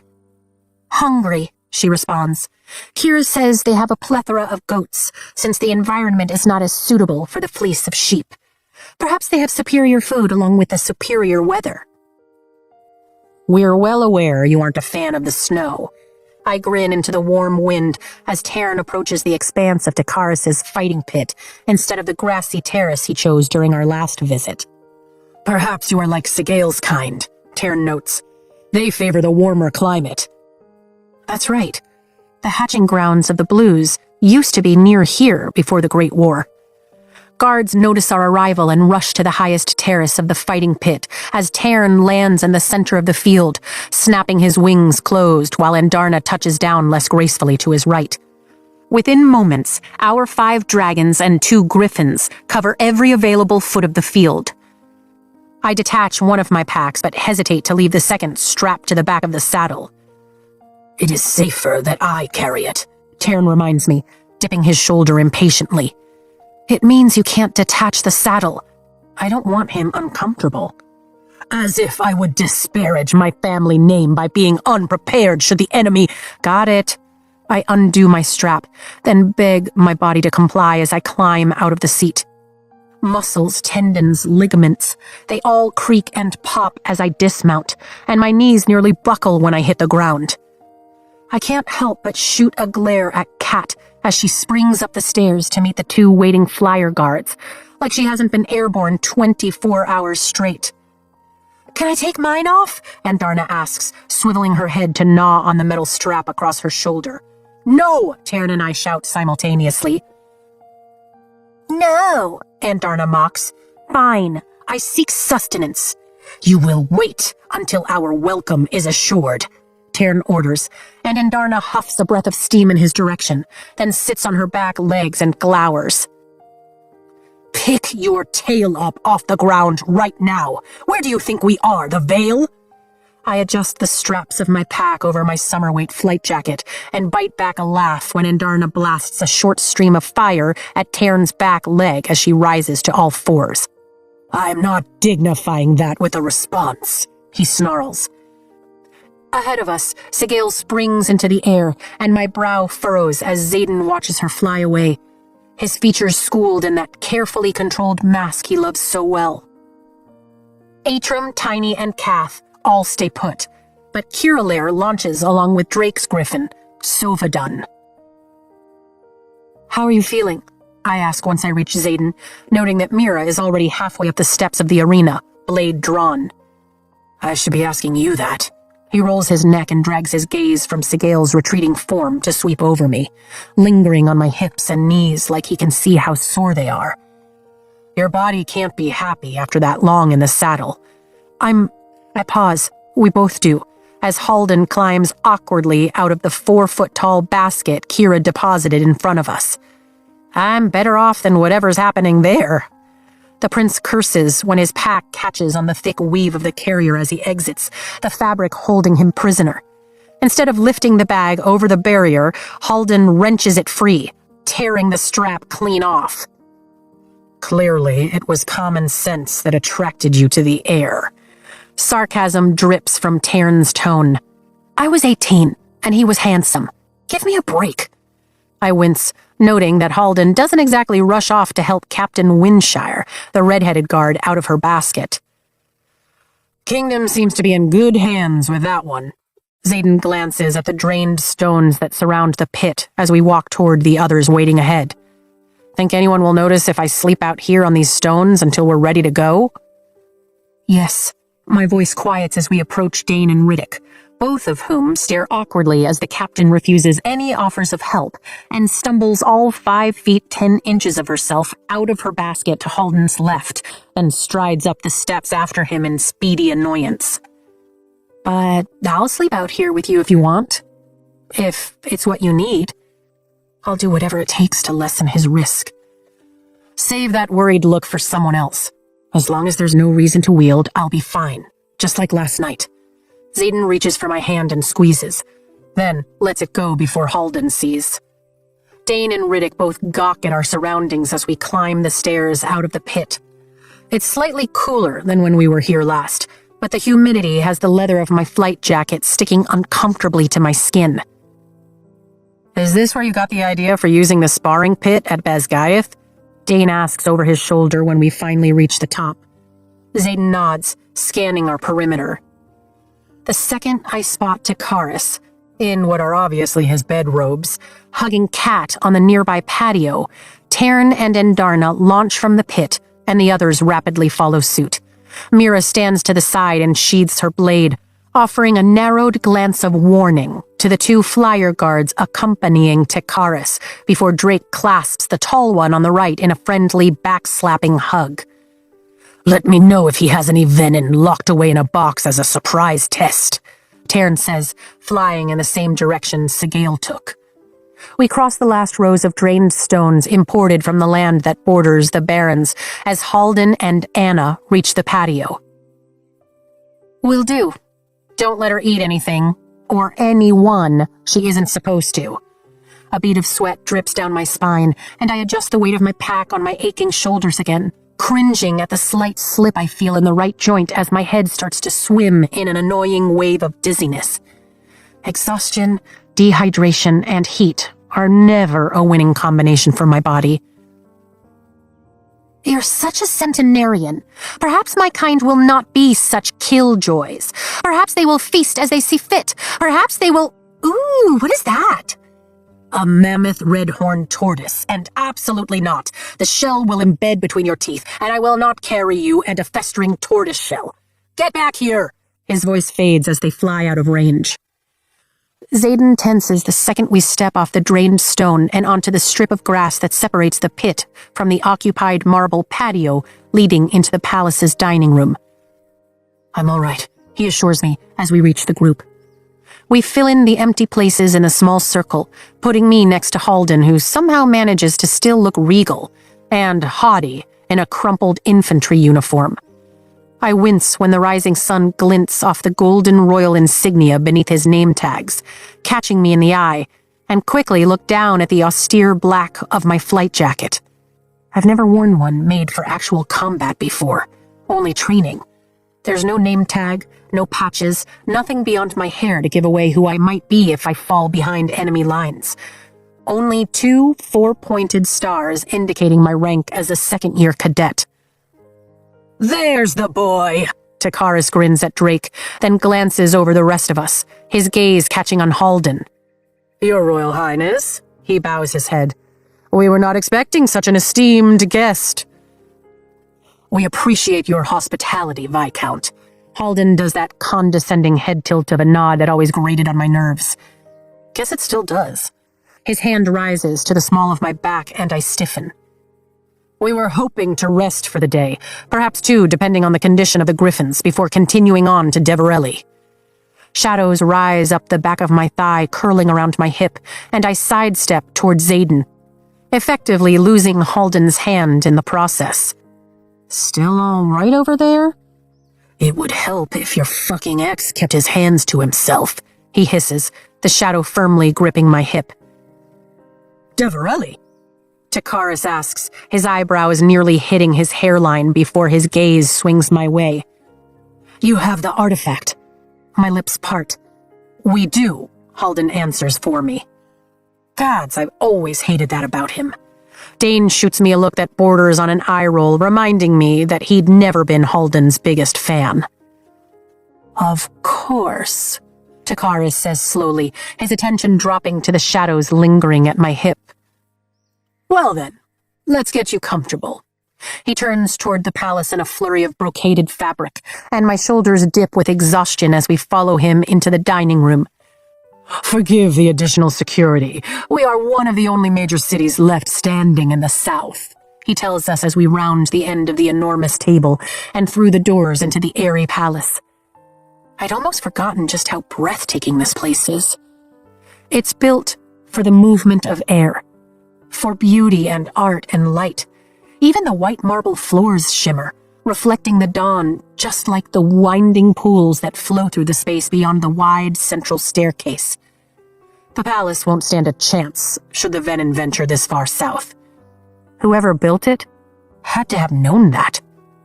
Mira pauses at the base of the white steps, looking down at the black pillar barely visible in the level below us through the open staircase. Like last time, it has quite the crowd milling around it. Of course, with the number of flyers in residence, our rooms are limited, Takaris says, drawing the belt of his heavily brocaded robe tight as he starts up the steps. Would you mind doubling up? We have a few rooms available on our top floor. He looks over his shoulder at the landing. With the exception of you, Your Highness. Naturally, we can accommodate private quarters for you. Shit. There's no way I'll make it up 2 more flights of stairs when this one is already killing me. My knee protests every step, and I curse the humidity and keep climbing even though it feels like the ground rocks beneath my boots. Naturally. Halden's tone borders on terse. His fatigue is showing, and if he hasn't changed in the years we've been apart, it will only shorten his temper. Your room remains empty as well, Ryerson. Or should I say Your Grace? Takaris adds as we reach the floor we stayed on previously. I can't help but notice you're not wearing the insignia of your rank. He pauses in the middle of the wide hallway, bringing the entire group to a halt. I could just about cry as I realize we're right in front of the room Mira and I occupied during our last visit, and I spot the set of doors beyond that I know are Xaden's. How am I going to make it to the top floor? Will you still keep me if I have to crawl up the stairs? I ask Taryn.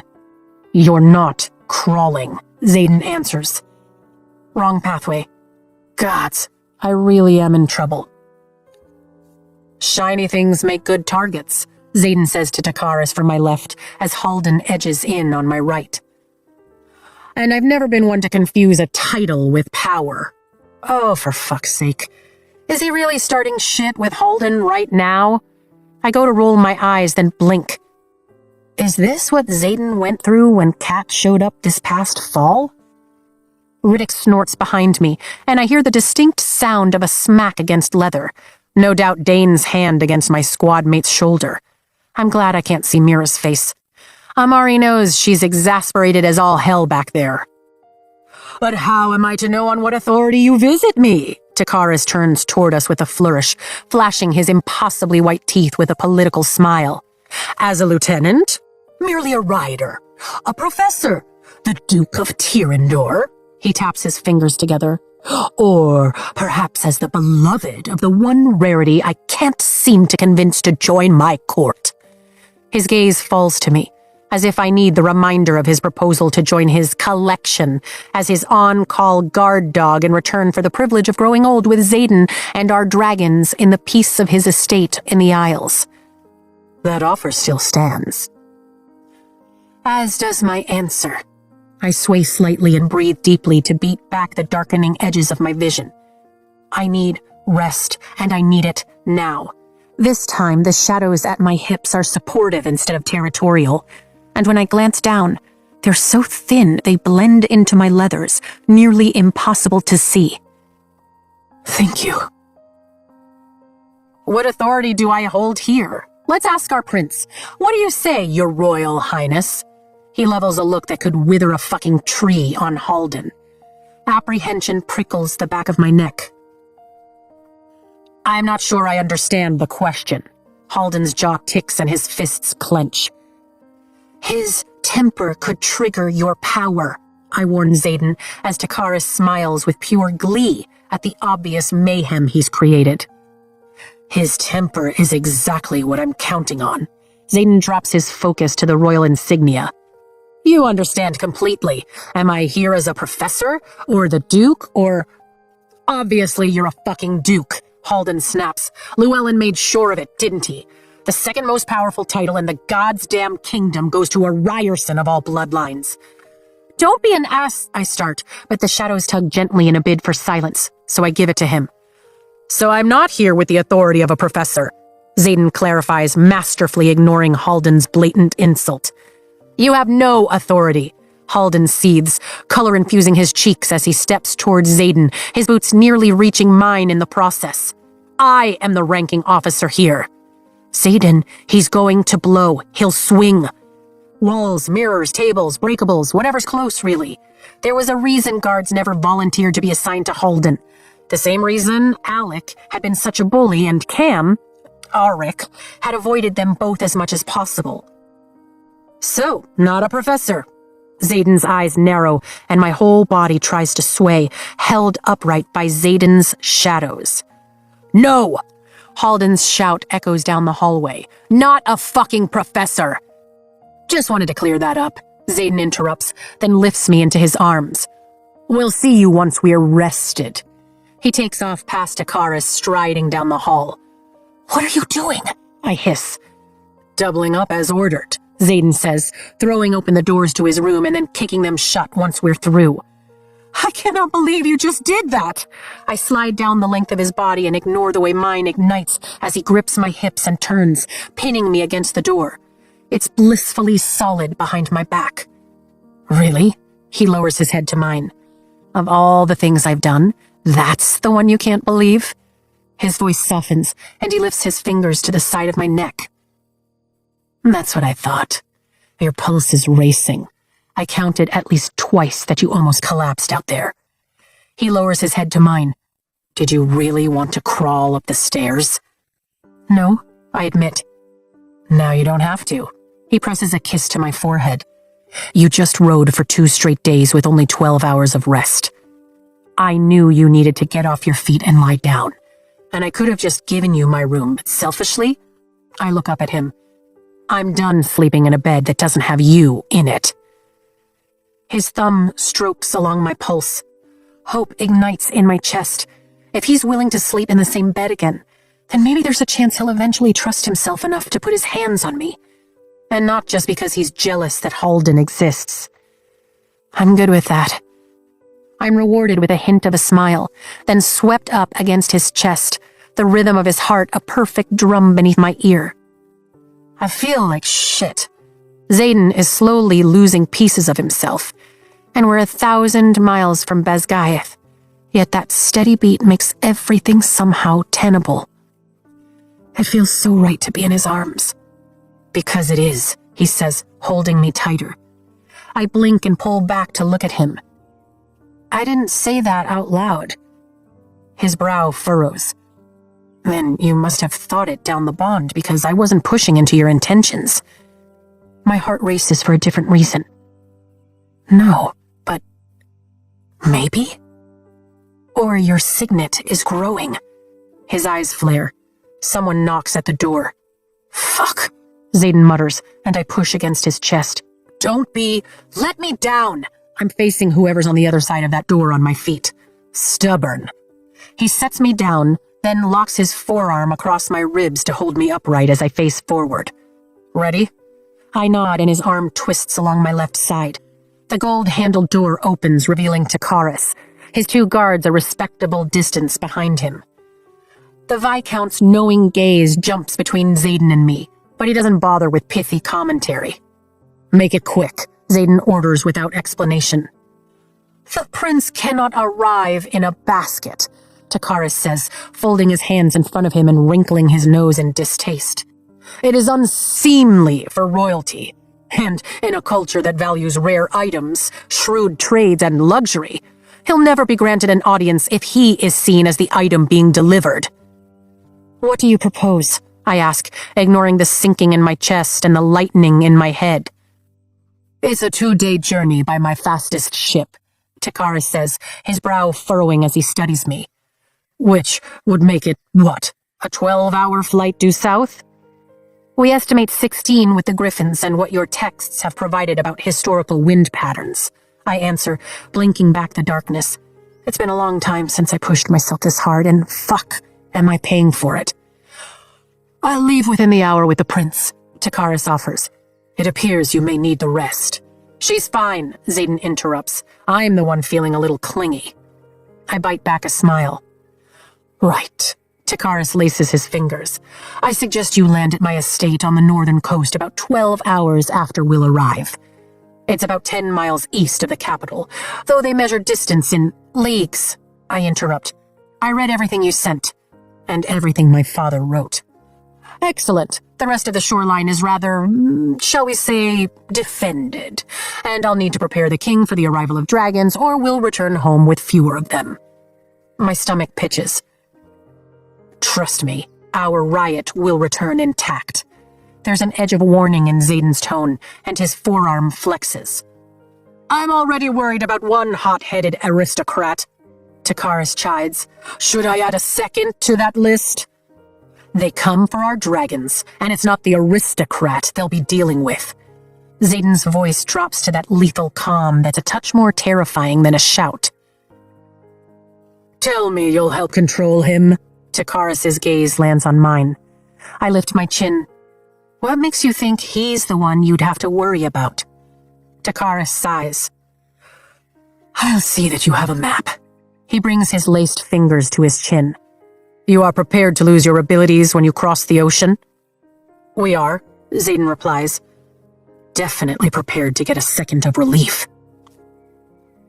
It will be fascinating to see if your powers re-emerge once on land. And you've brought the requested artifact for the audience? Takaris asks. Halden's carrying it. He'll be taking the audience, I answer.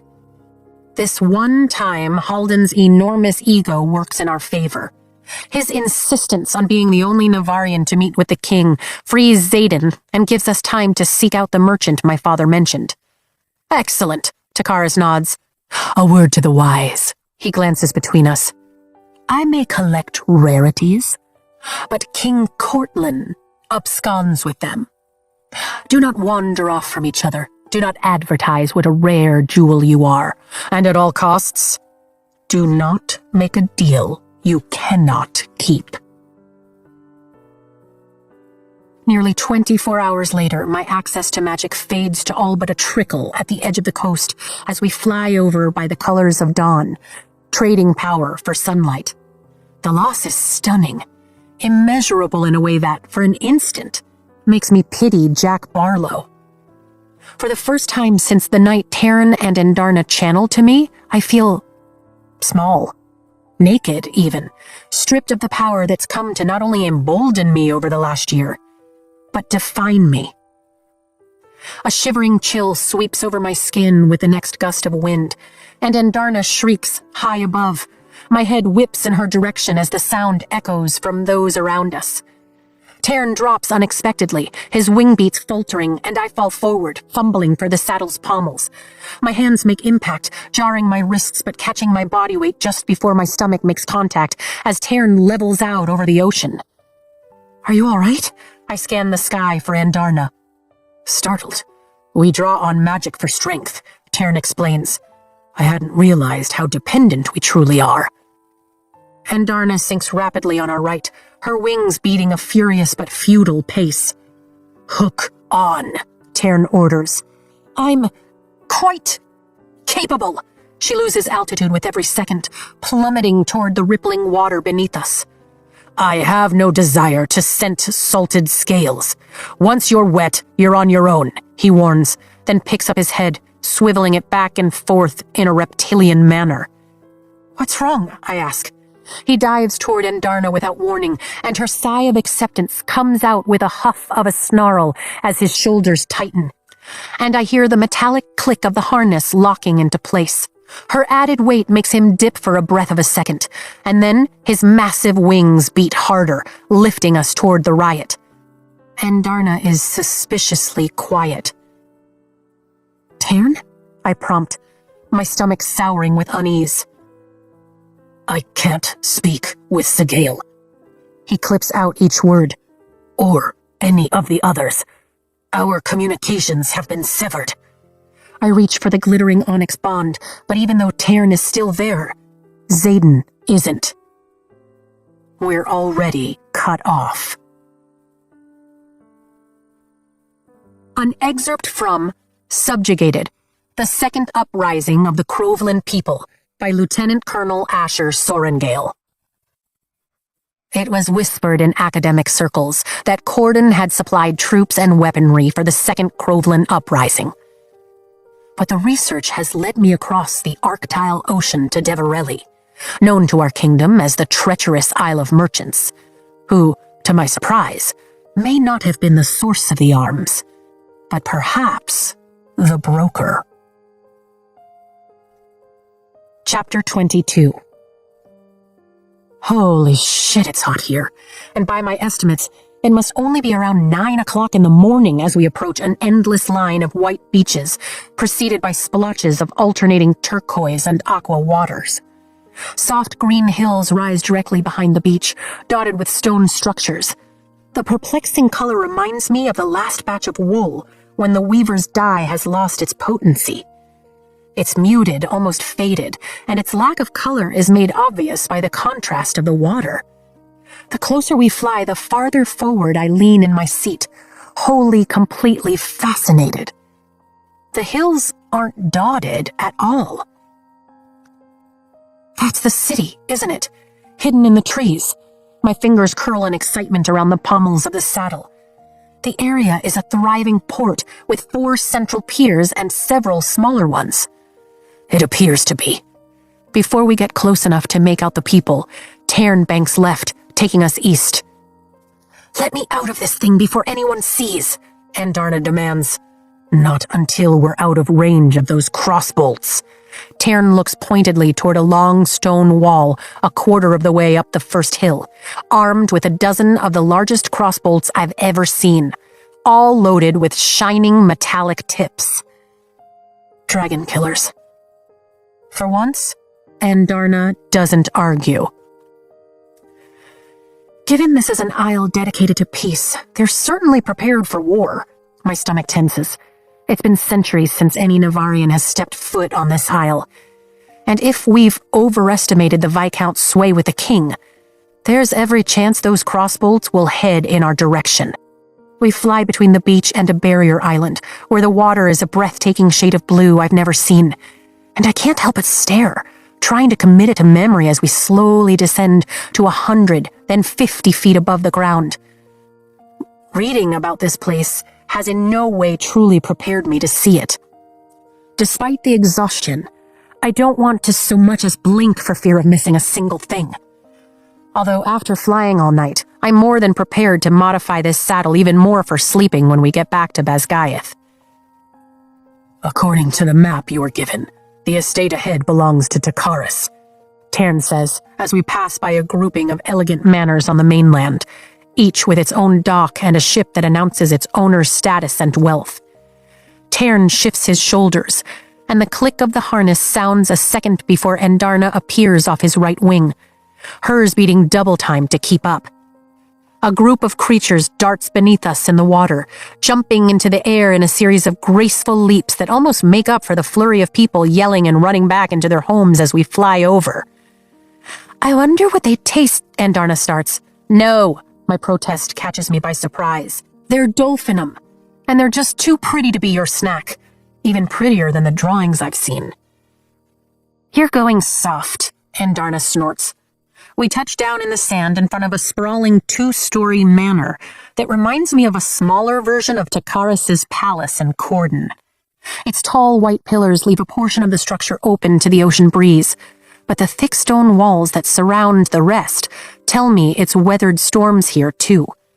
Palm trees, tall wispy things with broad leaves of the same muted pale green adorning their tops, line a path to the house, and I check to make sure that's indeed the standard of cordon flying on a docked ship before I dismount, taking the extra pack we've kept with Taryn until now.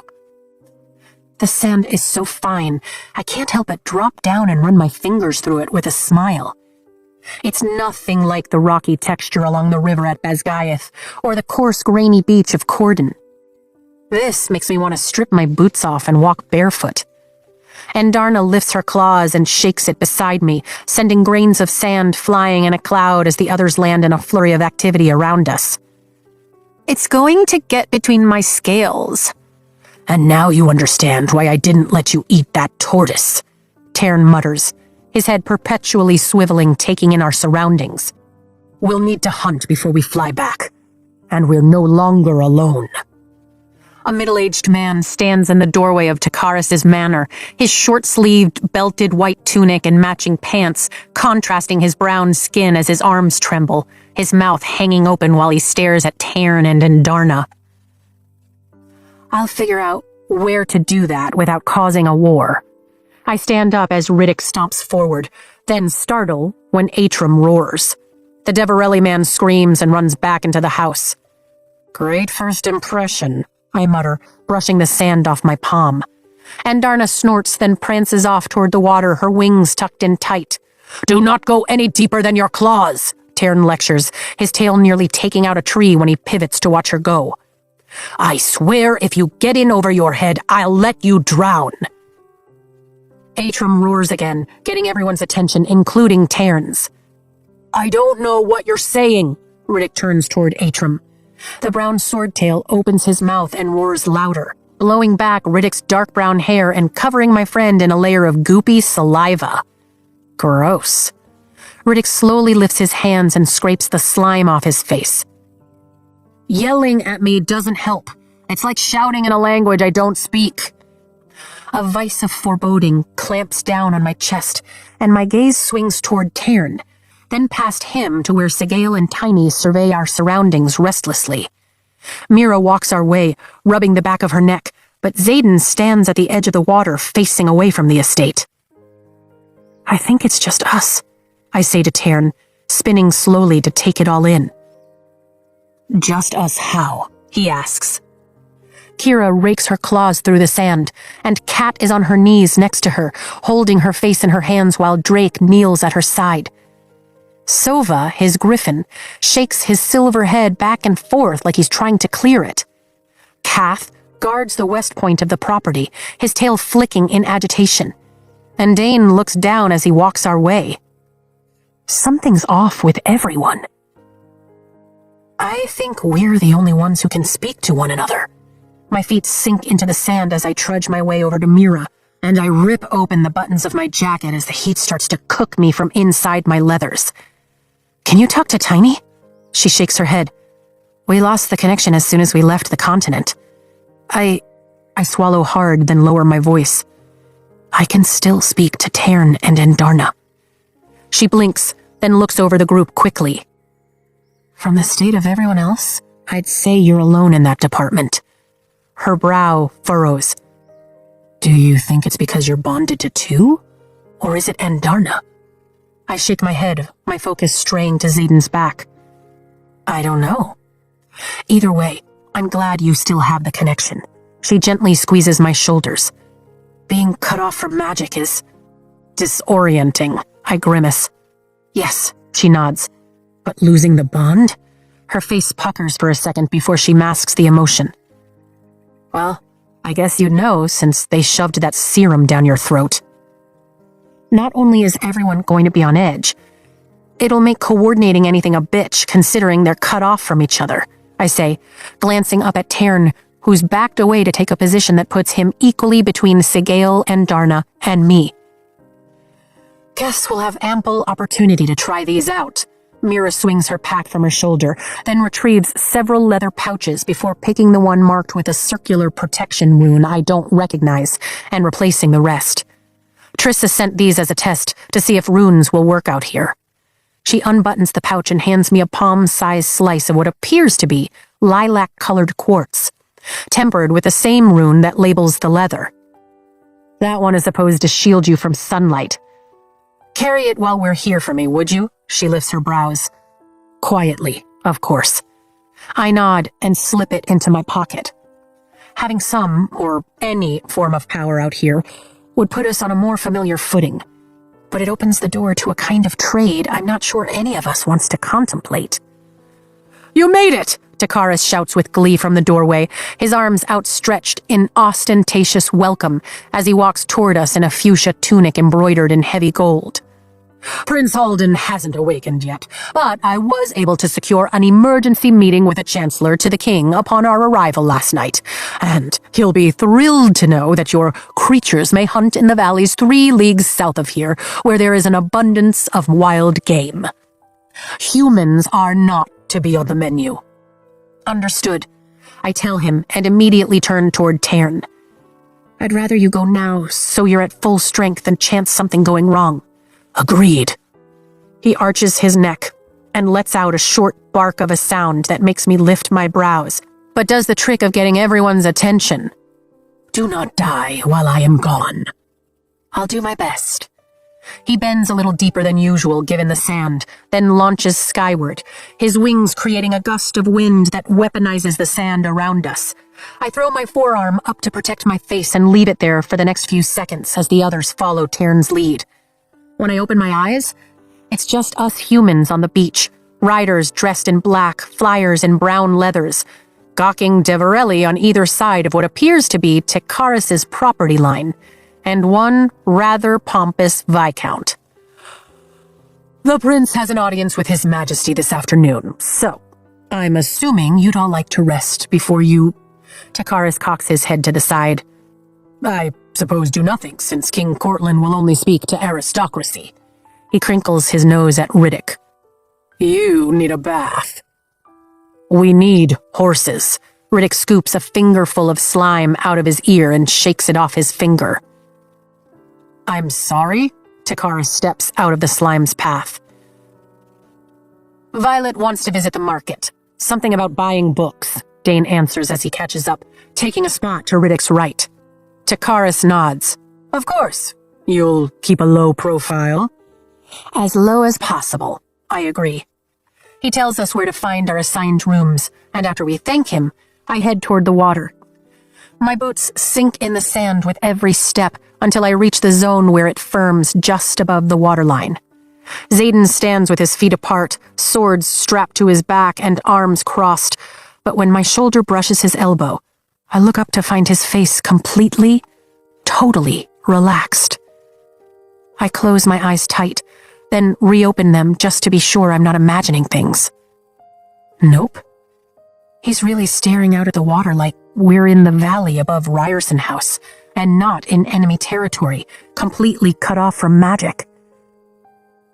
Hey, I say gently. Hey. He tilts his head down toward mine and gives me a soft but real smile. I almost ask him how he is since he can't talk to Zagail and our own bond is blocked.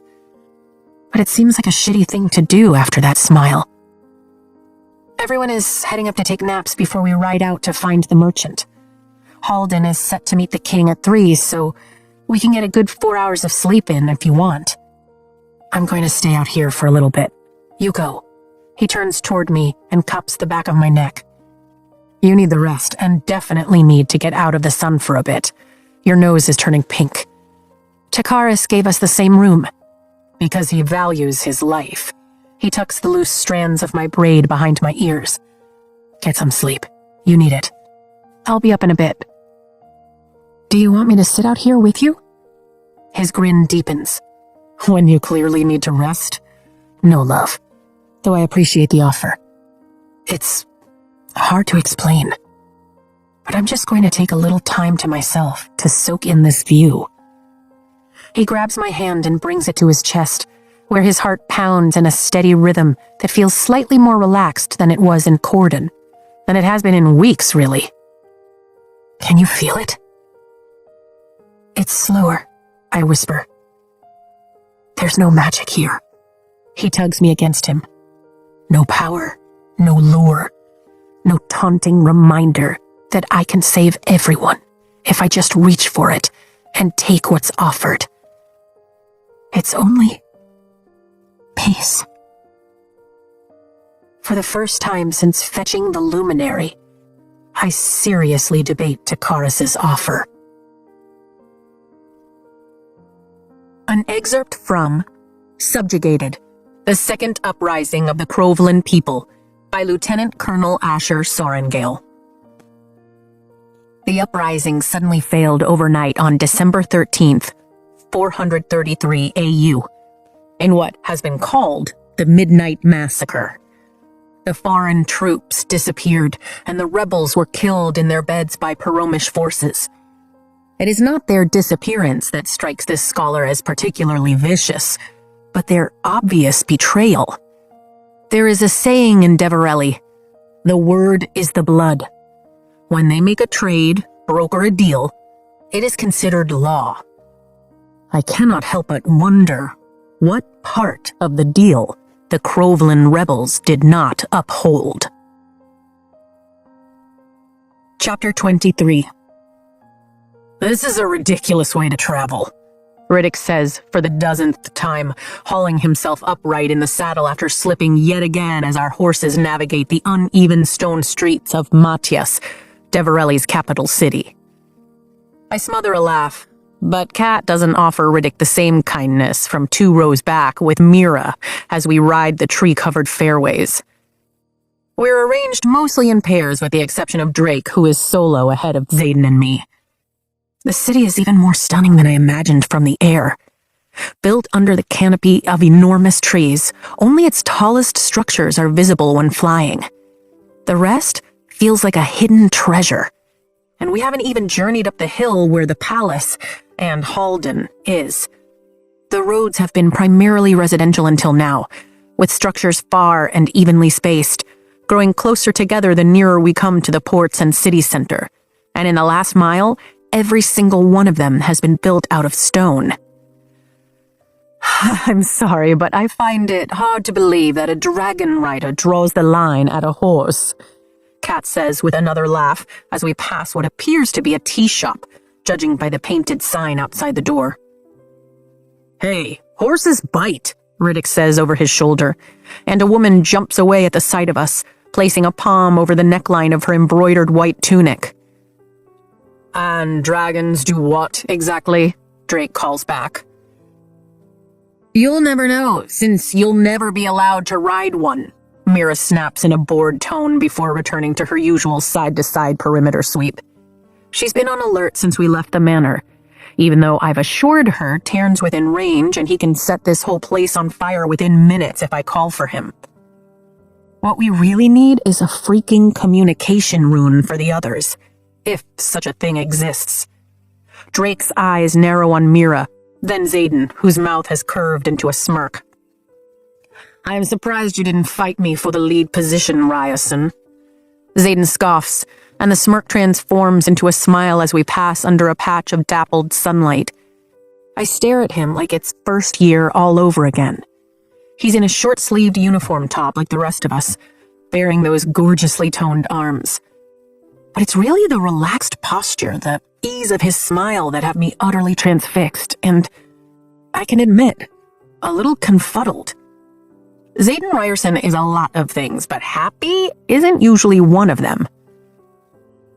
It's perfectly fine if you die first, Cordella. I'm exactly where I want to be.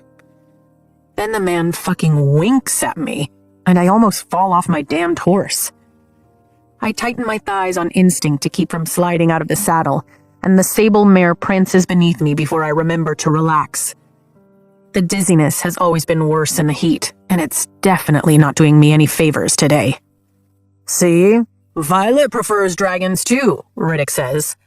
I'm fine. I roll my shoulders to keep my pack, and its very precious cargo, in place. She's always been a good rider, Dane argues on my behalf. Did you two ride a lot when you were younger? Zayden asks as we pass by a tavern, and more than one mug of ale spills onto white tunics at the outdoor tables at the sight of us.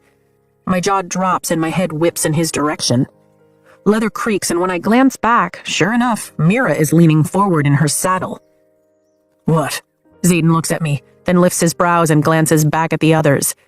Kat stares at him like he's grown another head.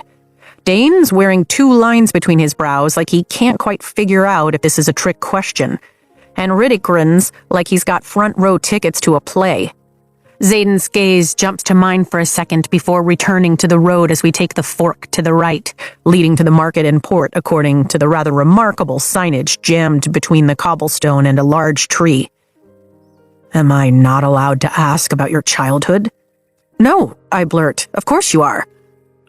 "It's just that you usually act like I didn't grow up with her," Dane answers casually. "Like we weren't best friends." "I'm so fucking glad I got on this horse," Riddick says, gripping his reins tighter.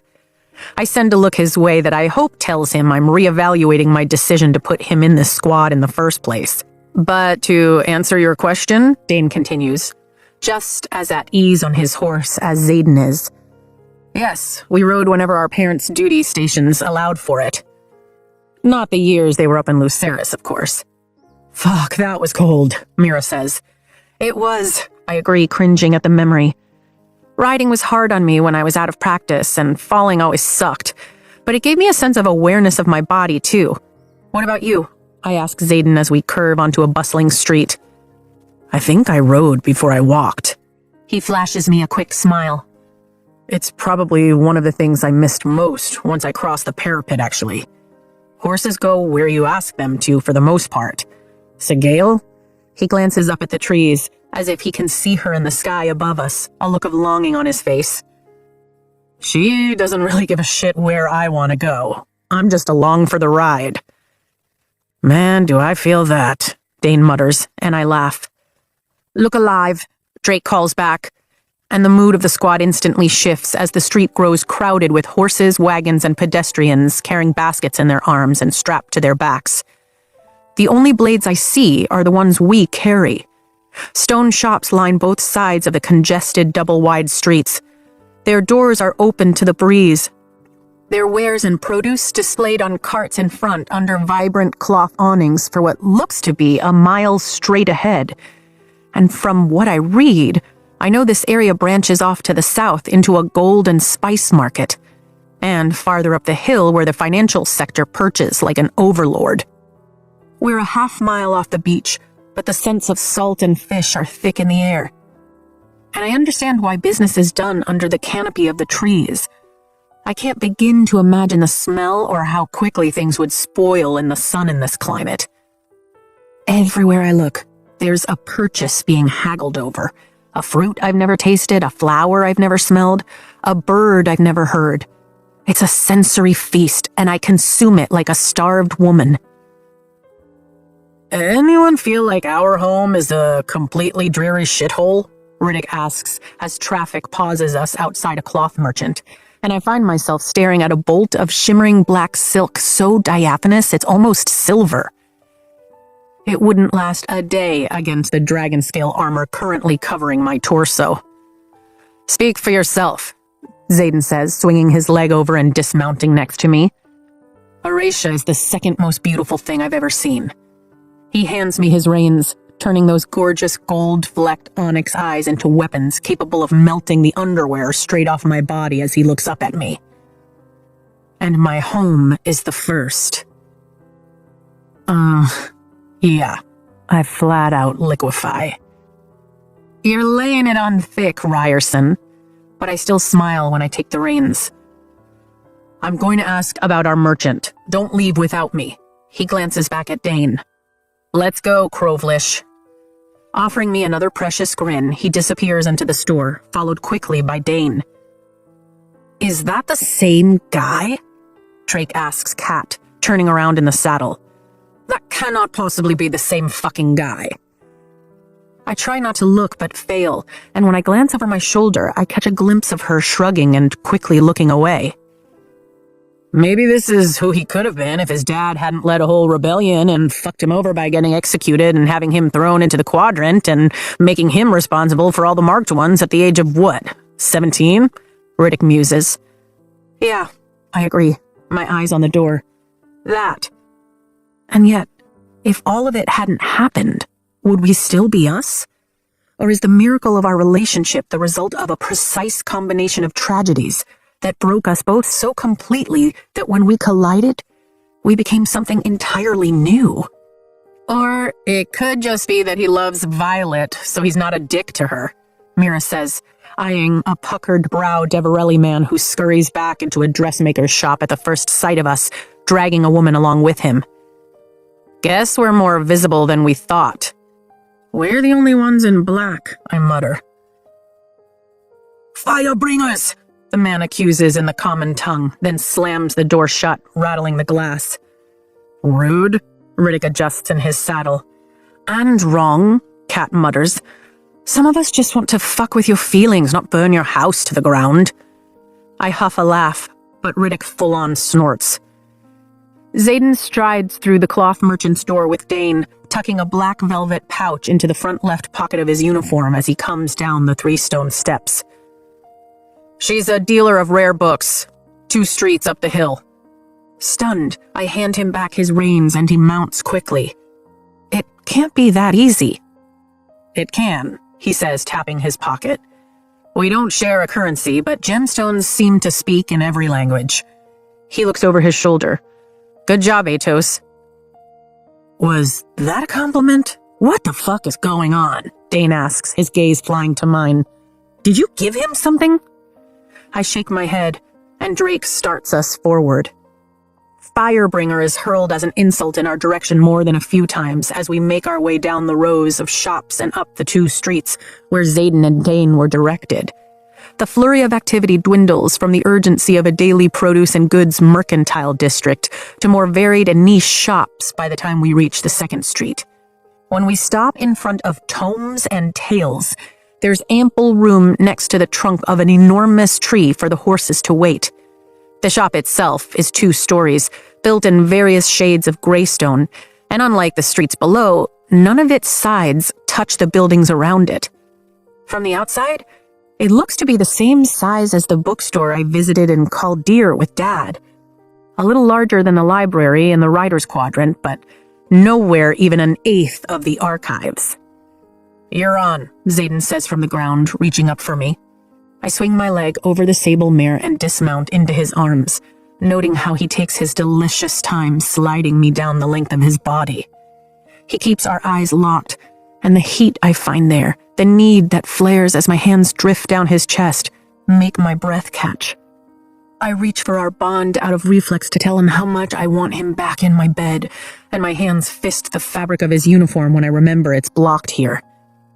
I miss the bond, I whisper, before I can think better of it. Me too.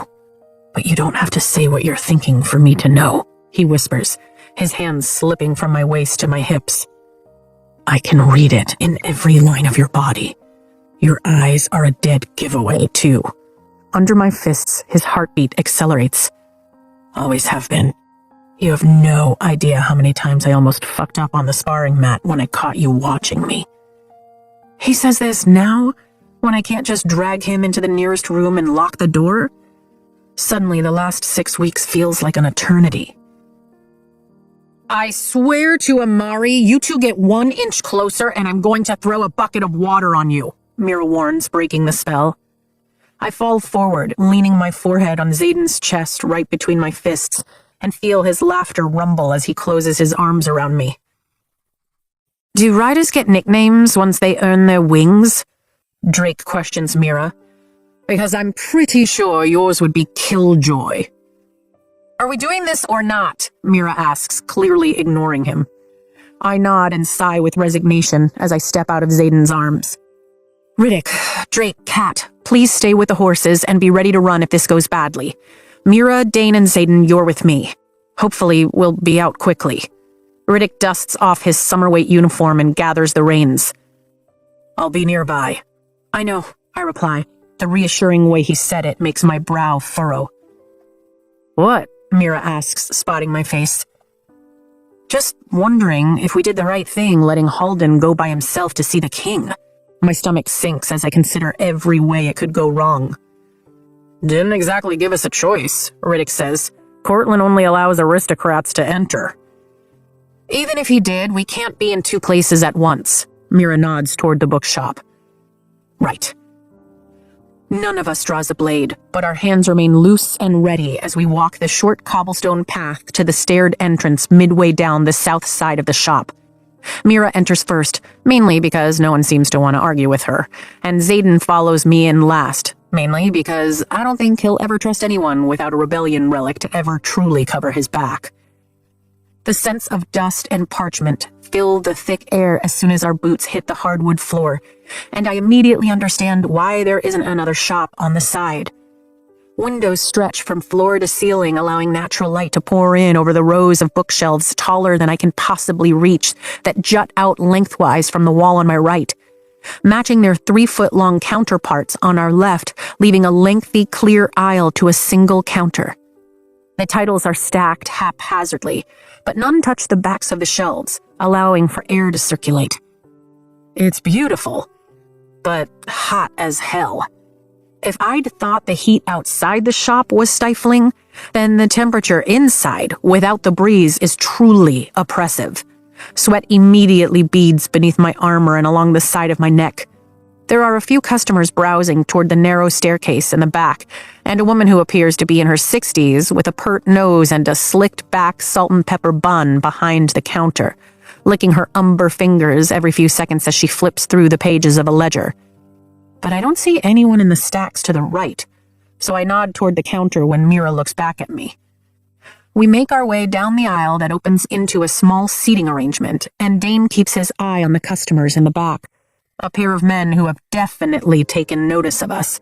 I glance over my shoulder as we approach the counter, finding Xaden has slipped behind the last shelf on the left and is currently leaned against the wall, wearing his usual expression of apathetic boredom. Go figure. He's found what seems to be one of the only patches of shadow in the place to wait while I sort out whatever my father sent me here to find. Dane moves to the edge of the counter, earning the shopkeeper's attention and placing himself between Mira and the customers, while Mira backs herself to the far edge of the seating group, setting a perimeter. In a bookstore. I manage to keep from rolling my eyes. The shopkeeper's gaze darts from Dane to Mira to me before she closes the ledger and places it under the counter.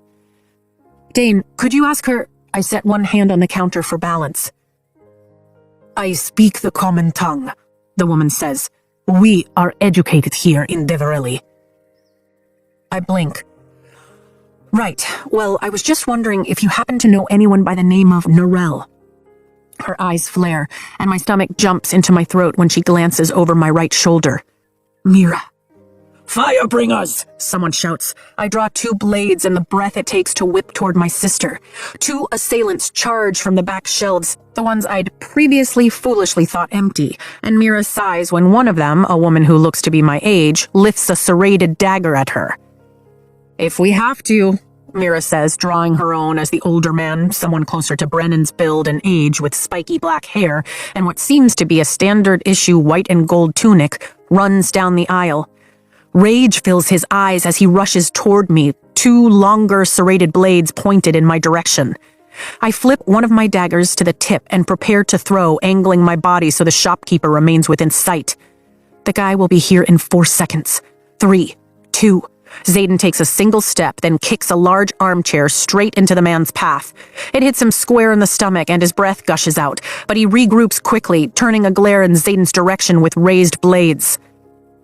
You don't want to do that. Xaden shakes his head. The guy shouts a battle cry, then draws back his right arm and I flick my wrist.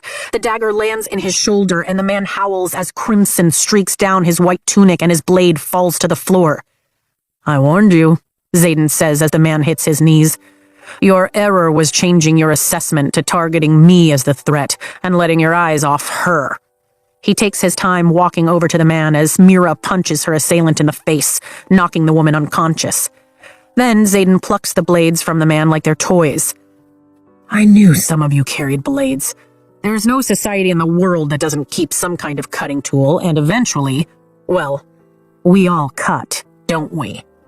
Dane clicks his tongue and I turn in his direction to find both his dagger and sword out, the shorter of the blades pointed at the shopkeeper and the longer at the customers. I would stay back, he tells the men who have drawn their own serrated daggers. In fact, if there's a back door, I would find it and I would leave. They scurry to do so. The injured man falls forward, catching himself on his good hand before collapsing on his stomach, and Xaden leans over him. This is going to hurt, Xaden warns before retrieving my dagger from his shoulder. To his credit, the man doesn't scream or complain when Xaden wipes the blade clean on the back of his white tunic. You really shouldn't raise a blade if you're not prepared to receive one. Mira sheathes her daggers and steps over the unconscious woman. Well, that was annoying. Are you protecting someone, or do you just really hate riders? She asks the shopkeeper, who has backed herself into the corner as far as she possibly can. Only firebringers in this store looking for Norel, the shopkeeper answers. Protecting something. Got it. The stairs creak, and the angle of Dane's sword changes as our heads swing collectively. The man groans, and out of the corner of my eye, I see him struggle to get off the floor. No. Staying down is a safer bet for everyone involved, Xaden warns him. She only wounded you, but I'll kill you if you take another step toward her, and it turns out that's bad for international relations. I glance his way as someone descends the steps, and he arches his scarred eyebrow. I'm giving diplomacy a try. Not sure it's for me, though. The man goes utterly limp. Dane hesitates as a hunched figure rounds the end of the staircase. The shopkeeper yells something in Crovelish, and I blink. Did she just call her? Mom, Dane confirms with a nod. She said, No, Mom, save yourself. We're not here to kill anyone, I tell the shopkeeper as her mother walks into the light, leaning heavily on a walking cane. Her hair is silver, and the lines of her face have deepened with time. But she has the same pert nose as her daughter, the same deep brown eyes and round face. You're Norel, I guess. Dane lowers his sword as she approaches, then sheathes it as she completely skirts around him, taking in the scene of what I assume is her shop. She studies Xaden through thick glasses, then Dane, Mira, and finally me, her gaze lingering on my hair before she finally nods. And you must be Asher Sorengale's daughter, here to collect the books he wrote for you. My heart stops. Recovered unsent correspondence of General Lilith Sorengale. She won't understand why you've kept her in the dark. You left too soon, left too many of your plans unfinished. Now we can only hope the bond between our daughters is strong enough to endure the paths they've chosen. They'll need each other to survive. Chapter 24. Books, I whisper, my fingers curling around the dagger I realize is still in my left hand. Norel tilts her head. I did not stutter. She looks pointedly at the armchair.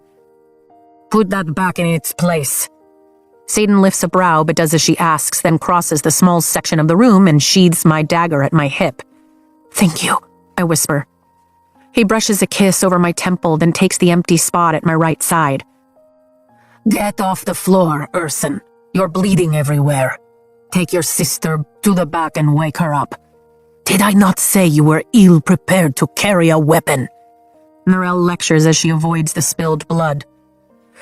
Please forgive my grandchildren. They took our task of protecting the books from any riders who aren't, you, a little too seriously. She sinks into the chair.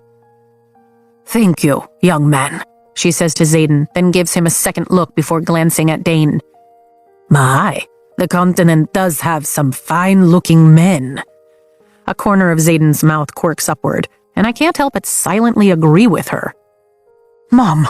The shopkeeper rushes to her side, no doubt still worried we'll attack her mother. Urson hurries to do Norel's bidding, helping his sister off the floor as she reluctantly comes to from Mira's last punch.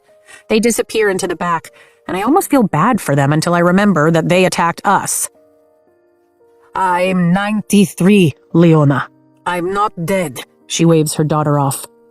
Or, what is it you Amoralis say? I have not yet met Malik. He is your god of death, is he not? My brow furrows at the unknown term. Amarales.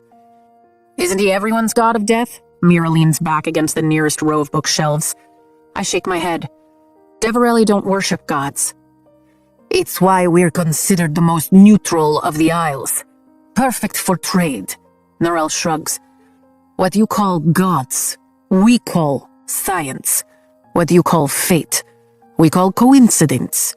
What you call the divine intervention of love, we call... She flourishes her hand. Alchemy. Two substances combined to make something entirely new.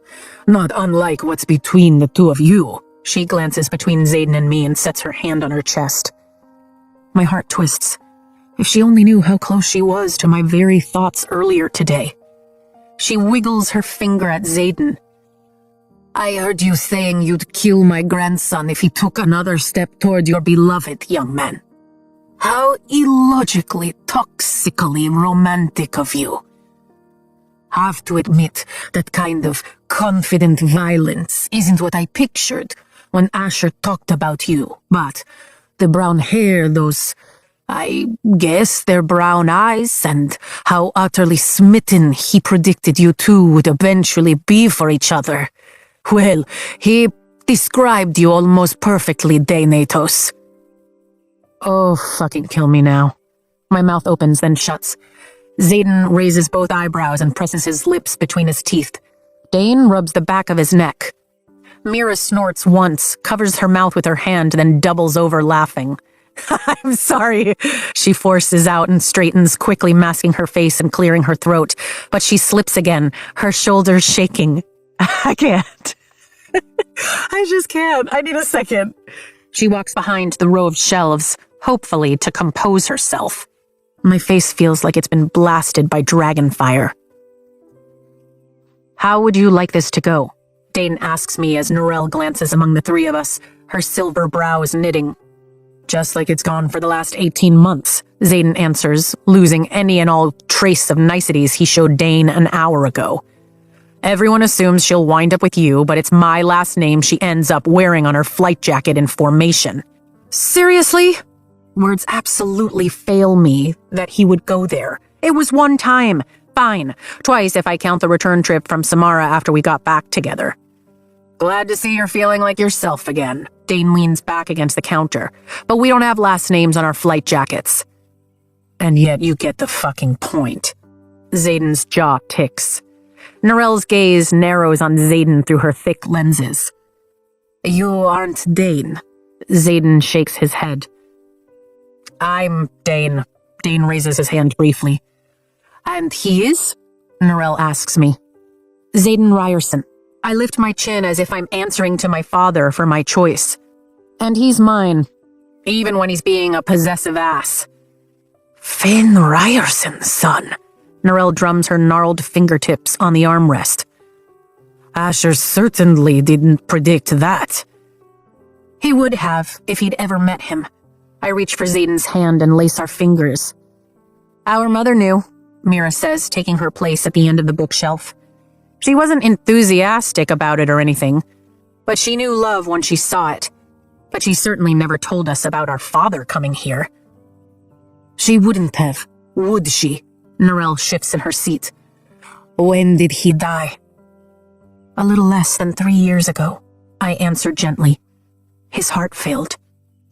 Narelle's face crumples for a few sorrowful breaths, but she nods through it, as if having a conversation with herself, then lifts her head again. Your father risked all your lives to hide away his life's work with the sole purpose that you find it, Violet. He left the last of it with me, almost 4 years ago, with explicit instructions that you only be given it if you had attained the intelligence and understanding you would need to comprehend it. I stiffen. That's... Dane shakes his head. That's Dad, Mira says slowly. You've got this. Xaden squeezes my hand. I fight to swallow the sudden lump in my dry throat. He told me to bring you the rarest item I possess. An ironic laugh bubbles up, and I shake my head, realizing the work we've gone through to haul the satchel all this way has been for nothing. You thought it's Deverelli, so naturally we trade in goods, treasures. Narelle folds her hands in her lap. He meant my mind. I glance at Mira, but her gaze is locked on the floor. That's why he said not to send another in my stead. The books are only for you, Narelle confirms, and Leona perches on the arm of her mother's chair. I have 3 simple questions, and if you're capable of answering them, the books are yours. Arrogant to think you have any right to keep something our father wrote for Violet based on your judgment. Mira's tone could grate stone. It's fine, I assure her, refusing to waver even in this heat. Ask. Narelle shoots my sister a withering look and then turns her attention to me. He left a manuscript for you. What is the title? Subjugated, the Second Uprising of the Croveland People by Lieutenant Colonel Asher Sorengale, I answer. Which you already know that I know. How else would I be here? She taps her forefinger in obvious impatience. In Chapter 14, your father alludes to the Croveland Uprising falling apart because of Deverelli, but does not go into specifics. Her gaze skims over my black uniform. Scribe, worth her wisdom, wouldn't have been satisfied with his speculation. So tell me, what's your hypothesis? Out of everything in the book, that's what she asks? Easy. Krovla didn't keep their part of whatever deal they made with Deverelli. Rather than lose their reputation, Deverelli withdrew their brokerage, hence the removal of the other Isle's troops. And then told the Perumish King Regent where to find the rebels. End of rebellion. I shrug. Not good enough. She shakes her head and my stomach sinks. Why did it fall apart? What was brokered? That's not fair, Dane starts. Narelle lifts a hand demanding his silence. She knows the answer. I sigh. I have an idea. I just don't like being wrong. Or in this case, right. You're among friends. Her smile implies otherwise. Fine. Sweat drips down the back of my neck, but I gather up the courage to look like a fool. I think they promised dragons and couldn't deliver. They what? Mira squawks. Xaden tenses, and Dane pivots fully to face me, his eyes impossibly wide, but Narelle's slow smile tells me I'm either horrifically wrong or tragically right. Present your proof, she says in a tone that reminds me eerily of Markham. Convince that one, she points to Dane.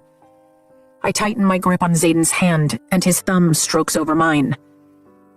Public Notice 433.323 acknowledges a failed border breach attempt by Croveland forces near the outpost of Athbean on December 11th, 433 AU, 2 days before the Midnight Massacre. The only other record of that event exists in the journal of Colonel Hashby, the commander of the outpost who oversaw the interrogations. I look over at Dane. Dad drilled that into me while he was working on the manuscript, and I didn't understand why then, but obviously I get it now. I think it was the year you were obsessed with the tactics of defeating Emerald Sea piracy or something. Dane stiffens. It was a really big problem in the 5th century. I keep from rolling my eyes. Stay with me here. We were on the couch, Dad was pacing in front of the fire, and you thought it was ludicrous that the soldiers had crossed into Navarre to acquire tail feathers. Remember? He winces. Right. Yes. And your father told me I was a lost cause if I ever wanted to take the entrance exam for the scribe quadrant if I couldn't remember to apply my superior linguistics skills to all areas of analyzing important historical data. Not that I ever wanted to be a scribe, but still. Good times. Thank you for the reminder. Is this going somewhere, or are we just enjoying a moment of nostalgia? Xaden asks. Apply your superior linguistic skills, Dane, I prompt him. The interrogation was recorded in the common tongue. Dane's eyes widen. but the raiders spoke Crovelish, and descriptors follow nouns in Crovelish. They were hunting feathertails. Dragons. I nod. I think Deverelli brokered a deal with Krovla and an unnamed isle that the isle would provide the army and Krovla would provide dragons. When they were unable to do so, the deal fell apart. The Midnight Massacre happened, and Krovla remained a part of Poromil. Dane folds his arms across his chest. They were dealing in dragons. He looks over to Narelle. I believe her. It's just going to take me a minute to absorb it. One does not just deal in dragons, let alone take babies to isles that don't have magic. Not when you risk the wrath of the Empyrean. Oh, wait until you realize that your dad knows my dad's book has something to do with feathertails, which means Dad knew to stop trusting him at some point, I add. Dane's face swings my way, and his stricken expression makes me wish I could take the words back. Third question, Narelle announces, and it feels particularly cruel given what she's just put me through. Ask it. My tone leaves something to be desired. What made you leave the prince? She tilts her head to the side, and her eyes light up like we've gathered for tea and gossip. I'm sorry?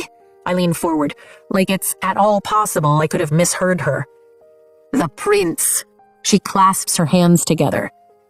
Your father knew it wouldn't last, but I'd like to know the final straw. Any chance you want to swoop down and set this shop on fire? I ask Taryn. As the Dark One said, it doesn't bode well for international relations, he answers. I would, Andarna offers, but then you wouldn't get your books. The weight of every stare in the room flushes my skin so hot, I feel on the edge of burnout without even a hint of magic.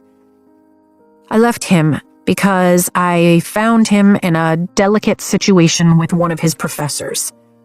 Narelle leans forward and lifts her eyebrows. He was having sex with a professor. Mom, Leona chides. What a fucking asshole, Dane mutters. Why didn't you tell me? What were you gonna do, punch out the Crown Prince of Navarre? I counter. Dane's brow furrows. Yes, Xaden answers. Still might. So, you left him in a jealous rage, even with the crown of Navarre in your hands, Narelle prods.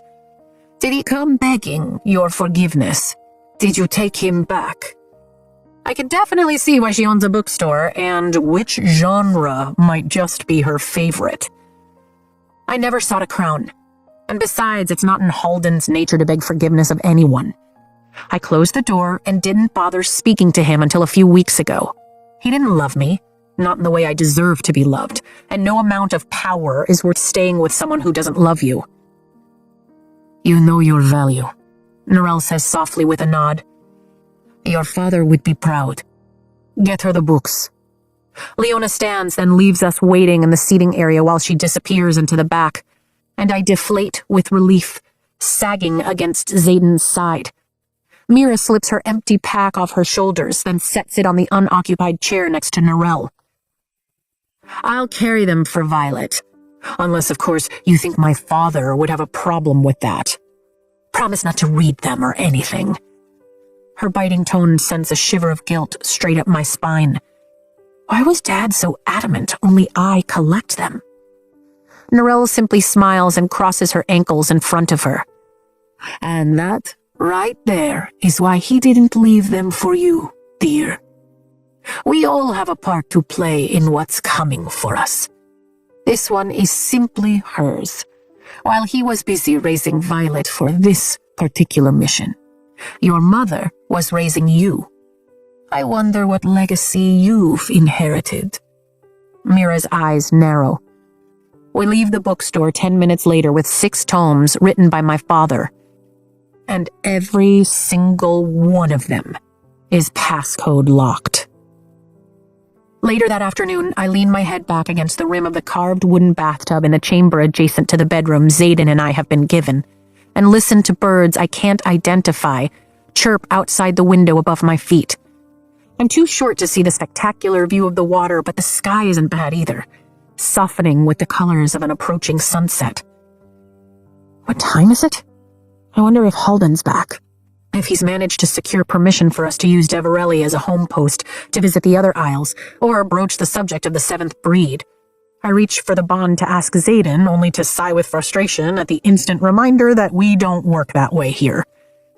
The breeze picks up the white curtains and billows them toward me as the water chills to a temperature that might make me reach for hot water at Basgayath, but is definitely welcome here in Deverelli. Though my toes are pruning, telling me it's time to get out. Vi? Xaden knocks on the door. You can come in. A slow smile spreads across my face. It slips completely when he opens the door and leans in wearing nothing but a towel wrapped around his hips. Gods, is he perfectly beautiful. Wet hair, still a little scruffy, water droplets clinging to the lines of his muscles. Abs for days and days and days. Just letting you know I'm back. The words die as his gaze catches on my bare shoulders, which is all I'm pretty sure he can see given the height of this tub. Well, my shoulders and my very wet, very unbound hair. Damn. Just... damn. I said you should have stayed and had a bath in our room. Lots of space in here. You didn't need to go borrow Riddick's. I tapped the copper pipe at the foot of the tub with my toe. They really do have some pretty fabulous plumbing. Yeah, his eyes darken and his grip on the door handle whitens. I figured it was polite to give you time to soak your muscles to help recover after all that riding. Polite? How very kind of you. I gather all my hair in my hand and pull it over my left shoulder so it's ready to wring out. Then hit the lever with my foot to start draining the tub, trying to focus anywhere but on him and that incredible body he insists on walking around in. And do you feel recovered? His voice lowers. A little exposed after being interrogated about my intelligence and my love life, but otherwise fine. Reaching to the right, I grab the soft white towel I left on the little bench as the water empties with a gurgle, then turn my back to Xaden and stand, quickly wrapping the towel around me. You're fine, he repeats. Not dizzy, not sore, not tired? Because we just flew all last night. I'm not sure I want to go climb the gauntlet or anything. I lean left, wringing my hair out over the tub. But yes, I'm feeling as good as it gets. Clean, fed, and ready to curl up with the man I love. Good, he says against my ear, and I gasp with surprise as he grabs hold of my waist and turns me to face him. Because I'm done being polite. His mouth crashes into mine.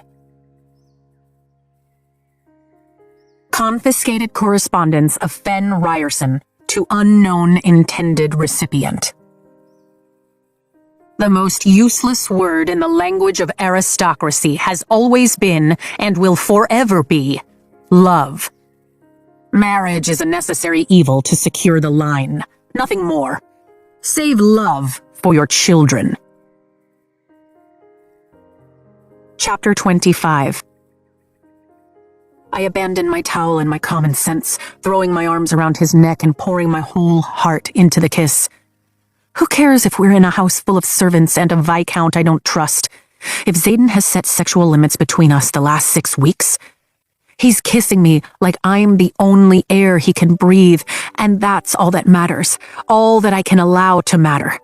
My wet feet slip on the tile, and then there's nothing beneath them as I'm lifted to his chest. The sensation of my bare breasts against his damp skin makes me gasp around his tongue.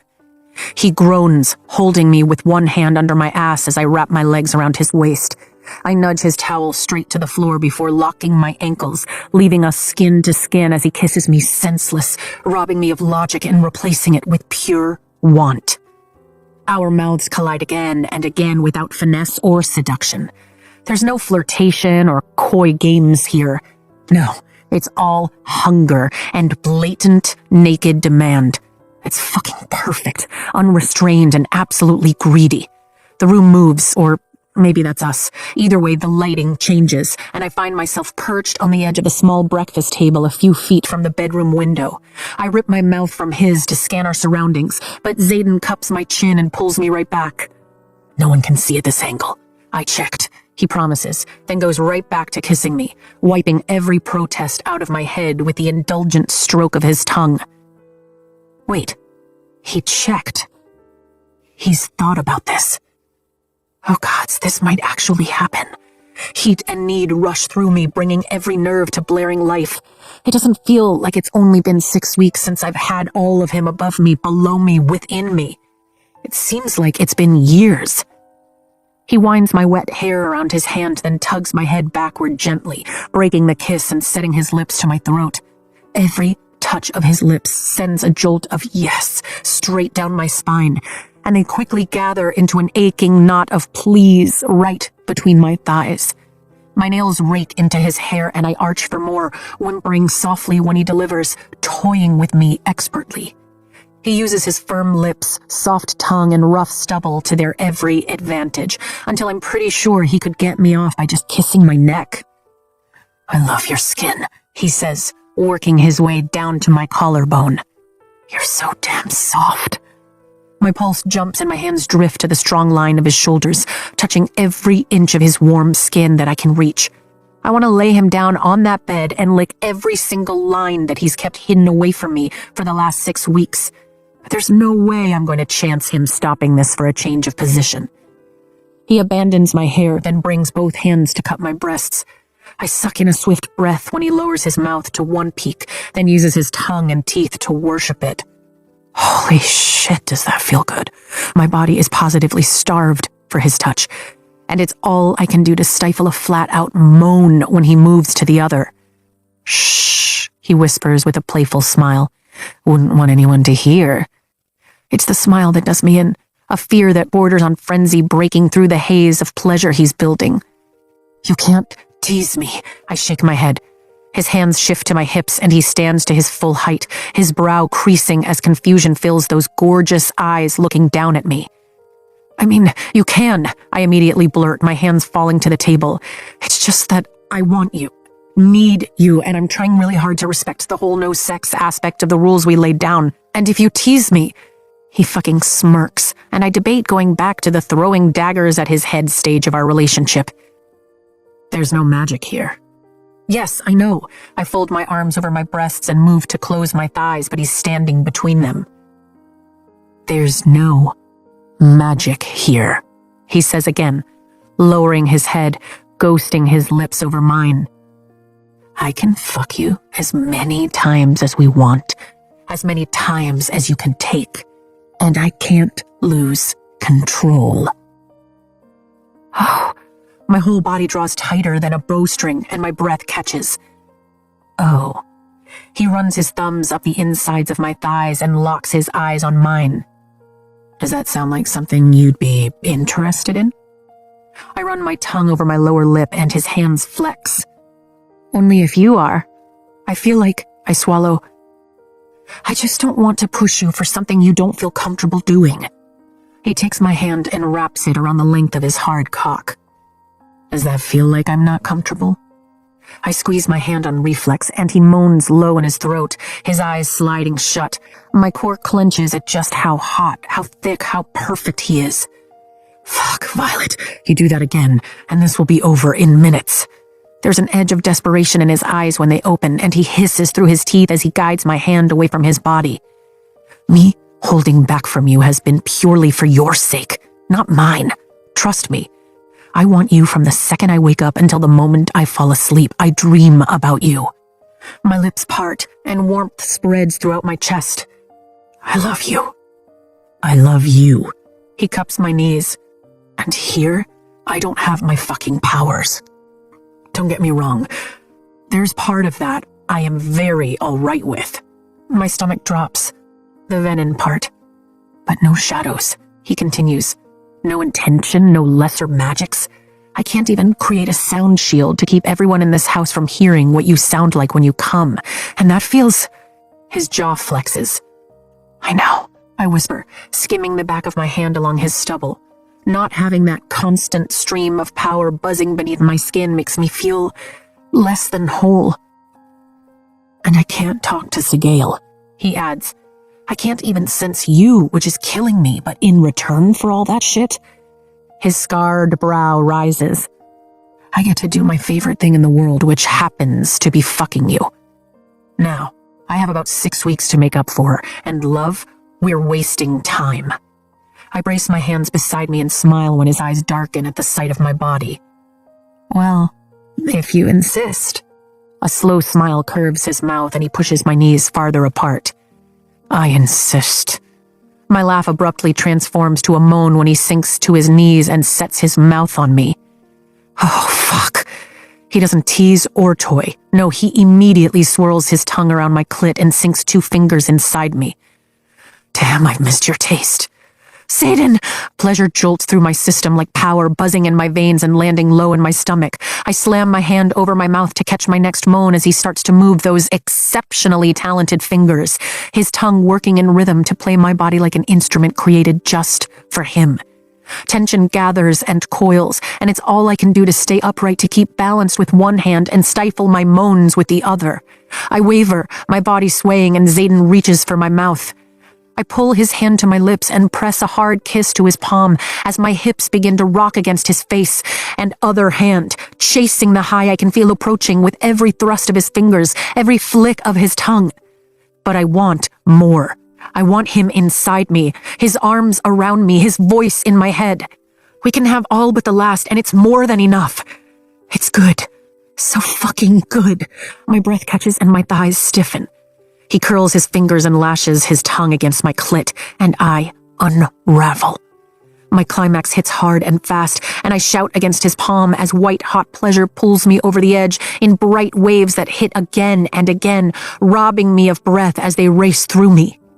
He coaxes the aftershocks from me relentlessly, working my body until the last of them shudder through. I have no words for the havoc that mouth can wreak. Get up here. I kiss his wrist, and he stands, dragging his thumb along his lower lip. My temperature rises another degree, and my breath hitches as my gaze rakes over him. Mine. It's the only word that comes to mind as I devour the sight of him. Keep looking at me like that, he warns, prowling toward me. He slides his hands beneath my thighs and lifts me farther back on the table. And you'll what? I lie down, bringing my heels to the surface as he climbs onto me, bracing his weight on his palms. Good point. He lowers his mouth to mine, and his arms tremble slightly. I need you. I'm right here. I lift my knees to bracket his hips and reach between our bodies to bring the head of his cock to my entrance. We both inhale at the contact, and his eyes flare. Are you sure?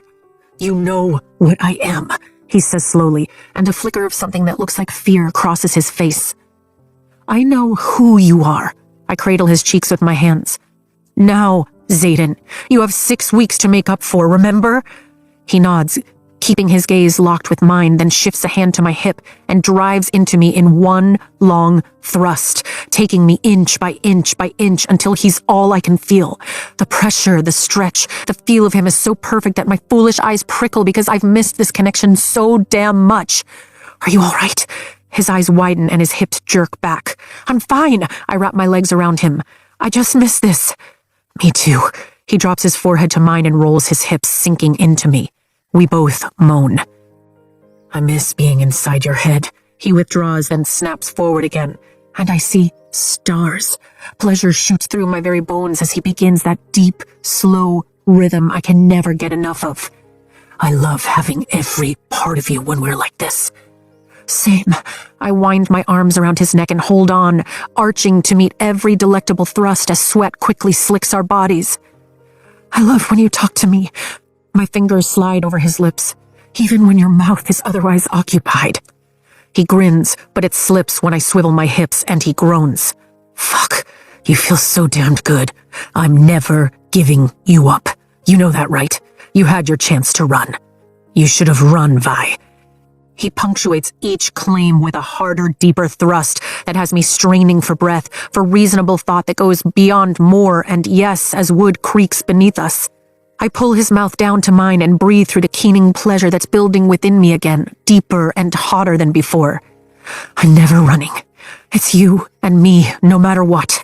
You and me, he repeats, sweat beading on his brow as his hips drive me into the table and it creaks, starting to rock with us. Just don't stop. I'm pretty sure stopping might kill me. I hold tight with my arms, my legs, clinging to him with everything I have as he lowers his weight to his forearm, cushions the back of my head with his hand, and drives into me, taking me higher and higher. Wood snaps a second before gravity shifts, and my stomach hollows as we fall. My skin only touches his on impact. He has me held against his chest with one arm, while his other and his knees took the brunt of our mishap. "Are you all right?" I ask, my face buried in his neck. "I'm fine. We fell 3 feet, not 30. He laughs, rolling us off the destroyed table and onto the hardwood floor, careful not to crush my ankles. Then he picks up right where he left off, except this time I'm close enough to the bed rail to push back against him for leverage. "Hold on." He reaches over my head, retrieves a pillow, then slides it under my hips. The next thrust hits such a sweet spot that I can taste it. He muffles my cry with his mouth as I arch up for him again and again, savoring every breath through his gritted teeth, every strained line of his incredible body, every drugging kiss as the pleasure spins tighter and tighter between us. And God's help me, I hold on as long as humanly possible. I don't want it to end, don't want to go back to the endless wanting. A whimper escapes my lips as I fight the pressure, the oncoming wave I know I can't avoid, not when every roll of his hips drives me toward it. "You have to let go for me, love." Zayden nips my lower lip. "I'm not," I gasp, my body twisting beneath his. "Fuck, it feels too damn good." "You are." His hand drifts down to my stomach. "I don't need to be in your head to know why you're fighting it. This isn't the only time, Vi. We have all night. Come for me." All night sounds better than any heaven I know of. I sink my fingers into his hair as he strokes my hypersensitive clit with the precise pressure he knows I like.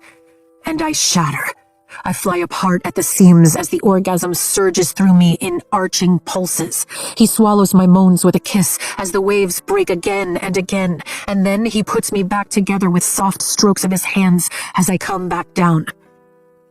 "So beautiful," he whispers against my mouth, and only when I fall against the floor, a trembling, happily content mess, does he kiss me like he's searching for his own soul and finds his own completion with a few final hard thrusts and a low groan. I hold him tight as he rolls us to the side, his back to the destruction, and he cradles my head on his biceps. I trace the line of the scar across his brow as my heartbeat settles and commit the contours of his face to memory again, while he watches me with a glazed, soft expression. There's too much of us missing here for this to truly be us, but it's a version that I want to cling to, where he isn't plagued by the threat of turning, where he isn't telling me that I have to learn how to kill him. "We could just stay here," I whisper. His brow twitches, and he pushes my hair back from my face. "Here, as in this room?" "Here, as in Deverelli." I run my fingers along his jaw. "I can take Takaris's offer, if Tiernan and Darna agree. I'm sure they would if it means you stop all progression until I can find a cure. You and Sigale could stay here while I do the research." He slides his thumb over my lips. "She's in pain." I blink. How could I have missed that?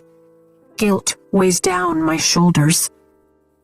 All the dragons are, I think. Not that they'll admit it. But I don't think they can survive, or at least thrive, the way they do at home, away from magic. I could never cause Sigale pain.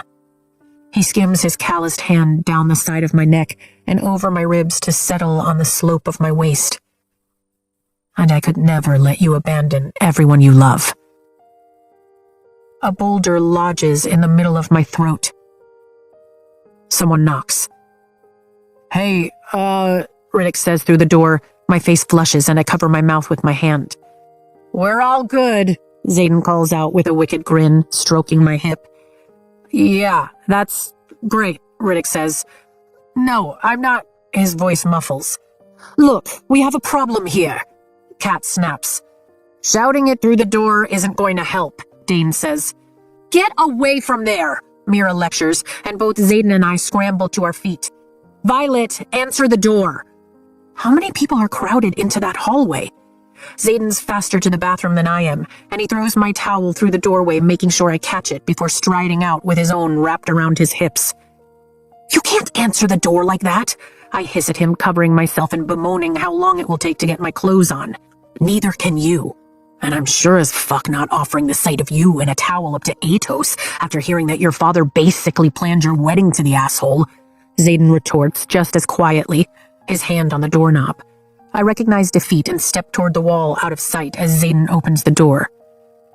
To what do we owe the honor of a visit from every single one of you? He asks.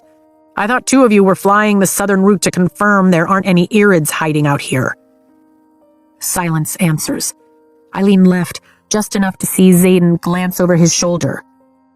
Yes, the table is broken. Now what do you need? You two totally broke it, didn't you? Riddick asks on the edge of laughter. Like that armoire no one was supposed to notice getting hauled out of her room during first year?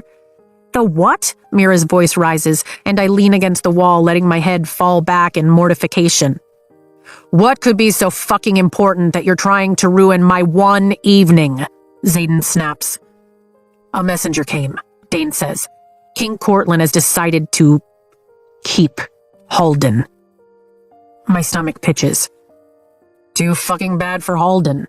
Xaden shrugs. Xaden! I lift my brows at him, and his mouth tightens.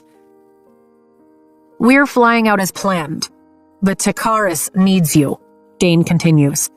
You're the only aristocrat they'll let in. You have to go, I whisper. Xaden looks my way, and too many emotions to count cross his beautiful face. Want, desperation, pleading, frustration, anger, resignation. Fuck, fine. He slams the door in their faces. We have to go. An excerpt from A Study in the Anatomy of the Enemy by Captain Dominic Prischel. In the first 24 hours of removal from source magic, the subject, an ASIM, presented as even-tempered, but withdrawal quickly revealed the subject's true nature, requiring the subject's immediate transfer to Stage 2 of the study.